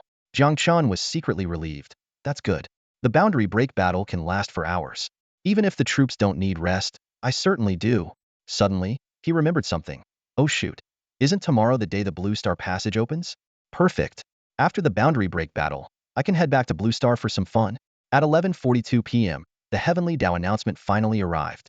Small town tier 3 lords have reached 100. The boundary break battle will commence at 9 a.m. tomorrow. Participating lords include Jiang Chen and Xuanyuan. Man, please be prepared. Jiang Chen yawned and issued a notification through the heart of the Lord. Everyone rest up tonight. The real battle begins at 9 a.m. tomorrow. Not only did he aim to secure the position of town chief, but he also planned to take this opportunity to rack up a significant amount of energy. If he could take down a few legendary bosses, that would be even better. The next morning, the atmosphere in Novice Town 10086 was tense and foreboding. All 3 lords selected for the Domain Breaker War were fully prepared, and the air was thick with a mix of anxiety and anticipation. At precisely 9 a.m., an announcement broke the silence. The Domain Breaker War has begun. In an instant, hundreds of golden beams shot up to the sky, like colossal pillars connecting heaven and earth, marking the start of the territory teleportation phenomenon. As the light faded, the lords and their territories vanished from the town map. Jiang Chen felt a sudden twist in his surroundings, and when he opened his eyes again, he found himself in the Riftwind Mountains at Canyon 88, on the town's border. A system notification sounded in his ears, informing him he had entered the battlefield channel. In 10 minutes, the first wave of invaders will arrive. The system's cold voice continued, your Domain Breaker War will end if any of the following occurs. The Lord dies or the Lord's Hall is destroyed. Over 100 invaders cross your territory. You choose to withdraw. You must eliminate the current wave of invaders. The system added, the battlefield is a real-world scenario. After the Domain Breaker War ends, casualties among hero units and building damage will not be restored. As the golden light dissipated, Jiang Chen surveyed his surroundings. The canyon was about 200 meters wide, perfectly filled by his territory, with towering rock walls on either side. Canyon 88, a good omen? Jiang Chen thought to himself. He climbed the city wall to look out, seeing the war fog roiling in the distance, obscuring his view. Fortunately, Jiang Chen had a lighthouse, extending his territory's vision to 1,300 meters, giving him ample time to prepare. After spending a few minutes familiarizing himself with the terrain, Jiang Chen ordered, Empress, organize the Tianyin Pavilion disciples to set up defenses in sections. Rest assured, my lord. The Empress replied solemnly, please proceed to a safe area. Jiang Chen nodded in agreement, and then opened the battlefield channel. The channel had only 100 participants, with various discussions buzzing. Damn, I'm in Canyon 1. Does that mean the enemies will be stronger the lower the number? Someone exclaimed. You're overthinking it, bro. It's all random, another voice responded. I took heavy losses capturing the crystal mine just to get to level 3. I'll be relying on you guys for this fight. Someone else lamented. Wei Ming, are you trying to cover your bases? At least make it through the first 5 waves. The first few waves are easy points. Wei, with your skills, who wouldn't want to last a few more waves? Jiang Chen shook his head, sighing inwardly. True selflessness is rare, as selfishness is human nature. Suddenly, Mu Qingshuang's voice rang out, everyone, get ready for battle. The first wave of monsters will attack in 1 minute. The system notification appeared. Invader attack countdown 58 seconds. Jiang Chen turned to Angel Yin and said, Yin, why don't you join me at the Drunken Immortal Pavilion for a bit? Yin nodded. Jiang Chen led Yin and Zizishan back to the Tianzi private room at the Drunken Immortal Pavilion. He moved a chair to the terrace and sat down. This spot was safe, comfortable, and offered a perfect view of the battlefield, making it an ideal command post.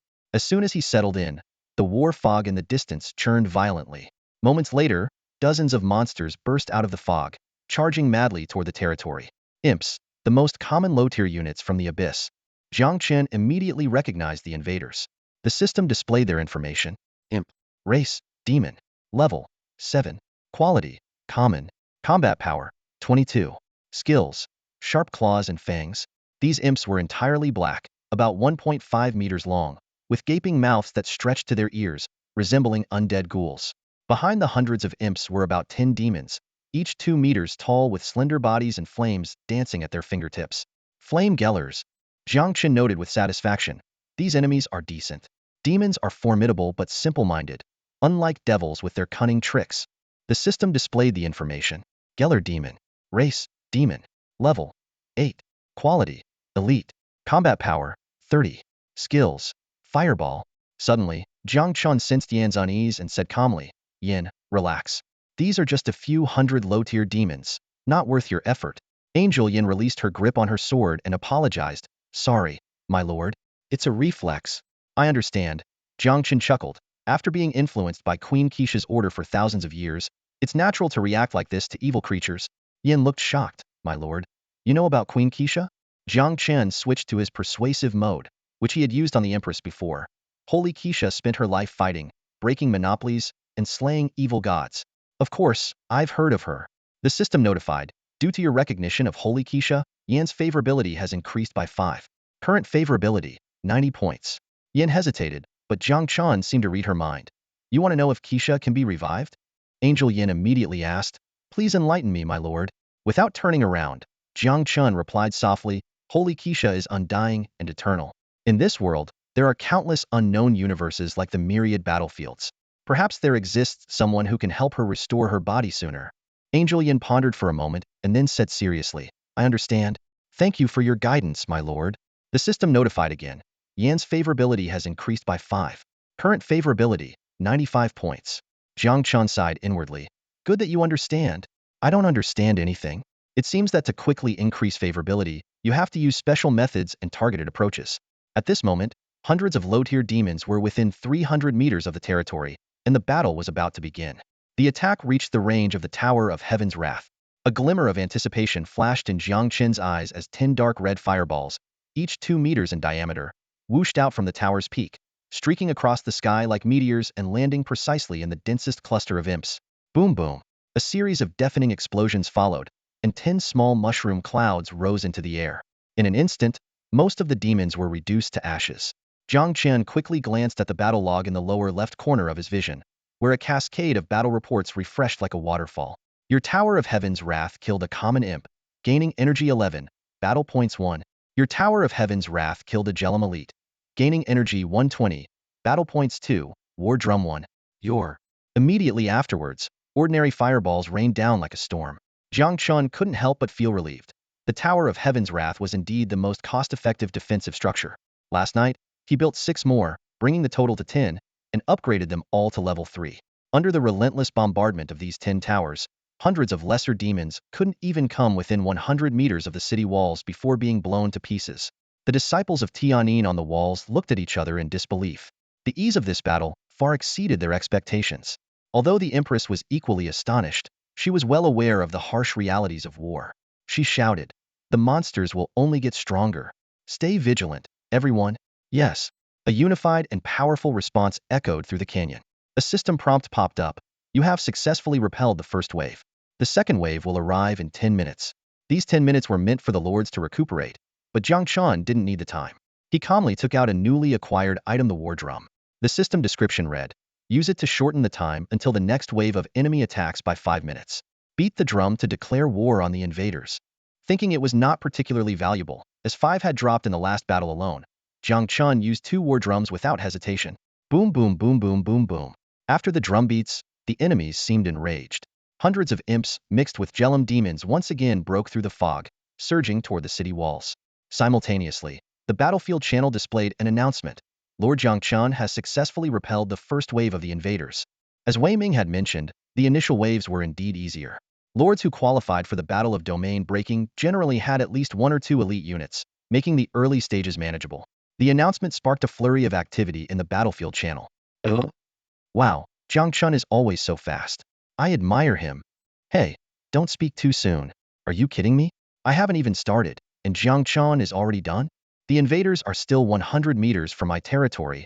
Wei Ming first posted a tearful emoji and then said helplessly, 100 meters is lucky.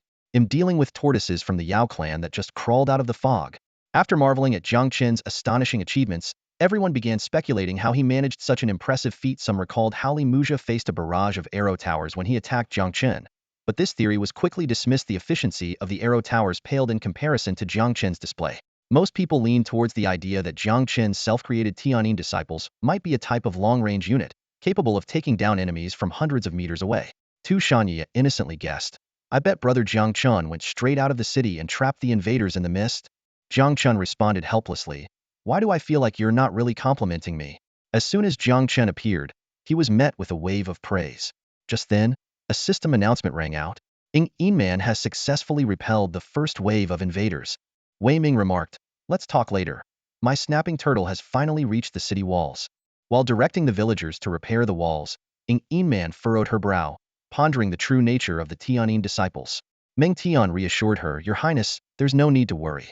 The mayoral selection is based on points, not speed." Just as Man was about to say something, the system announcement sounded again. Jiang Chen has successfully repelled the second wave of invaders.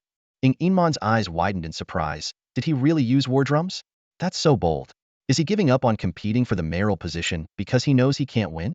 Meng Tian suggested, "If your Highness wants to use war drums, it won't have much impact in the early waves." Man quickly shook her head. "No rush, let's fix the walls first. I'm not interested in such meaningless titles." Meng Tian and Bai Tsong exchanged glances, both seeing the reassurance in each other's eyes. Meanwhile, Jiang Chen had already easily wiped out the second wave of demons. And Chuxia, Little Fox, and even Mu Qingxuang sent messages, subtly advising Jiang Chen to be more cautious. The battlefield channel was flooded with messages urging Jiang Chen to take it easy. Jiang Chen knew his performance was drawing too much attention. Generally, even if the previous wave of monsters hadn't caused much damage, lords would take a moment to rest. After all, their units would be somewhat exhausted, and the walls might be damaged. But the problem was, the Sky Wrath Tower didn't need any rest. Without hesitation, Jiang Chen ordered, "Use the war drums." Boom boom boom boom boom boom. The third wave of demonic monsters appeared, with the lowest level now at 10. But under the fierce attack of the Sky Wrath Tower, these demons turned to ash 100 meters away from the territory. The system announcement rang out again. Jiang Chen has successfully repelled the third wave of invaders. Keep going. Use the war drums.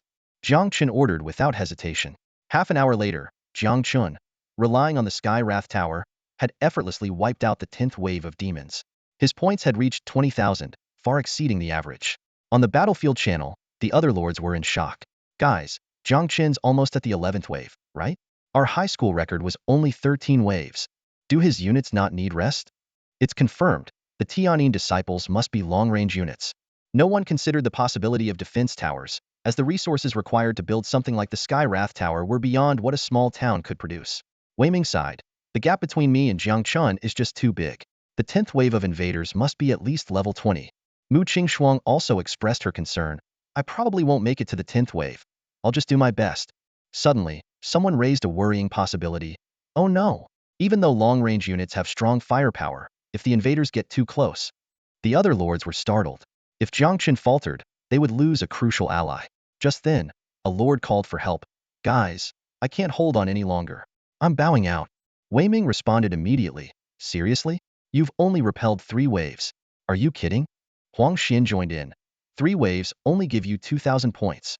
If you quit, others will have to cover your 8,000 points. The lord explained. "I suffered heavy losses capturing a crystal mine yesterday. I barely made it through the 3rd wave. Another wave and I'm done for." He shared some photos showing his devastated territory, with militia bodies scattered around and half the walls collapsed. Though angry, no one wanted to send someone to their death. Wei Ming analyzed. Jiang Chen's using long-range units. A few more waves, and they'll definitely get close. He probably can't hold out much longer. We need to work together. Jiang Chen couldn't help but admire their imaginative thinking. He reassured them, "Don't worry, I can hold out for another dozen waves or so. But you all need to keep going. The energy and items from the monsters are valuable." Man couldn't help but mock. "A dozen waves? Why don't you just fly to the sun and stand shoulder to shoulder with it?" At that moment, the 11th wave of demons attacked Jiang Chen's territory. The latest wave of imps has a minimum level of 22. Jiang Chen noticed that this time, a formidable boss finally appeared, a 3-headed hellfire. It belongs to the Hellfire race, demon class, with a level of 26 and a rarity of, boasting a combat power of 112. It also has the Hellfire Fist and fire resistance skills. Whether it's units, heroes, or wild monsters, level 20 is a significant milestone. For example, the level cap for heroes and units in a level 3 territory is 20. Additionally, level 3 allows for domain breaking, enabling players to leave the novice town, so levels below 20 are often considered novice level. This wave of level 22 imps, with a combat power of 55 stars, put some pressure on Jiang Chen. With its fire resistance, the 3-headed hellfire withstood the fierce attacks from the Tower of Heavenly Fury and finally reached the territory walls. Jiang Chen didn't want the walls to take damage, so he immediately issued a command through the heart of the Lord. "Tianyin disciples, attack!" At his command, nearly 40 Tianyin disciples leaped from the walls and started a one-sided massacre. In less than 5 minutes, all enemies, including the three-headed hellfire, were completely annihilated. A system notification sounded. You have successfully repelled the 11th wave. The 12th wave will arrive in 10 minutes. Jiang Chen decided not to use the war drums anymore, opting for a steady approach. In the following waves, he sent out goddess warriors, hill kings, storm guardians, dragons, and the 9 heaven saints to counter the attacks. Each successful defense was met with cheers in the battlefield channel. As time went on, more and more lords chose to leave the battlefield. Most lords only withstood 5 or 6 waves, not even reaching the average level. Jiang Chen, however, continued his unstoppable march, with even the Empress stepping in to easily slay a level 30 berserk demon of exceptional rarity. You have successfully repelled the 20th wave. The 21st wave will arrive in 10 minutes. The system prompted again. Hours passed, and countless demons fell before Jiang Chen's territory, with his personal score surpassing 150,000. Experience told him that the next wave might feature epic-level monsters. Jiang Chen opened the battlefield channel to check the total score, 991,523. Only 19 lords remained in the battlefield. The channel was buzzing with discussions. In Xuanyuan, less than 10,000 points to go. This wave is almost over. Should be a sure thing. Xuanyuan.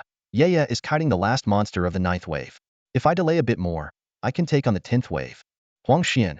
Our town broke through the domain too quickly. Our unit levels couldn't keep up. Otherwise, it wouldn't have been this tough. Wei Ming smiled wryly. If it weren't for the top players pushing so hard, we wouldn't have broken the domain this fast.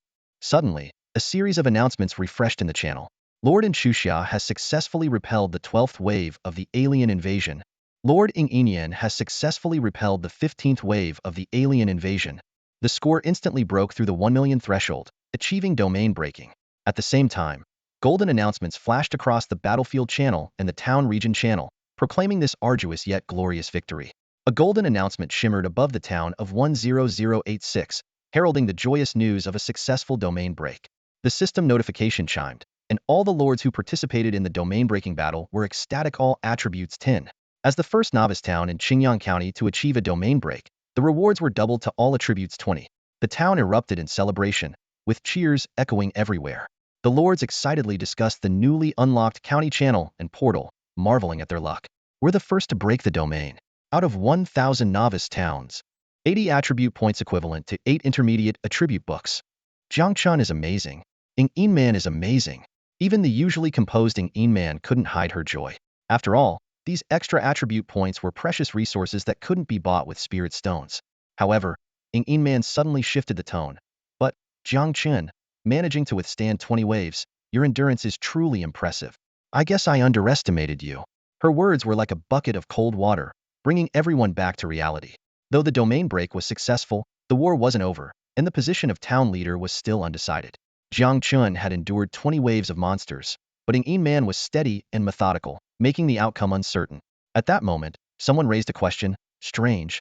The textbooks never mentioned that the rewards for the first town to break the domain would be doubled. What's going on? The answer soon appeared. Another golden announcement popped up in everyone's view. County announcement.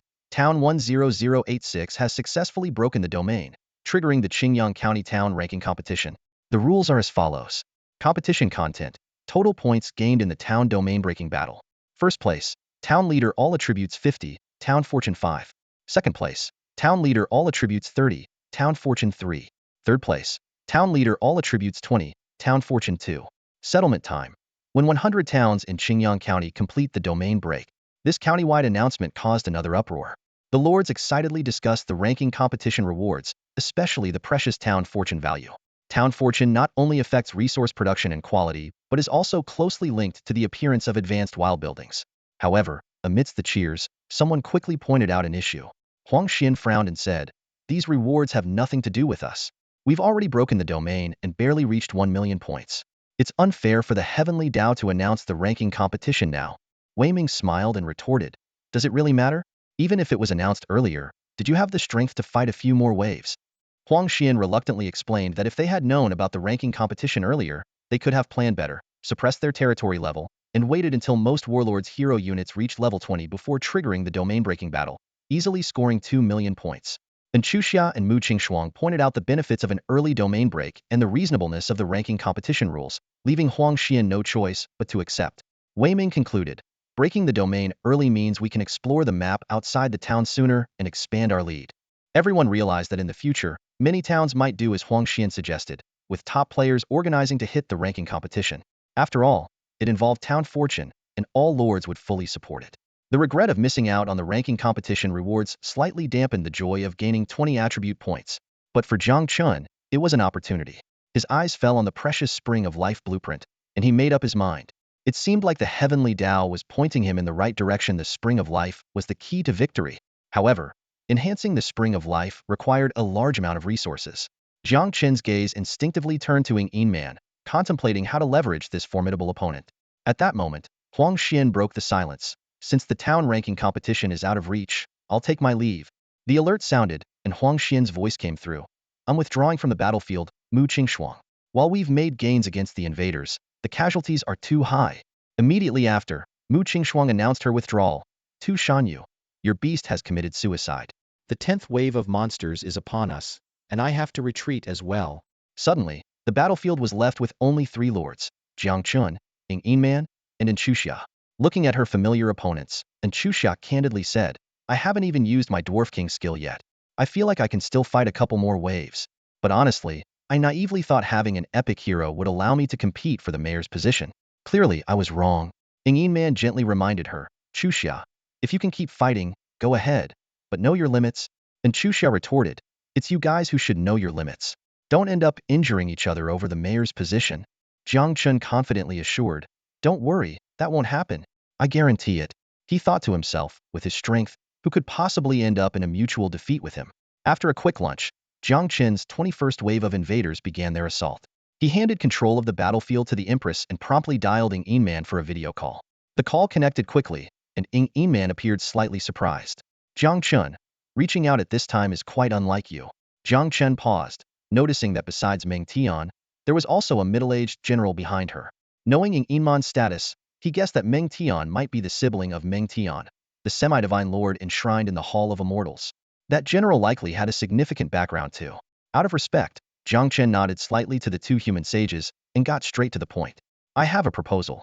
Can you advance me 50 million of the 1 billion spirit stones wager? Advance? Ing Man was taken aback, then angrily retorted, you think reaching the 20th wave means you've won? That's arrogant. Let me tell you, I'm just playing it safe, not racing against you. Jiang Chen replied seriously, you've misunderstood. I'm a reasonable person. Think about it, if I win, wouldn't you owe me 1 billion spirit stones? Ing Man huffed, you haven't won yet. Jiang Chen continued, but if I lose, hypothetically speaking, you said you'd provide me with 1 billion spirit stones as funding if I became your vassal lord, right? Ing Man's eyes widened, seemingly anticipating what Jiang Chen was about to say. Jiang Chen spread his hands, see, whether I win or lose, you'll end up giving me the stones. Does it matter if it's a bit earlier? You. Ing Man was stunned by his audacity.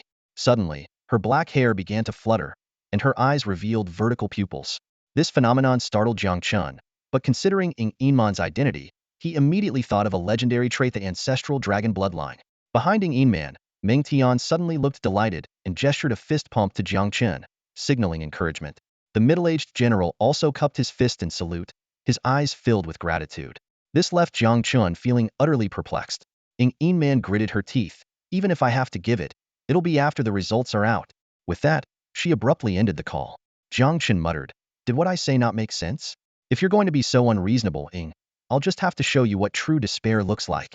An hour later, the battlefield grew increasingly tense. Announcements kept coming, detailing the achievements of each lord. Ing Man successfully repelled the 17th wave of invaders. Jiang Chen had already beaten back the 23rd wave, and Enchuxia held on until the 14th wave. As time passed, the monster's strength surged dramatically. After the 21st wave, not only did their numbers increase, but their levels and quality also saw a significant rise. The most troublesome of these was a level 20 epic monster, the Flame Demon. However, despite such a formidable foe, Jiang Chen's attack speed did not wane. Realizing she had reached her limit, Enchuxia decided to withdraw from the battle. She called out to Jiang Chen and Ing Man, I've reached my limit at the 14th wave. I'm pulling back. You two, don't end up destroying each other. Ing Man and Jiang Chen were unmoved and responded in unison, don't try to talk me out of it, talk to him. Shaking her head in resignation, Enchuxia reminded them, the blue planet portal is open. Hurry up, I'm still waiting to return. I wonder if Mom managed to get the height ear dwarf token? For the second-generation lords, each trip to the blue planet was a chance to significantly boost their strength, as the lord's space could carry 10 slots of items. With Xuanyuan's departure, only Jiang Chen and Yiman remained on the battlefield. The atmosphere grew heavy, and both fell silent. Yiman was infuriated by Jiang Chen's performance, while Jiang Chen couldn't be bothered to explain. 2 hours later, the announcement sounded again. Lord Jiang Chen has successfully repelled the 28th wave of invaders. Hearing this, Yiman clenched her fists in disbelief. She had just dealt with the 25th wave, and though she had caught up a bit, she had to start using her troop skills from the 23rd wave onwards. If it hadn't been for Meng Tian's timely use of the Yin-Yang Harmony Seal, the 100 Battles Armor Corps might have suffered casualties. Meng Tian reported gravely, "Your Highness, we're running low on potions to restore spiritual power. If we go all out, we might withstand 3 more waves, but the soldiers would likely suffer heavy losses." Yiman sighed, thinking how great it would be if the realm war could be postponed until tomorrow, allowing her to return to the blue planet to fetch more tokens, equipment, and potions. But she quickly regained her composure and said, "Unfortunately, there's no what if." Meng Tian remarked, "Jiang Chen has not only skill but also great fortune. The terrifying water source power I sensed yesterday must be related to him." Yiman admitted, "Fortune is part of strength too. This time, I concede wholeheartedly." She then laughed heartily, "Ha ha ha, interesting. I thought with my resources, I'd be unbeatable after entering the myriad races battlefield. But here I am, meeting such an intriguing opponent right in the novice town." Her laughter was filled with ease, freedom, and arrogance. Then she ordered, "General Baizong, relay my command. Go all out for the 26th wave." Baizong respectfully replied, "Yes, Your Highness." Soon, Meng Tian, Baizong, the 100 Battles Armor Corps, and the Iron Eagle warriors went all out, easily wiping out the 26th wave of invaders. However, their spiritual power was exhausted, leaving them unable to withstand the next wave. Jiang Chen suddenly received a message. "Lord Yiman has sent you 1.1 billion spirit stones." He chuckled. "That girl is straightforward. But why an extra 10 million spirit stones?" Immediately, Yiman sent a video request. Jiang Chen accepted and praised. "The descendants of the Qin Empire, as expected, you keep your word. Impressive." Yiman showed no sign of disappointment and smiled. "A bet is a bet, nothing to praise." She asked directly, "I want to know where I lost." Jiang Chen realized the extra 10 million spirit stones were for information. He thought for a moment, then turned on the rear camera of the video function, pointing it at the sky. "Is this explanation enough?" Yiman gasped at the sight of 12 giant beasts soaring in the sky, legendary dragons, and a whole squad of them. Jiang Chen smiled without replying. He chose to reveal the dragons to Yiman for 2 reasons. First, the dragons had already been exposed to Xuanyuan and her mother. Second, in his territory, dragons were nearly relegated to transport troops. At the same level, Angel Yin alone could slay an entire squad of dragons. With the legendary set, the Empress's strength surpassed Yan's. The 9 Heaven Saintess, with the Empress's command bonus and the Great Sumaru sword technique, could fight 2 dragons alone. Even the Epic Deer Goddess warriors had greater potential due to their extreme attributes. Revealing a squad of the weakest dragons now could prevent Yiman from making too many guesses. The epic chest actually contained a legendary token, and Jiang Chen felt a surge of joy, knowing that he truly had great fortune on his side. A glint of understanding flashed in Yiman's eyes, and a sly smile played on her lips as she said, "I have a proposal." Jiang Chen raised an eyebrow, waiting for her to continue. Yiman spoke slowly, "I'll give you 10 million spirit stones, and you don't need to be my vassal lord. All you need to do is call me Sister Ink from now on. How about it?" Jiang Chen's expression turned peculiar. He recalled the information he had gathered from City Lord and Luoshi, noting that this girl was barely over 18. Why was she so insistent on being called sister? After all, Xuanyuan was already 19. Jiang Chen didn't want to meddle too much in his patron's peculiarities, so he replied apologetically, "If there's nothing else, I need to prepare for the 29th wave of the invasion." Yiman was momentarily stunned and furrowed her brows slightly. "I've already conceded. Do you still want to continue?" A trace of excitement flashed in Jiang Chen's eyes as he explained, "Opportunities to farm energy like this don't come often. I want to take on a few more waves." No matter how imaginative Yiman was, she couldn't fathom Jiang Chen aiming for the top rank in the town with his own strength. With a hint of worry, she said, "Be careful then. Legendary units are rare. If one dies, I'll feel bad for you." After a few more words of caution, she added with a cheerful smile, "Think about my proposal. If you decide, let me know. The price is negotiable." With that, she ended the video call. "Rich snob. Think you're so great with a bit of money?" Jiang Chen muttered under his breath, then looked excitedly at the spirit stones in his account. 9 figures of spirit stone. She had never seen that much even in RMB in his previous life. The system notification sounded. Man has exited the battlefield, leaving Jiang Chen as the sole participant. He glanced at his score, 1,526,320. Man had contributed nearly 300,000 points. Jiang Chen estimated that if she had tried harder, the 500,000 points she mentioned earlier might have been an exaggeration, but 400,000 was certainly achievable. Soon after, the system announced, "You have achieved the highest score in the Battle of the Small Town 10086, becoming the town mayor." It then listed the mayor's privileges: 1 hero slot, 1 vassal lord, 10 construction speed, 10 resource gathering speed, exclusive mayor's building, any door requires spirit stones to use, authority to appoint and remove town officials, set rules for lord migration within the town, and name the town. Even though he had known about the mayoral bonuses, Jiang Chen was still overjoyed. After a moment of thought, he decided to initiate a crowdfunding activity in the town channel. Crowdfunding for the town name. If anyone has good ideas, please comment below this message. Simultaneously, all the lords in the town received the news of the new mayor. The channel instantly became lively. These two bosses are amazing. They must have held out to at least the 25th wave. Man is awesome, but Jiang Chen is even more awesome. Wah! If I had known these two were so strong, I wouldn't have tried so hard.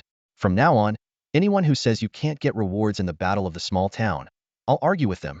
Wei Ming, Boss Jiang, begging for an official position, Wang Xian, whoever cries gets milk. My brother Wei is really shameless. There were quite a few people online, probably waiting for the new mayor's announcement. The 29th wave of monsters soon began to swarm. Jiang Chen instructed, for the next few waves, try to stall them as much as possible. Though unsure of his intentions, the Empress responded solemnly, "Understood." Yin volunteered, "Lord, do you need me to join the battle?" "Not yet." Jiang Chen replied briefly, then took out the Spring Eye blueprint.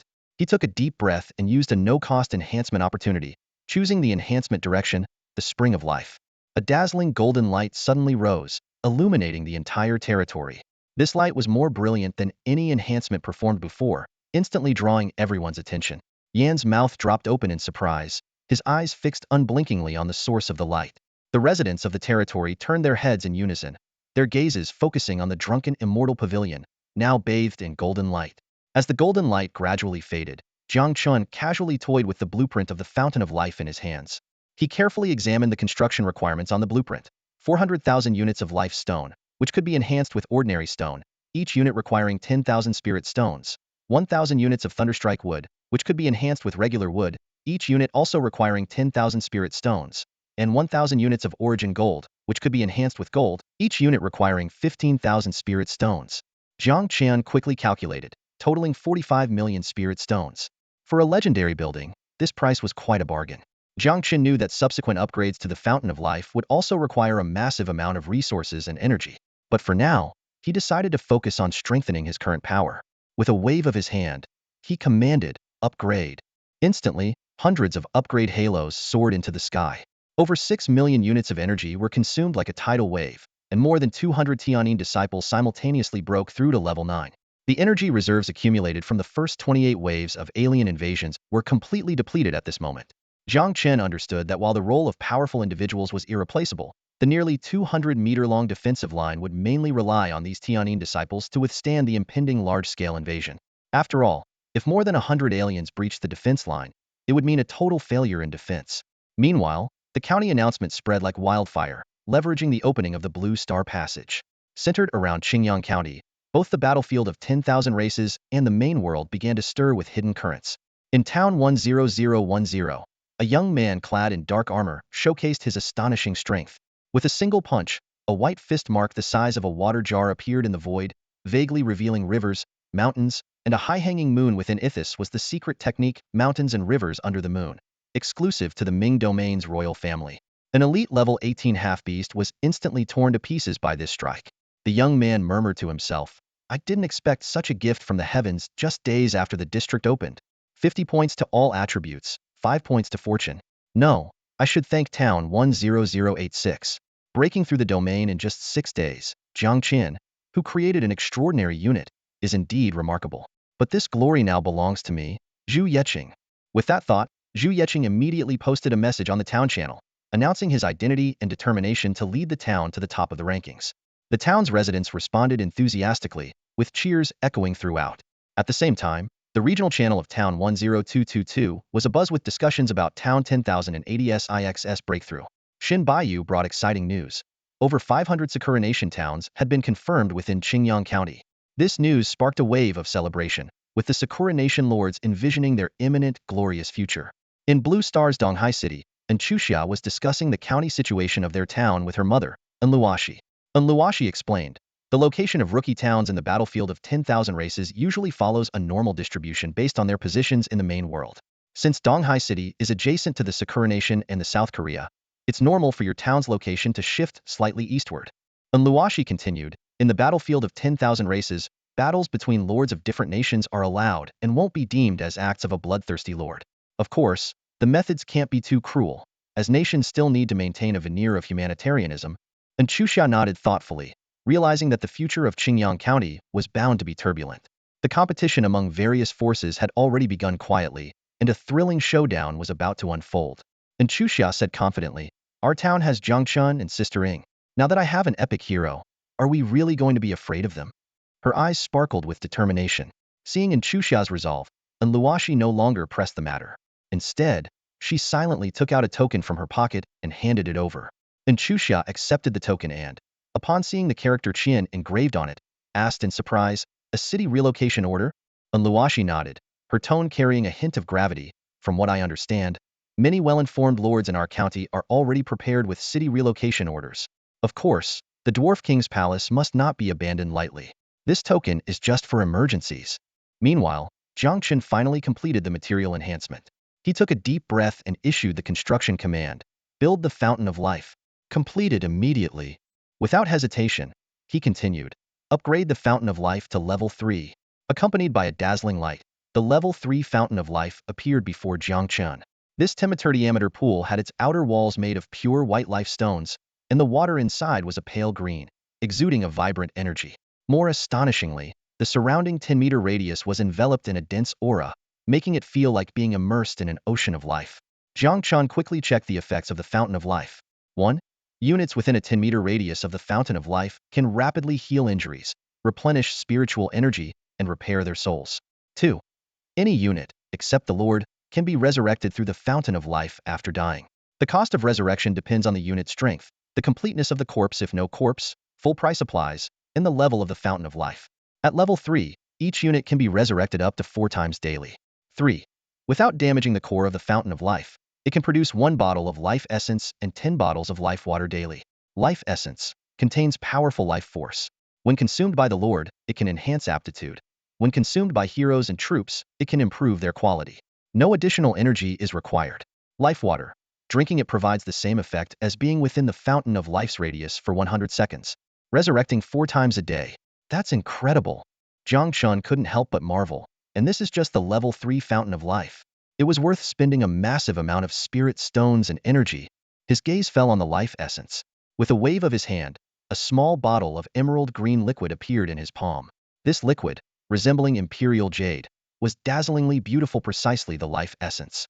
Without a moment's hesitation, Jiang Chen uncorked the bottle and drank it down in one gulp.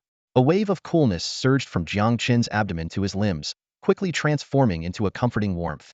Beads of sweat formed on his forehead, carrying with them traces of black impurities. This cleansing sensation left Jiang Chen feeling incredibly refreshed, starkly different from the painful experiences often depicted in movies.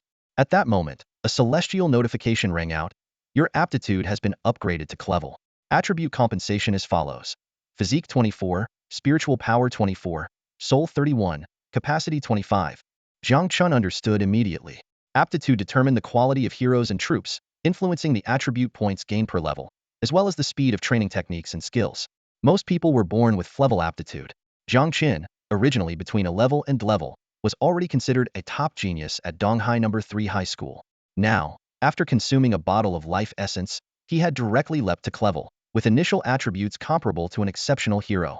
Checking his attribute panel, Jiang Chen, level 10. Attributes: Physique 2486, Spiritual Power 188, Soul 102, Capacity 1216. Techniques: 9th set of broadcast gymnastics minor accomplishment. Level skills: none. Equipment: Phantom Armor. Combat Power Rating: 165. Jiang Chen couldn't help but marvel. I'm practically a human dragon now.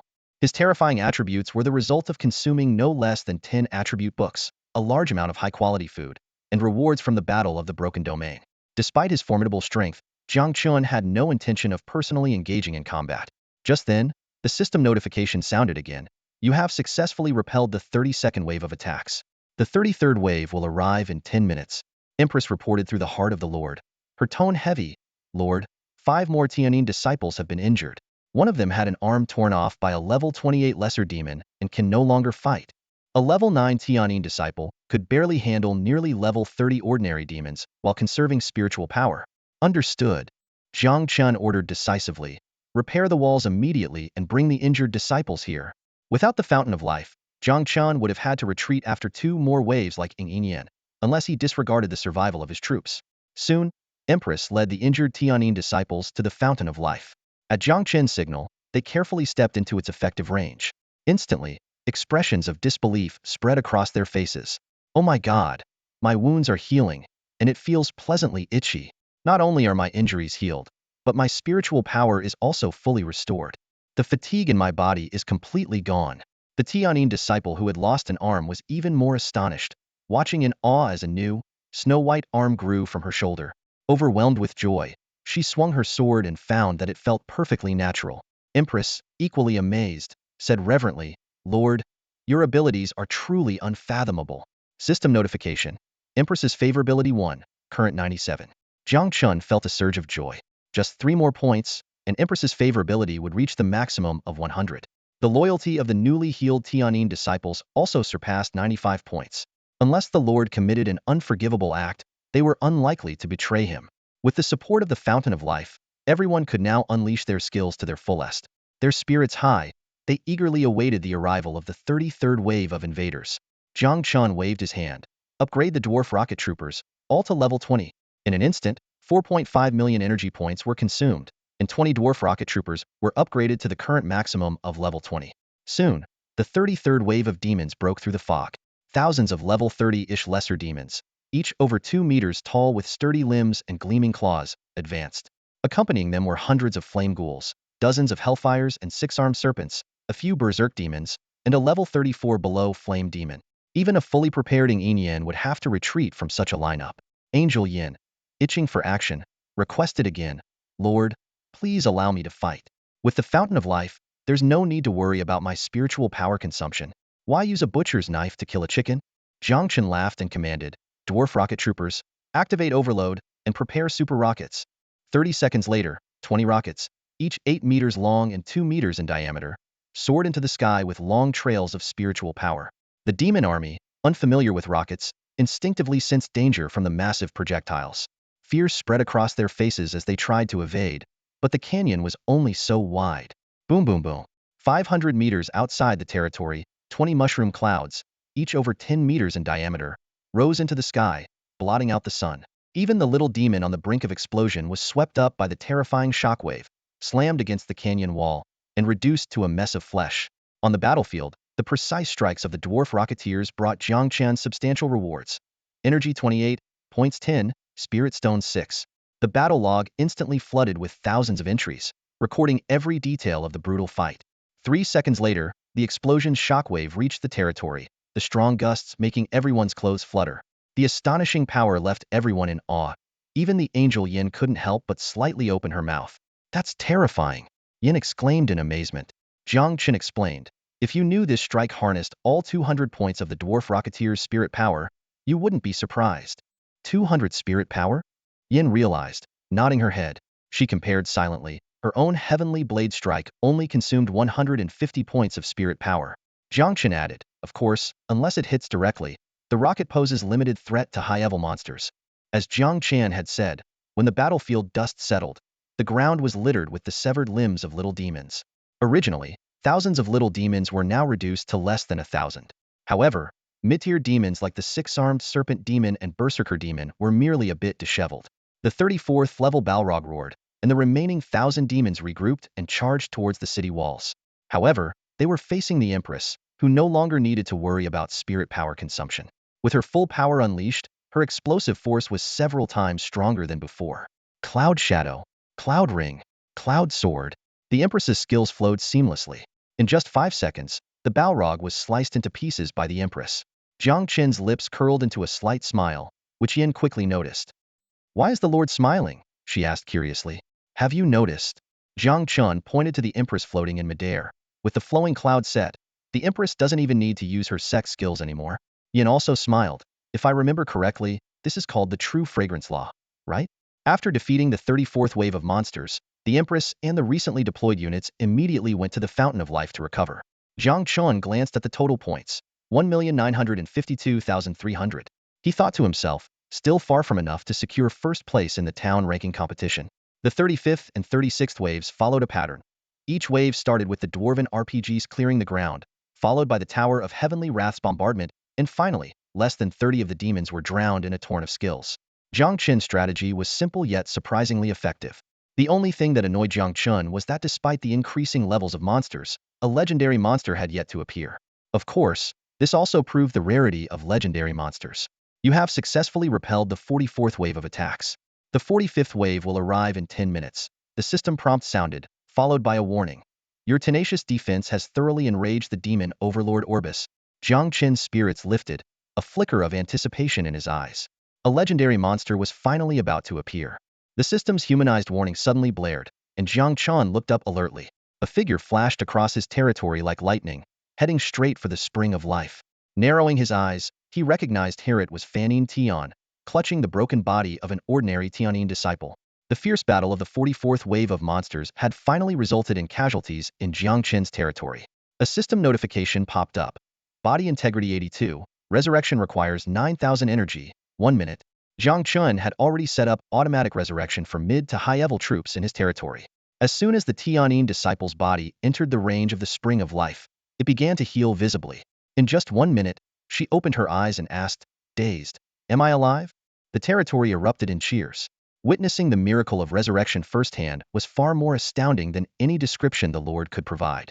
Even the normally composed warrior goddesses couldn't hide their excitement. With the spring of life, as long as the territory wasn't overrun, they were effectively immortal. Almost instantly, the loyalty of all troops soared above 95. Just as Jiang Chen was basking in the joy of victory, his communicator BP'd a video call request from Enchuxia. After a moment's hesitation, he accepted the call. On the screen, Enchuxia beamed, "Honorable Mayor, have you finished building your portal? Want to visit my territory? Jia is here too. We have something to discuss." Inian popped her head into view and waved at Jiang Chen. Jiang Chen politely declined. "Maybe tomorrow. I don't know how long this wave of monsters will take." And Chuxia was taken aback. "It's been a whole day, and you're still not done?" Inian gave a thumbs up. "Even if you were using Ye's stalling tactics, you must have survived at least 30 waves. I can't compare to you." Jiang Chen replied honestly, "The energy and item rewards are great, so I'm trying to clear as many waves as possible." And Chuxia nodded in understanding, then her expression turned serious. "Given that, I'll get straight to the point. Our town's location might not be ideal. Sakura country." Listening to Enchuxia's description, Jiang Chen's brow furrowed. It reminded him of the warning from Tianding, the caravan manager, a few days ago. Life for the Huazhu in Qingyang County might not be as easy as you think. It seemed that not only were the Blue Star Lords facing challenges, but the natives were too. Jiang Chen thought to himself that it might be time to visit the county town after this battle to understand the situation better. After a minute, Jiang Chen calmly responded, "I understand." In the main world, Donghai City was just across the sea from Sakura country, so this situation didn't surprise him. In fact, he felt a hint of excitement, more experience points. "You're so calm," Enchuxia said helplessly. "The town channel is in an uproar, and many lords are considering using their relocation orders to flee. If they all leave, you'll be a mayor without any citizens." Inian added, "The ones making the most noise are those who joined for the rewards. They scrambled for benefits, but now they're running like rabbits at the first sign of trouble." Jiang Chen remained indifferent. "Everyone has their own ambitions. I've fully opened the town's relocation permissions. Those who want to stay are welcome. Those who wish to leave, I can't force them to stay and fight Sakura country in Qingyang County. Leaving is fine, but they might regret it when the town prospers with the new transport system. All right, my battle is about to start again. Talk later." After ending the video call, Jiang Chen checked his points, 3,523,540. After 30 waves, each subsequent wave of monsters had significantly increased the points. With 3.5 million points, he should secure the top spot in the town ranking competition. But legendary monsters were rare. Now that he had the Spring of Life, he naturally wanted to go for another wave. After some thought, Jiang Chen took out the legendary hero token dropped by the Hill King. Recruit. The first bonus of being a mayor was an extra hero slot. While Jiang Chen didn't lack hero power, especially since Yin hadn't even made a move, he needed to be fully prepared for the upcoming level 30 legendary hero. Soon, a figure in a blue robe stepped out of the summoning light gate and appeared before Jiang Chen. The newcomer wore a silver mask, a bamboo hat, and held a gleaming sword in a reverse grip. Although her face was obscured, it was obvious she was a woman disguised as a man. I just mastered the way of the sword and was planning to challenge Qingqing. How did I end up here? The woman looked around, muttering to herself, the battlefield of all races, a lord, levels, attributes. Such a fascinating world. I might be able to glimpse the realm of swordsmanship here. She turned to Jiang Chen and tried to speak in a low voice. Are you the lord? Xuanyuan's sword, immortal Li Hanyi. Jiang Chen thought to himself, then checked her attributes. Li Hanyi. Legendary. Level 1. Affection 80. Attributes: Physique 2432, Spirit 2832, Soul 1832, Load 18. Equipment: Listening Range Sword Technique, Mastery of Sword Heart Technique Level, Great Achievement in Swordsmanship Will a Level, Small Perfection in Moonlit Flower Morning Level, Small Perfection in Paper Falling Cloud Smoke Level, Small Perfection in Still Water Sword Technique Level, Sword Sheath Level. Basic Swordsmanship Level Heroic Command. Sword Unit Combat Power A. 45. Jiang Chen scrutinized Li Hanyi's attribute panel, making mental comparisons. Although Li Hanyi's overall combat abilities were not as comprehensive as Yan's, and her background and training were not from high-level worlds, her techniques only reaching her level skill, swordsmanship will, caught Jiang Chen's attention. This passive skill allowed Li Hanyi to unleash 2.4 times the power when using any sword technique. With this enhancement, even a basic level skill like Sword Chi could exhibit power comparable to a level skill without extra energy consumption. Jiang Chen couldn't help but imagine the astonishing potential if this skill reached its peak or even transcended. If Li Hanyi could master an A-level offensive sword technique, she would undoubtedly become the most formidable force under Jiang Chen's command. Despite the cliché from TV dramas where Jiang Chen should remove Li Hanyi's mask and deliver a cheesy compliment, the urgent situation made him suppress the thought. Hanyi, prepare for battle. Jiang Chen ordered sternly. Li Hanyi raised an eyebrow, her fighting spirit ignited. Is there a strong enemy? Can you level me up first? Just 10 levels will do. Jiang Chen laughed heartily. 10 levels? That's not enough. He had already calculated the energy distribution and immediately ordered, upgrade to the max. 7.8 million energy points vanished in an instant, and the 3 legendary heroes were enveloped in upgrade halos, all reaching level 20. The Empress, with the addition of Tianyin Saint Lord and Flowing Cloud set, saw her combat power soar to 701 points. Angel Yin, with her divine body and inherent equipment, reached 628 points. Only Li Hanyi's 450 combat points matched the standard level 20 legendary hero. Jiang Chen pondered briefly, then took out an iron sword and quickly scanned the enhancement list. Soon, he found the perfect weapon for Li Hanyi. Spending 6 million spirit stones, he chose enhancement direction, forging the level 20 legendary weapon, the Lifeless Sword. It's yours. Jiang Chen handed the lifeless sword to Li Hanyi. Li Hanyi took the sword and gasped in awe. What a sword! It's much stronger than my mother's heart sword. She hesitated. I can't accept this without earning it. Jiang Chen smiled. No one here is more suited for the lifeless sword than you. The lifeless sword not only had outstanding attributes, but could also release sword chi comparable to an A-level skill. With Li Hanyi's swordsmanship will, this move could be described as unstoppable. Li Hanyi clearly realized this, fondly playing with the lifeless sword, even neglecting her original listening range sword. This act caused Li Hanyi's favorability to rise by 8 points, reaching 88. Jiang Chen couldn't help but marvel at his newfound extravagance. Considering that other equipment had lower cost effectiveness, he decided to hold off on further enhancements for Li Hanyi. At that moment, the system sent another notification. The 45th wave of monster invasion begins. Jiang Chen looked toward the end of the canyon, where mist roiled and a 10-meter-tall demonic creature stepped out. Covered in menacing bone spurs, its thick tail swung freely, creating a chilling sound. Following it were 8 epic-level flame demons, forming an intimidating lineup. The system immediately displayed the boss monster's information. Obistal species, demon level, 35 quality. Golden legend combat power, 1125 heroic command. Skills? A level 35 legendary hero. Jiang Chen instinctively leaned forward, but relaxed slightly after confirming the demon's type. Luckily, it's just a big brute like a flame demon. If it were a space-manipulating demon with a death scythe, that would be real trouble. Jiang Chen quickly issued commands. Empress, Yin, you two hold it off. Hanyi, clear out the other enemies fast. He then took out 10 bottles of life water, distributing them among the 3.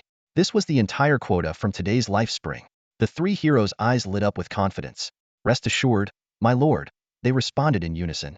As Obistal stepped forward, its voice thundered. A mere rookie lord forcing me to act personally. You are indeed the first in 1,000 years of the Blue Star domain. As a mark of respect for a strong opponent, I, Obistal, will give my all to grant you an honorable end. After this grand declaration, Obistal pointed skyward. Instantly, the clouds above turned deep red, and an oppressive aura suffused the entire canyon. This is the legendary magic, Meteor Hell. Jiang Chen's pupils contracted sharply as he sprang to his feet and shouted, "Defend the territory!" Before he could finish his words, the sky suddenly darkened. Hundreds of massive meteors roared out of the dark clouds, each trailing a 10-meter-long black flame, descending upon Jiang Chen's territory like divine retribution. If these meteors hit, the entire territory, save for a few epic buildings, would be reduced to rubble. The territory's elite warriors reacted instantly. Angel Yin activated the wormhole defense barrier and shot into the sky like an arrow. The Empress unleashed the cloud ring, causing the cloud giant to expand to a height of 40 meters, swatting meteors away with its massive hands. Li Hanyi softly chanted moonlit flowers by the evening, weaving a resilient protective net of boundless spiritual power over the territory. Dragons, goddess warriors, and celestial maidens also displayed their divine abilities, striving to fend off this apocalyptic disaster. Deafening explosions echoed continuously. A few meteors were shattered, most were deflected, and they fell outside the territory. Jiang Chen finally breathed a sigh of relief but remained vigilant. Be careful. Meteor Hell is a tri-elemental spell combining fire, earth, and summoning magic. Indeed, the fallen meteors transformed into 5 maternal hellfire demons. However, these 100-odd elite monsters posed no real threat to the current strength of the territory. At that moment, Obidus's voice thundered. Interesting. Black and red flames surged from his body as he pointed his giant sword forward. Instantly, a horde of demons surged out of the mist like a black tidal wave, rushing towards the territory a kilometer away. Under Obidus's command, the demonic army's strength surged. Even the elite berserk demon's combat power increased by at least 2 stars. Despite the dwarven rocketeers' RPG volleys, the demonic army suffered only minimal casualties. Within a minute, the demonic army was at the gates. Perish! Obidus's giant sword, engulfed in intense flames, slashed towards the territory. Thunderstrike. Wormhole defense barrier. Angel Yin unleashed her ultimate move, clashing head-on with Obidus. Amidst the thunderous crash, Yin was knocked back dozens of meters before stabilizing herself, her face pale. Obidus, slightly staggered, remarked in surprise, "An angel? One who can wield the power of thunder is rare. But you only withstood my attack because of your powerful defense skills, right?" Seizing the moment, the Empress drove her cloud giant to thrust a sword at Obidus's chest. However, Obidus did not dodge. With a sizzling sound, the cloud sword, comparable to an 11 skill, left only a shallow wound on him, which quickly healed under the hellfire's burn. "This guy is too tough," the Empress shouted. Yin quickly added, "Only my thunder blade strike and Hanyi's lifeless sword can hurt him. Let's hold him off." "Ha ha ha, what a joke." Obidus scoffed, "Your powerful defense skills must consume a lot of spiritual power. How do you plan to hold me off?"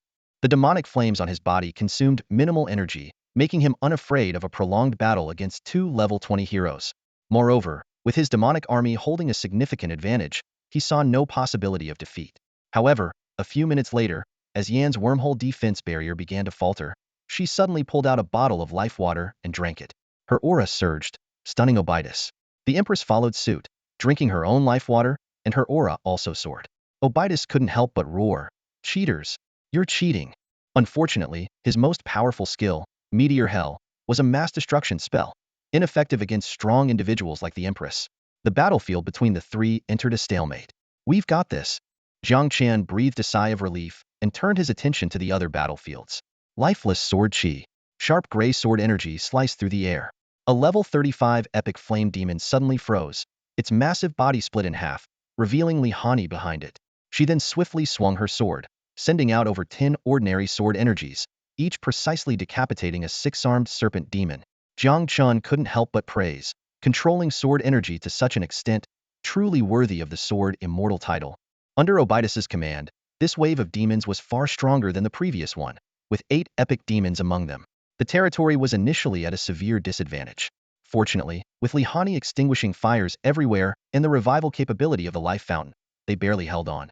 Even so, Tianyin disciples continued to fall, and even the goddess warrior leader, Cynthia, had to choose a mutual destruction tactic against an epic demon.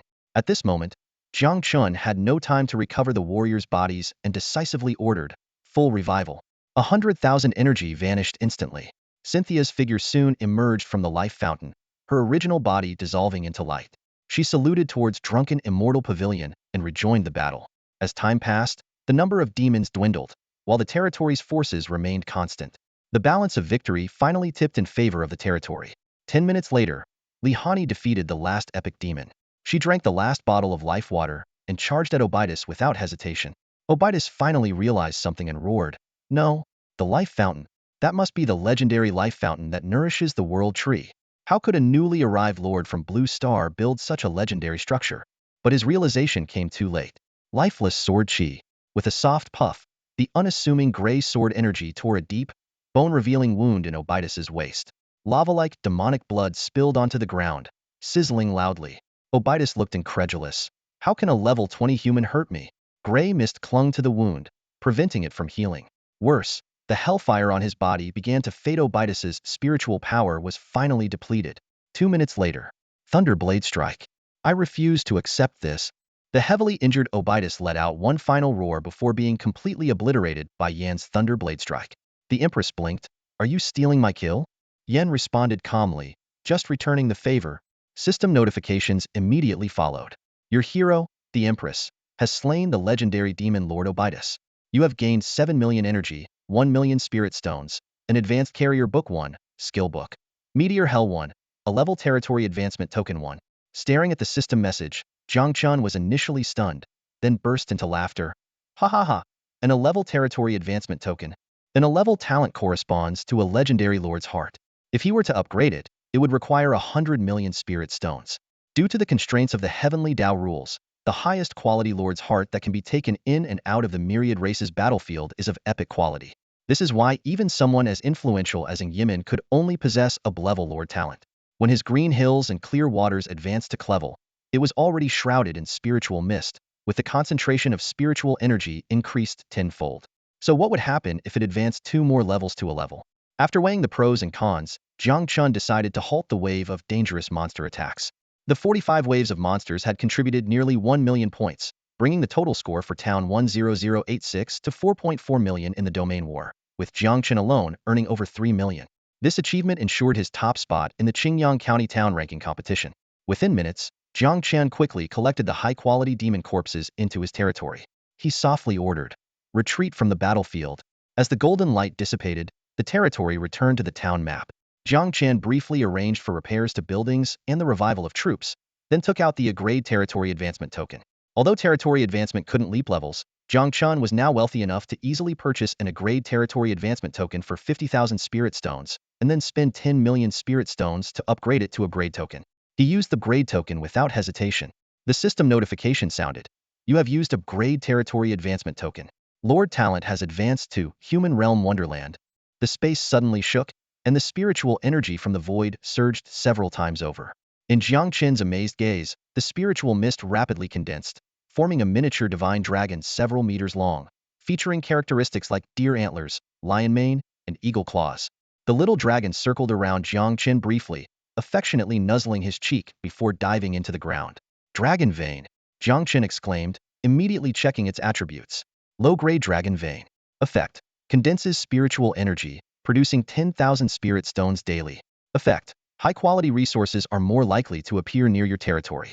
Effect. The land nurtures talent, making it easier to recruit high-quality farmers and troops. Although these effects didn't directly enhance combat power, they significantly accelerated the development of his territory, especially the second effect. In comparison, the daily spirit stone production seemed less impressive. Steadying himself, Jiang Chen used the newly acquired A-grade territory advancement token. The system notification sounded. You have used an A-grade territory advancement token. Lord Talent has advanced to Cave Paradise. This time, there were no visible phenomena, but Jiang Chen could feel a faint spatial energy enveloping the entire territory. He quickly checked the new attributes. Cave Paradise. Effect. Allows the division of deep space within the territory, with the total deep space area not exceeding the current territory area. Effect. The total amount of spiritual energy in the territory remains constant, but the distribution can be adjusted among different spaces. Effect. Burning a large number of spirit stones can alter the time flow in some spaces. Deep space? This effectively doubles the territory's area and can conceal it. Plus, it can alter the time flow. Jiang Chen's breathing became heavy. It took a while for him to calm down, sighing, scenic beauty, spiritual mist, multiple layers of space, time acceleration. This is a true cave paradise. With a casual wave, he activated the deep space. Spatial ripples appeared around the Tianyin pavilion, and the entire building vanished into thin air. However, in Jiang Chen's eyes, the Tianyin pavilion stood intact in the indistinct deep space. Everyone was astonished. The Empress searched the original location but found nothing, exclaiming, "I can vaguely sense the presence of the Tianyin pavilion, but I can't pinpoint it." Jiang Chen smiled, sending a few green light points into everyone's foreheads, explaining, "These are the keys to enter the deep space where the Tianyin pavilion is located." After a few attempts, the Empress sincerely praised, "The Lord's methods are truly indescribable." Jiang Chen laughed, "Spend a night training in the Tianyin pavilion's Dao Comprehension Room #1, and I guarantee you'll be even more amazed." The Empress was immediately intrigued and agreed to try it out.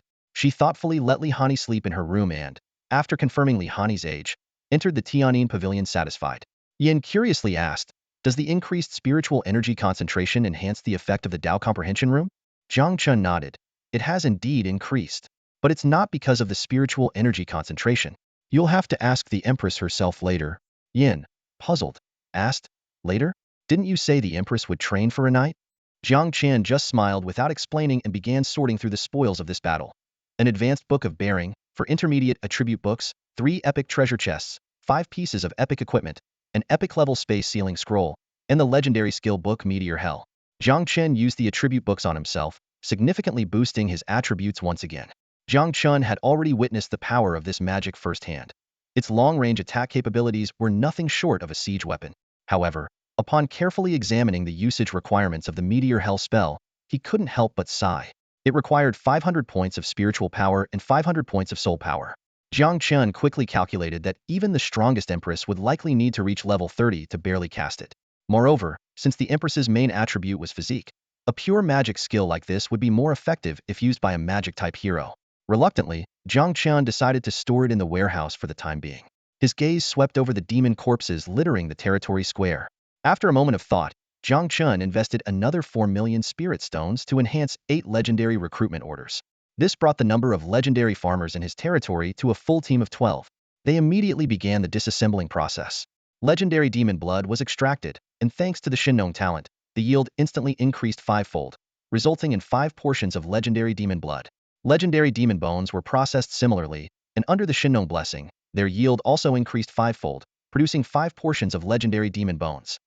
While the 12 farmers were busily at work, the Empress appeared before everyone, yawning. "I've been cultivating all night, so tired." She stretched lazily but soon noticed the strange looks from those around her. She was momentarily stunned. "I've been cultivating for 10 hours. Why is it still night?" Yin seemed to understand and a look of shock flashed in his eyes. "To be precise, from the moment you entered the Tianyin pavilion to when you left, only 62 minutes had passed." Although the Empress wasn't foolish, she still felt a bit disoriented upon hearing this. "This is the power to alter time," she murmured. Jiang Chen was also pleased with the time acceleration effect. With this ability, the main combat forces of the territory could rapidly elevate their skill and technique proficiency to the highest levels. Of course, the high consumption of spirit stones pained him. "Yin, Hanyi, if you're interested, you can go and experience it too," Jiang Chen suggested. "I'm tired. I'm going to sleep." Although there were many functions of the Blessed Land yet to be explored, Jiang Chen decided to rest for now. However, just as he lay down on his bed, the heavenly Dao prompt sounded again. Prompt: Empress's favorability 1, current favorability 98 points. Prompt: Yan's favorability 1, current favorability 96 points. Prompt: Li Hanyi's favorability 2, current favorability 90 points. Jiang Chen couldn't help but chuckle. Heh, it seems even a homebody like Li Hanyi can't resist the allure of tenfold cultivation time. The next morning, as Jiang Chen stepped out of the Lord's mansion, he saw a beam of light rising from the east. Immediately, the heavenly Dao prompt sounded. Prompt: Lord Linjian has moved out of the town. A regular city relocation order is not as valuable as an advanced city relocation order. It doesn't allow you to choose coordinates and has a long cooldown period, so it's relatively cheap.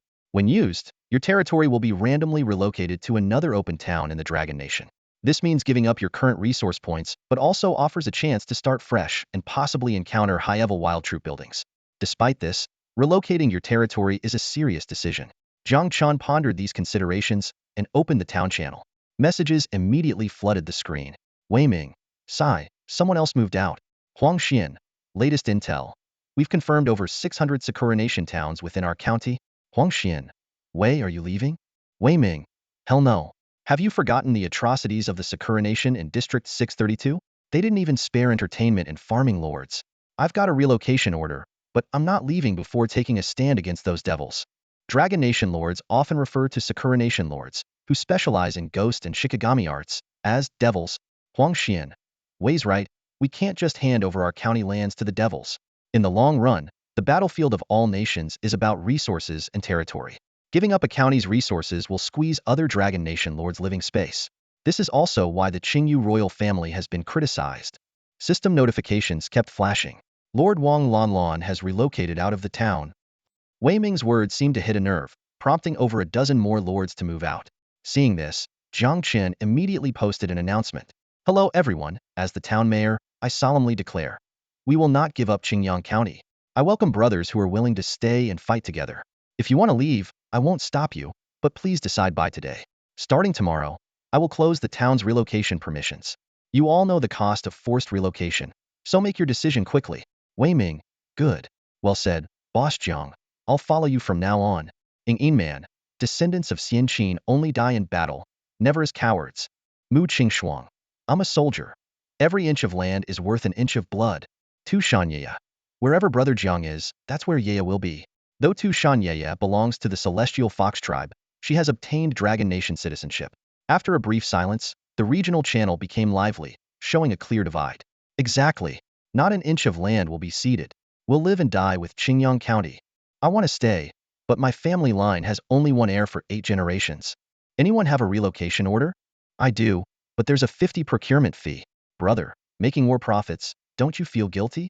As time passed, more people continued to relocate out of the town, including strong second-generation lords like Linimo and Li Muse, who left quietly.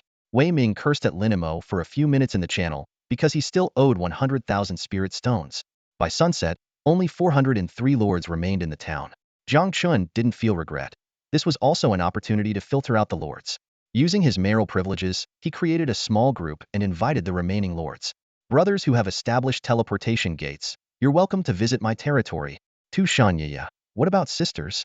In the evening, at Jiang Chen's territory, notable structures like the Spring of Life, Drunken Immortal Pavilion, Tianyin Pavilion, and Lighthouse were moved to deeper parts of the territory. Even the dense spiritual energy was transferred. Apart from a few Tianyin disciples, the territory now looked like an ordinary level 3 territory. Man, and Chuxia, Wei Ming, Tu Shanya, Mu Qing, Huang Xian, and Jiang Chen sat around a round table in the center of the territory. The table was laden with food, mainly seafood. To avoid being too conspicuous, Jiang Chen only offered a few dishes of epic quality, with the rest being of excellent quality.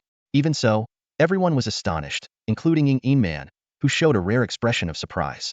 Although their strengths varied, the 7 people represented the town's strongest combat power. Huang Xian barely made it into the strong ranks with his squad of excellent Shadow Knights. Tu Shanya, standing about 1.5 meters tall, claimed to be considered tall among the Celestial Fox tribe. She wore gold-rimmed glasses, and if it weren't for her fluffy large ears, she would look like a professional woman. Sitting next to Jiang Chen, her bushy tail swayed rapidly, indicating the excitement of the Celestial Fox tribe. Delicious.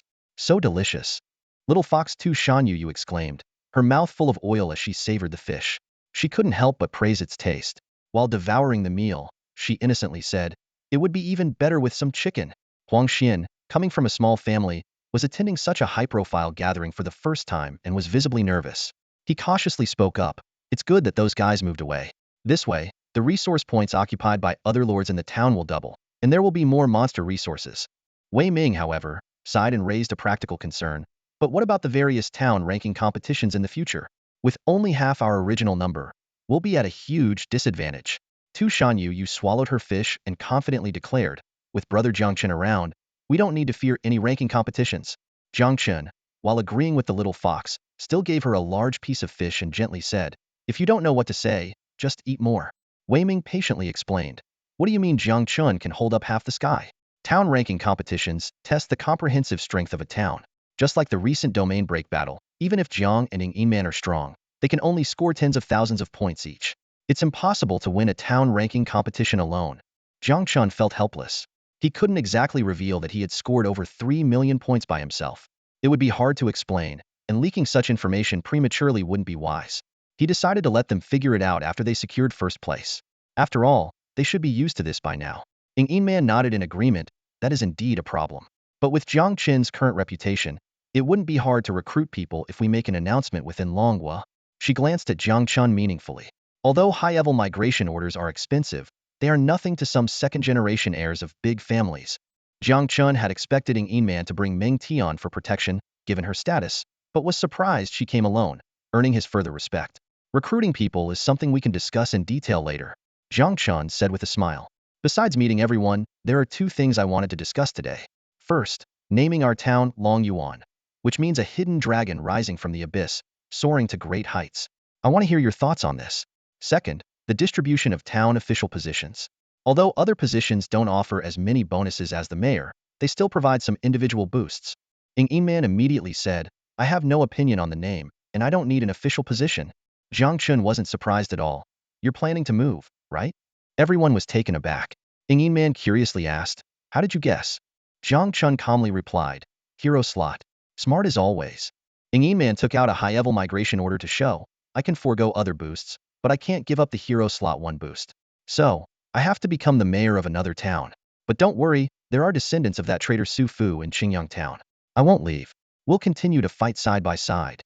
And Chuxia, a bit reluctant, asked, Sister Ng, have you chosen which town to go to? Yes, I've chosen town 10,000. There are some descendants of the Xianxin there. Ng Man replied.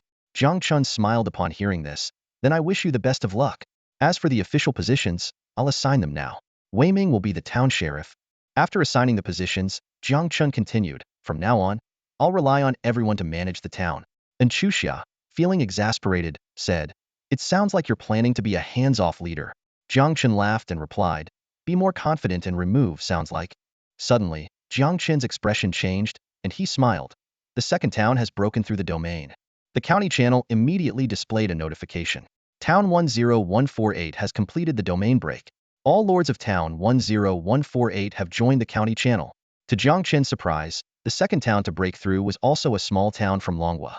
He frowned slightly, thinking to himself, it's worth noting that the proportion of Longhua small towns in Qingyang County is quite low. As he pondered, a message quickly flashed across the chat interface. Hello, fellow townspeople of town 10086. I am Yiren, the mayor of town 10148. Oh, you've renamed your town to Longyuan Town? The hidden dragon emerges from the abyss. What a great name. The message ended with a question. Is Jiang Chen, the creator of the exceptional troops, here? Hearing this, Chuxia immediately turned her gaze towards Jiang Chen, with a hint of surprise in her voice. Yiren, it seems to be the genius from the Bai Yi family. Jiang Chen nodded slightly, recalling, it should be. I remember seeing this name during the provincial lord competition. He then politely replied in the chat interface. Hello, Mayor Yi. This is Jiang Chen. He then curiously asked, how did you manage to break through so quickly? Did you give up on the small town ranking competition? Yiren's reply carried a trace of helplessness. Jiang Chen, you should know the situation of our Longhua small towns in Qingyang County. Many powerful lords plan to leave after claiming the breakthrough rewards. And the most important reward of the small town ranking competition, the town's fortune, cannot be taken away.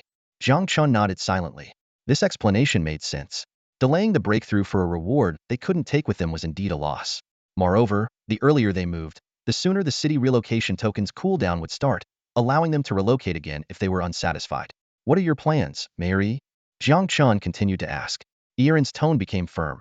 Running away like a coward is not an option. Even if we can't win, we have to fight the enemy's Hedon. Jiang Chen nodded silently, thinking this was in line with Wei Ming's thoughts. An hour later, the system prompt sounded again. The third small town had successfully broken through. Jiang Chen smiled as he saw that it was another Longhua small town, led by a mayor named Xia Wushang, also from Baihe City. Yiren asked in surprise, did Senior Wushang also break through?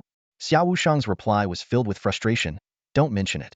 These cowards were scared out of their wits by the enemies and insisted on breaking through. Yiren sighed. It seems that our Longhua small towns are going to be wiped out in this ranking competition. Xia Wushang disagreed.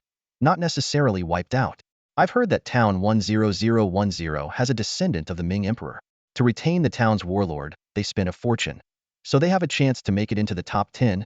Ing Man chimed in. You must be talking about Zhu Yeqing. From what I know, he is a martial lord and seems to have the Jinyui. This revelation elicited various reactions. Xiao Wushang quickly said, it's an honor to meet a big shot from the Xianqining family. And Chuxia, Wei Ming, and others looked delighted, as having such a strong ally in the county would lessen their pressure. Jiang Chen was a bit surprised. A martial lord was a rare type of lord. They focused on enhancing their personal combat abilities. Their lord's heart would grant them talents like increasing their physical strength by 1 point for every 100 people in their territory. In the later stages, martial lords could even tear dragons apart with their bare hands. Of course, they needed to survive until the later stages. Regardless, those who had the courage to become martial lords would achieve great things if they didn't fall early. Iran exclaimed, Jinyui, an epic troop? A martial lord? How could they not take first place in the small town ranking competition? Xiao Wushang shook his head. It's too difficult. I've heard that for this ranking competition, a certain Kamaya Yui from the Sakura imperial family spent a fortune to buy advanced city relocation tokens and invited 3 powerful warlords from other Sakura small towns that haven't broken through yet. They are all descendants of famous figures from the 6th heaven. And that's just town 10222. Other Sakura small towns also have strong contenders due to their large numbers.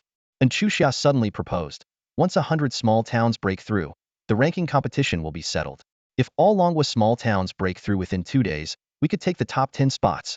As the diplomat of Longyuan town, and Chuxia was the only lord besides Jiang Chen, without a limit on the number of times she could speak.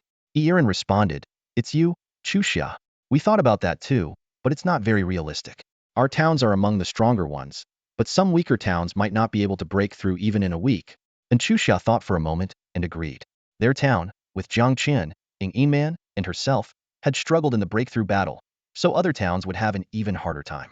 She could only sigh in resignation. The group continued to enjoy their food while chatting with their fellow Longhua townspeople from the other 2 towns. Just as they were about to disperse, 2 consecutive announcements popped up. Announcement. Town 10111 has completed the breakthrough and joined the county chat channel. Announcement. Town 15123 has completed the breakthrough and joined the county chat channel. Wei Ming grumbled. The Sakura folks are here. How annoying.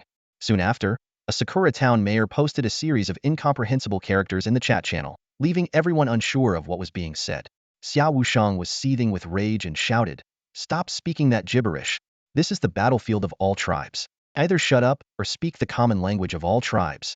Sanbin Shirsuro retorted with equal defiance, Baka, how dare you insult the noble Sakura language? You're as good as dead. Takeda Shinichi arrogantly interjected, in less than a month, our great Sakura empire will conquer the entire county. By then, everyone will have to speak Sakura. Sanbin Shirsuro echoed, Takedakin is right. Our dominance of Qingyang County starts with taking first place in this town ranking competition. Jiang Chen looked at these 2 self-important Sakura nationals with a growing sense of disgust, but he continued to monitor the situation. Still fuming, Xiao Wushang warned, don't get too cocky. You might end up eating your words. Takeda Shinichi scoffed and said to Sanbin Shirsuro, Yamamoto-kun, let's not waste time with these stubborn Dragon Kingdom people. How about we place a bet on which lord's town will win this town ranking competition? Sanbin Shirsuro immediately agreed. Sure, Takedakin. I'll set up the betting pool at the exchange. Takeda Shinichi provocatively said to Xiao Wushang, Dragon Kingdom people, aren't you all talk? If you're so confident, bet on your own Dragon Kingdom town to win.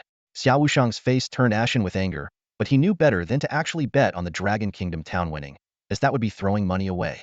Yiren saw the tension and tried to calm him down. Senior Wushang, don't get so worked up. Stay rational and patriotic. Xiao Wushang suppressed his anger and said through gritted teeth, I won't stoop to their level. Soon, a system notification sounded. Lord of Town 10111, Sanbin Shirsuro, has set up a betting pool at the exchange. Click to view the rules. Jiang Chen felt a surge of joy and thought, another money giver, and a Sakura national at that. This money will definitely be sweeter to spend. He quickly calculated the potential of this county-level betting pool. With over 100 towns participating, the scale was considerable.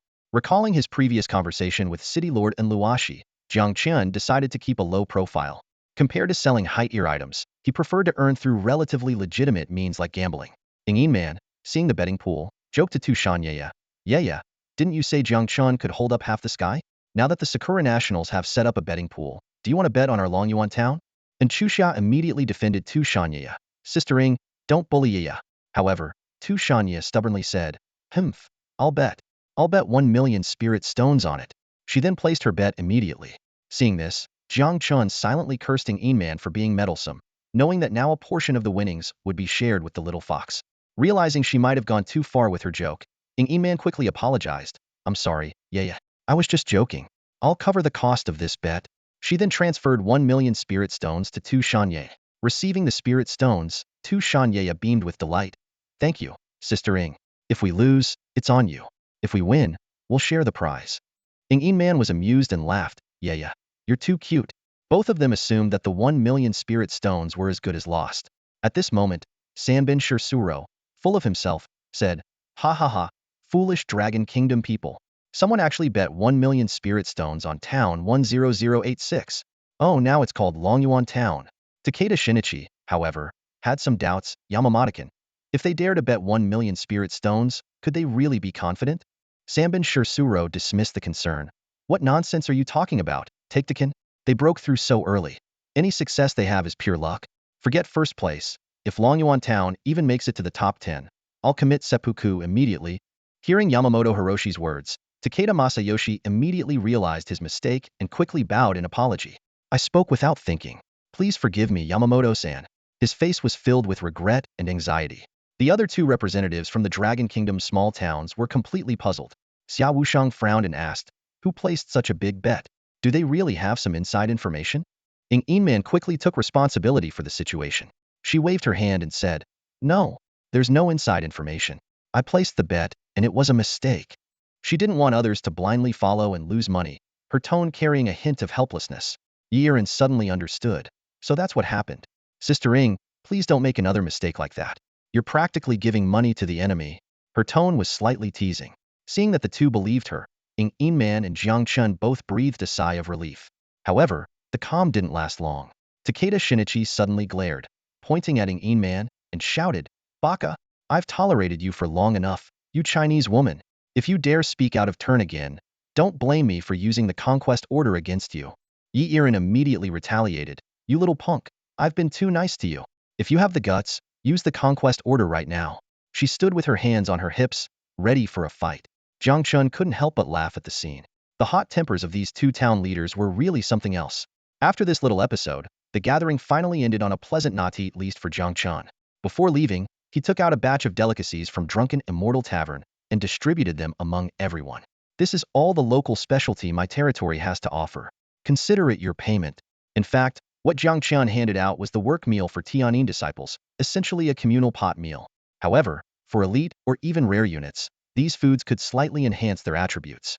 After all, the upcoming battle for the county seat would require everyone's effort. Wei Ming was deeply moved and patted his chest. Boss, don't worry. I'll go through fire and water to ensure the security of our territory. Huang Xian seemed to be in a dream, repeatedly saying, Thank you, Boss Jiang. Thank you, Boss Jiang. Mu Qingshuang took a deep breath and said seriously, I'm just a lieutenant and can't represent the Jiangnan military district. So, I'll thank you as a soldier. Jiang Chen waved his hand. You're too kind. He thought for a moment and then took out an epic spear, which he had obtained from a treasure chest earlier. Ing Man, are you interested? Ing Man's eyes lit up. An epic dragon whisker spear. She examined it carefully. It's a pity the level is a bit low. If it were level 20, it would be perfect. How about 5 million spirit stones? Her 100 battles armor-piercing army was made up of spearmen. Jiang Chen was very pleased with the price, and they made a deal happily. In fact, he still had a few epic pieces of equipment from the Rift War, but they were all above level 30, which no one could use at the moment. The glow of the teleportation portal flickered as Jiang Chen watched the 6 figures disappear. Late at night, Jiang Chen sat on his bed in the Lord's mansion and drank today's life essence in one gulp. Instantly, he felt his entire body become clear and his mind sharp.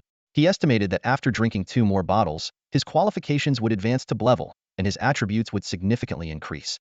Next, Jiang Chen took out a manual iron shirt. This was an 11-level body refining technique that, when mastered, could turn one's body into iron and steel. It was one of the techniques he had bought from the Tian family caravan. Jiang Chen had not chosen a technique for himself before because, while techniques could add extra attributes, they were not as direct as leveling up or equipping gear. They also didn't boost combat power as effectively as skills. Moreover, he didn't need to fight personally, so he hadn't paid much attention to it. But now, having completed the Rift War and entered a broader world, and with an impending battle against the Sakura Kingdom's lord, Jiang Chen felt it necessary to enhance his self-defense capabilities. How to enhance self-defense? Naturally, by boosting his physique. He had 111 million spirit stones from Ying Man. Although building the Fountain of Life and other miscellaneous expenses had consumed most of it, Jiang Chen still had nearly 3 million spirit stones left. He had already chosen his target for enhancement. Spending 2 million spirit stones, he selected Enhancement Direction 88, 89 Arcane Art, upper section. As the golden light faded, a jade tome appeared in Jiang Chen's hand. System prompt, 89 Arcane Art, upper section. Grade A originates from the Second Heavens Taoist School, a supreme body refining technique. Note, this technique is divided into upper, middle, and lower sections. Mastering it can lead to becoming a saint in the flesh. However, this technique cannot be practiced alongside other techniques and progresses slowly. It requires great perseverance, wisdom, and fortune to master. Practice with caution. Jiang Chen had naturally heard of the legendary 8-9 arcane art. Just the upper section was grade A, so the middle section must be grade S or divine level. The upper section might even surpass divine, reaching the eternal level. As for the warnings about great perseverance, wisdom, and fortune, Jiang Chen didn't care. Why would a cheat worry about that? Learn. Jiang Chen decisively commanded. The jade tome vanished, and a series of profound incantations imprinted themselves in Jiang Chen's mind. The number of yin is 8, the number of yang is 9, 8 times 9 is the greatest number in Taoism. Hiss. Jiang Chen felt his physique strengthening to an incredible degree, and he couldn't help but let out a groan. A minute later, the system prompted. Your 8-9 arcane art, upper section has reached the entry level. So hungry. Jiang Chen felt like his stomach was being gnawed by 1,000 ants. Fortunately, he was prepared and immediately took out several portions of legendary meat, devouring them with life water. Phew, that feels much better. Jiang Chen let out a satisfied belch as the 5 servings of meat settled in his stomach. He rubbed his slightly bulging belly and then focused intently on his attribute panel. The data was clear: level 10, physique 248300, spiritual power 198, soul 142100, capacity 221. In the skill section, the 8-9 arcane arts upper part beginner was prominently listed, marked as grade A. In the equipment section, the phantom armor lay quietly. His combat power rating was an astonishing number, 265,300. Jiang Chen took a deep breath, joy flashing in his eyes. Just the beginner level of the 8-9 arcane arts had already added 300 points to his physique, and he was only at level 10. This meant that, judging by attributes alone, he could easily tear apart a dragon of the same level with his bare hands. He couldn't help but think of Angel Yan's holy body, which, despite being in a grade skill, only added 100 points to all attributes. In comparison, the 8-9 arcane arts, which focused solely on physique, was undoubtedly superior. And the most exciting part? This was just the upper part. Such an incredible effect sparked a bold idea in Jiang Chen's mind: to enhance and distribute a copy of the skill to the Empress, allowing all Tianyin disciples to instantly master it and double their combat power. However, when he noticed that the previously small accomplishment level of the 9th set of radio calisthenics had disappeared from the skill section, this thought was immediately extinguished. He finally understood the true meaning of incompatible with other skills. While the 8-9 arcane arts were powerful, their progression was slow, and the resources required were astronomical. For the entire Tianyin sect, such an investment was unsustainable. If Tianyin disciples recklessly learned it, they might never advance further in their lives, rendering this unit effectively useless. The joy of acquiring a new skill diluted this disappointment. Jiang Chen eagerly began practicing according to the general principles of the arcane arts. Before long, the bedroom was filled with the sound of steady breathing. The next morning, Jiang Chen woke up feeling refreshed, marveling at the wonders of the 8-9 arcane arts. The first thing he did after getting up was to check the latest situation on the county channel. Overnight, the number of breached towns had increased to 11. Apart from 2 towns from Sakura Country last night, the rest were all from Dragon Country. Jiang Chen's eyes flashed with understanding. This was clearly a unified strategy by Sakura Country's upper echelons, ordering most towns to delay breaching to buy more time for their seed towns to rank higher in the town competition. As for the 2 breached last night, they were probably acting under high-level orders to enter the county first and gather intelligence. Of course, no matter how meticulously Sakura Country planned, they were merely vying for second place. For Jiang Chen, the only impact was that winning this bet might be delayed by a few days. Next, Jiang Chen checked the newly built town mayor's exclusive building, the Arbitrary Gate. He upgraded it to level 3 without hesitation. The upgraded Arbitrary Gate had significantly enhanced features. Consuming spirit stones, it could open an arbitrary gate between any 2 coordinates within the town and a 300-kilometer radius, with up to 4 gates existing simultaneously. The arbitrary gate could exist permanently, but required continuous spirit stone consumption to maintain. The size of the arbitrary gate could be adjusted, with larger sizes consuming more.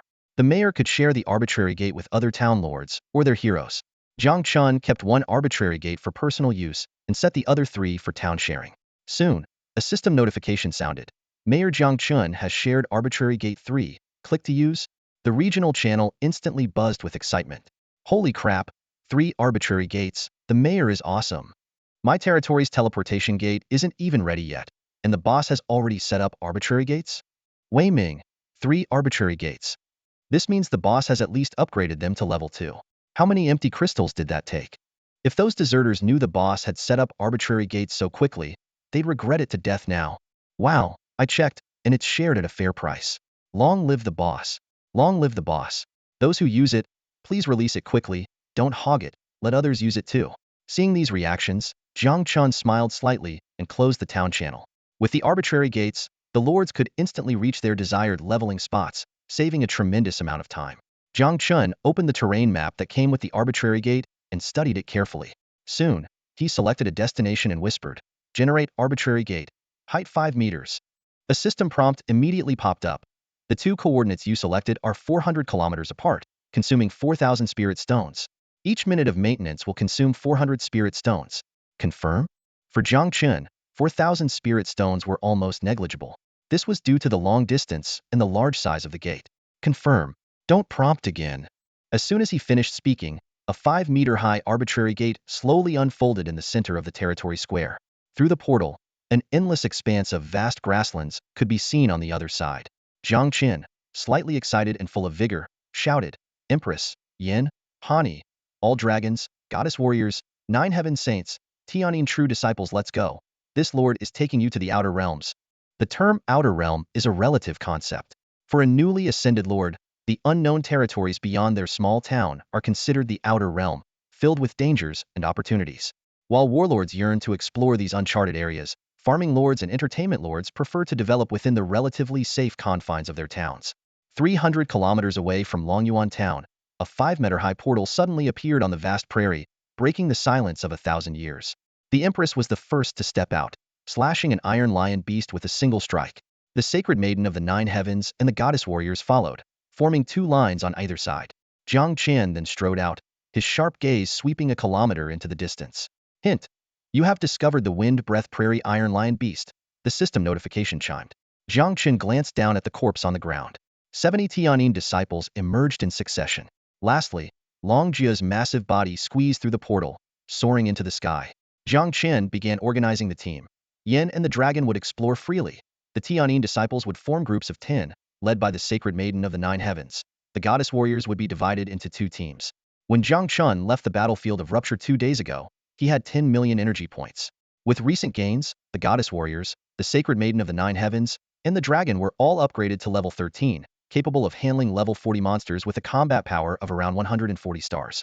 According to the rules of the battlefield of 10,000 races, killing monsters more than 10 levels higher could yield additional energy and drop rate bonuses. After the assignments, Jiang Chen reiterated, "Everyone, move freely. Report immediately if you encounter any monsters of exceptional grade or higher." Just as he finished speaking, a video call request from Xuanyuan came through. "I have no idea what I did to deserve this." Xuanyuan complained. "I just arrived in the outer realm hell and ran into a level 30 epic earth bear. The Dwarf King is no match for it, and this beast has been chasing me non-stop, already killing 2 Longbeard warriors. Can the mayor handle this? If not, I'll have to retreat to the town." Jiang Chen sighed inwardly, knowing he should have followed Xuanyuan's lead earlier. Finding bosses wouldn't be an issue then. He immediately responded, "Give me your coordinates. I'll dispatch troops right away." After a moment's thought, Jiang Chen waved his hand, instantly upgrading Long Jiu to level 20. Long Jiu's body rapidly expanded, soon becoming a colossal figure over 30 meters long, with combat power soaring to 360 stars. Hint: your unit Long Jiu has reached level 20 and unlocked the shape-shifting skill. Jiang Chen nodded in satisfaction, curious, "Xiaojiu, show me your shapeshift form." Long Jiu hesitated. "With so many people watching, it's a bit embarrassing. Can the Lord have them turn around?" Jiang Chen, half amused, half annoyed, retorted, "Cut the nonsense and shapeshift already. We have tasks to attend to." Long Shi comforted from the side, "Sister Jiu, you're a beauty among dragons. Even if your human form isn't perfect, it won't be that bad." "Thank you, Xiao Shi." Long Jiu rolled her eyes at Long Shi, her massive body rapidly shrinking until she transformed into a human figure about 1.7 meters tall. Jiang Chen was stunned upon seeing Long Jie's human form. Chen Farong? Long Jie's human form had short, neat black hair, wore a short jacket and a pencil skirt, with long legs clad in flesh-colored stockings, resembling a character straight out of a Hong Kong movie. Jiang Chen couldn't help but wonder if his own preconceived notions had influenced the dragon's transformation. Jiang Chen was very pleased with Long Jie's new appearance, and even more delighted with her attributes. In her human form, Long Jie's combat power remained at 360 stars, but her physique, spiritual power, and soul strength had slightly decreased, while her carrying capacity had increased from 0 to 270 points, meaning she could finally wear equipment. Jiang Chen produced a fine-grade courage armor, spent 700,000 spirit stones, and chose enhancement direction, crafting a level 20 dragon soul armor. Ultimately, he spent 4 million spirit stones to tailor a supreme epic set for Long Jie. This level 20 epic set, in terms of additional attributes, was on par with the Empress's flowing cloud set, though slightly inferior in added skills. After donning the new equipment, Long Jie's combat power surged to 480 stars, with her physique reaching an impressive 600 points. Such is the might of a dragon. Without exceptional equipment, the power of a dragon far exceeds that of its human form. However, once equipped with top-tier gear, the human form's strength surpasses that of the dragon. This paradox reveals a harsh reality. In this world, power ultimately boils down to money. It's important to note, though, that before reaching a combat power of 10,000 stars, humans can't fly. As Jiang Chen pondered these matters, and Xuxia sent him her coordinates. Without hesitation, Jiang Chen activated the teleportation gate.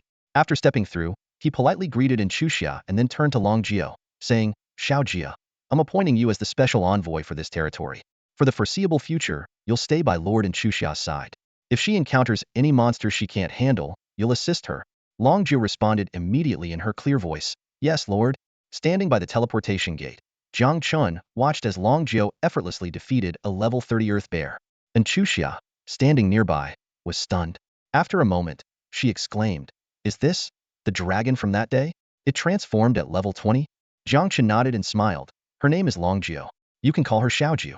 The outer region maps are fraught with danger, and you always seem to run into high-level bosses. From now on, Xiao Jie will stay with you.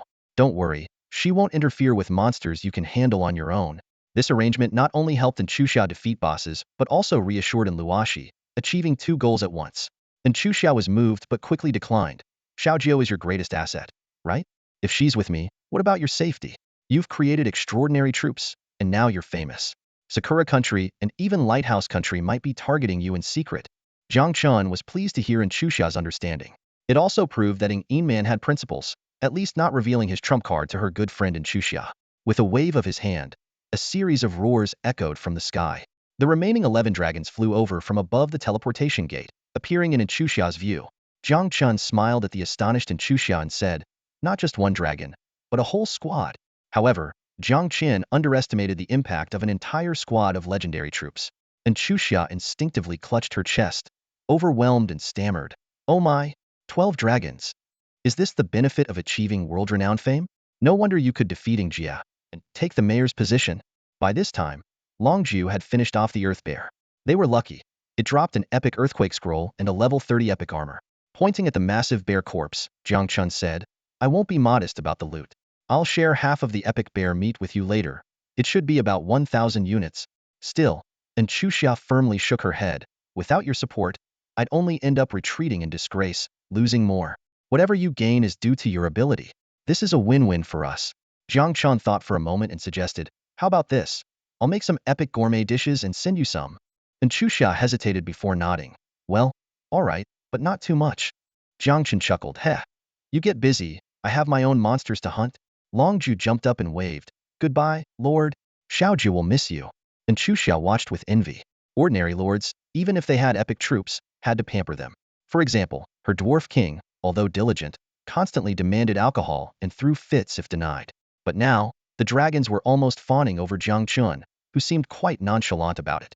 Just as Jiang Chen waved to close the teleportation gate, he received a message from Yin. "Report, Lord. 10 kilometers southeast. We found a pack of ironback gray wolves, about 1,000 strong. Among them is a level 43 exceptional gray wolf king. Also, there's a fine copper mine near the pack." Hearing about the fine copper mine, Jiang Chen's face lit up with a smile. After the excitement, Jiang Chen couldn't help but chuckle. Classmate Anne's constitution is impressive, even working through a dimensional door. He shook his head with a wry smile but felt secretly relieved. Fine copper, essential for upgrading the territory to level 4, was precisely what Jiang Chen lacked. Normally, it was hard to find fine copper mines within the town map unless one had a stroke of luck. This meant that without breaking through the domain, the territory couldn't advance to level 4. Talk about a lucky start. Jiang Chen's eyes gleamed. Looks like I need to hang out with classmate and more. With that, he immediately ordered preparations for departure. 10 minutes later, on the outer battlefield, Jiang Chen threw a punch with unstoppable force. A 3-meter-tall iron-backed wolf flew back tens of meters, crashing heavily to the ground. Its skull was mostly caved in, and after a few twitches, it stopped moving. Haha, this is exhilarating. Jiang Chen laughed heartily. With my current foundation, it's a pity I'm not a martial lord. Despite his excitement, he restrained himself after killing a few monsters. Jiang Chen knew the addictive nature of battle and didn't want to become a bloodthirsty warrior. After all, frequently walking by the river, one would eventually get their feet wet. The lesson from the war god of the sixth heaven was still fresh in his mind. Soon, the entire wolf pack, including the iron-backed wolf king, was annihilated. Jiang Chen had a significant haul, 360,000 energy, over 200 pieces of treasure chest equipment, and other items, all of which he dumped into his warehouse. He then opened his exclusive dimensional door and transported dozens of high-quality wolves back to his territory. Farmers 1 to 4, Jiang Chen ordered through the dimensional door. Immediately start mining the fine copper here. The 4 farmers responded respectfully. Yes, my lord. In Xuanyuan town, no other lord besides Jiang Chen could venture 300 kilometers into the outer domain. Yingman might have the capability, but entering a level 40 monster map with her strength would not only fail to improve efficiency, but could also lead to troop casualties.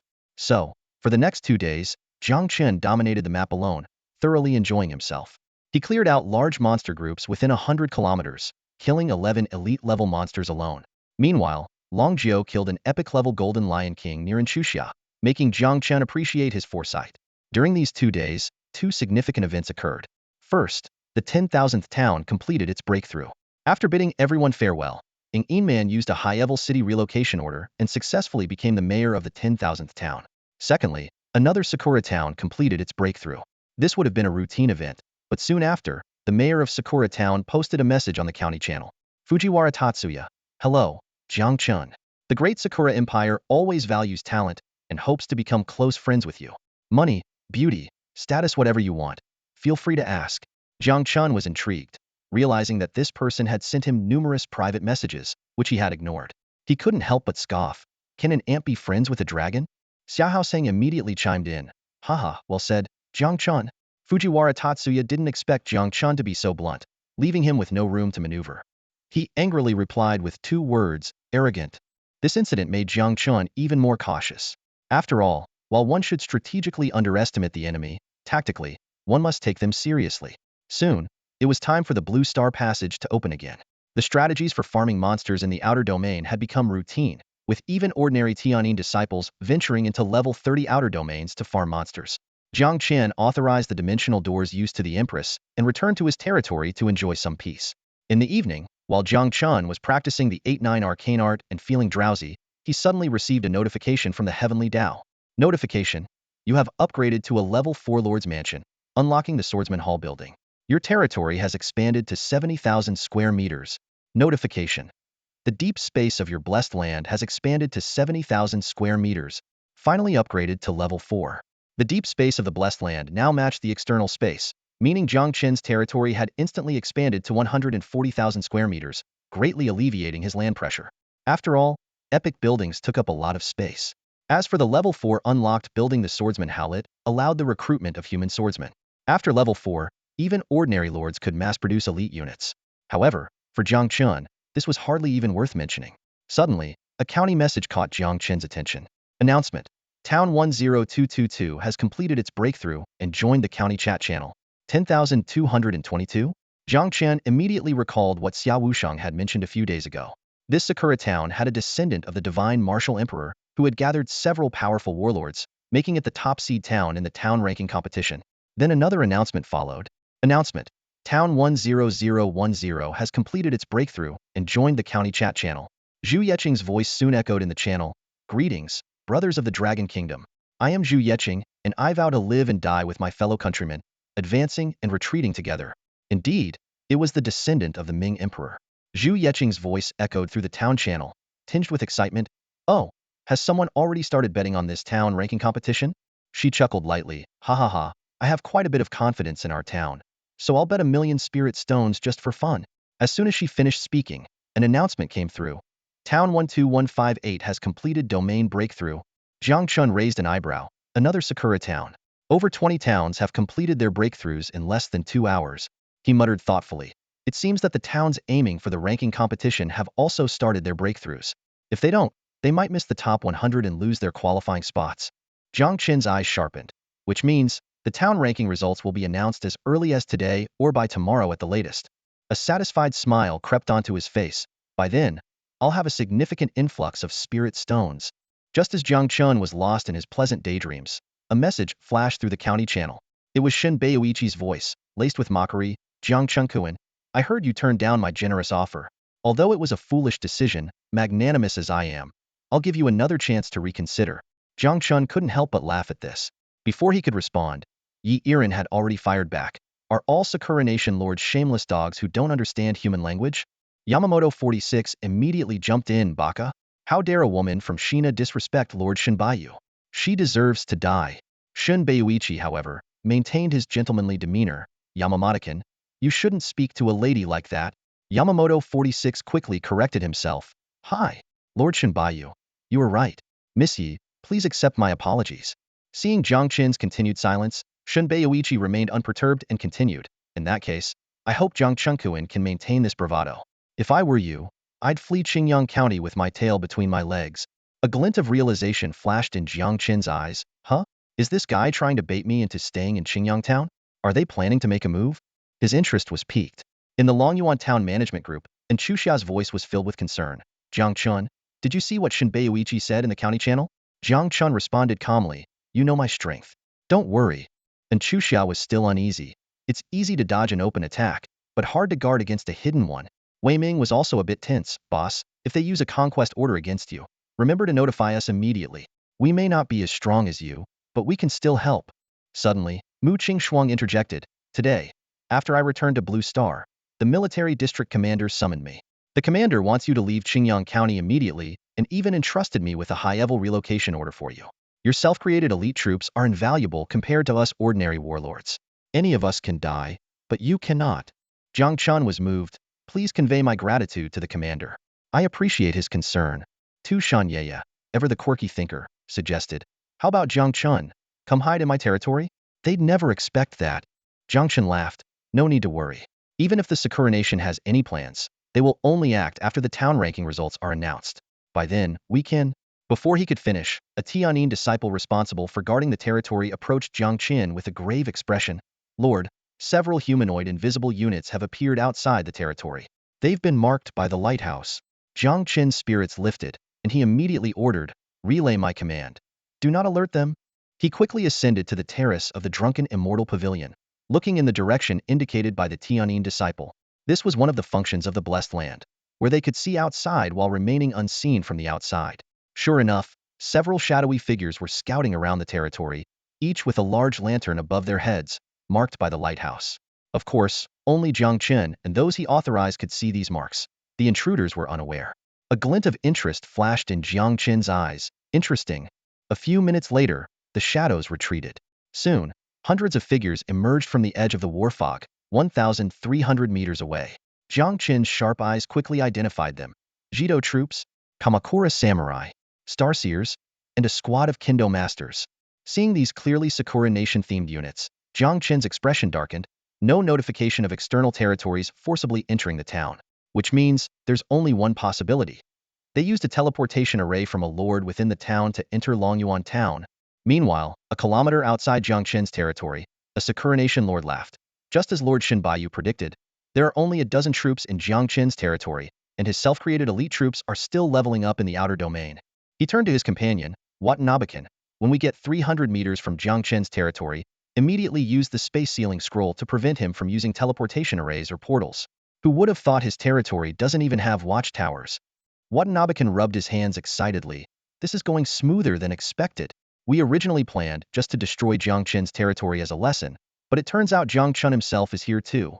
Matsushita nodded in agreement. By the way, The streetlights in Jiang Chen's territory look nice. I wonder if we can get the blueprints after destroying them? Streetlight? Watanabe asked, puzzled, with a slight frown on his face. Matsushita didn't answer directly. Instead, he turned to a nearby ninja clad in black. Describe the streetlight. Yes, sir. The ninja responded respectfully, a hint of excitement in his eyes. That streetlight is incredibly bright, almost lighting up the entire night sky. As the ninja described it, Watanabe's expression grew serious. Suddenly, a look of disbelief flashed across his eyes. By Emperor Jimmu, could it be? What is it? Matsushita asked, searching his companion's face for answers. At that moment, they were already within 500 meters of their target. The air was thick with tension. Watanabe suddenly shouted, his voice filled with urgency, "We might be exposed. Quick! Speed up and use the spatial sealing scroll immediately to prevent Jiang Chen from escaping." Although Matsushita didn't fully understand, he chose to trust his companion's judgment. However, just as they were about to take action, a piercing buzzing sound filled the air. Instinctively, they looked up to see 20 missile-shaped objects breaking through the fog of war, descending upon them like the scythes of death. Scatter! They screamed in terror. What kind of skill is this, so massive and overwhelming? A second later, deafening explosions echoed through the sky. Boom! 20 small mushroom clouds erupted in the night, resembling a deadly yet spectacular fireworks display. It was a true instant kill.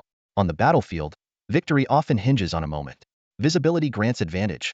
Range dictates truth. System notifications flashed continuously. Your dwarf rocket troopers have killed Watanabe Juki, earning 18,000 energy and a rare spatial sealing scroll. Dwarf rocket troopers have killed Matsushita Izo. Hundreds of battle reports flooded in, about half featuring units with a Sakura theme. Jiang Chen mused to himself, a spatial sealing scroll? These guys came prepared. Spatial sealing can prevent the use of portals and other spatial abilities. Combined with a silent scroll, it could be lethal. Of course, the Sakura Nation scrolls were only of rare quality, sealing a few kilometers at most. In contrast, the epic quality spatial sealing scroll Jiang Chen had obtained in the Battle of the Shattered Domain could seal an entire town. And the legendary scroll mentioned by Wei Ming, which sealed an entire county, was on another level entirely. Jiang Chen turned to the 20 dwarf rocket troopers below, speaking casually, "The mission's over. Go back and enjoy some drinks." The dwarf rocket troopers exchanged glances, their eyes still gleaming with a bit of unfulfilled excitement. Jiang Chen couldn't help but envy their carefree lives, though they weren't suited for leveling up due to their lack of basic attacks. Reflecting on the recent battle, Jiang Chen calculated, Watanabe Juki, Matsushita Izo, 2 Sakura Nation lords, plus a squad of epic sword masters. Sending this lineup for a sneak attack, Kamaya Yuichi really must think highly of me. Too bad for the epic units. This squad of sword masters was only level 18, roughly equivalent to level 40 minor demons, and without defensive skills, they couldn't withstand the concentrated bombardment of the dwarf RPGs. They died utterly disgraced. With over 2 million energy gained instantly, Jiang Chen couldn't help but marvel. Indeed, there's gold in arson and murder. However, he quickly frowned, realizing a serious issue. But how could there be a hidden traitor in the town? As the mayor, Jiang Chen had influence over the settlement, such as which territories could move in or out. But the use of teleportation gates within a territory was a personal matter for the lords.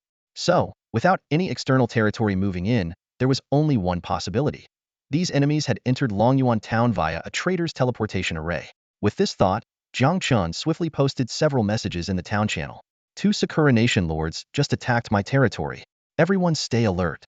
But the 2 lords have been captured and are being interrogated. We'll have results soon. Just 5 seconds later, a system notification flashed. Lord Wang Zhenghao has forcibly relocated out of the town. Jiang Chen smirked. Fortunately, this traitor had poor nerves, exposing himself so quickly. Though everything happened in a flash, most lords reacted promptly. Wei Ming roared, "I remember this guy. His territory isn't far from mine. Who knew he was a damned traitor?" And Chuxia snorted coldly, "Humph. The cost of forced relocation will make him pay dearly." Mu Qingxuang's voice was icy. "As soon as I return to Blue Star, I'll report this to the military district. The rules of the battlefield of myriad races may not punish him, but our military court can." Tu Xuanyuan fumed. "Curse him. This traitor also has the surname Wang. He might be related to that infamous traitor Wang. I'd love to throw him into the sea." Jiang Chen praised, Yeah. Your history knowledge is impressive." Tu Xuanyuan beamed. "It's nice to be appreciated, brother Jiang Chen. You're the first to praise me like this. Unlike Su Su and the others, Though this assault of several hundred troops was no threat to Jiang Chen had 10 towers of wrath hidden in deep space. He still prudently recalled from the outer map the Zizishan and 10 Tianyin true disciples. The Zizishan could provide massages, while the Tianyin true disciples could take a break. After the fall of the small town, the death of a lord no longer caught the attention of the heavenly Tao announcements. In a county with nearly 1,000,000 lords, countless lives were lost every day. The demise of 2 lords from Sakura country was like a stone sinking into the sea, causing no ripples except for Kamiya Yuichi, who had sent them. Standing in the center of a luxurious banquet hall, Kamiya Yuichi's pale skin appeared even more sickly under the candlelight, his piercing eyes scanning the room. At 1.7 meters tall, he stood out among the people of Sakura country. At this moment, he elegantly raised his glass to greet 3 esteemed guests. These 3 hailed from the top daimyo families of Mori, Yusuji, and Oda, all renowned warlords. In the banquet hall, 12 elite geishas dressed in vibrant kimonos danced gracefully. Their enchanting movements swayed to the melody of the shamisen, drawing frequent glances from the attendees. Kamiya Yuichi took a sip of sake and lowered his voice. Gentlemen, the cowardly lords from Dragon Country have already retreated for the most part. If we can win the ranking battle in this small town, we can launch a blitzkrieg and capture Qingyang County within a month, bringing glory to our great Sakura Empire. Oda Hirokazu smiled at these words. I hear the domestic media has already started extensively reporting on this. Is the Kamiya family behind this push? Kamiya Yuichi nodded slightly. If we can capture a county in the myriad races battlefield within a month, your families will naturally reap both fame and fortune. Indeed, Oda Hirokazu replied seriously. However, Dragon Country has always been a land of exceptional people. For instance, Jiang Chen, with his self-created elite troops, might be as formidable as any of us. Jiang Chen? Kamiya Yuichi tapped his temple lightly. That guy has some skills, but he's a fool. Oda Hirokazu's eyes flashed with surprise. Could it be? Kamiyasen has already made a move? Kamiya Yuichi smiled faintly. Perhaps tonight, you will see Jiang Chen kneel before us. Oda Hirokazu raised his glass in admiration. Kamiyasen, your strategies are unparalleled. I am deeply impressed. Let me drink to you first. However, just as Kamiya Yuichi was about to raise his glass in return, a series of system notifications suddenly echoed in his mind. Your Swordmaster unit has been killed by Jiang Chen. Your unit? Nanny? Kamiya Yuichi's face turned even paler than his skin. The sudden 12 divine warnings hit like a bolt from the blue. Shin Baiyu stood up abruptly, knocking over his wine glass, spilling its contents everywhere. His face turned ashen, fists clenched, knuckles white. Damn it! Shin Baiyu roared. Watanabe just reported that Jiang Chen's territory is practically undefended, with barely any troops. How could they have failed the mission? Before he finished speaking, his vassal lord, Miyamoto Zei, burst in, drenched in sweat and filled with terror. Lord Shun, Watanabe and his companions' avatars have vanished. Miyamoto Zei reported breathlessly. Shin Baiyu demanded harshly, how did they die? Miyamoto Zei stammered. I don't know. I looked away for just a moment, and they were dead. Not a single word came back. Shin Baiyu's voice was filled with disbelief. Miyamoto Zei hesitated, glancing cautiously at the 3 daimyo descendants present, and whispered, well, not exactly. Watanabe only sent back 4 words, thick and long. The atmosphere turned exceedingly strange. Shin Baiyu muttered to himself, thick and long. What did they do to Watanabe? Odayu and the others exchanged knowing glances, their eyes full of amusement. This scene thoroughly enraged Shin Baiyu. He no longer cared about Watanabe's fate. What he found even harder to accept was that he had lent Watanabe a team of kendo masters to ensure the mission's success. Even during the Battle of the Broken Realm, only 4 of his kendo masters had been lost. Now, he had lost an entire squad in one go. Shin Baiyu gritted his teeth and said, useless. And that Jiang Chen, damn him. Oh, right. What's the name of that insider from the Dragon Kingdom? Miyamoto Zei immediately replied, Wang Zhenghao. Shin Baiyu declared, I see. It must be Wang Zhenghao colluding with Jiang Chen, setting a trap that led to Watanabe's failure. Contact the Mei agency immediately, no matter the cost. Eliminate that traitor for me. Yes, sir. Miyamoto Zei obeyed and left. Suppressing his anger, Shin Baiyu forced a smile and said to the 3 present, who would have thought that a mole planted in the Dragon Kingdom for years would betray the great Sakura Empire? Apologies for the embarrassment. Odayu pondered and asked, but why did Watanabe only send back 4 words? It must be a silent scroll, Shin Baiyu said seriously. Watanabe and his companion had a team of epic units and hundreds of excellent troops. Without a silent scroll, there's no way they couldn't send back any useful information. Odayu nodded and then skillfully changed the subject. The number of Broken Realm towns has reached 93. I believe the rankings for the town competition will be announced soon. Did any of you participate in the betting pool set up by Yamamoto46? Talking about the town rankings improved Sean Bayou's mood slightly. He smiled smugly. Heh. With the support of you three, our town scored 2.9 million points. Securing first place in the rankings is a sure thing. So of course, I placed some bets for fun. Oda you laughed. I'm not concerned about the spirit stones. But after gaining 5 points of town luck, high-quality resource points and wild monsters will surely surge. Lord Shun, you promised each of us 1/10 of the town's territory. Don't go back on your word. Shun Baiyu solemnly assured. Rest assured. Meanwhile, in Longyuan town, 1.3 billion. Jiang Chen looked at the amount of spirit stones in the betting pool, his face beaming with excitement. On the betting leaderboard, 1. Shimba Town, 42.58 million. Odds 3.24. 2. Yiming Town, 11.28 million. Odds 12.23. Among the top 10 bets, the only town from the Dragon Kingdom was Zhu Yeqing's Yiming Town. The rest were all towns from the Sakura Kingdom. Yiming Town's high ranking was likely because there were more Broken Realm towns from the Dragon Kingdom. The only bet on Longyuan Town was still the 10,000 spirit stones placed by Little Fox, with current odds at 13,000. To Jiang Chen's surprise, the town named Laoqin buying Yimin also had a 100,000 spirit stone bet. It was probably in Yimin's own bet, though Jiang Chen wasn't sure if it was for fun or if she had a trump card. At that moment, the number of Broken Realm towns reached 96. The amount of spirit stones in the betting pool continued to grow. Jiang Chen estimated that a significant amount of bets would be placed before the betting pool closed. In the town channel, a conversation between Wei Ming and Huang Xian caught Jiang Chen's attention. Wei Ming, brothers, I bet 1,000 spirit stones on Baiming Town, just to support our compatriots. Huang Xian, brother Wei is right. I also bet 500. We can't let those guys look down on us. Wei Ming, haha, we're betting small to win big. Zhu Yeqing is so confident, who knows, there might be an upset. Half an hour later, a system announcement rang out. Town 10568 has completed the Broken Realm, joining the county chat channel. The 100th town in Qingyang County finally completed the Broken Realm. Simultaneously, the trading post issued a notice. In 10 seconds, the betting pool for this town ranking competition will be locked. 10, 9, 8. Jiang Chen seized the last opportunity and bet 990,000 spirit stones on Longyuan Town, bringing the total bet to 1 million. Although the risk was minimal, it still existed. As Jiang Chen predicted, in the final seconds, a large amount of spirit stones flooded into the betting pool, pushing the total to a staggering 2.4 billion. Jiang Chen couldn't help but rub his hands together in excitement, a greedy glint in his eyes. 240 million spirit stones. This enormous sum was enough for him to upgrade the Spring of Life, Tianyin Pavilion, and Drunken Immortal Tower to level 4, or to acquire 20 sets of Flowing Cloud gear, or even 60 sets of Dragon Soul gear. He took a deep breath, forcing himself to calm down, and focused his gaze on the betting board he had locked in. The betting board displayed the data clearly. 1. Shimba Town, 67.83 million odds, 3.53. 2. Baishio Town, 43.21 million odds, 5.55. 3. Yiming Town, 16.82 million odds, 14.28. 32. Longyuan Town, 1 million odds, 240. Jiang Chen's eyes lingered on Baishio Town, which had suddenly risen to second place. He recalled that not long ago, Baishio Town's bet was only 12 million spirit stones. Clearly, the lord of the Baishio family was also confident of victory and wanted to claim the 240 million pot for himself. Just then, Jiang Chen's communicator buzzed with a message from Tu Xuanyuan, the little fox. Tu Xuanyuan, brother Jiang Chen, our town's bet is now 1 million. Did I miss out on a fortune again? Jiang Chen replied with a smile.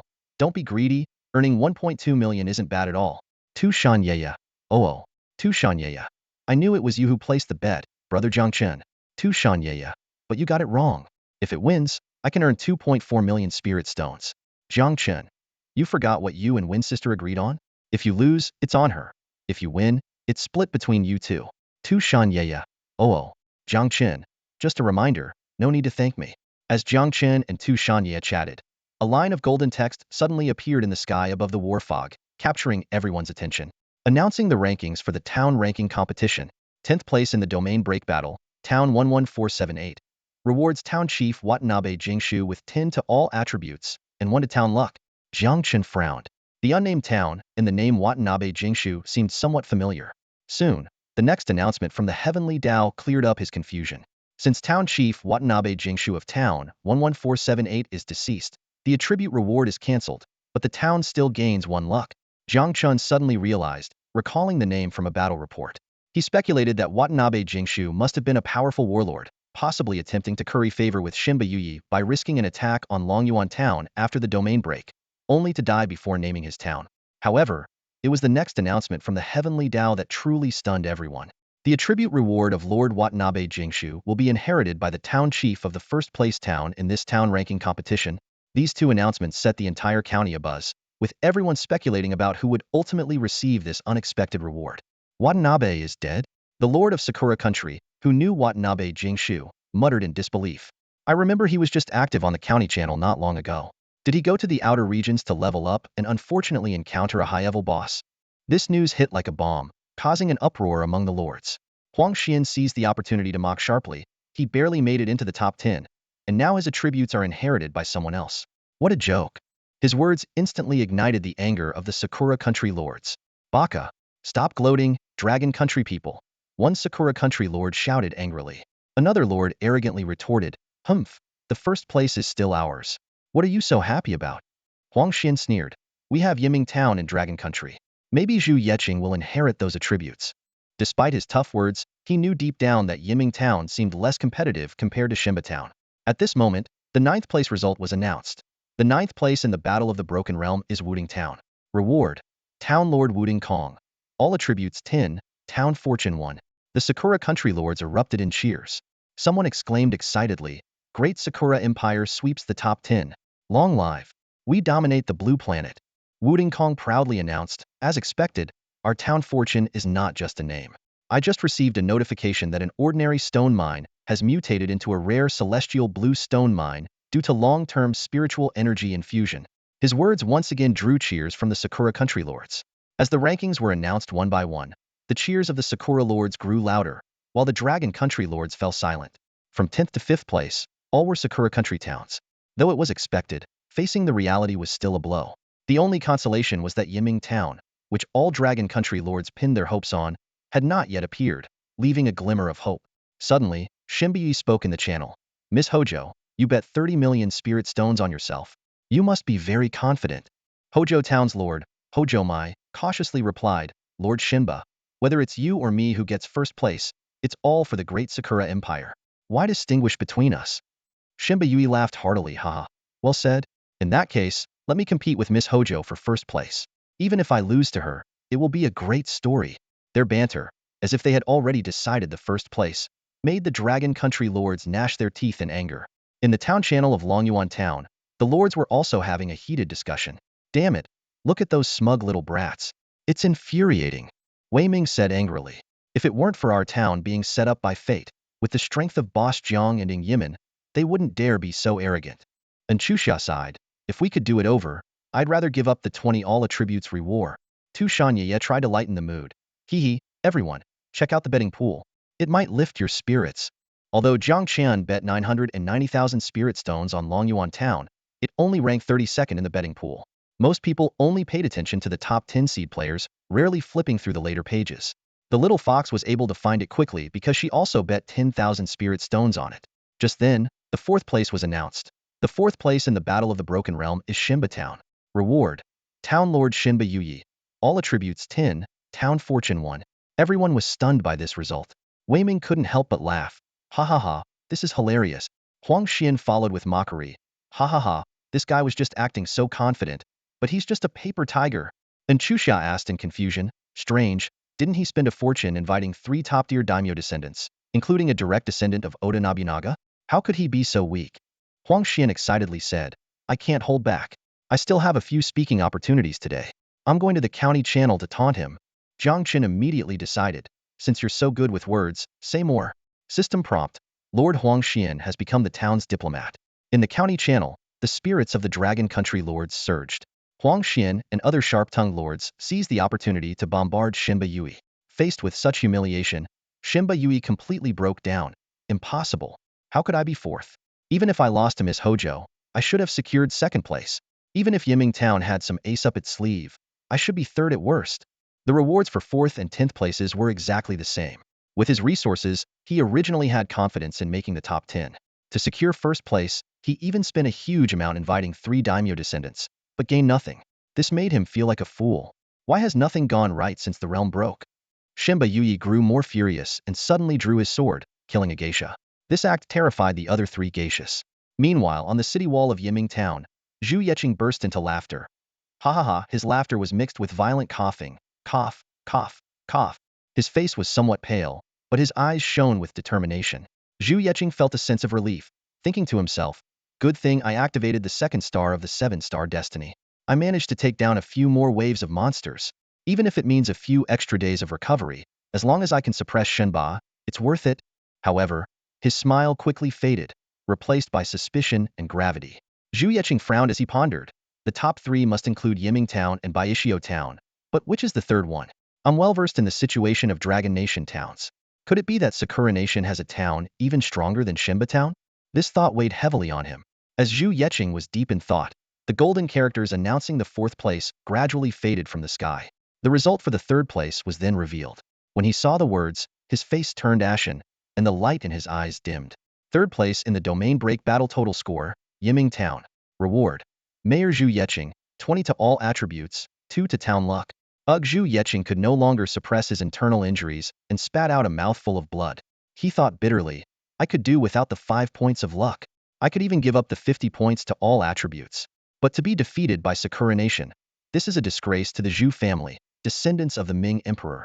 The other lords of Dragon Nation reacted just as strongly. The channel erupted. We're doomed. Those bastards took the top 2 spots. Damn it. I bet 300 spirit stones on Yiming Town, and now I've lost everything. Hey, whoever bet 300 spirit stones, PM me. I'll double your loss if you just shut up. Sorry, brother. I wasn't thinking before I spoke. After a few breaths, Zhu Yeqing managed to calm himself and immediately posted in the county channel. I failed to take 1st place and have let down my fellow Dragon Nation citizens. I'll cover everyone's losses from the betting pool. If your trade post is level 3, PM me now. At this moment, one lord couldn't help but speak up. Our leader Zhu went all out to score more points, even using forbidden techniques. How is his recovery going? Jiang Chen, hearing this, narrowed his eyes. He finally understood that Zhu Yeqing had used forbidden techniques to surpass Shen Baiyu. He couldn't help but admire him. Zhu Yeqing is impressive, passionate, decisive, and responsible. Jiang Chen couldn't help but say, Brother Zhu lives up to the name of the Ming Emperor's descendant. Leave the rest to us. Even the usually silent Ng Yimin spoke up. Though defeated, you are still honorable. Wei Ming chimed in, Zhu Yeqing, don't blame yourself. We bet on you willingly. Consider my 1,000 spirit stones a loss to a good cause. Jiang Chen's face darkened at this. Jiang Chen was getting fired up, but Wei Ming's sudden comment instantly poured cold water on his enthusiasm. This feud was now set in stone. Xuanyuan looked at Jiang Chen's dark expression and couldn't help but glance sympathetically at Wei Ming. She whispered, Brother Wei, you'd better watch out. Wei Ming shivered at her words. Strange. Yeah. The way you said that gives me chills down my spine. Meanwhile, seeing the unity and determination of the people of Longhua, the lords of Yinghua Kingdom felt a pang of envy. They couldn't understand. Longhua was clearly on the verge of defeat. So why did these people act like they'd won? One of the Yinghua lords sneered, Humph, they're just finding joy in their misery. If morale alone could win battles, who would need strength? Another lord, even more enraged, shouted, Fools! People of Longhua, you should be crying and begging for mercy from our great Yinghua Empire right now. At this point, Shinbui had regained his composure and analyzed calmly. Among the top 2, one must be Baishio Town. And as for the other towns, Lord, we are all from Yinghua Kingdom. There's no need to hide anymore. Baishio Mai nodded in agreement. Lord Shenba is right. After all, we need to work closely together in the future. However, as soon as she finished speaking, an eerie silence fell over the scene. Suddenly, a Longhua lord speculated with hope. Could it be our Longhua town? This bold guess was immediately met with ridicule from the Yinghua lords, and even the other Longhua lords shook their heads in denial. Someone sighed. If only Longyuan town hadn't fallen so early, it might have been possible. Just then, the 2nd place ranking was announced. 2nd place in the domain break battle, Baishio Town. Reward: Town Lord Baishio Mai. All attributes 30, Town Fortune 3. The result left Baishio Mai unsettled. She anxiously asked, who was the 1st place? We're all Yinghua lords here. There's no need to toy with us. Although the 2nd place reward was good, she had bet 30 million spirit stones on herself. Seeing the moment had arrived, Jiang Chen calmly said, Do you know why no one is answering you? Because the 1st place is my Longhua town, Longyuan town. Upon hearing this, Baishio Mai burst into laughter. Haha, I thought Jiang Chen, the creator of the extraordinary soldier type, Was someone impressive? Turns out he's just an overconfident fool. Shinbui also sneered. You must be out of your mind. As far as I know, Longyuan Town barely reached 1 million points. Jiang Chen wasn't surprised that Shinbei knew this detail. When the domain breakpoints surpassed 1 million, there were 19 lords left in the battlefield, and the traitor Wang Jinghao was among them. Yamamoto 46 suddenly interjected, haha, I once said that if Longyuan Town even made it into the top 10, I'd commit seppuku on the spot. Takeda Shinichi immediately confirmed. Yamamoto-san did say that, and I can testify. Yamamoto 46 gratefully said, thank you, Takeda-san. This exchange drew praise from many Inghua lords, while Jiang Chen's earlier words left the Longyuan Town channel in an awkward silence. After a long pause, Wei Ming couldn't help but say in the channel, boss, you've boasted so much, we can't cover for you. Little Fox was the most excited, cheering, Brother Jiang Chen is amazing, even though she had been a bit skeptical before. Suddenly, the rarely vocal Ing Yin popped up in the county channel with a single word, damn. Jiang Chen almost spat out the life water he had just drunk. He thought, she must have seen the bet on Longyuan Town. Knowing her, she probably guessed it was me who placed the bet. And Chuxia, surprised, asked, although Sistering has always been bold, this is the first time I've heard her curse. What happened? Tu Xuanyuan reminded again. I've told you all before, take a look at the betting board when you have time. Soon, Wei Ming exclaimed, holy crap. Who bet 1 million spirit stones on our Longyuan Town? No, wait, it's 990,000. Yaya bet 10,000 earlier. Huang Xian was also incredulous. Oh my god, could it be the boss who placed the bet? Mu Qingxuang excitedly analyzed. Do you all remember, when we retreated, Town Lord Jiang Chen, missing, and Chuxia stayed behind to keep fighting? Could they have scored millions of points together? Jiang Chen's expression turned odd, but he thought, that actually makes sense. Combining my wealth with Ing Yan's might exceed 10 billion. Mu Qingxuang's words stirred a glimmer of unrealistic hope in the hearts of everyone in the town. Could it be true? Could the three of them alone have scored enough points to take first place? Wei Ming suddenly remembered what he had just said and quickly added, boss, consider my 1,000 spirit stones a tribute to you. What they didn't know was that Chuxia, one of the trio, was also stunned. She had fought through 14 waves, and Ing Yin, judging by the time, should have reached around 25 waves. If true, Jiang Chen alone must have scored nearly 2 million points. But then Chuxia recalled the combat prowess Dragon 9 had shown these past few days. It didn't seem so impossible. After all, she'd never heard of a new lord clearing 30 waves in the domain break battle. No one knew how many points the monsters beyond 30 waves were worth. In her territory, Chuxia couldn't help but exclaim, this is insane. It's like, ridiculous, just got a whole new meaning. And Luoshi, who was enjoying the food Jiang Chen had sent while watching the town ranking competition, frowned at her daughter's muttering. Watch your language. And what do you mean by ridiculous? And Luoshi's territory had been developing for over 20 years. Aside from daily leveling, any major actions were planned on a monthly basis.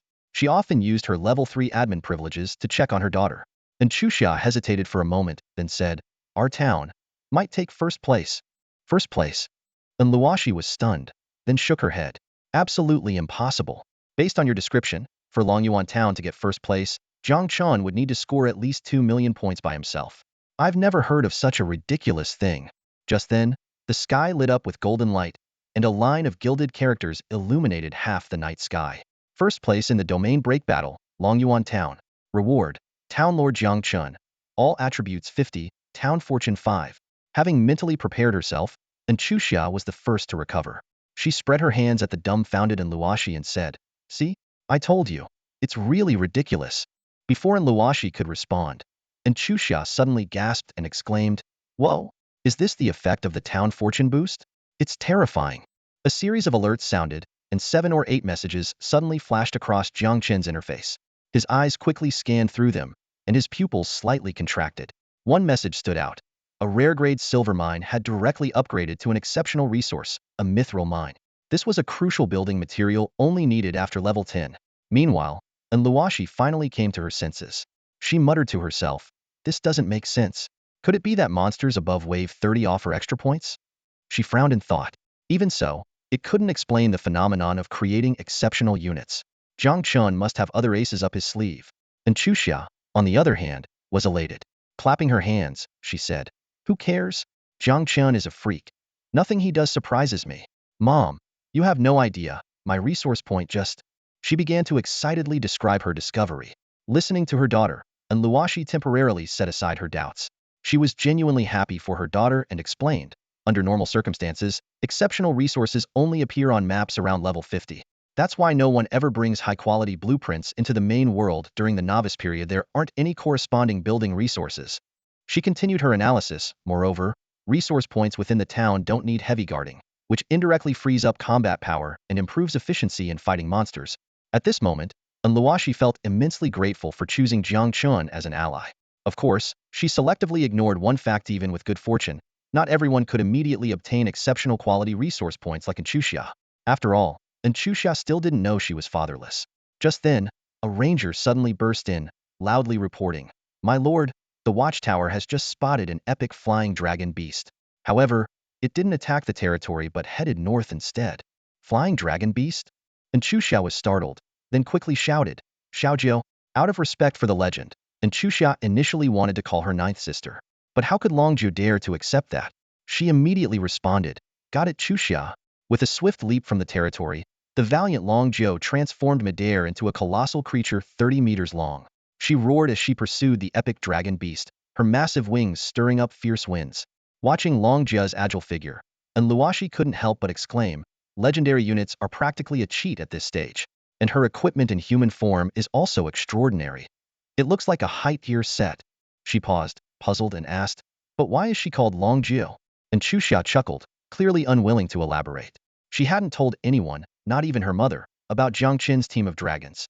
To change the subject, she proudly boasted, "I'm not too shabby either, a dwarf king, 2 storm guardians, nearly 100 exceptional dwarf units." And Luoshi nodded in satisfaction. In another 20 days or so, the Dwarven King's Hall will be able to recruit a Mountain King.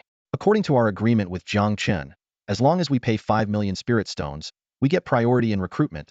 She sighed. Another 5 million spirit stones. Your mom's savings are almost drained by Jiang Chen. What goes around comes around, and Xuanyuan encouraged her mom. We'll work together and try to drain him dry too. Hee. And Luoshi chuckled, her eyes gleaming with wisdom. She reminded, one more thing. Regarding the 2 million points you 3 scored together, you don't need to explain. Jiang Chen will appreciate the favor. No explanation? And Xuanyuan thought for a moment, and quickly understood her mom's intention. Got it. Similar scenes of celebration played out across every territory in Xuanyuan town. The town channel was abuzz with joy, as if it were a festival. Various pieces of good news erupted one after another. My resource point mutated rare resources. I finally have rare resources. My iron mine was attacked by a merman leader, but I'm so happy. That's a rare level boss. Hi to your bosses without leaving town. This is awesome. Why does it feel like the drop rate has increased? It's not just a feeling. Although there's no specific formula, it's widely acknowledged that good fortune can increase drop rates. Haha, long live Boss Jiang, long live Boss Ing, long live Goddessin. I wonder how those lords who moved away will react to the town's changes. They'll probably regret it deeply. This joyous atmosphere quickly spread throughout Qingyang County. The prestige of the Dragon Nation lords soared, and many lords who had planned to leave after watching the excitement decided to stay, at least for now. After all, who wouldn't want to be a hero instead of a deserter, provided they could survive? At that moment, Jiang Chen's communicator suddenly chimed with a series of message alerts. He glanced at it, and saw that they were from Ing Man. Besides a team of legendary dragons, you must have other cards up your sleeve. If I'm not mistaken, it must be related to spirit stones. Otherwise, you wouldn't have been so eager to get that billion spirit stone bet from me. It seems the speculation that you use money to create units has some credibility. Of course, prayer, sacrifice, training, technology. There are countless ways to create units, which is the charm of the battlefield of all races. No matter what. Xiaojian, you did a great job this time. Keep it up. Ing Man said this with the approving smile. She was analyzing the battle situation in great detail, and her reasoning was so sound that Jiang Chen listened with great interest. However, when he heard the last phrase Xiaojian, his smile suddenly froze. Xiaojian? Jiang Chen thought to himself, what kind of nickname is that? He initially wanted to retort, you're just an 18-year-old girl, don't act so mature. But halfway through, he silently deleted that thought. Jiang Chen pondered, I've already got enough style. There's no need to exposing Iman's identity just for the sake of a quick comeback. If I accidentally provoke Zhang, that would be a real mess. He thought to himself mockingly, I've lived 2 lifetimes. Why should I bicker with a little girl? The true situation of the Battle of the Broken Domain was only known to Jiang Chen. Of course, and Xuanyuan and Ing Man also knew it was all Jiang Chen's doing, while others only had a vague understanding. Jiang Chen was most pleased that they didn't step up to explain. This helped lower the attention from Sakura country on him. Jiang Chen calculated, even for a powerful figure of the sixth heaven. Descending here comes with a huge cost, and once they descend, they are bound by various rules. Even if I earned millions of points in the Battle of the Broken Domain, it's far from enough to alarm the higher realms. He thought cautiously, however. Threat levels accumulate bit by bit, and quantitative changes will eventually lead to qualitative changes. Better to be careful. At that moment, a heavenly Tao prompt that only Jiang Chen could hear suddenly sounded. Notice, the town's fortune has increased, initiating Dragon Vein evolution, current evolution progress at 5. Notice, the Dragon Vein's current amplification effect has increased. Notice, the Dragon Vein has unlocked new amplification effects. Ha ha ha. Jiang Chen couldn't help but laugh out loud. I should have known. Dragon veins are inherently auspicious and naturally tied to fortune. With the heavenly Tao prompt, a miniature dragon formed of spiritual energy emerged from the ground, joyfully circling around Jiang Chen and affectionately nuzzling his cheek. Jiang Chen clearly felt a sense of joy emanating from the little dragon. He reached out to play with the dragon vein for a bit before starting to check the newly unlocked dragon vein effects. The notification for effect sounded, and Jiang Chen's face instantly lit up with uncontrollable joy. The Dragon Vein not only increased the drop rate for all lords, heroes, and troop units in the town by 10, but also doubled the chance of triggering great fortune when opening treasure chests. This reminded him of when he previously topped the leaderboard, and everyone speculated whether the Green Mountains and Clear Waters Lord Talent had a hidden luck attribute. Unexpectedly, this seemingly joking guess had now come true. Jiang Chen carefully contemplated the effects of the Dragon Vein. It not only worked within the town but also extended its influence to the outer regions, making it far more powerful than the simple town's fortune. Although the chance of great fortune increased from 1 in 10,000 to 2 in 10,000 might seem minuscule, considering this was merely a low-grade dragon vein with only 5 evolution, its future potential was promising. I need more town fortune, Jiang Chen resolved silently. Currently, there were 2 main ways to acquire fortune: the heavenly rewards from the town ranking competition and fortune plundering. However, fortune plundering seemed achievable only through the rare fortune gambling tokens, which were still out of reach 10 days after the zone's opening. Jiang Chen turned his attention to his recent gains. The notification from the exchange showed that he had bet on the first place in the town ranking competition's domain-breaking contest, earning a massive reward of 238 million spirit stones. Most of this wealth came from the lords of Sakura country, making Jiang Chen feel justified in accepting this windfall. As Jiang Chen pondered how to use these spirit stones, a message came from the little fox, Xuanyuan, complaining that her sister had taken half of her winnings. Curious, Jiang Chen asked why, and found out it was because the money came from the lords of Sakura country, making it particularly satisfying to spend. Meanwhile, Zhu Yecheng of Yiming Town was also excited about the sudden rise of Longyuan Town. He believed that Jiang Chen, Xianqin Ingjia, and Enchuxiao were all extraordinary individuals. With such allies, Longgui's chances of winning in Qingyang County greatly increased. However, he also realized that these individuals might become his biggest competitors for the county chief position in the future. At that moment, Jiang Chen sent a video request. After a moment of hesitation, Zhu Yecheng accepted and politely congratulated Jiang Chen on his first-place win. Jiang Chen noticed Zhu Yecheng's injuries and immediately mentioned that he had obtained a healing elixir during the domain-breaking battle, asking if Zhu Yecheng was interested. Without waiting for Zhu Yecheng's response, Jiang Chen directly mailed a bottle of life water. Zhu Yecheng was stunned as he retrieved the emerald crystal bottle from the exchange, feeling deeply moved. He knew that even a year after the zone's opening, life water would still be a rare treasure. For lords and heroes at this stage, just 1 dose was enough to fully restore health and mana. Zhu Yecheng suppressed his excitement, took a deep breath, and respectfully cupped his hands. This is indeed a life-saving elixir for me. I'm willing to offer 10 million spirit stones. Jiang Chen's lips curled into a slight smile upon hearing this. Zhu, you're quite generous. After all, it's a consumable item, and at this stage, 10 million spirit stones is indeed a high price. He calculated silently, knowing he rarely sold such precious items unless absolutely necessary. Selling too many could arouse suspicion. But considering Zhu Yecheng's efforts in securing 3rd place for Longhua and the fact that he could divert attention from Sakura country, Jiang Chen decided to make an exception. After the transaction was completed, Zhu Yecheng solemnly said, "But let's be clear, during future county battles, I won't hold back." Jiang Chen readily agreed. Of course, business is business. Once the video call ended, Zhu Yecheng held the life water and fell into deep contemplation. In the end, he couldn't bring himself to drink it. With the royal family's elixirs, my injuries will heal in a few days. This bottle of life water can help me open the 3rd star of the 7-star death point without dying. I'll save it for a stronger enemy. If Jiang Chen knew, he would surely think this guy was a true daredevil. Meanwhile, the lords of Sakura country were in an uproar, unable to accept the outcome. They cried out Amaterasu, "This can't be real." The heavens must be joking, right? The top-ranking mayors like Hojo Mai, Kamaya Yuichi, and Mudo Sara fell into silence. At that moment, Huang Xian suddenly spoke up. Who was it that said they'd commit seppuku? His words were like a heavy blow, leaving the Sakura country lords speechless. Jiang Chen couldn't help but praise. You're a skilled diplomat. Emboldened by the compliment, Huang Xian pressed on. I remember someone promised to prove it, right? Takeda Shinichi? Takeda Shinichi hurriedly denied. Baka, this has nothing to do with me. I know nothing. Unrelenting, Huang Xian displayed a screenshot. Then who said this? Witnessing this, the lords of Longhua felt immense satisfaction. Xiao Wushang couldn't help but laugh. Ha ha ha, well done, brother Huang. Yamamoto 46, come out and show us your samurai spirit. Yi Irin sharply pointed out, bowing to the strong and being ruthless to the weak. That's their samurai spirit. Even the lords of Sakura country couldn't stand it. Kamaya Yuichi sternly said, Yamamoto, I hope you don't disgrace the honor of our great Sakura empire. My honor, Nima? Yamamoto 46 gritted his teeth, fist clenched. Shinhachiyu, you bastard. You don't care because it wasn't your loss. His face twisted with rage, eyes blazing with hatred. At that moment, a young boy dressed in traditional Sakura country attire came running over. He was Yamamoto's vassal lord. With trembling excitement, the boy respectfully presented a small katana with both hands. Lord Yamamoto, I believe this is what you need right now. If you don't mind, I am willing to act as your second. This is my first time, so please forgive me if I'm a bit clumsy.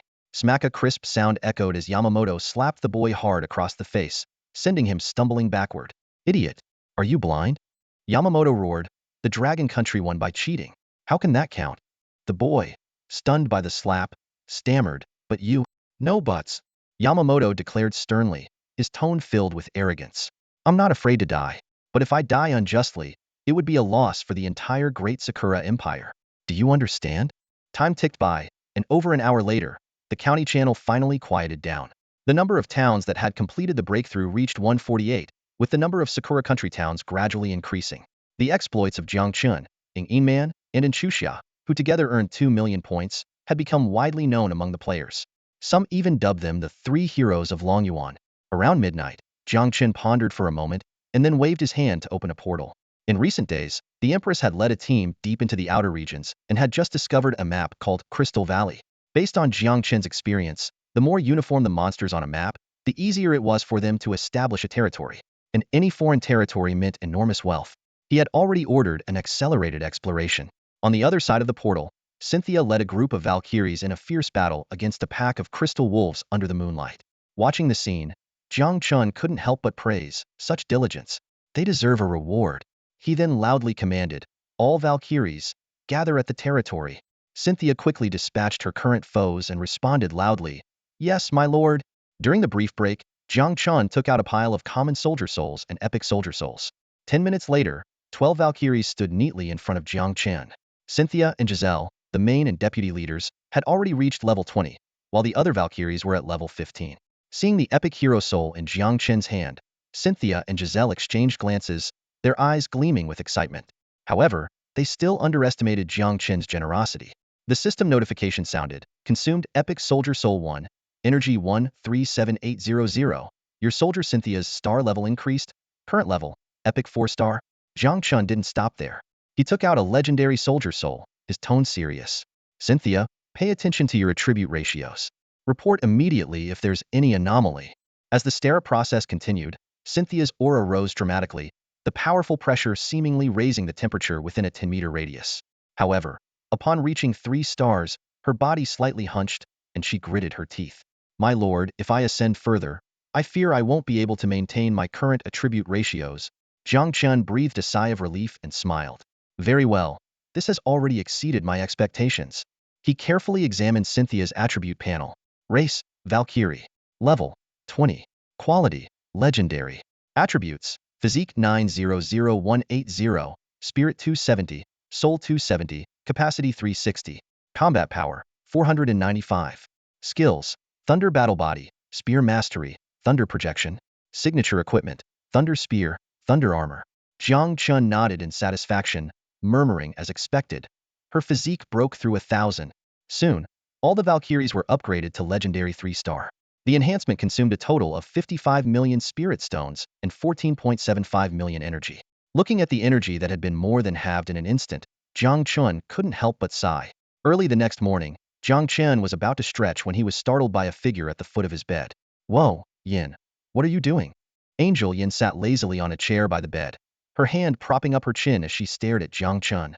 Startled by his sudden reaction, she quickly lowered her head to hide the panic in her eyes. Sorry, my lord. You mentioned that if there were any discoveries in Crystal Valley, I should report to you immediately. Jiang Chen perked up.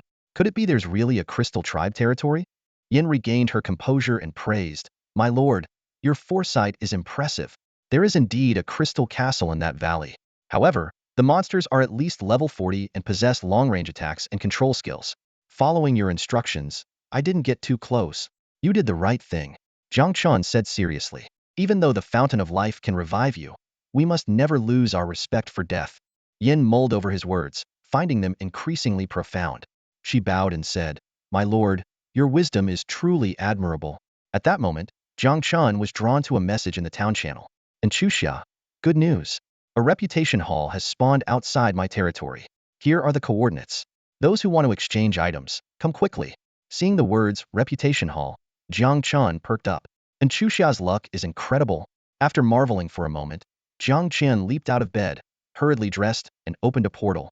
Yin, I have to go out for a bit. We'll discuss Crystal Valley when I get back. Yes, my lord. Yin responded respectfully. Jiang Chen knew that the reputation hall's existence was unpredictable and could disappear at any moment, so he had to act quickly. The Hall of Prestige stood majestically, a towering 10-meter-high, snow-white structure spanning several hundred square meters. Jiang Chen stepped out of the any door and was surprised to find not only Chuxia present, but also the little fox, Wei Ming, and even Yin Man had already arrived. Jiang Chen, you're here too. The little fox greeted him excitedly, her eyes sparkling with joy. She tilted her head curiously and asked, Didn't you exchange all your prestige for exquisite treasure boxes? Jiang Chen shook his head with a smile. That was a beautiful misunderstanding. I still have some left. He then turned to Yin Man, teasing, Even the big boss is here to check out the building? Yin Man pouted, Isn't it strange how Chuxia always seems to stumble upon good things? She paused and added, Although I don't have as much prestige as you, I figured I'd come and take a look since I had the chance. You're always welcome here. Jiang Chen responded with a laugh. Yin Man smiled sincerely at his words. If it weren't for the third hero, I wouldn't be able to leave everyone behind. After a brief exchange of pleasantries, Jiang Chen eagerly opened the exchange list of the Hall of Prestige. The list was rich and varied, far surpassing any merchant caravan he had encountered before. He quickly skimmed through it. 1. Spirit Stones, 100 per prestige point. Unlimited stock. 2. Mid-grade Spirit Stones, 1 per prestige point. Unlimited stock. 3. Exquisite Treasure Boxes, 1 per prestige point. Stock, 1,000. As he continued to scroll, a smile gradually appeared on his face. He found seeds for various grains, vegetables, and fruits, all very cheap. He exchanged a bit of everything. Next, he noticed some practical scrolls. 235. Exquisite Silent Scroll, 10 prestige points each. Stock, 10. 236.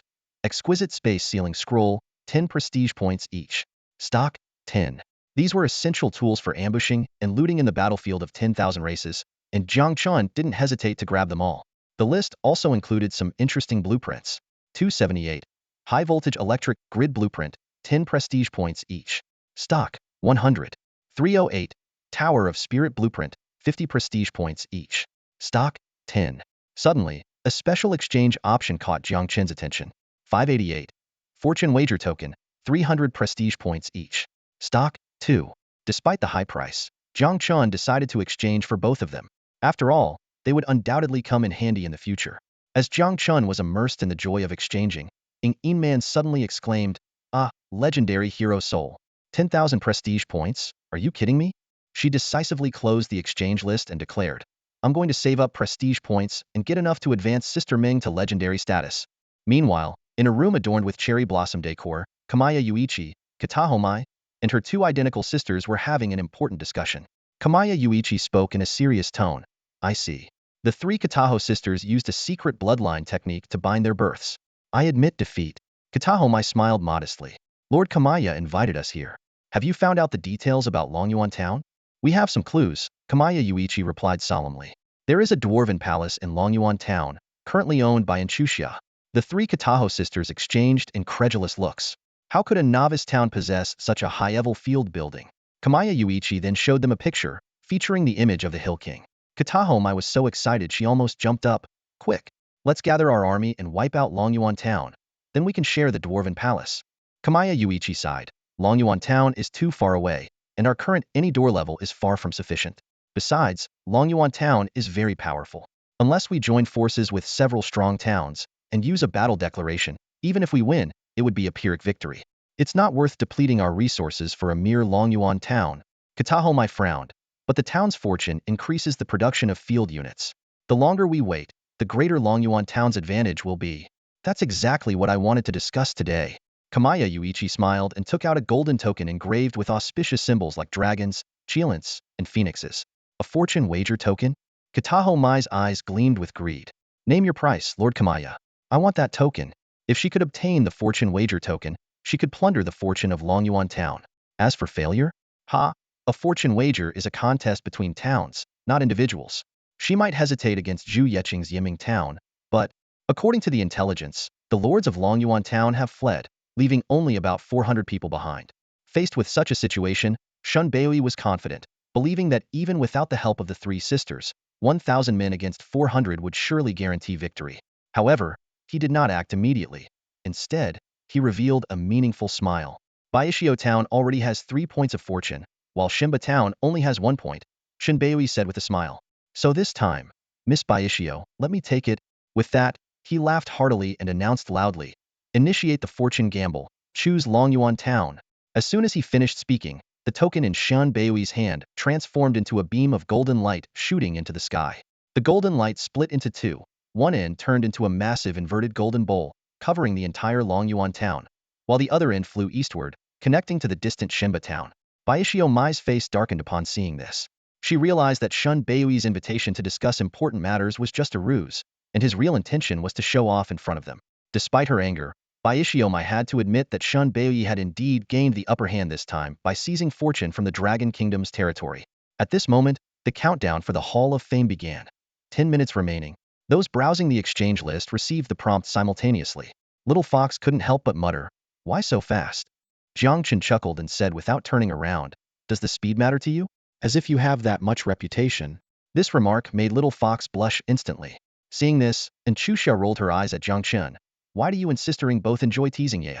Little Fox's eyes sparkled as she softly said, "Brother Jiang Chen, if you keep being this blunt, you might find yourself with 8 boyfriends soon." This made Jiang Chen's face freeze. Just then, Wei Ming suddenly pointed at the sky and asked, "What's that?" Everyone looked up to see a beam of golden light in the western sky. The light rapidly expanded from the size of a bowl to the size of a basin. And Chusha's face changed dramatically, and she exclaimed, "Oh no, this is..." Jiang Chen took over, a fortune gamble. But unlike in Chusha's panic, Jiang Chen's tone carried a hint of excitement.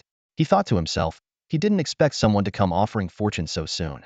If he had initiated the gamble, he wouldn't be certain of victory, but as the passive party, Longyuan Town had the right to choose the gambling subject, which undeniably increased their chances of winning. Soon, the massive golden bowl formed by the golden light completely enveloped Longyuan Town, with the tail end connected to the distant Shimba Town. At the same time, a line of golden text appeared in the sky. Shimba Town has initiated a fortune gamble against Longyuan Town. The gamble is initiated by Shimba Town, with Longyuan Town selecting the gambling subject. Current available subjects: military strength, agricultural index, resource acquisition. Selection countdown, 9 minutes and 59 seconds. Looking at these 3 options, Jiang Chen's lips curled into a slight smile. He knew they had this in the bag. According to the rules of the luck betting, the initiating party decides whether to bet and how much to wager, while the passive party, though unable to refuse, can choose what to bet on from 3 randomly generated subjects. Jiang Chen assessed the situation before him. Aside from the challenge of troop strength, the other 2 options seemed like sure wins in his eyes. However, the lords of Longyuan Town clearly didn't share his confidence.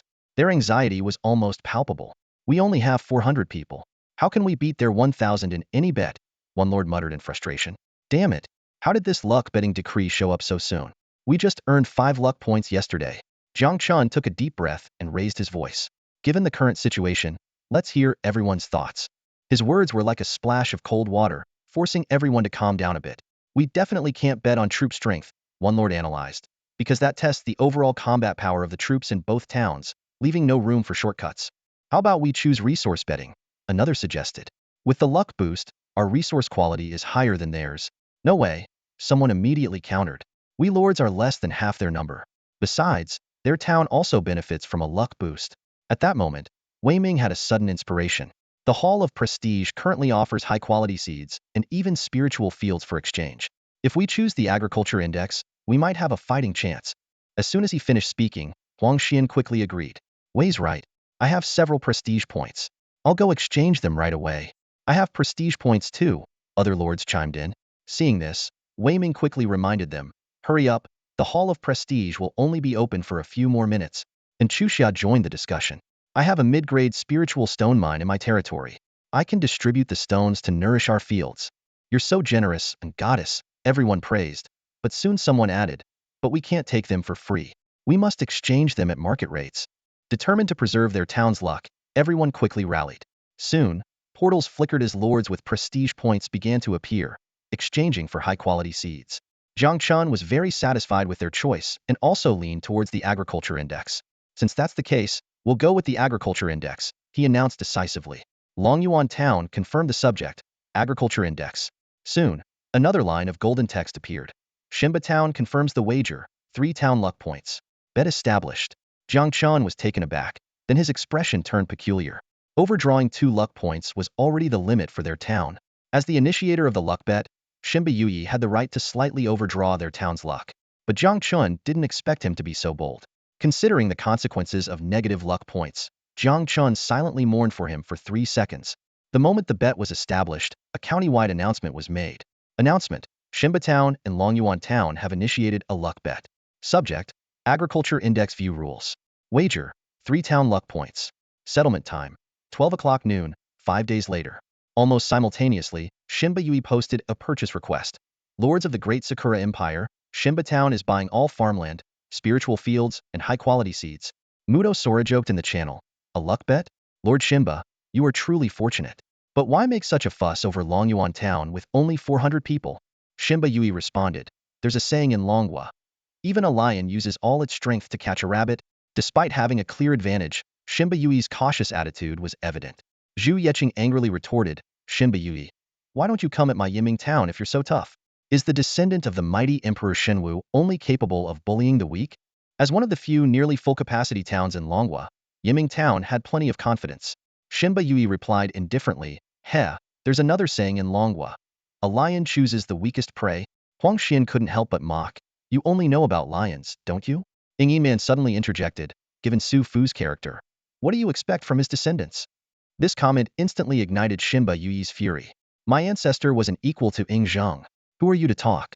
Meanwhile, all the lords of Longhua, including Xia Wushang and Yi Yiren, were extremely anxious. Although Longyuan Town had 5 luck points, they couldn't afford such a gamble. Unfortunately, this was the rule of the heavens, and no one could change it. Ying Yiman suggested, Jiang Chen, grant me migration permission. I have a high-level migration decree. I can immediately send a level farming lord over. Other Longhua lords also offered their resources generously. Jiang Chen quickly responded, thank you, everyone. If you have spiritual seeds, spiritual fields, or high-quality recruitment decrees, Longyuan Town will buy them at a high price. But migrating territories is too costly, so it's unnecessary. Zhu Yeqing loudly called out in the channel, damn it, I'm offering a high price for luck betting decrees. Any brothers who have one, message me. Heh, Sakura Empire lords can message me too. I guarantee your privacy. Suddenly, Yamamoto Shijuro, who had been silent all day, loudly declared, in the last town ranking competition, Longyuan Town only won by cheating. But this time, it's a real test of skill. If Longyuan Town wins, I'll commit seppuku. His comment immediately drew a barrage of insults. Almost instantly, the luck bet between the two towns became a focal point of contention between Longhua and the Sakura Empire. However, within a day, many Sakura Empire towns had broken through to 400, gathering resources that Longyuan Town couldn't match. Soon, news spread that Longyuan Town had unlocked the Hall of Prestige. Like a ray of sunlight piercing through the clouds, bringing a glimmer of hope to the lords of Longhua. Although the hope was slim, it offered some solace.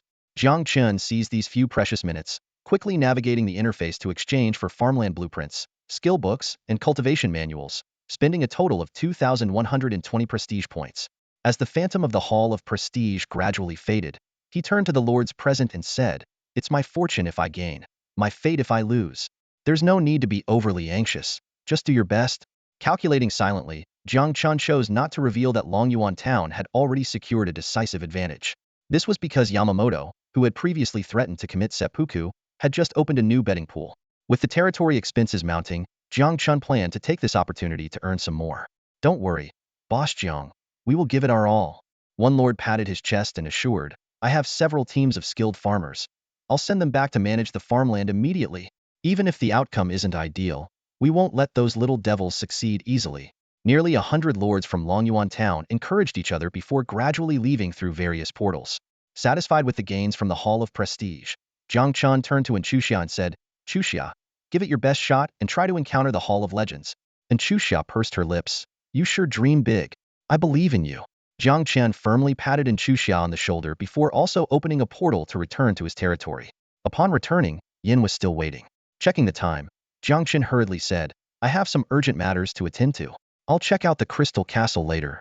Yin pointed to the sky and asked thoughtfully, does it have anything to do with the recent fortune betting?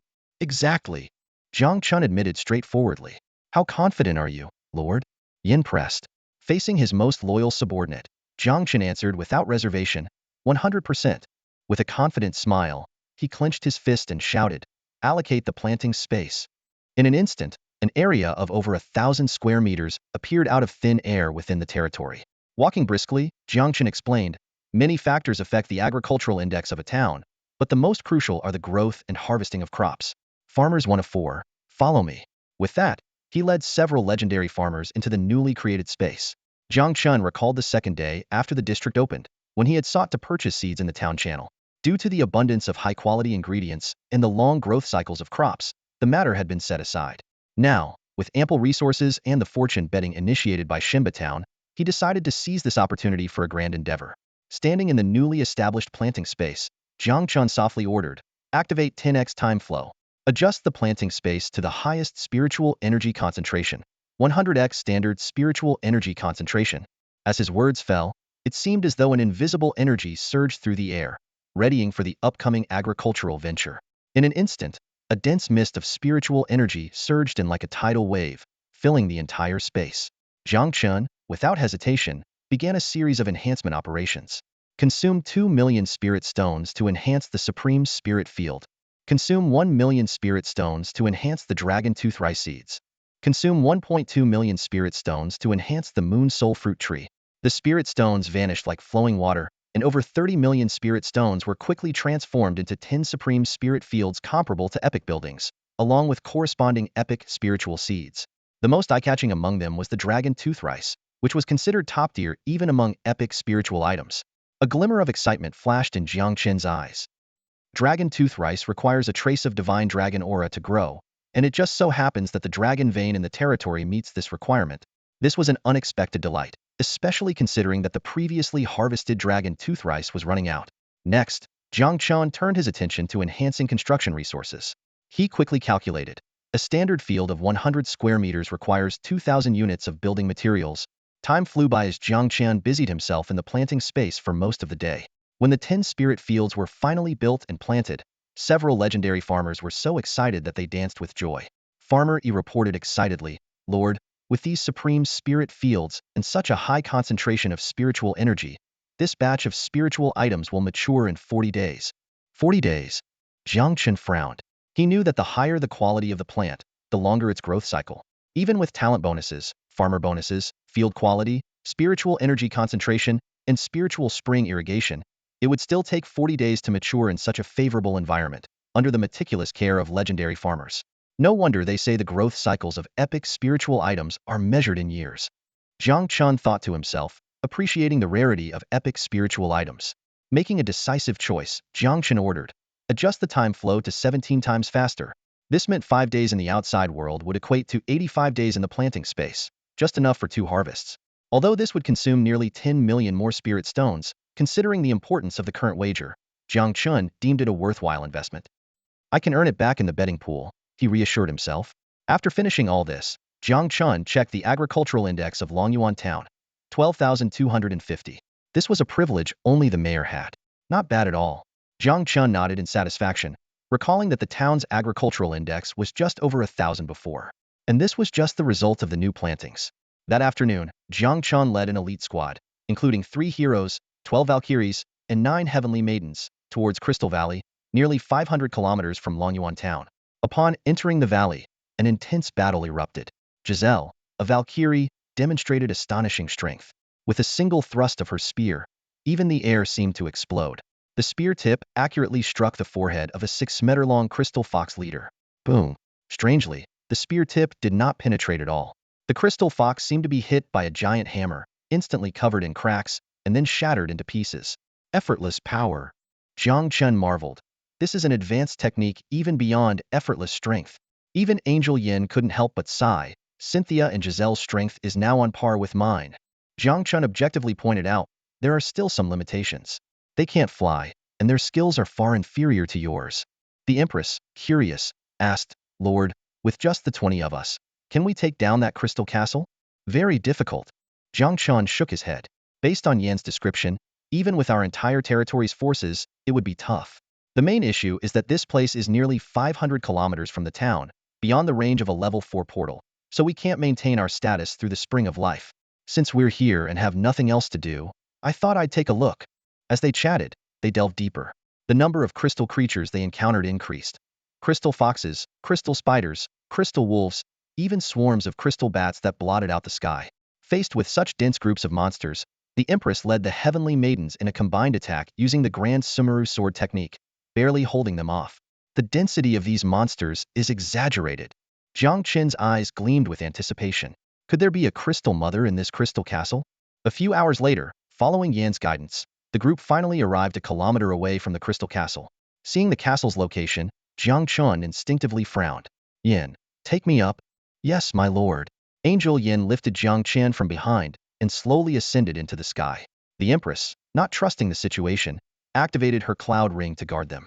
Jiang Chen had few flying units, and the crystal castle was situated halfway up the mountain, which inherently posed a challenge for an assault. A crystal nest, a crystal cavern. This is a level 9 crystal territory. Jiang Chen muttered. A level 9 territory with units that can reach level 50? Suddenly, the main tower of the crystal castle rippled like water. A massive, ethereal female face, spanning several dozen meters in diameter, slowly emerged in the sky. Her crystal-clear eyes gazed intently at the intruders. When she spoke, her voice was as crisp as the sound of clinking glass. Humans, why have you trespassed into my territory? The Crystal Mother. Jiang Chen took a deep breath, clapped his hands, and his eyes sparkled with excitement. I knew it, he exclaimed. Angel Yin clenched her fists, her battle spirit surging. She turned to Jiang Chen, her tone tinged with excitement. Lord, this lady looks really strong. Jiang Chen glanced at her and raised an eyebrow. Why do you sound a bit like Liang Bing? Angel Yin widened her eyes in surprise. You know the King of Apocalypse? The Empress interjected, her brow slightly furrowed. Is the Crystal Mother hard to deal with? Very strong. Jiang Chen pondered for a moment and explained. Within the Crystal Mines area, she's nearly invincible, and she never leaves the mine. The higher the quality and yield of the crystals, the stronger she becomes. So troublesome? The Empress frowned, then noticed the barely concealed smile on Jiang Chen's face. But why do you look so happy about it? Jiang Chen explained with a smile. She's called the Crystal Mother because she has a unique passive skill called crystal activation. It can continuously activate crystals within a certain range, turning them into crystal beings. He paused and added, it's somewhat similar to the mother insects of the starry sky Zerg, but the crystal beings are not as aggressive. Hearing this, the Empress's eyes lit up with excitement. We're surrounded by crystals, which means as long as we don't exceed the Crystal Mother's activation speed, we won't need to hunt for monsters anymore. Exactly. Jiang Chen confirmed with a nod, then turned to the Crystal Mother and shouted, you go about your business. We'll just be exploring around here. Jiang Chen was secretly delighted. There was one more thing he hadn't mentioned. Territories guarded by the Crystal Mother often see the appearance of the epic unit, Crystal Maiden. Though only of epic quality, the Crystal Maiden's abilities are powerful and rival those of extreme units in terms of cost-effectiveness. However, his current strength wasn't sufficient. Perhaps after reaching level 5, he could negotiate with the Crystal Mother to acquire some Crystal Maidens. Time flew by, and 2 days passed in the blink of an eye. The territory was in perfect order. Angel Yin led her team tirelessly through the Crystal Valley. Their energy acquisition efficiency multiplied several times. Even more gratifying was the appearance of Crystal Maidens in the Crystal Castle, although they had yet to take action. Soon, it was the day for the Blue Star portal to open again.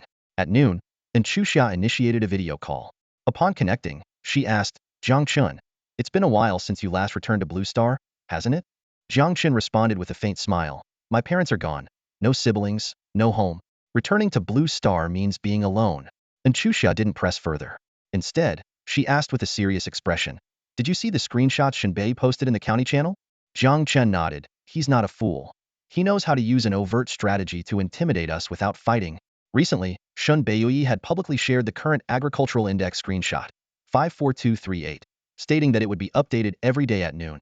And Chusha was worried, reaching an agricultural index of 50,000 in just 2 days, and it will likely surge even more after the first wave of crops matures. This doesn't bode well for us. Jiang Chen reassured her, focusing entirely on farming will inevitably affect the town's overall development. If we give up now, he will easily win this luck wager.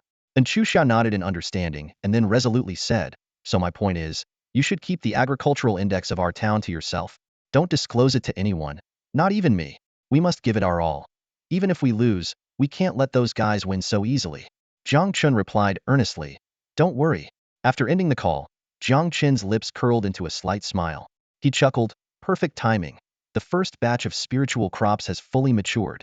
I wonder what our town's agricultural index will be after I harvest these epic spiritual items." With that, he stepped into the cultivation space, ready to embrace the joy of the harvest. In the cultivation space, the densely packed fields of Longya rice were the first thing that caught the eye. Although these rice plants maintained their height of 3 feet and 3 inches, they were noticeably more plump and vibrant compared to the ones found in treasure chests. Jiang Chen couldn't help but wonder if the rice in the chest was old stock. "Harvest!" Jiang Chen commanded, and immediately, a green light emanated from the hands of Nong Yi and others, enveloping the entire farmland. Soon after, a series of pleasant notifications from the system began to ring out. Collected Longya rice, Shenong effect activated. Yield increased by 5 times. You obtained Longya rice 5. Collected moon soul fruit, Shenong effect activated. Yield increased by 5 times. Quality 1. You obtained mutated moon soul fruit 5. 5 minutes later, Jiang Chen surveyed the bountiful harvest with satisfaction.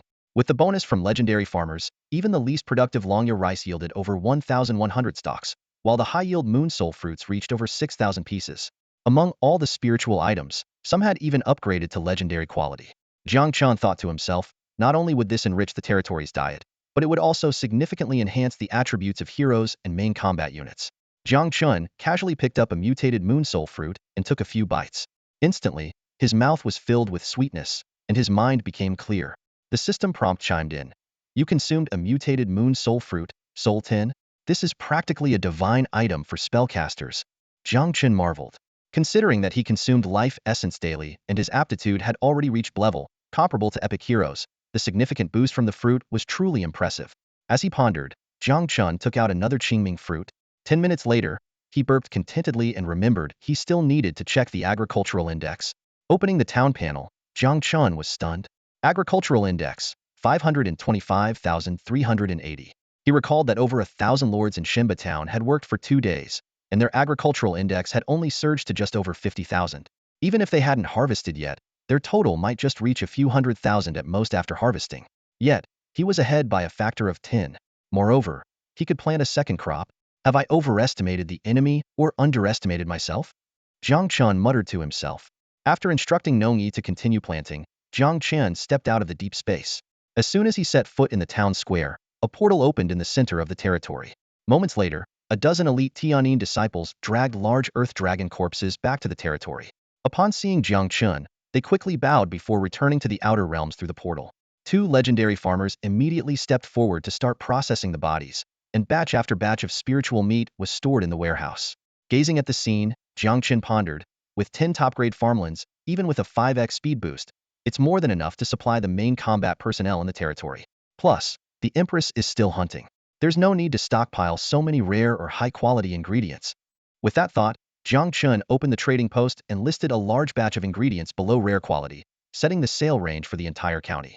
Naturally, the prices varied. At this moment, the county channel was buzzing due to a screenshot just posted by Shinba Yui. Many of the top-ranking town lords from the small town competition in Sakura Town also appeared. Muto Sora flattered, raising the agricultural index to over 50,000 in just 2 days.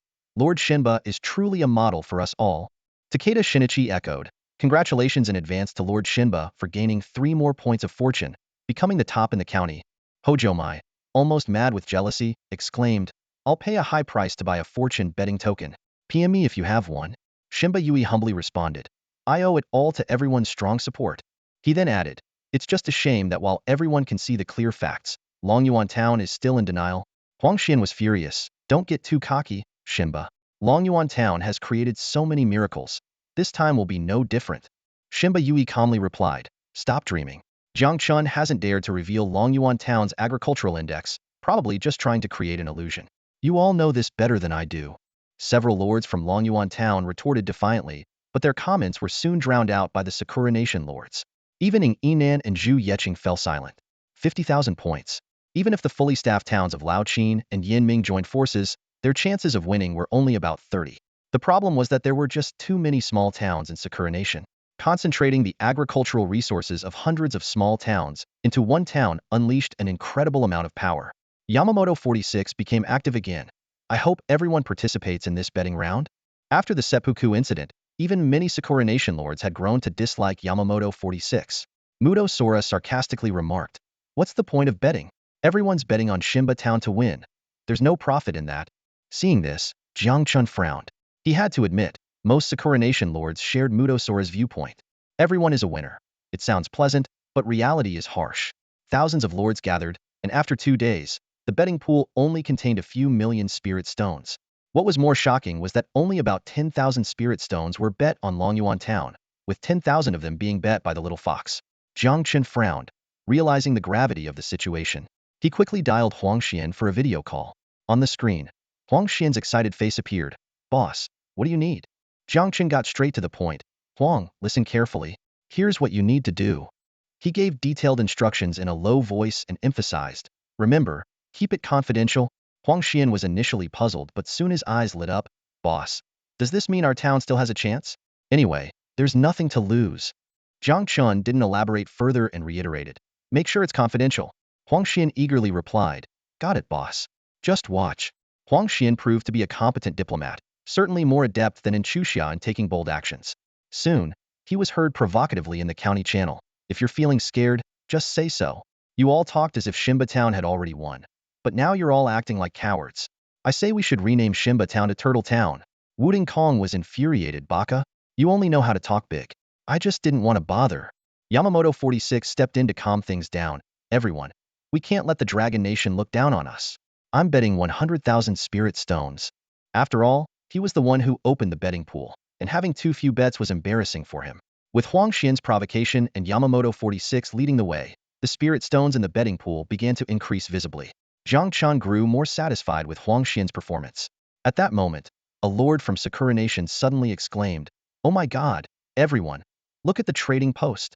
Jiang Chen from Dragon Nation has just put up 500,000 units of premium spirit meat and 50,000 units of rare spirit meat. For the tens of thousands of lords in the county, this quantity wasn't much, but for a single lord to put it up was astonishing." Takeda Shinichi was furious. "Baka, why do Dragon Nation lords only pay 10 spirit stones per unit of premium spirit meat, while we have to pay 10 times the price?" Jiang Chen's pricing strategy was clear: 10 spirit stones for premium spirit meat and 100 spirit stones for rare spirit meat, about half the market price. This strategy not only allowed for quick sales, but also rapidly boosted the strength of Dragon Nation lords. As for Sakura Nation lords, they had to pay 10 times the price if they wanted to buy. Dragon Nation lords were overjoyed. Long live Jiang Chen! Even Ing Yiman and Zhu Yeqing bought some rare spirit meat. However, a Dragon Nation lord suddenly complained, "Why is Jiang Chen limiting purchases? I wanted to buy more." Zhu Yeqing immediately explained, "Jiang Chen is selling at such low prices to help everyone. If there's no limit, some might resell it to Sakura Nation lords for profit." Jiang Chen nodded in agreement, which was precisely his concern. He reassured everyone, "No need to worry. There will be another batch of spirit meat tomorrow." Shinba Yuyi gritted his teeth. "Damn it. So much spirit meat must be from the spoils of the domain war." In less than an hour, the batch of spirit meat was sold out. At that moment, the county channel suddenly flashed with one golden announcement after another. The announcement echoed over Qingyang town, declaring the official start of the second town ranking competition. The rules were clearly outlined. Rankings would be based primarily on kill points, with detailed rules available for review. The rewards for top rankings were substantial. The first place town leader would receive 50 to all attributes and 5 to town fortune. Second place would get 30 to all attributes and 3 to fortune. Third place would get 20 to all attributes and 2 to fortune. The competition would last for 10 days, with the leaderboard updated daily at noon. This announcement was like a thunderclap, instantly overshadowing the previous excitement over fortune betting. After all, the The ranking competition was an event everyone could actively participate in. Yinman exclaimed excitedly, haha, finally, the second town ranking competition is here. Zhu Yeqing's eyes gleamed with battle intent. Kill points. Just what I wanted. Although Bei Tiaomai was interested in the fortune rewards, she was puzzled by the 10-day duration of the competition. Why does it have to be so long? She explained. The county map was much larger than the town map, and usually, towns would only start frequent interactions after the town leader built a level 5 portal. That's when the real chaos would begin. Currently, the town had just broken through its domain, and the leaders didn't have much to do other than gather resources and hunt monsters. Many battle enthusiasts were already itching for action. Yi Yiren expressed her concern. Our town has about 700 people, more than Longyuan town, but only the top 10 will rank. It might be tough to secure a spot.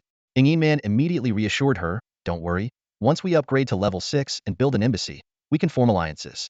They'll carry you then. Yi Yiren gratefully responded. Thank you. Yinman, call me sister. Yinman corrected. Okay, Sister Ying. Yi Yiren awkwardly complied. Suddenly, someone exclaimed, whoa! Killing other leaders, heroes, and troops will earn 10 times the points compared to monsters. This news was like a bombshell, waking everyone up. It was clearly pushing everyone toward mutual slaughter. Some analyzed that this might be because their town's killing intent was too strong, prompting the heavens to set such rules. Instantly, the atmosphere in the town changed dramatically. Some eyes glowed with malevolence, while others were filled with panic. Especially those leaders who focused on farming and entertainment. Everyone was on edge. Yi Yiren quickly tried to calm everyone. Don't panic. Since everyone's territory level is still low, staying within the town should be relatively safe. However, Bei Tiaomai's words were filled with killing intent. Safe? I'm offering top prices for battle orders and high-level raid permits. Meanwhile, Jiang Chen was reviewing the latest battle report. It showed that his unit, Xingxia, had killed an elite crystal spider leader, earning 840 energy, 100 spirit stones, and 90 kill points. Jiang Chen calculated silently. A level 45 elite monster provided 90 points, which wasn't bad. However, kill points and unit combat strength were weaknesses for Longyuan town. Killing required cooperation from enemies, unlike agricultural productivity and resource gathering, which could be developed independently. Fortunately, he had discovered the Crystal Mother, which allowed for unlimited monster hunting. But to reach the Crystal Castle directly, the portal needed to be upgraded to level 5. With this in mind, Jiang Chen posted in the town channel, brothers, I'm offering a high price for the coordinates of a sulfur mine. Wei Ming responded in surprise, a sulfur mine? Wow boss, you're aiming for level 5. I haven't even found a level 4 refined copper mine yet. Tu Xuanyuan playfully asked, Jiang Chen, can you have a lick of the level 4 refined copper mine? Omega. Jiang Chen knew that seeking sulfur mine coordinates would expose his territory level. But to quickly hunt monsters in the Crystal Valley, he had no other choice. Sadly, 10 minutes passed without any leads on a sulfur mine. Left with no other option, Jiang Chen contacted Xuanyuan, who had just returned from Blue Star. Xuanyuan, if you have time, take Xiaojiao and explore the outer regions more, especially high-level maps. And Xuanyuan rolled her eyes at Jiang Chen, muttering, so, you're treating me like a treasure-hunting mouse? Despite her words, she set off with Long Jiu. To expand the search area and ensure Xuanyuan's safety, Jiang Chen also sent 5 dragons along. A day later, just as Jiang Chen was examining the enhancement list for various low-level martial arts books to find suitable high-level techniques for Tianyin Pavilion, his eyes lit up, the ethereal technique, this one's good. At that moment, Xuanyuan sent a communication request. Upon connecting, Xuanyuan's expression was peculiar. If Luoshi wasn't my biological mother, I'd really wonder if I have some special constitution. Jiang Chen laughed. The issue isn't with your mom, it's your dad. No, wait, you don't have a dad. Did you find it? Xuanyuan nodded. Here are the coordinates of a sulfur mine, but the monster levels are high. I didn't let Long Jiu engage. Jiang Chen agreed. You did the right thing by the way. I still have some epic bear meat from last time. They'll mail you some. Keep an eye out for it. We can't let people work for nothing. Jiang Chen swiftly cleared out a group of blazing rhinos guarding the sulfur mine. As the flames dissipated, the valuable mineral deposits were revealed. He immediately summoned 8 idle legendary farmers to start digging in the newly discovered mining area. Just a day later, a system notification suddenly popped up. The Lord's Mansion has been upgraded to level 5, unlocking the Archer Hall building and expanding the territory to 120,000 square meters. Following closely, another notification appeared. The deep space of the Blessed Land has also expanded to 120,000 square meters. 5 Archer Halls now stood within the territory, serving as another base for training elite troops. However, the changes brought by the level 5 Lord's Mansion didn't stop there. The trading post underwent a qualitative leap, opening the listing feature. This meant that if Jiang Chen felt like it, he could even sell shares of his territory, and of course, buying shares of others also became possible. Accompanied by a dazzling light, the teleportation gate was upgraded to level 5. Its teleportation range suddenly expanded to 500 kilometers around the town, conveniently including the Crystal Valley. In an instant, a portal connecting the Spring of Life and the Crystal Valley appeared out of thin air.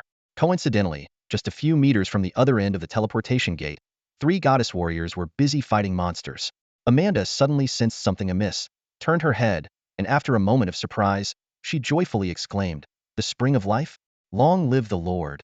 The aura of the Spring of Life passed through the teleportation gate, forming a fan-shaped radiation area in the Crystal Valley. This meant that heroes and troops could now enjoy the blessings of the Spring of Life without having to return to the territory. Soon, all high-end combat forces, including the Empress, gathered in the Crystal Valley. Jiang Chen began laying out the new strategy. From now on, this teleportation gate will be open around the clock. Use your skills wisely while fighting monsters. All Tianyin disciples who reach level 20 must come to the Crystal Valley to fight. Upon hearing this arrangement, the Empress frowned and voiced her concern. Isn't it too dangerous for level 20 Tianyin disciples to fight monsters in the Crystal Valley? It won't be. Jiang Chen replied confidently, handing the Empress a manual. Empress, you should learn this first. It was a manual for an rank technique called Ethereal Technique, the ultimate skill of the Ethereal Immortal sect. Mastering it would allow one to move as if they were a phantom, elusive, and hard to catch. Jiang Chen explained that having more techniques wasn't necessarily better, as powerful techniques often had compatibility issues. For instance, his own 8-9 arcane art couldn't coexist with the 9th set of radio calisthenics. Although Tianyin technique was only a crank skill, it was highly compatible with the physique of Tianyin disciples. If mastered to perfection, its additional attributes were also considerable. However, it would be a pity if it ended up like the radio calisthenics. Therefore, Jiang Chen had been searching for a highly compatible rank technique that suited the combat style of Tianyin disciples. This ethereal technique fit the bill, and the enhancement cost was only 10 million spirit stones. The Empress read through the description of the ethereal technique, her face lighting up with a joyful smile. A system notification then popped up. Empress's favorability 1, current favorability 99. Jiang Chen was secretly delighted. Haha, it's 99. Just one more point. He knew that once the favorability reached 100, a whole new world would open up. After mastering the mystical art, the attributes of the Tianyin true inheritors saw a significant boost. Physique 100, spiritual power 100, soul 60, and capacity 60. Although the mystical art, as an grade technique, is slightly inferior to the divine body and 8-9 arcane arts, it still greatly enhanced the combat power of the Tianyin true inheritors. Jiang Chen's territory now boasts 190 Tianyin true inheritors, making their strength formidable. Upon acquiring the mystical art, Jiang Chen immediately ordered all Tianyin true inheritors who had reached level 20 to enter the Crystal Valley. In just 10 minutes, the battle erupted in full force. Tianyin 9 kills. With a fierce shout, the chief inheritor, Li Hanyi, unleashed her ultimate move. Her figure flickered like a phantom, and within seconds, she had taken down a level 45 crystal fox, easily earning 45 kill points. Li Hanyi, unstoppable, continued to eliminate 4 or 5 more crystal foxes before feeling her spiritual power deplete. She quickly returned to the Spring of Life to replenish her state. In just 1 minute, she was back to full health and mana, diving once again into the throng of monsters. With the strong support of the Spring of Life, the Tianyin true inheritors could unleash their skills without restraint, each turning into a fearsome killing machine. Even the goddess warriors and 9 heaven saints, when facing tough opponents, no longer hesitated to use their spiritual power to the fullest. Jiang Chen estimated privately that their current efficiency in earning kill points was likely equivalent to the combined total of over 100 ordinary warlords. Moreover, as the number of level 20 Tianyin true inheritors continued to increase, this efficiency would only grow. Time flew by, and another day passed in the blink of an eye. Finally, the day arrived for the settlement of the agricultural index bet.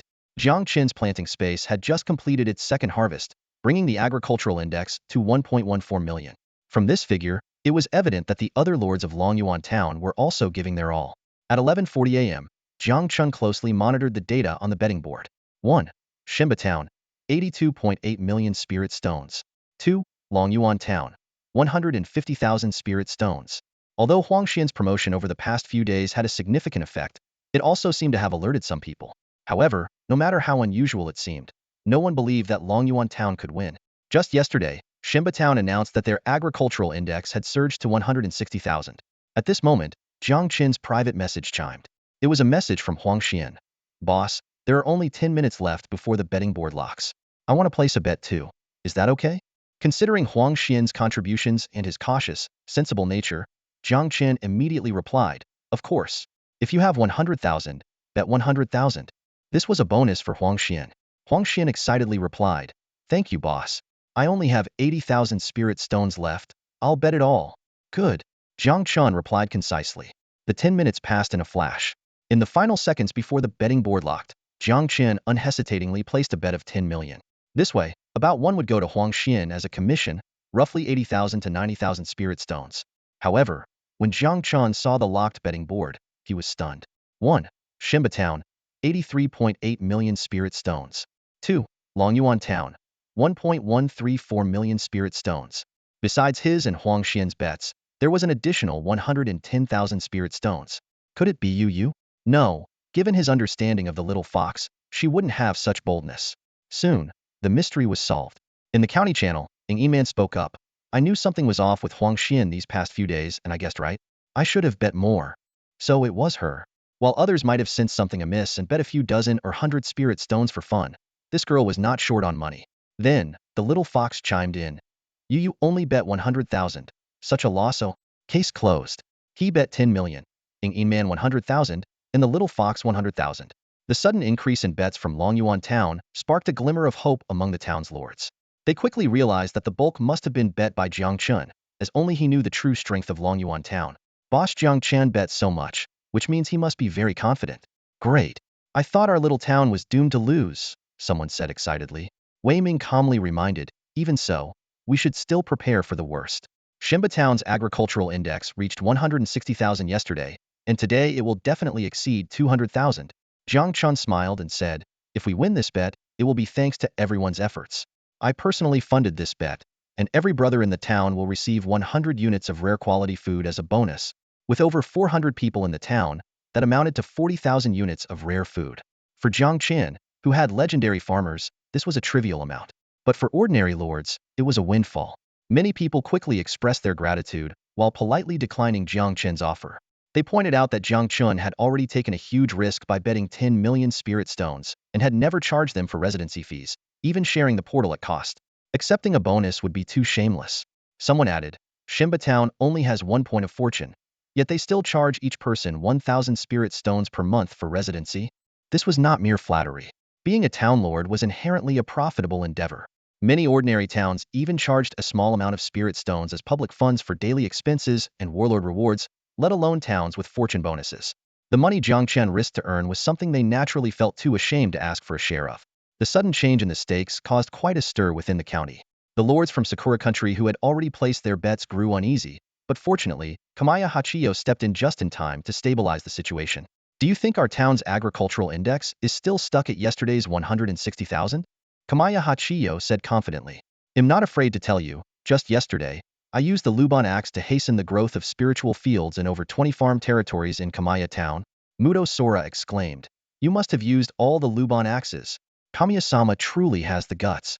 Takeda Shinichi frowned. Jiang Chen is very cunning. He has been hiding Longyuan Town's agricultural index and refuses to disclose it. If it weren't for Kamiya-sama's caution, we would have been caught off guard. Hojo Mai sneered. Heh, Kamaya Town has overextended by using 2 points of its fortune. Kamiya-sama simply can't afford to lose. Despite Kamaya Hachiyo's outward confidence, Jiang Chen's maneuvers put him under tremendous pressure. This indicated that Longyuan Town's agricultural index had at least reached 180,000. As Hojo Mai pointed out, he couldn't afford to lose and didn't even dare to imagine the consequences of failure. At this point, he had no choice but to hold on. 10 minutes flew by. At exactly 12 o'clock, a golden barrier enveloping the entire town suddenly lit up. All the lords of Longyuan Town and Kamaya Town, including Jiang Chen, looked up in unison, focusing on this moment that would determine their town's fate. Golden characters formed in the sky above the town. The fortune wager has ended. Your town has won. Town fortune 3, current town fortune 8 points. The fortune wager had reached its conclusion. After a brief moment of silence, Longyuan Town erupted in deafening cheers.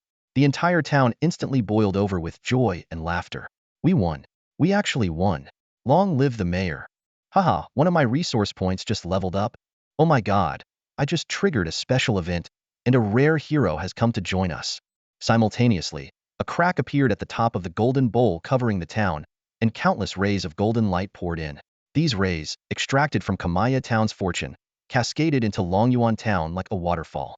Jiang Chen also received a notification from the trading post. Notification: you bet on the winning side in the fortune wager and received 83.9 million spirit stones. After deducting the principal, Jiang Chen netted 73.9 million spirit stones. He immediately kept his promise and mailed each lord in Longyuan Town 100 units of rare spirit meat, labeled dividends. This gesture sparked another round of cheers. Jiang Chen calculated that as Longyuan Town's overall strength increased, his status as the mayor would naturally rise as well. Moreover, there was the ongoing town kill ranking competition. If he weren't worried about being too ostentatious, he would have already distributed a batch of excellent quality spiritual items. As for concerns that the lords would leave Longyuan Town once they became stronger, Jiang Chen wasn't worried at all. They had chosen to stay and fight together during the toughest times, and they certainly wouldn't leave now that the town was thriving with increased fortune. Their collective effort in farming for the fortune wager was proof enough. Suddenly, with a whoosh, the dragon vein that had been dormant deep within Jiang Chen's territory reappeared, happily circling around him, its eyes more lively than before. A system notification popped up. Notification: town fortune increased, dragon vein evolution 8. Notification: dragon vein amplification effect enhanced. As Jiang Chen had anticipated, the drop rate for territory units increased by 16. He was extremely satisfied with the effects of the evolved dragon vein. His eyes fell on the 2 fortune betting tokens in the warehouse, and his heart leaped with joy. This time, it's truly a double win with both fortune and spirit stones. However, remembering that the second round of the town ranking tournament had already started, Jiang Chen resisted the urge to use the betting tokens immediately. He calculated in his mind, I'll wait a few more days until the results of this tournament are out, and then I'll choose the Sakura town with the highest fortune to use the tokens. That way, the cost effectiveness will be higher. After a moment of thought, Jiang Chen spoke in the Longyuan Town channel, everyone, let's work hard and aim for a good ranking in this town ranking tournament. As soon as he finished speaking, the channel erupted with excitement. Don't worry, boss. I'll give it my all these next few days. Let's take first place again. Longyuan Town forever. The response was overwhelming. Meanwhile, the county channel also announced the results of the fortune betting. Despite Jiang Chen's 10 million bet setting a precedent, the lords of the Dragon Kingdom still felt a strong sense of disbelief. After the initial shock, there was immense joy. No matter what method Longyuan Town used, defeating Sakura Nation under nearly impossible circumstances was a huge morale booster for the disadvantaged Dragon Kingdom. Yiren exclaimed with delight, "This is great. Our chances of winning Qingyang County have increased again." Yinman couldn't help but laugh, "Haha, the fortune value of Xinba Town is now negative. Just thinking about it makes me happy." Zhu Yeqing passionately declared, "Longyuan Town has bravely led the way. How can we be content to lag behind? Fellow citizens of the Dragon Kingdom, let's all work hard in the upcoming town ranking tournament." Although a bit dramatic, these words instantly drew countless cheers. In contrast to the excitement in the Dragon Kingdom, the lords of Sakura Nation were in disarray. They speculated, Xinba Town consolidated the spiritual fields and seeds of hundreds of our towns. With an agricultural index exceeding 200,000, how could they lose? Did Longyuan Town discover some high-quality wild spiritual creatures? I heard that Longyuan Town received an epic treasure chest as a reward during the novice phase. Could Jiang Chen have obtained legendary farming tools from that chest? In Xinba Town, it was a scene of utter despair. As they watched their town's fortune being stripped away, turning into dire misfortune, the lords of Xinba Town were devastated. "Ah, a sinkhole just appeared in my territory and swallowed my crystal mine. With our fortune in the negative, how does Xinba Yuichi still have the face to charge us 1,000 spirit stones per month for residency? Exactly, refund us." In a Japanese-style room, Xinba Yuichi was in a daze. Through the almost exploding town channel, he had already gotten a taste of the bitter consequences of negative fortune. The expressions of the 3 daimyo descendants were not much better. Oda Yu grimly said, "Xinba, you must take full responsibility for this loss." Mori Hachiru echoed, "That's right, Xinba. How could you be so impulsive and choose to overdraw our fortune?" Xinba Yuichi forced himself to calm down and replied darkly, "When I chose to overdraw the town's fortune, none of you opposed it." Oda Yu sneered, "That's not our concern. We only know that Xinba promised us first place in the town ranking tournament and 5 points of fortune. But look at Xinba Town now. It's not even as good as an ordinary town. I can't see any reason to stay." Hearing Oda Yu's implication of leaving, Xinba Yuichi quickly shouted, "Oda, although the situation is grim, if we can take first place in the kill ranking tournament, we can rise again. But we can only achieve this if we work together." Oda Yu paused, deep in thought. He had to admit, Xinba Yuichi made sense. At this point, their best chance was to unite. "All right, I'll trust you one more time." Shimba Yuichi breathed a sigh of relief and then opened the newly updated Kill Points leaderboard. The Kill Points leaderboard updated daily at 12 o'clock noon. Their focus had been entirely on the fortune bet, but now they finally had the time to check their town's kill ranking. Seeing Shimba Town still in third place, Shimba Yuichi felt a sense of relief. Suddenly, his eyes widened, and after rubbing them to ensure he wasn't seeing things, he exclaimed, "How did Longyuan Town's kill points increase so quickly? They were outside the top 100 yesterday, and today they're 45th. The other three immediately noticed Longyuan Town's ranking as well. Oda Yu gritted his teeth. Longyuan Town is just too uncanny. Shimba, are you sure your intel is correct? Do they really only have around 400 people? Even if Inchuxia has an epic wild troop building, she's just one person." Suddenly, Mori Hachira's face showed astonishment. Could it be that Jiang Chen has reverse-engineered the Heavenly Sound Disciple's military token? Rumor has it he funds his troops entirely through spending, and with his recent bets, his earnings exceed 300 million spirit stones. This speculation was immediately accepted. Oda Yu's face darkened. If that's true, we're in trouble. Who knows how many Heavenly Sound Disciple tokens he can produce? After a long silence, Shimba Yuichi's face showed a hint of cruelty.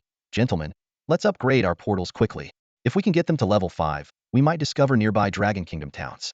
Remember, killing other lords and their hero units yields 10 times the kill points." Oda Yu's eyes lit up, and he laughed.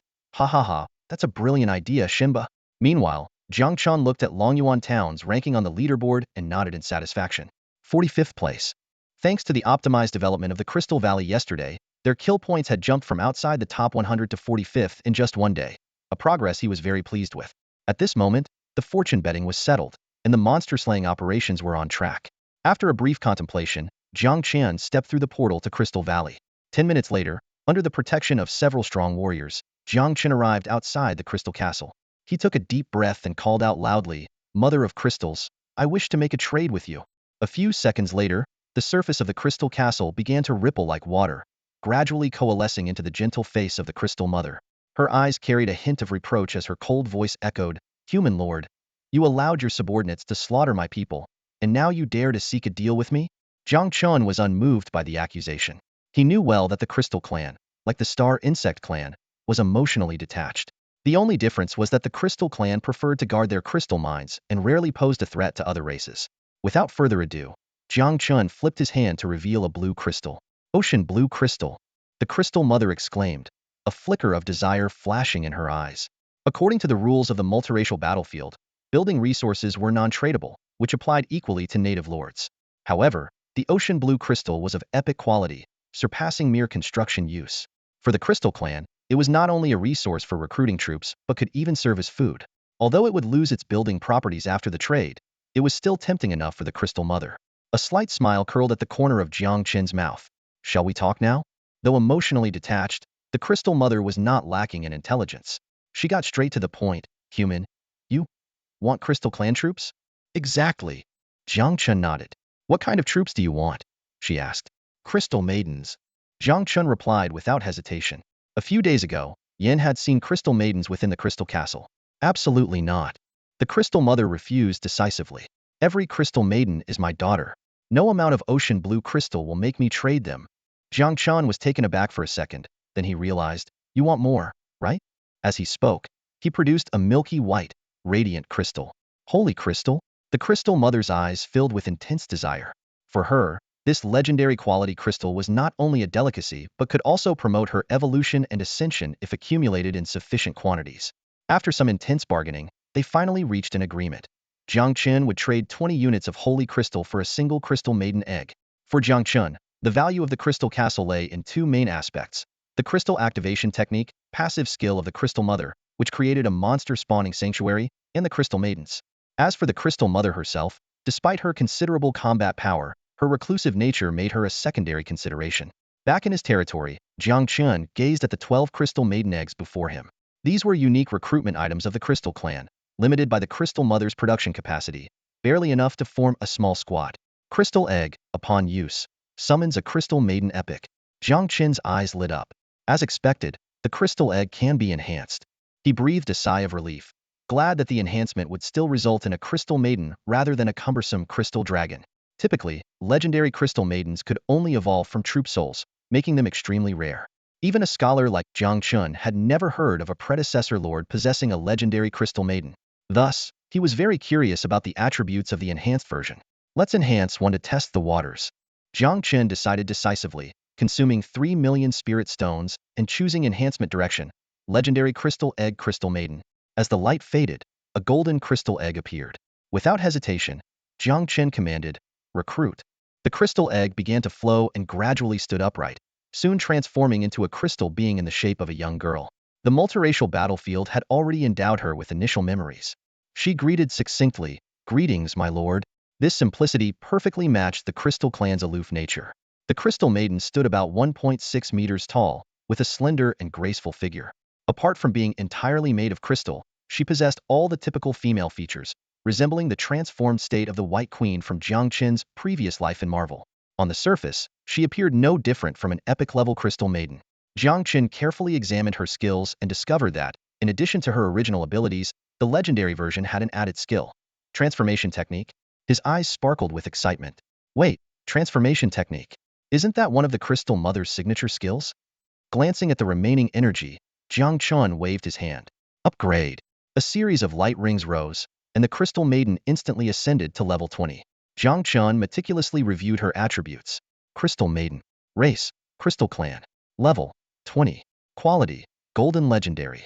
Attributes, Physique 240, Spirit 240, Soul 240, Capacity 240. Combat Power, 240 stars. Skills, Crystal Assimilation, Crystal Illusion, Crystal Ray, Crystal Storm, Transformation Technique. The Crystal Maiden's initial attributes were modestly balanced, making her combat power merely average among legendary troops. However, the Crystal Maiden was one of the rare troops whose attributes could be edited, with the key skill being Crystal Assimilation.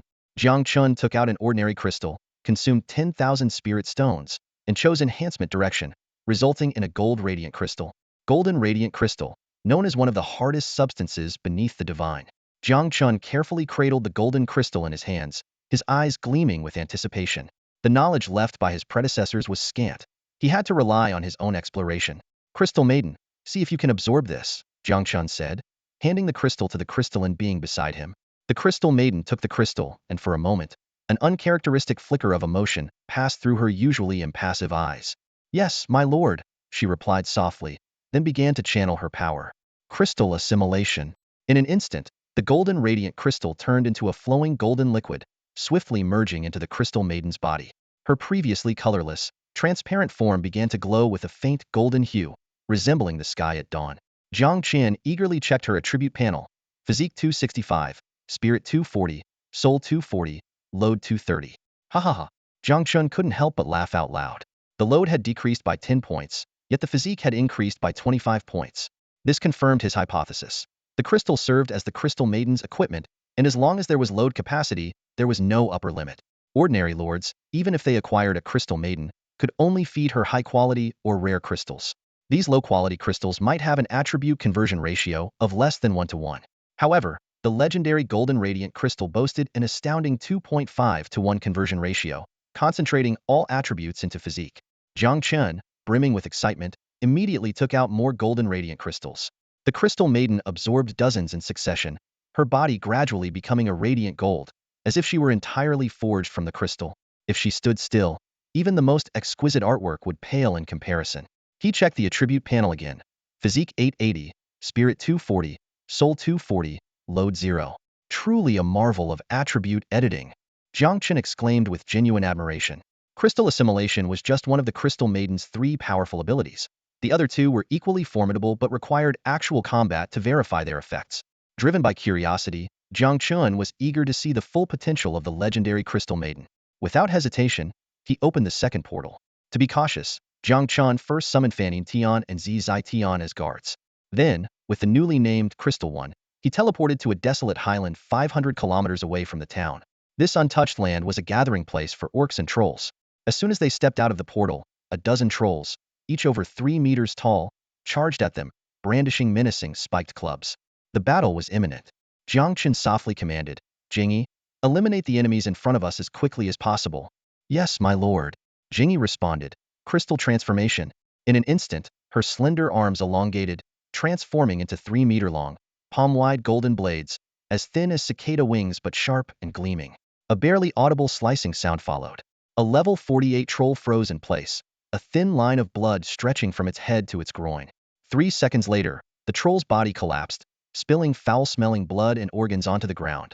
Xuanyuan gasped in shock, astonished that this seemingly noble crystal maiden was such a cold-blooded killing machine. Jiang Chen explained, "The order I gave was to eliminate the enemy quickly.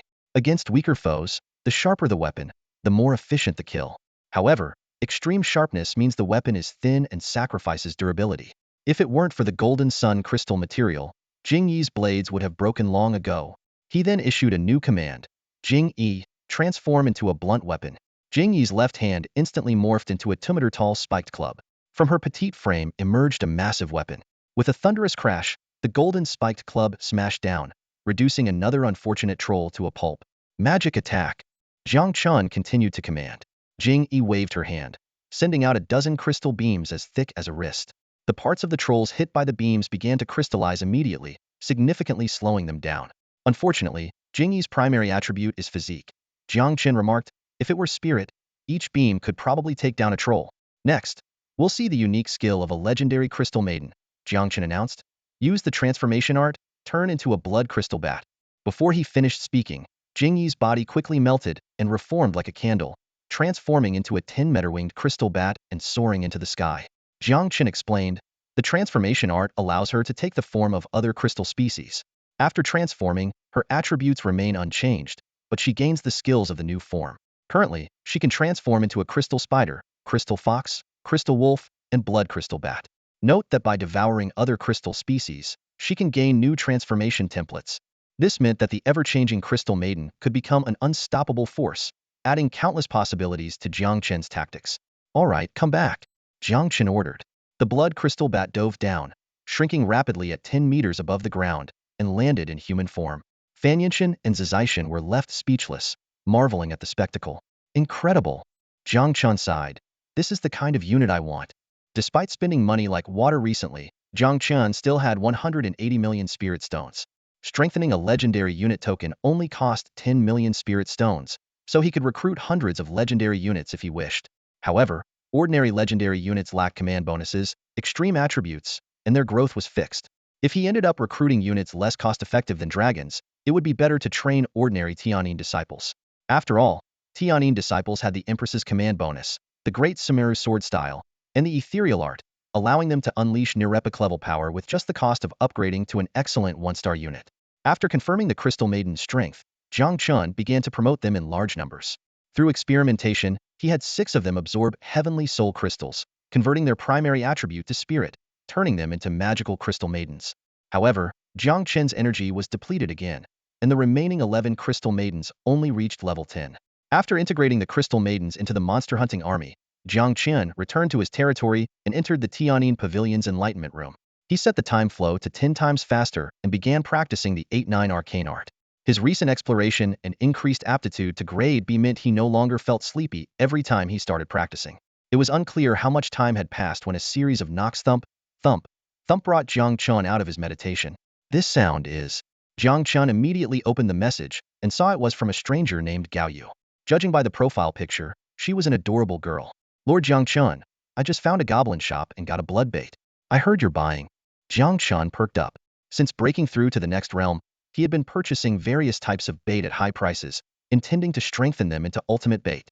However, the town was full of wealthy individuals, and every time he increased his offer, they did too. Especially after the town's slaughter ranking competition started, the prices for various baits had skyrocketed. Jiang Chen's assets were not even close to competing with the likes of Ing Man, let alone the other top contenders. But now, someone actually chose to sell the bait to him. Jiang Chen felt a surge of excitement but quickly suppressed his emotions and curiously asked, "Lord Gao Yu, why didn't you sell it to Ing Man and Zhu Yeqing?" Gao Yu's voice came through the communicator, firm and resolute. "My little sister really wants to join Longyuan town and fight alongside the brothers. Of course, I also can't deny that I want the town's fortune to bless us." Jiang Chen's expression remained unchanged as he continued to question, "Do you have an advanced city relocation order?" "I do," Gao Yu replied with a slightly embarrassed laugh. "Not gonna lie, I originally kept it for a quick escape if needed." Jiang Chen readily agreed. "All right, I accept. And as promised, I will still purchase this blood bait at the agreed price." Gao Yu's voice immediately brimmed with joy. "Haha, thank you, big boss. From now on, I'll call you Boss Jiang." Jiang Chen responded calmly, "No need to be so formal." Once you join Longyuan town, we are comrades in arms. After granting Gao Yu the permission to relocate, Jiang Chen fell into deep thought. Gao Yu's reasons for joining Longyuan town seemed reasonable, and she even candidly admitted it was partly for the fortune's blessing. But the easiest way to deceive someone is often through their intuition. As a competent lord, Jiang Chen understood the importance of skepticism. Just then, a notification flashed in the Longyuan town channel. Lord Gao Yu has relocated to the territory. Jiang Chen immediately spoke in the channel. Welcome Lord Gao Yu to Longyuan town. Though most lords were puzzled, Jiang Chen's words sparked a warm and enthusiastic welcome. Gao Yu quickly responded, I'm new here, so please bear with me if I make any mistakes.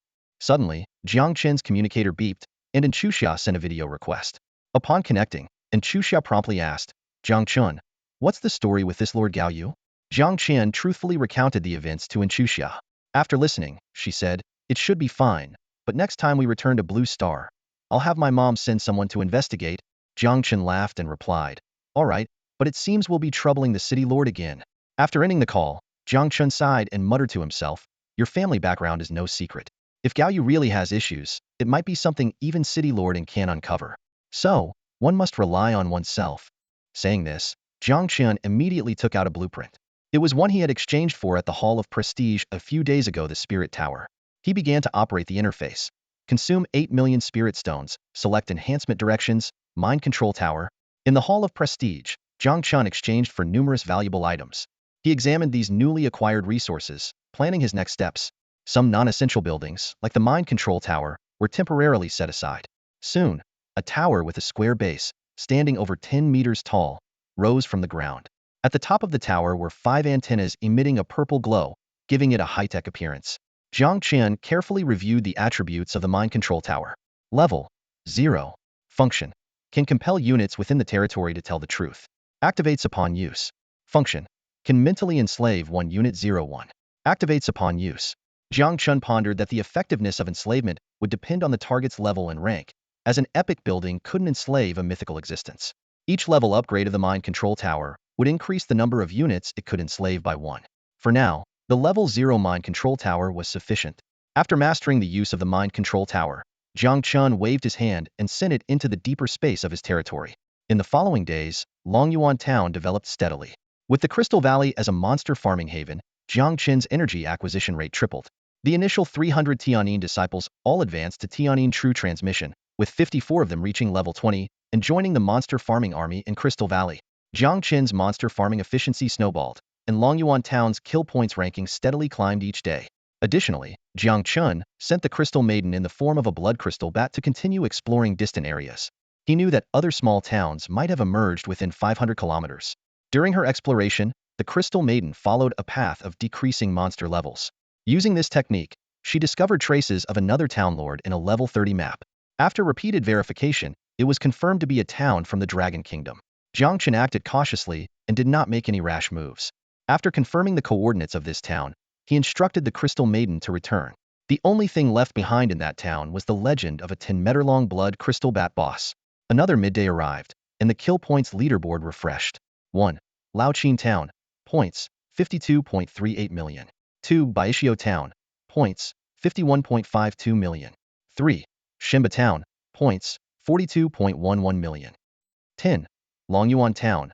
Points, 33.80 million. Jumping from the 15th position to the top 10 since yesterday, Jiang Chen nodded in satisfaction. In just a few days, Longyuan Town had leaped from beyond the top 100 to this spot, with at least half of the credit going to Jiang Chen and a 10th to Enchuxia. Other towns also showcased their strengths. Although Ng Yiman did not seek allies like Shenba Yuichi, she tirelessly supported the descendants of Laoqin Town's original inhabitants. Various excellent and rare hero orders and military tokens were distributed freely. It was said that she had relocated the entrances to the 10,000 races battlefield for these Laoqin lords to a dual-world altar in Longzhou. This offline workshop was now on track. As expected, after 6 days of effort, Laoqin Town surpassed Baishio Town, temporarily claiming the top spot. However, Yiming Town, which had initially been highly anticipated, only ranked 8th. Yiming Town's strongest combat power was the martial lord Zhu Yeqing, but even he couldn't farm enough monsters alone, despite working tirelessly. Longyuan Town's sudden rise to the top 10 sparked cheers in the town channel. Mu Qingxuang. We're in the top 10. If we can hold this position, our town will gain more luck. Wei Ming. Haha, exactly. Shimba Town is only ahead by 10 million points. We have 4 more days. Let's keep pushing, brothers. The entire Longyuan town was filled with determination. Meanwhile, Wuding Kong, who had just been pushed to 11th place, cursed Longyuan town for cheating in the county channel. Diplomat Huang Xian naturally stepped in to handle the situation. With 4 days left until the kill points were finalized, Jiang Chen planned, I need to reach level 6 in these few days and then use the blood bait. Given my current growth rate, with some effort, I have a good chance of surpassing Laoqin town. At that moment, Xia sent a video request. On the screen, despite her weathered face, she wore a bright smile. Jiang Chen, I found the gem mine you wanted. Jiang Chen was overjoyed. The gem mine was essential for upgrading to level 6. In the past few days, Xia had the Dwarf King lead the monster farming, while she and 6 dragons roamed maps above level 40. Finally, her efforts paid off, and she successfully located the gem mine. Jiang Chen said seriously, Xia, it's been tough on you these past few days. I've just sent you something to help you recover. As soon as he finished speaking, Xia's communicator lit up, showing a transaction notification. She let out a small gasp, her eyes filled with surprise and delight. A rare epic spiritual item, Dragon Tooth Rice? She then seemed to recall something, her excitement growing. After that luck wager last time, there were rumors that you obtained a time-space farm or some kind of farming treasure. Looks like it's true. Jiang Chen neither confirmed nor denied it, merely saying calmly, just eat as much as you want. The effects of the blessed land far exceed any ordinary time-space farm. And Xia rolled her eyes at him and mumbled, I'm not a pig, you know. Then, her tone shifted, becoming sweet and coy. Mayor, is there anything else you need? Just let me know. Jiang Chen pondered for a moment before saying, come to my territory tonight. And Xia was caught off guard, her cheeks instantly flushing. You. Before she could finish, Jiang Chen continued, it's been a while since everyone gathered. We should celebrate making it to the top 10. How about 6 p.m.? Hey, what's wrong? And Xia shot him a glare and said fiercely, nothing. I'm heading back to Blue Star. With that, she ended the communication. Jiang Chen chuckled softly and then sent a message to the new lord, Gao Yu. To celebrate our territory making it to the top 10, I'm inviting the key members of the town for a party tonight. Gao Yu, as a newcomer, would you like to join us and meet everyone? These past few days, Gao Yu had shown no signs of abnormal behavior. She was beautiful and well-behaved, becoming quite popular in Longyuan town. However, Jiang Chen still wasn't completely at ease and wanted to use this opportunity to observe her further. Gao Yu quickly replied, thank you, Boss Jiang. He'll definitely be there. Jiang Chen, great, let's meet at 5:40. Gao Yu, will do. Today was the day the Blue Star portal opened again. And Xia and the other second-generation leaders were heading back to Blue Star to replenish their energy, while the ordinary lords were also going back to assure their families and friends of their safety. The town's communication channel suddenly became quiet. Jiang Chen was used to this and went into his enlightenment chamber to continue practicing the 8-9 mystical skills. Several hours later, after ensuring that all the extraordinary items in the territory were securely stored in deep space, Jiang Chen granted Gao Yu teleportation access. Soon, a flash of light appeared, and the petite yet striking Gao Yu materialized in the center of the territory. Jiang Chen greeted her with a smile. Welcome, welcome. The others will be here soon. Gao Yu's eyes showed a hint of shyness. No rush. It's rare to have a chance to be alone with you, Boss Jiang. Jiang Chen asked casually, where are you originally from? Is your real name Gao Yu? Jiang Chen keenly noticed that the hairpin on Gao Yu's head emitted a faint green glow. This was a mental protection artifact. Jiang Chen had only used the truth-telling function, indicating that Gao Yu intended to lie. What a pity. The level of the mind control tower is too high, working subtly and imperceptibly. Gao Yu didn't notice a thing. She didn't sit down, instead, she clasped her hands behind her back and leaned forward, her curves prominently displayed. Using a coquettish tone, Gao Yu said, that's not true. My real name is Takahashi Mizuki. I'm the section chief of the Sakura Country's Plum Agency 2nd Division, and I've been undercover in the Shinha Gao family for over 10 years, ha ha ha. Suddenly, her voice stopped abruptly. A look of disbelief flashed in Gao Yu's no. Takahashi Mizuki says. You. Jiang Chen asked calmly. What's wrong? Keep talking. Without any hesitation, Takahashi Mizuki lunged at Jiang Chen, shouting fiercely, die. Almost simultaneously, Jiang Chen softly said, enslave. A green light, visible only to Jiang Chen, instantly fell on Takahashi Mizuki's head. In the blink of an eye, the mind control tower sent a notification. Enslavement successful. The entire process was seamless, without any struggle. Takahashi Mizuki's fierce expression hadn't even fully faded before she knelt to the ground with a thud, loudly saying, Master, please forgive my rudeness. Takahashi Mizuki wasn't a top-tier fighter. Under the control of an epic-level building, she had no power to resist. Stand up. Jiang Chen commanded. From now on, don't show any abnormal behavior in front of others. Got it, boss Jiang. Takahashi Mizuki instantly adopted her new role, her face showing disdain. The Sakura country, the most despicable and lowly nation in the world, dares to oppose the great dragon country. They should be wiped off the planet. Although Jiang Chen's expression remained unchanged, he was secretly amazed. Enslavement doesn't turn someone into an idiot. It modifies their fundamental beliefs. Jiang Chen had instilled in Takahashi Mizuki a sense of loyalty to him in opposition to Sakura country. The effect was stronger than he had anticipated. Jiang Chen frowned and said, Takahashi Mizuki, your current identity is still useful. Don't blow your cover when dealing with Sakura people in private. As the section chief of the Plum Agency, Takahashi Mizuki was an invaluable asset. Takahashi Mizuki quickly agreed. Don't worry, boss, but could you call me Gaoyu in private? The Sakura name makes me sick. Jiang Chen was speechless. The effect was almost too good. Now tell me, who sent you? And what was your mission? Sure. Takahashi Mizuki immediately spilled the beans. It was Hojo Mai, that little, be civilized. Jiang Chen interrupted. As Takahashi Mizuki continued her explanation, Jiang Chen confirmed that Hojo Mai's goals were to gain trust, spy on secrets, and even assassinate him at a critical moment. It was pretty much what he had suspected, except for one detail. Jiang Chen frowned and asked, who said I liked someone like you? Well, Takahashi Mizuki hesitated. According to Plum Agency's intel, every time you win spirit stones, you bring along 2 Xuanyuan, and she looks like me? She gestured to her height and chest. Jiang Chen wanted to argue but realized that, by sheer coincidence, the little fox had indeed accompanied him every time he made money. Jiang Chen's eyes twinkled as he said, report back to Hojo Mai that looks are just one factor. To gain my trust, you must provide a monster bait of any attribute. Takahashi Mizuki nodded repeatedly. Understood. Soon, in Chuxia, Wei Ming, 2 Xuanyuan, Mu Qingxuang, and Huang Xian arrived one after another. Seeing Takahashi Mizuki, they were slightly surprised but didn't ask many questions. It was clear that Xu was still upset about Jiang Chen's prank at noon, but she still whispered in his ear, I've investigated. This Gao Yu is a native of Shunhe and should be fine. Good. Jiang Chen nodded, speaking with a double meaning. Then I can rest easy. Just like last time, Jiang Chen brought out epic cuisine to entertain everyone. Before the meal started, he waved his hand, and dozens of military tokens appeared on the table, some of excellent quality, others rare. These are all drops from my recent expeditions. If anyone needs them, feel free to take them. Seeing everyone in a daze, Jiang Chen smiled and said, you all know I have a Tianyin disciple, so I don't need these. He just wanted an opportunity to strengthen his core team. If it weren't too conspicuous, he would have given each of them an epic token. Huang Xian hesitated. I've already benefited so much from following you, boss. I can't take these for free. Let me buy them.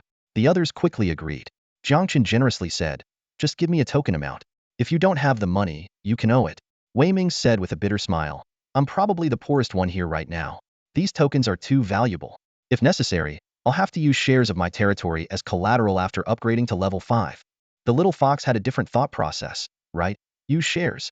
If Brother Jiang controls my territory, he'll fully support my development. That's the big picture. Jiang Chen sighed inwardly. And Chuxia teased, Jiang Chen, your act of distributing the tokens just now had a touch of Sister Ying's style. Then she said seriously, I have the Dwarf King's palace, so I don't need these tokens. After a few rounds of drinks and dishes, everyone gradually left. But soon, Takahashi Mizuki sent a video request again. Boss, I have important news. Speak. Just now, ninjas under Mudo Town discovered the approximate location of a dragon country town. They might attack in the next day or two. Jiang Chen's face darkened. After a town breaks through the domain, each lord's coordinates are centered on their own town, so no one knows the location of other towns. Jiang Chen couldn't be sure which town Mudosaur's target was. If Sakura country suddenly used a space sealing scroll, even he or Ing Yimin couldn't use the teleportation array to support.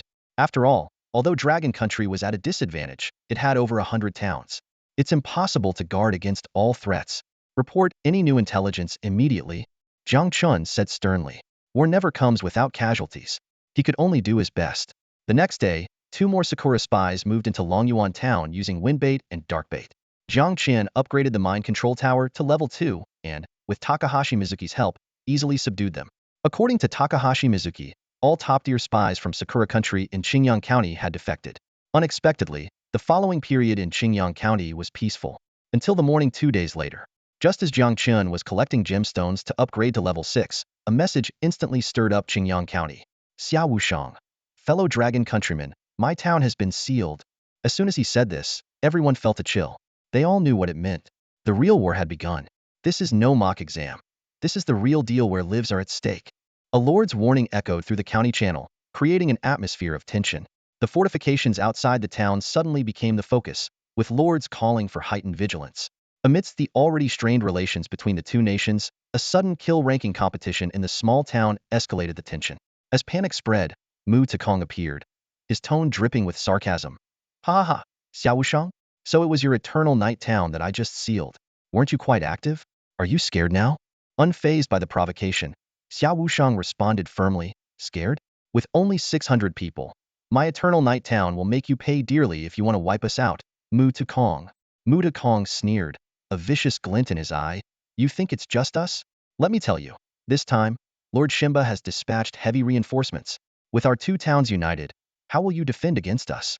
This statement sent the morale of Eternal Night Town plummeting. Shimba Town, fourth on the kill ranking, someone exclaimed, we're doomed. With the space sealed, we can't even escape.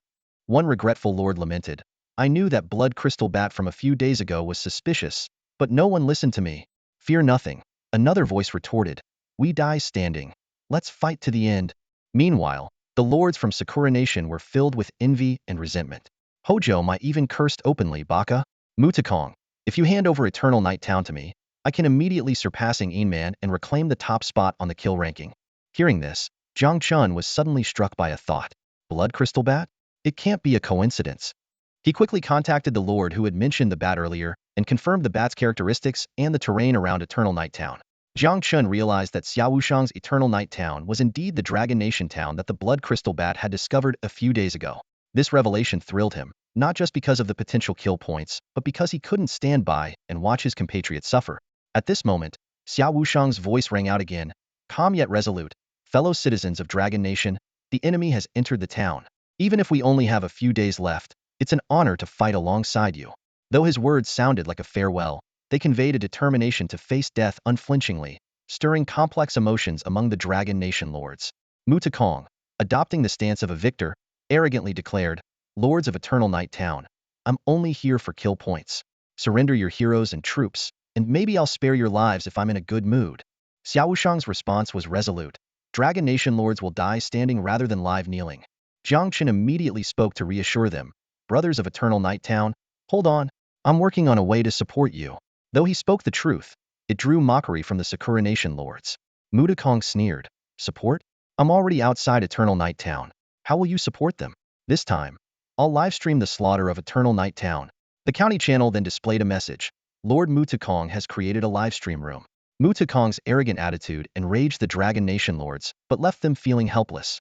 Jiang Chen opened the livestream and saw that the perspective was indeed outside a small town. This is good. I can keep track of his movements. Jiang Chen thought. Jiang Chen then called Xiao Wushang. After a brief discussion, Xiao Wushang was initially pleased but quickly said, Brother Jiang, with your self-created exceptional troops, your future achievements are limitless. It's not worth risking yourself for us. Jiang Chen responded firmly, Don't worry, Brother Xia. I know what I'm doing. Eternal Night Town's task is to delay as much as possible. With time running short, Jiang Chen ended the call without waiting for Xiao Wushang to say more. Jiang Chen quickly issued an order. Upgrade the Lord's Manor to level 6. The command was executed immediately. The system notification followed. You have upgraded to level 6 Lord's Manor, unlocking the embassy building and increasing your territory to 180,000 square meters. Ignoring the new building and expanded territory, Jiang Chen continued, upgrade the level 6 teleport gate. With the upgrade, Jiang Chen could cover an additional 100 kilometers. Jiang Chen then issued another command through the heart of the Lord. All heroes and epic troops above level 20, gather in the territory immediately. As Jiang Chen was rallying his forces, a sudden exclamation came from a Sakura Nation mayor in the county channel. Baka, my town is sealed too. Ing Man, who had been silent for a while, suddenly appeared. I was planning to prepare for another day. Mu Tekong, if you dare kill one of my Dragon Nation people, I'll kill 10 of your Sakura Nation people. Consider this a hostage exchange. Jiang Chen shook his head. Ing Man, with her epic flying troops, the Iron Eagle warriors, could easily explore other towns. However, she was too eager to save the hundreds of Dragon Nation lords in Eternal Night Town, overlooking the true nature of the Sakura people. As expected, Mu Tekong coldly replied, Kill if you must, no need for words. The sealed Sakura mayor panicked, shouting, No, Lord Mutu, she's going to kill me. Old Qin Town is the #1 in kill points. We can't withstand this. Muda Kong was ruthless, Baka. Dying on the battlefield is your honor. Ng Yin found herself in a dilemma. Brothers of Eternal Night Town, I'm sorry, I can't rescue you. But I swear by my lineage from the first emperor, Mutu and Shenba will pay for this in blood.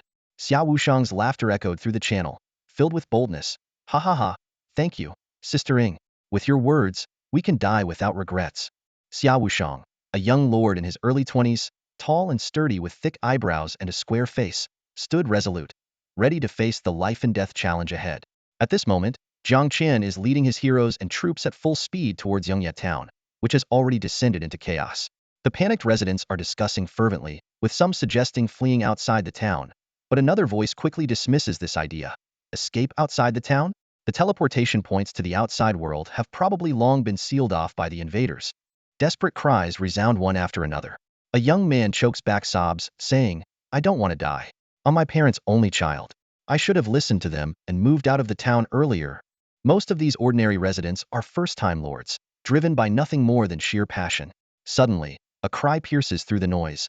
Li Jie's avatar has turned black and white. He's dead. This news hits like a bomb, causing even greater panic. Xia Wushang and several town officials immediately step forward to try to stabilize the situation. Xia Wushang shouts loudly, don't forget the massacre in Zone 632. Don't expect the invaders to spare you if you surrender. Brothers, abandon your territories and farmers now, and gather with your heroes and troops at the Yongye Mountains. He continues to explain, the invaders are using several exceptional scrolls to seal us off, but the seal only lasts for one day. The Yongye Mountains are easy to defend and hard to attack. As long as we can hold out for one day, we can use the random portals to escape. Although his private chat with Jiang Chen had ignited a flicker of hope in Xia Wushang's heart, he knew how slim that hope was. He sighed and thought silently. Even if, as Jiang Chen said, the two towns are adjacent, the distance between them is at least 700 or 800 kilometers.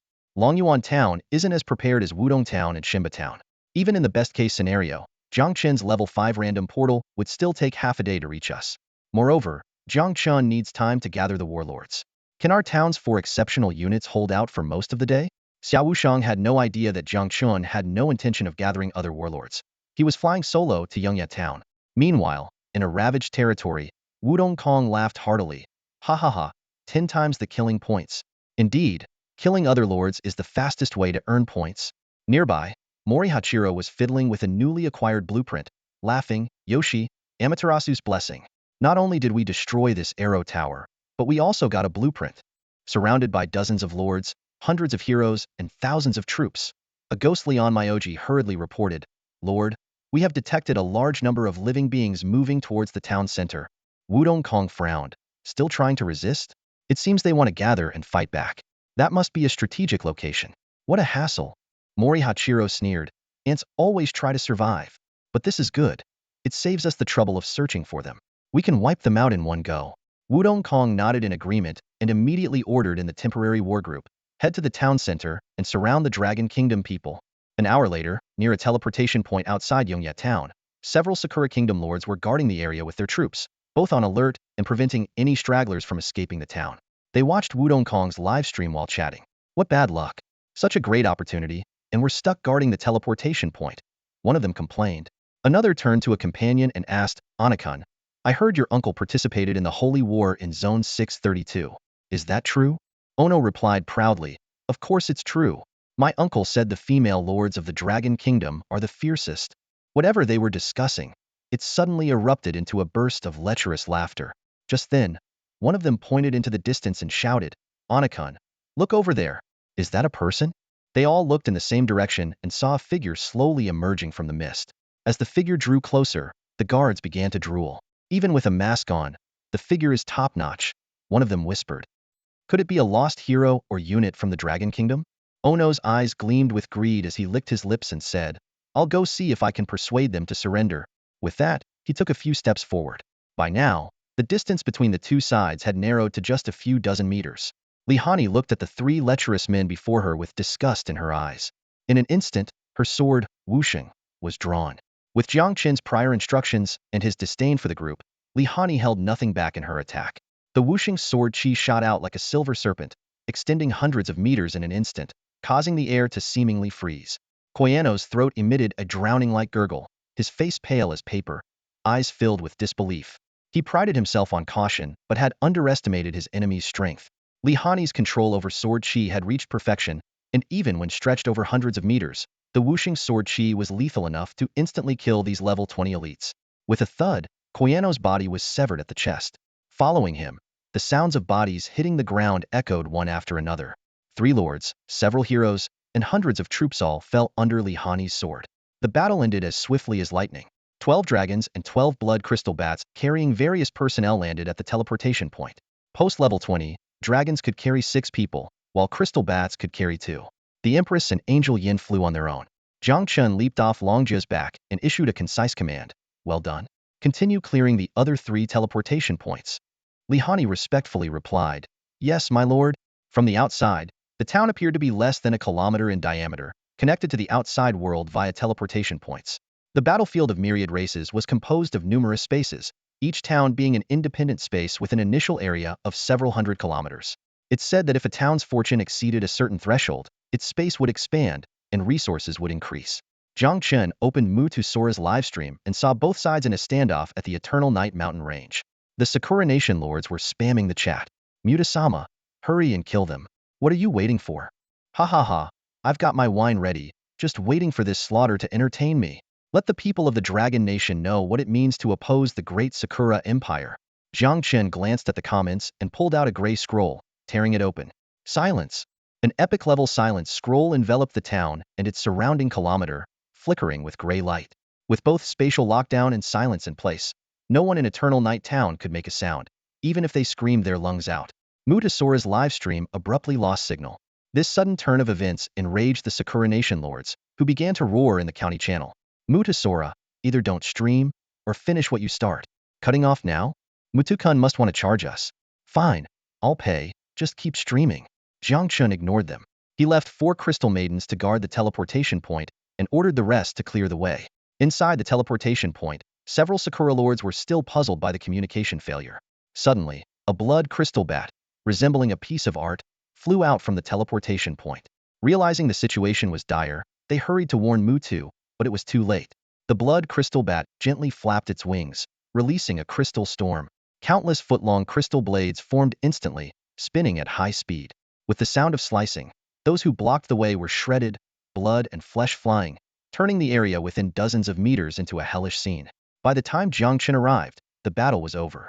The blood crystal bat used its unique sonar ability to report, My lord, there is a significant life energy signal 100 kilometers southeast. Jiang Chen nodded. Accelerate the march. Meanwhile, at the Eternal Night Mountain range, hundreds of thousands of troops were in a standoff. On the mountain were over 600 lords from the Dragon Nation, with more than 200,000 troops. At the base were over 1,000 lords from the Sakura Nation, with only 100,000 troops. At first glance, the forces seemed evenly matched, with the Dragon Nation slightly ahead. However, the Sakura Nation had gathered the majority of warlords from the top 10 towns of Qingyang County. These 100,000 troops were at least elite quality, with countless rare and exceptional units. Mutasora and Mori Hachiru each commanded a team of epic-level sword masters. In reality, the combat power disparity was at least 5-fold. Xiaowushang stood at the mountain peak, gazing into the distance, waiting for Wuding Kong's response. Suddenly, Wuding Kong's impatient voice rang out, Xiaowushang, have you made up your mind? I told you, I'm here for kill points and energy. Surrender your heroes and troops, and maybe you won't have to die. Xiaowushang, unperturbed, replied immediately, We're discussing it. What's your hurry? Wuding Kong let out a cold snort, a flicker of anger in his eyes. It's been 10 minutes already. My patience has its limits. Mori Hachiru, standing nearby, taunted, Are you stalling for time? How naive. He knew they hadn't attacked immediately because they wanted to capture Yongye town without bloodshed. After all, any battle would bring casualties. Suddenly, Wuding Kong's expression froze. He repeatedly tried to restart the live broadcast to no avail. Realizing what had happened, he was both furious and alarmed.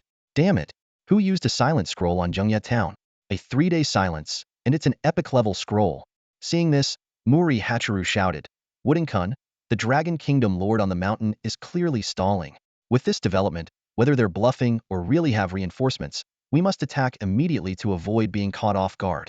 Wuding nodded and ordered a full assault without hesitation. In an instant, the Sakura Nation army surged like a tidal wave. Kamakura samurai and heavily armored warriors led the charge, followed by Starseers, Onmyoji, and Tokugawa archers. Swordmasters moved like ghosts among them, their blades flashing.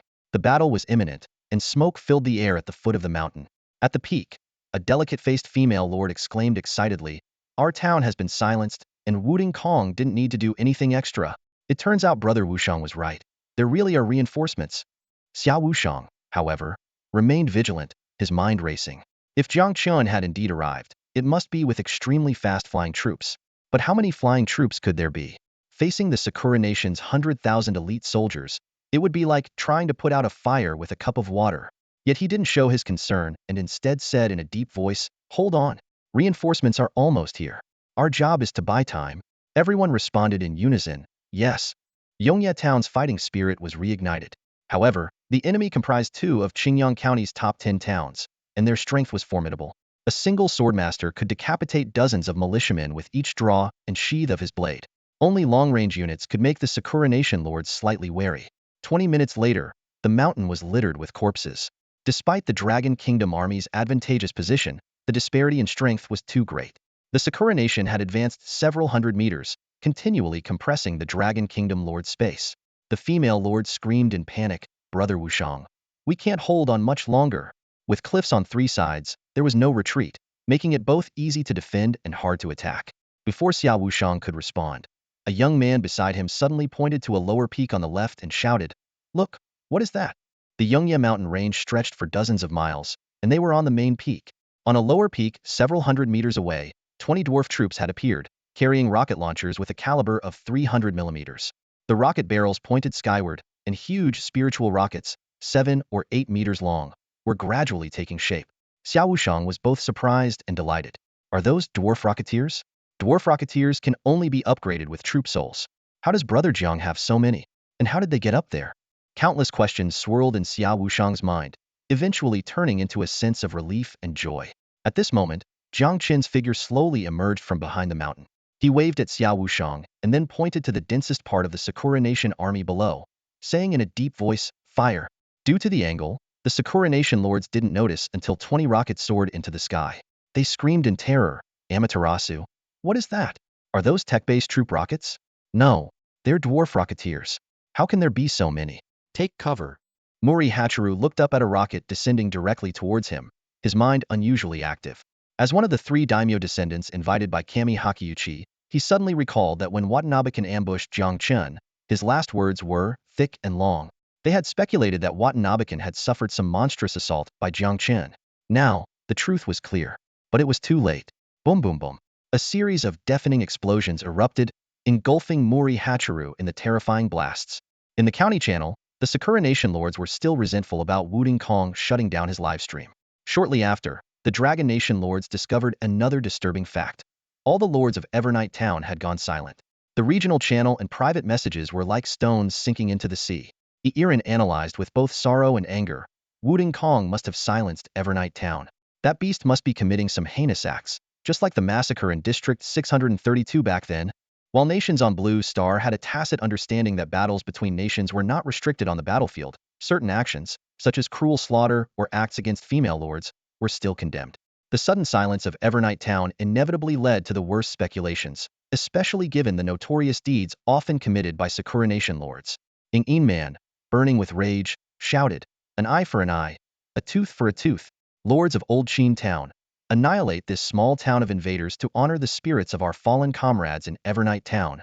All the lords of Old Qin Town responded in unison, yes. The Sakura Nation lord, who was sealed by Ng Man, quickly pleaded, "Lord Ng Man, it was all done by Wuding Kong. It has nothing to do with me." But Ng Man was in no mood to discern the truth. She began a massacre in Sakura Town, killing indiscriminately. At that moment, a Sakura Nation lord suddenly cried out in terror, "Morisama's avatar has gone dark." Not just Mori, but Nishio, Fujita. Oh my god, dozens of lords in Kamihachi Town have died instantly. What happened? This news stunned even Ng Man, who was in the midst of her rampage. What had happened in Evernight Town? Why had the invading Sakura Nation lords suddenly perished in large numbers? Could they have encountered some powerful monster? Everyone began to speculate. Someone suggested, could Evernight Town have something like a Hell's Gate bone disaster that leads to mutual destruction? This silence is killing me. Zhu Yeqing said gravely, in a little over 2 hours, today's slaughter points will update. Then we can see some clues. If Evernight Town really pulled off an extreme counterattack, their ranking will spike. If there's no change, it means these invaders encountered some other powerful enemy. Meanwhile, Jiang Chen's system notifications kept coming. Your dwarf rocketman killed Mori Hachiro. You gained 40,000 energy, 9,600 slaughter points. Your dwarf rocketman killed an Onmyoji. You gained 22,000 energy, 3,320 slaughter points. Your Jiang Chen couldn't help but smile at the thousands of battle reports that flooded in. One round of bombardment had wiped out tens of thousands of Sakura Nation units, including hundreds of lords. That Mori Hachiro seemed to be one of the high-priced retainers invited by Kamihachi Yuichi. 7 million energy, 2.1 million points. No wonder it's 10 times the slaughter points. If I wipe out the army below, I can earn over 20 million points. Jiang Chen marveled. If only dwarf rocketmen could be used for regular monster farming, I'd definitely get a few more teams. Jiang Chen had brought along the dwarf rocketmen because he had discussed the battlefield terrain with Xiao Wushang beforehand. He had just spent 4 million energy to upgrade all the dwarf rocketmen to level 25. Using the sonic detection ability of the blood crystal bats, Jiang Chen quickly identified this perfect hilltop position. This hilltop was made for artillery. The Sakura Nation lords below were like sitting ducks, completely unprepared. The back of the hill was a gentle slope, allowing the dwarf rocketmen to climb unnoticed. Most crucially, only a 100-meter-wide ridge led to the peak, with deep chasms on either side. The Sakura Nation army could only attack by crowding the ridge, becoming perfect targets. After the successful strike, the dwarf rocketmen didn't rest but quickly pulled out bottles of life water, gulped them down, and began preparing for the next round of attacks. This sudden turn of events stunned both sides of the battle. Even from hundreds of meters away, the violent air currents from the explosions blew through the clothes of those on the hilltop. The girl beside Xiao Wushang was wide-eyed and stammered, What kind of troops are these? They're so powerful." With his rich experience, Xiao Wushang looked at the devastated Sakura Nation army below and sighed. These are the ultimate dwarf rocketmen. Judging by the power just now, they must have used overload, depleting all their spiritual energy. The girl asked in confusion, "Depleted their energy? Brother Wushang, you mean they only have one shot?" "Exactly." Xiao Wushang nodded, and it took perfect timing, terrain, and conditions to achieve that kind of damage. The girl tugged at Xiao Wushang's sleeve and pointed to a distant peak. "Then what are they doing now?" Xiao Wushang turned to look and saw that the second shell of the dwarf rocketman was almost ready. He was momentarily stunned, exclaiming, "A mana replenishment potion? And one that instantly restores hundreds of mana points." Xiao Wushang forced himself to calm down and solemnly said to the Evernight Town Lord beside him, "This kind of potion is invaluable at this stage. Brother Jiang Chen has really gone all out to save us. We must remember this debt of gratitude forever." Everyone nodded emphatically. Having brushed with death, they deeply appreciated the value of life. Although a mana replenishment potion was incredibly precious, Xiao Wushang hadn't realized it was the legendary life water. Because of this, Jiang Chen could use it without hesitation. But Kairu, although Wuding Kong had escaped death, he was in a sorry state, rolling like a gourd. He looked around in terror. Why are there so many dwarf rocket archers? His gaze swept to where Maoli Balan had been 100 meters away, now just a bloody mess with no remains. Wuding Kong's vassal Lord swallowed nervously and cautiously suggested, "Lord Wuding, they have the high ground. We're at a disadvantage. Should we retreat from the mountains?" Slap. Wuding Kong gave him a fierce slap, roaring, "Idiot.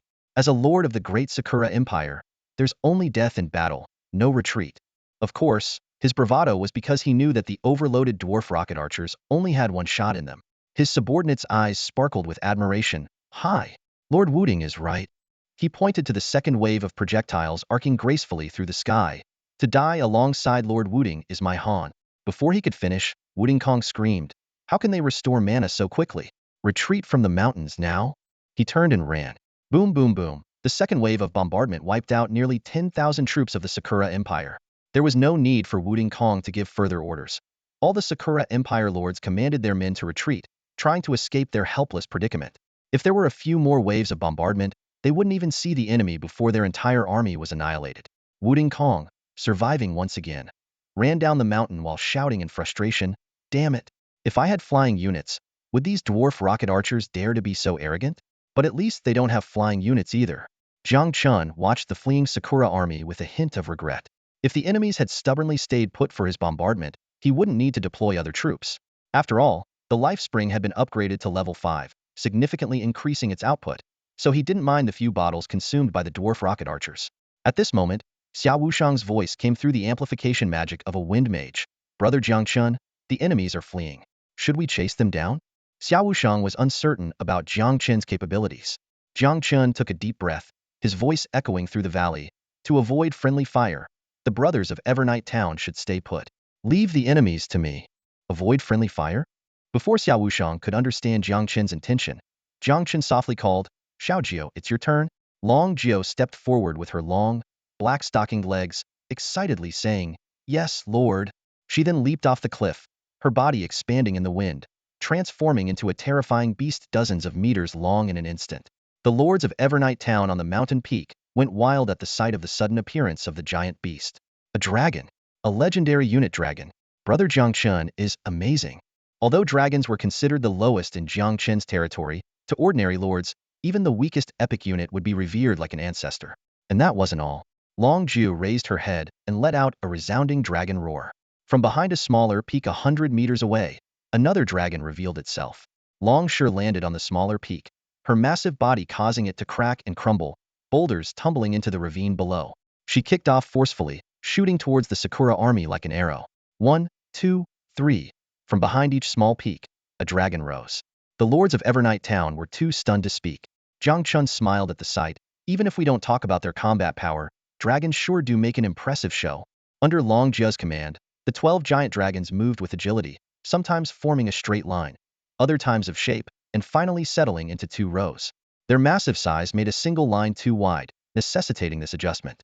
Hovering several dozen meters above the ground, the dragons raised their heads slightly, their throats glowing with fire. In an instant, 12 streams of black flames poured down like waterfalls. Screams echoed as the rear lines of the Sakura army were engulfed by the black flames. Wuding Kong shouted hoarsely, Focus fire with ranged units. All swordmasters, use your best Aiki slash. Bring down those damn dragons.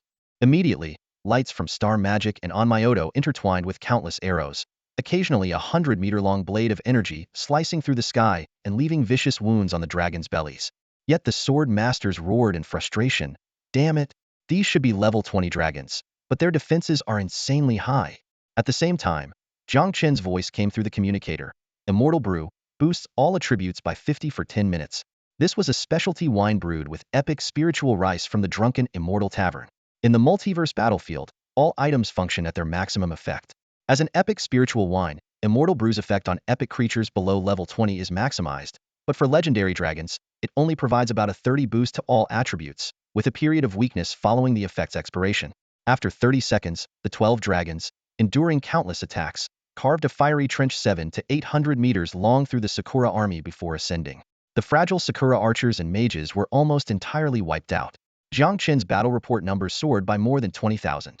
Dragon 1, breathing heavily and covered in arrows with her flesh torn and her left wing partially severed, wobbled in flight.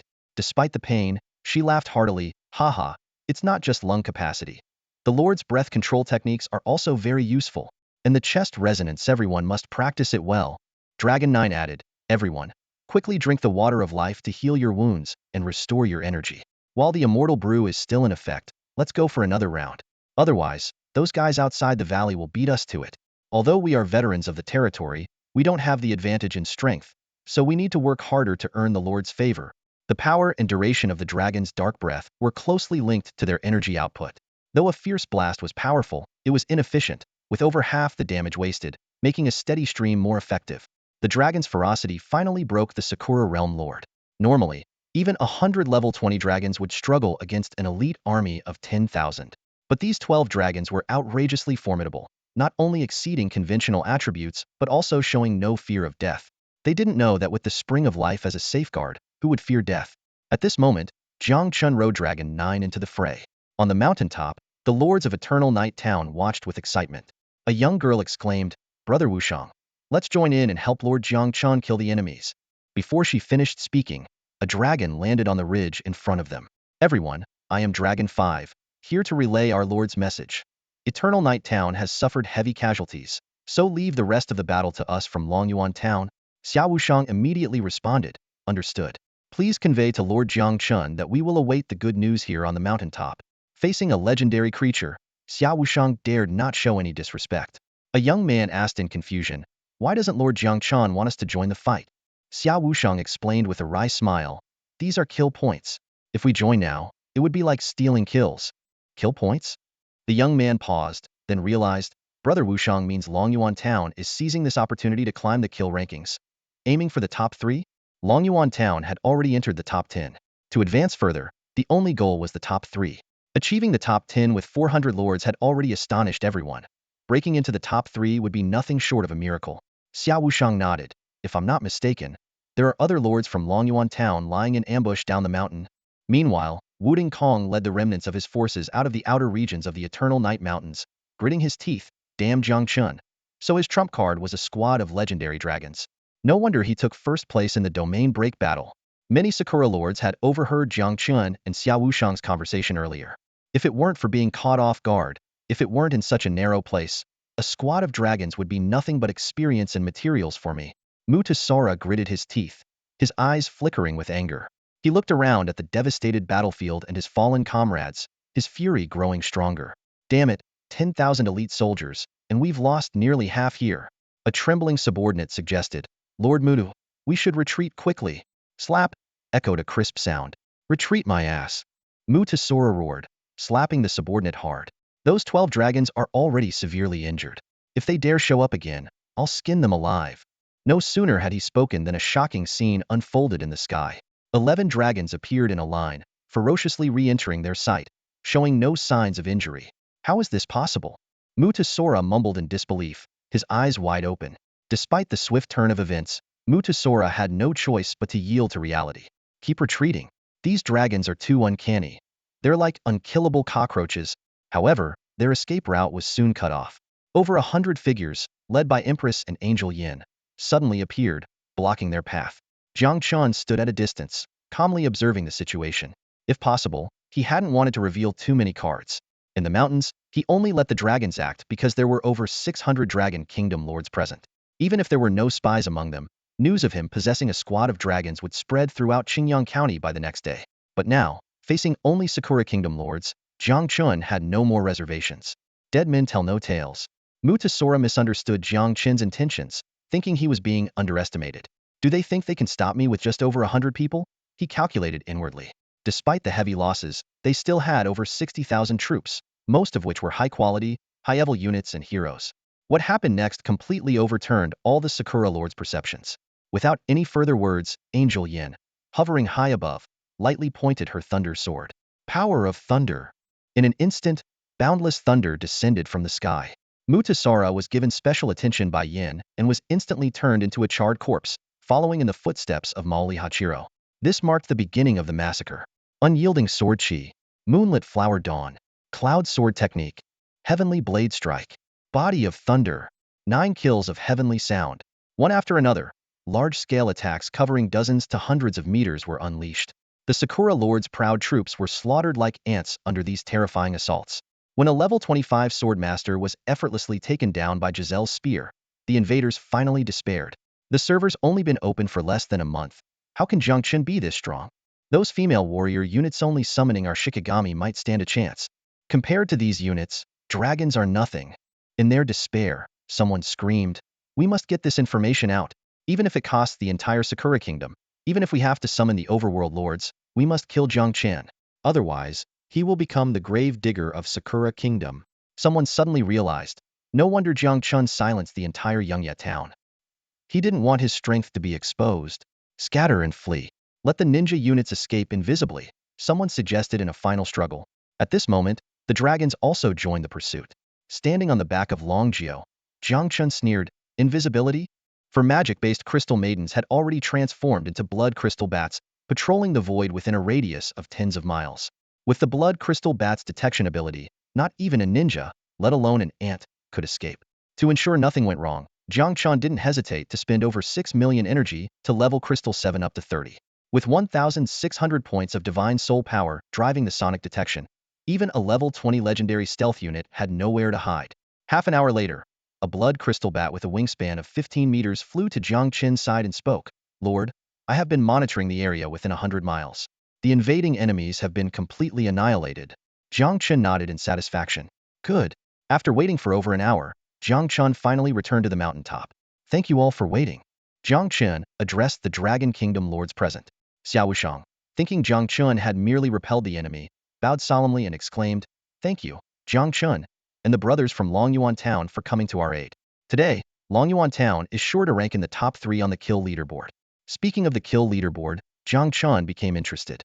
During this time, he had accumulated 23 million kill points. With only 10 minutes left before today's rankings update, he wondered, how high could he climb with so many points? Not only Jiang Chen and Xiao Wushang were curious, but all the lords were puzzled by the sudden changes in Eternal Night Town.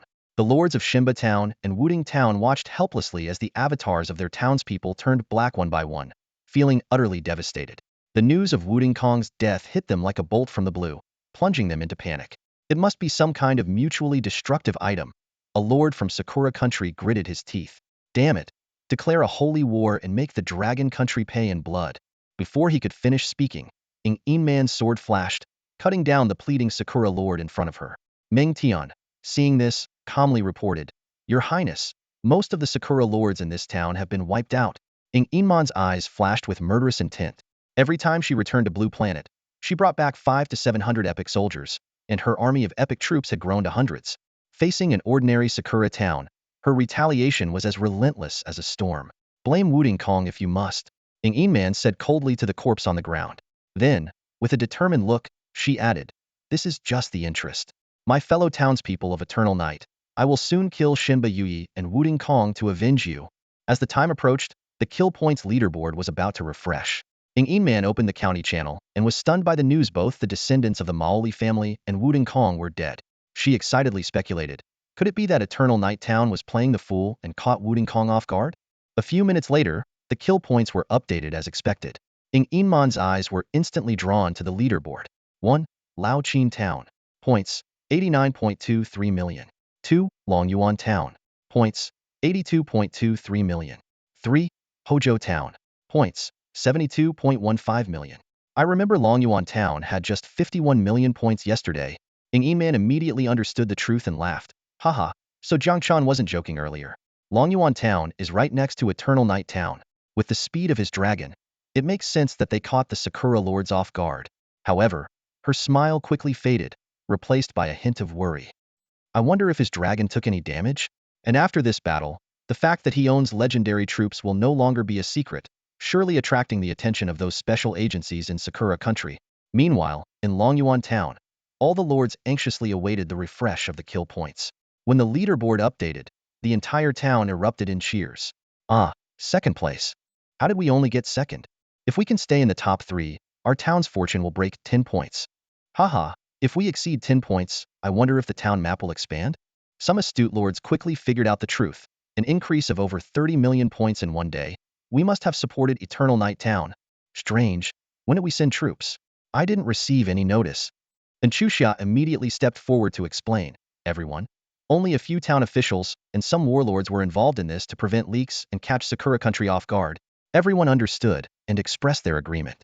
And Xuxia continued, in the future, please don't discuss military actions in the main group chat. If you have any questions, you can message me privately. This was Jiang Chen's arrangement before he left. Of course, and Xuxia didn't expect Jiang Chen to be so fierce, single-handedly earning 20 million kill points. Next, and Xuxia spoke in the Longyuan Town Management Group. Jiang Chen has been under the spotlight ever since he created his own troops. After this event, he will likely become a thorn in Sakura country's side. We all understand the saying, the tallest tree catches the wind. So we need to help him share some of the pressure. Wei Ming exclaimed. Did the boss really go to support Eternal Night Town by himself? Mu Qingshuang responded. Whatever you need, Xuxia, just tell us. Tu Xuanyuan pretended to be upset. Boo-hoo, I lost a lot of troops in this support mission. And Xuxia laughed, haha, yeah, you're so clever. Soon, the news that a dozen top warlords from Longyuan Town had supported Eternal Night Town spread throughout the town. At the same time, Takahashi Mizuki's communicator suddenly rang. She glanced at the video request, a flash of annoyance crossing her face, but she still answered it. Lord Xinba, I know what you want to ask. Takahashi Mizuki quickly adjusted her expression and, following Jiang Chen's instructions, said with a heavy heart, Jiang Chen left the town early this morning, and some warlords left one after another as well. It now appears they must have supported Eternal Night Town. Xinba Yui's eyes were bloodshot as he gritted his teeth. Miss Takahashi, why didn't you report such important information earlier? Xinba Town has lost most of its warlords, and has essentially lost its chance to compete for Qingyang County. Takahashi Mizuki, displeased, replied, Jiang Chen is a lord. Isn't it normal for him to go out early to fight monsters? Who could have guessed he was going to support Eternal Night Town? Shimba Yuyi was left speechless. What Takahashi Mizuki said was indeed reasonable. Seeing the situation, Takahashi Mingyue decided not to provoke Kamihachi Yuichi any further. Instead, she lowered her voice mysteriously and said, "But I've discovered some crucial information." Kamihachi Yuichi's interest was piqued immediately. "What information?" he asked.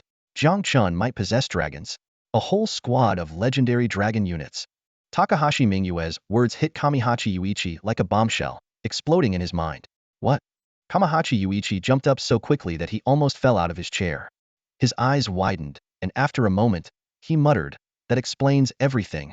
Jealousy washed over his face like a tidal wave, impossible to conceal. Damn it. It must be the perks of reputation. How does a commoner lord like Jiang Chen get so lucky? Seeing the opportune moment, Takahashi Mingyue suggested seriously, "Lord Kamihachi, Jiang Chen is too dangerous. For the sake of the great Sakura Empire, I recommend we quickly execute a decapitation plan against him." A decapitation plan? Kamihachi Yuichi raised an eyebrow. "Exactly." Takahashi Mingyue eagerly explained, "We'll use all of Sakura Nation's elite forces in Qingyang County to infiltrate Longyuan Town on a dark, moonless night. My territory can act as an inside agent."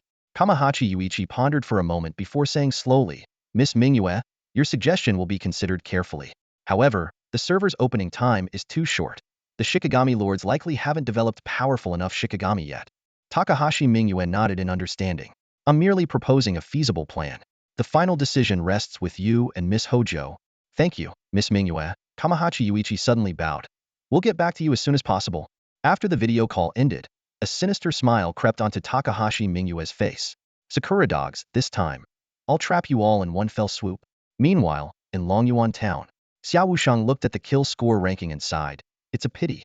If it weren't for Ying Yinman also wiping out a Sakura village, Longyuan Town would probably be in first place by now. Hearing this, Jiang Chen frowned slightly. He still had 3 baits that could trigger a beast tide, but relying solely on these didn't seem safe. He leaned closer to Xiao Wushang and whispered, "Brother Xia, do you know the location of Wuding Town?" Upon hearing this, Xiao Wushang's eyes flashed with surprise. Soon after, Jiang Chen left Yongye Town under the respectful gaze of all the lords. Although Xiao Wushang didn't know the exact location of Wuding Town, he provided a useful piece of information. The monster level started to drop 500 kilometers southwest, indicating the possible presence of a town in that direction according to the rules of the multiracial battlefield. After leaving Yongye Town, Jiang Chen flew straight southwest. He arranged the blood crystal bats in a line and activated their maximum detection power. A few hours later, standing on Longjie's back, Jiang Chen looked down with satisfaction at the Sakura village below. He didn't strike immediately but instead opened the county channel and posted a shocking message. Just now, Wuding Town launched an invasion war, and Lord Li Jia of Yongye Town was killed. Blood debts must be repaid with blood. You kill one of mine, I'll wipe out your entire town. This declaration hit the county channel like a sledgehammer, plunging it into a stunned silence. With a justified cause, Jiang Chen decisively took out 2 epic scrolls. Spatial seal. Silence, he intoned softly, and an invisible barrier instantly enveloped the entire town of Wuding, isolating it completely from the outside world. "Hani, go take care of the Sakura lords near the town," Jiang Chen ordered. "Yes, my lord." Li Hanyi responded and quickly disappeared into the distance. Jiang Chen swiftly organized his forces, pairing a dragon with a blood crystal bat, forming 12 squads. His eyes gleamed with cold intent. Kill. Leave no lord, hero, or troop alive in Wuding Town. The lords of Wuding Town suddenly found their portals malfunctioning and communications cut off, plunging them into chaos. They quickly realized that Jiang Chen had brought the fight to their doorstep. Even though Wuding Kong had taken most of the warlords with him, Wuding Town was defenseless against Jiang Chen's assault. Soon, the air was filled with the dying wails of the Sakura lords. "Lord Jiang Chen, spare me. I'm just a farming lord. I'm innocent. What Wuding Kong did has nothing to do with me," one lord begged on his knees. "How dare you, Jiang Chen? You're slaughtering civilians. Do you want to become a bloodthirsty tyrant hated by all?" Another lord cursed angrily. "I'll report you to the Interstellar Council. The Empire will avenge us," someone else threatened. Unfazed by the pleas and threats, Jiang Chen's killing intent remained undiminished. "Innocent? Where were you when Wuding Kong sent his army to attack Yongye Town? Enjoying the benefits of Wuding Town's slaughter while claiming to be innocent? Where's your shame?" The lords of Wuding Town were now truly terrified of Jiang Chen. They desperately tried to send out messages, but all the portals were heavily guarded by Jiang Chen's forces. Even those with hidden bunkers couldn't escape the powerful detection abilities of Jing Qi. By late night, Jiang Chen ensured that the entire town was devoid of life before he left, satisfied. He returned to his territory in the early hours of the morning. Jiang Chen quickly tallied the day's gains: 94 million energy, 32 million kill points, and tens of thousands of other items and equipment. He swiftly calculated how to use the energy and began upgrading. He spent 12 million energy to upgrade Angel Yin from level 20 to level 30, making her the strongest force in his territory. Another 74 million energy was used to upgrade all remaining Tianyin disciples to level 20, nearly doubling the efficiency of the Crystal Valley. Additionally, Jiang Chen was most pleased with the various building blueprints obtained from destroying the Sakura Nation's territory. There were hundreds of arrow tower blueprints alone, and countless other unique designs. As it was late, Jiang Chen stored all the blueprints in the warehouse, planning to sort them later. The next day at noon, the kill points were updated again. 1. Longyuan Town, points, 104.32 million. 2. Old Qin Town, points, 103.13 million. 3. Baishio Town, points, 83.66 million. 4. Haha, he really wiped out Wuding Town. I like it. Ing Yin laughed, looking at Longyuan Town's kill points. But with only one day left before the kill ranking ends, being ahead by just 1 million points might not be enough.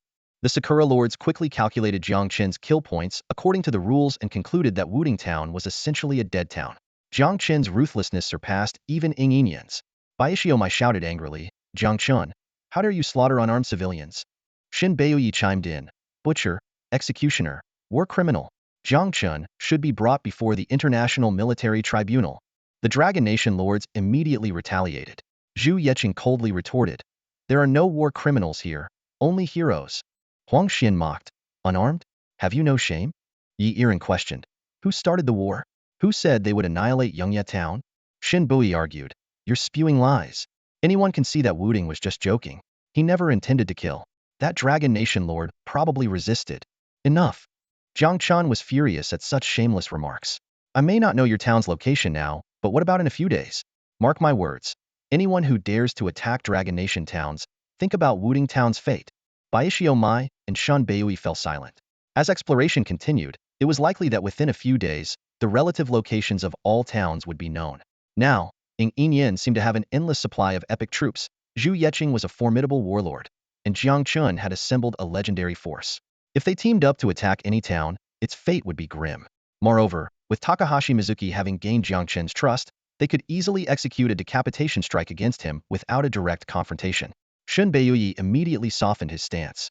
Jiang Chen, please calm down. This entire operation was solely Wuding Kong's doing. Jiang Chen was astounded by the rapid change in attitude, but welcomed the result. If a full-scale conflict were to break out, Jiang Chen wouldn't be afraid, but he was acutely aware that the tens of thousands of Dragon Nation lords in Qingyang County would face total annihilation, with perhaps only a few surviving.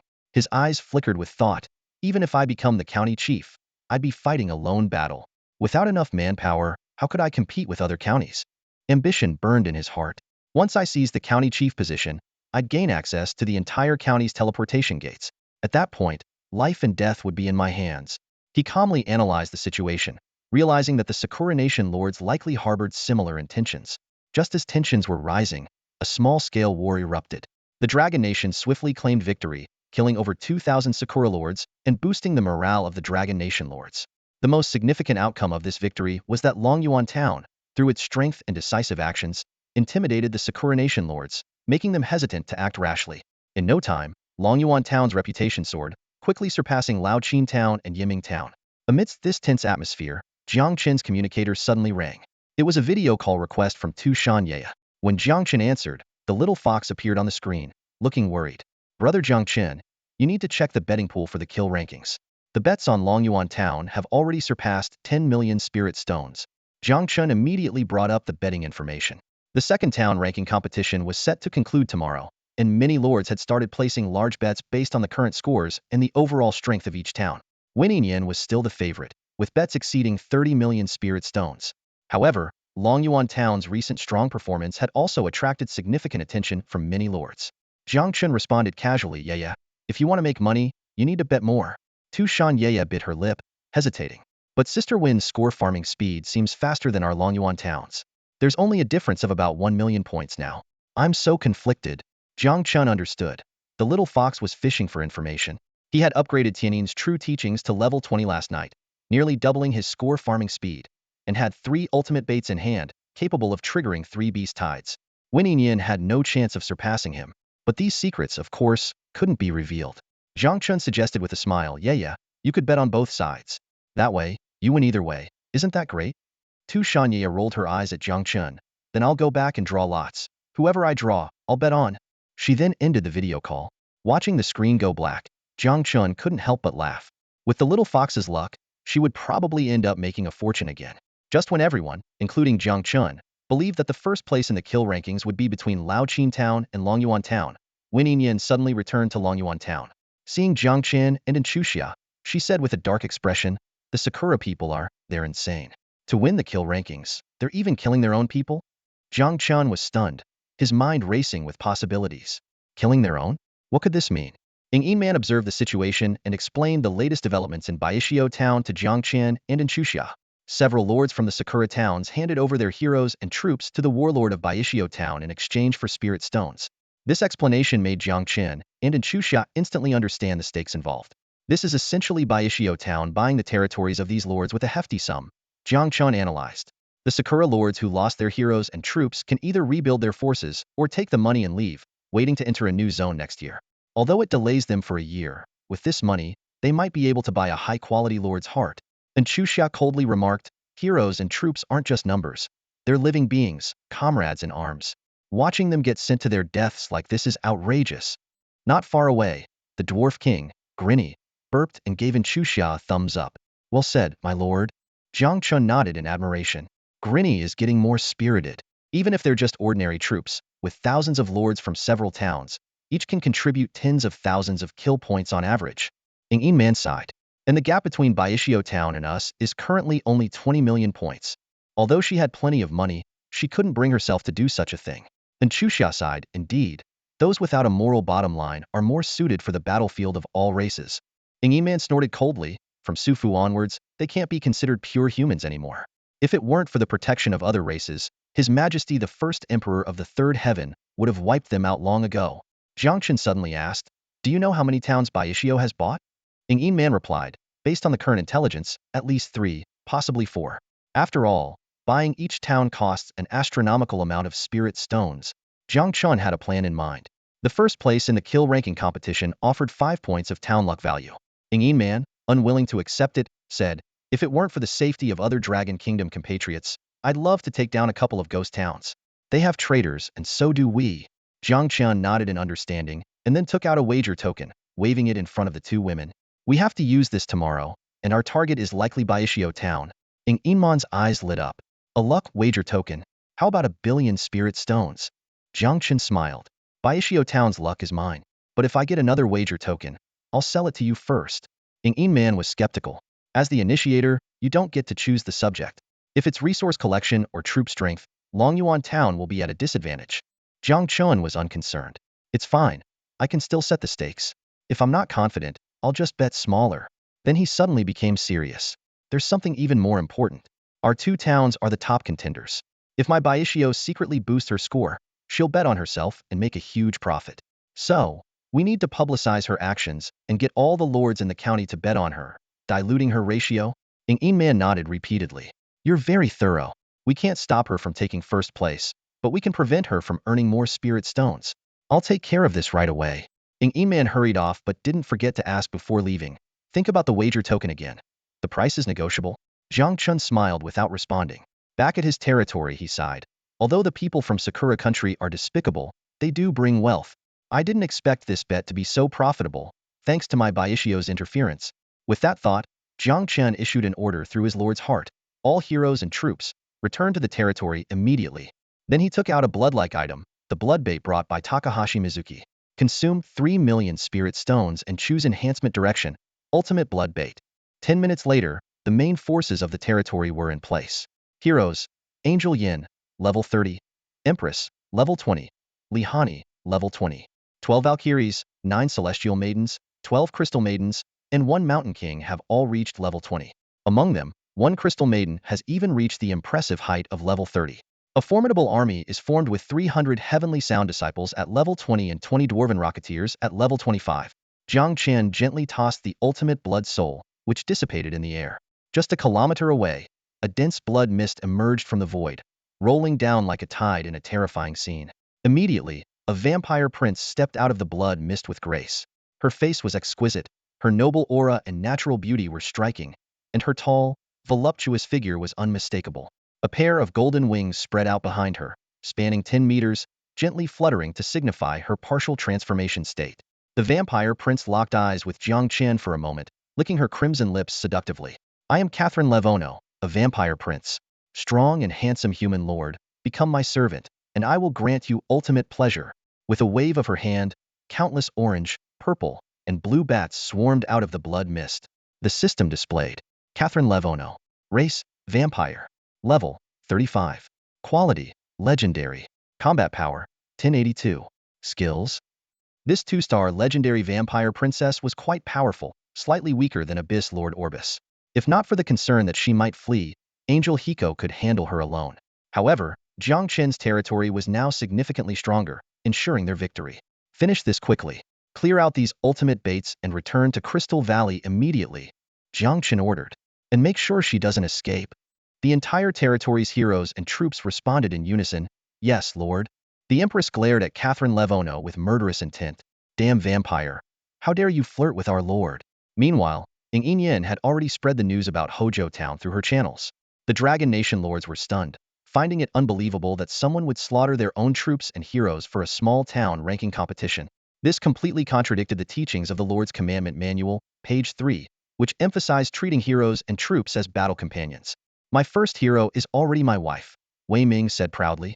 No way, you've already hit 100 affection points? Impressive, brother.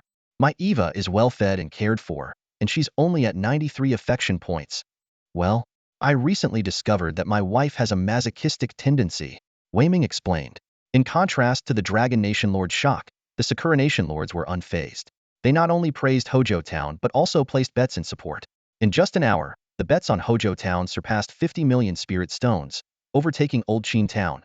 Inside Hojo Town, my Hojo was furious. Damn it, do I need your bets and support? How did the news leak out? Yui Hojo sighed. There's nothing we can do. We don't have enough silent scrolls and space sealing scrolls. Involving thousands of lords, there are bound to be traitors among us. My Hojo sighed. Now, if we want to make money, we have to increase our bets. As the battle commenced, Catherine Levono immediately felt the strength of the human territory. 6 crystal maidens launched a simultaneous attack, with hundreds of crystal rays nearly turning her into a crystal statue. A layer of crystal particles covered her wings, almost causing her to fall from the sky. Hiko easily slew her. System notification. Your hero Hiko has killed Catherine Levono, legendary 2-star, gaining 4.55 million experience, 400,000 spirit stones, 1 legendary blood chalice, and 900,000 slaughter points. To Jiang Chen's delight, this vampire princess dropped a unique legendary piece of equipment. That's all for today. Thank you so much for watching. I hope you guys enjoyed. If you wish to have another part of this recap, please give us at least 1,000 likes. Please don't forget to comment and subscribe to our channel for more content like this. Until next time.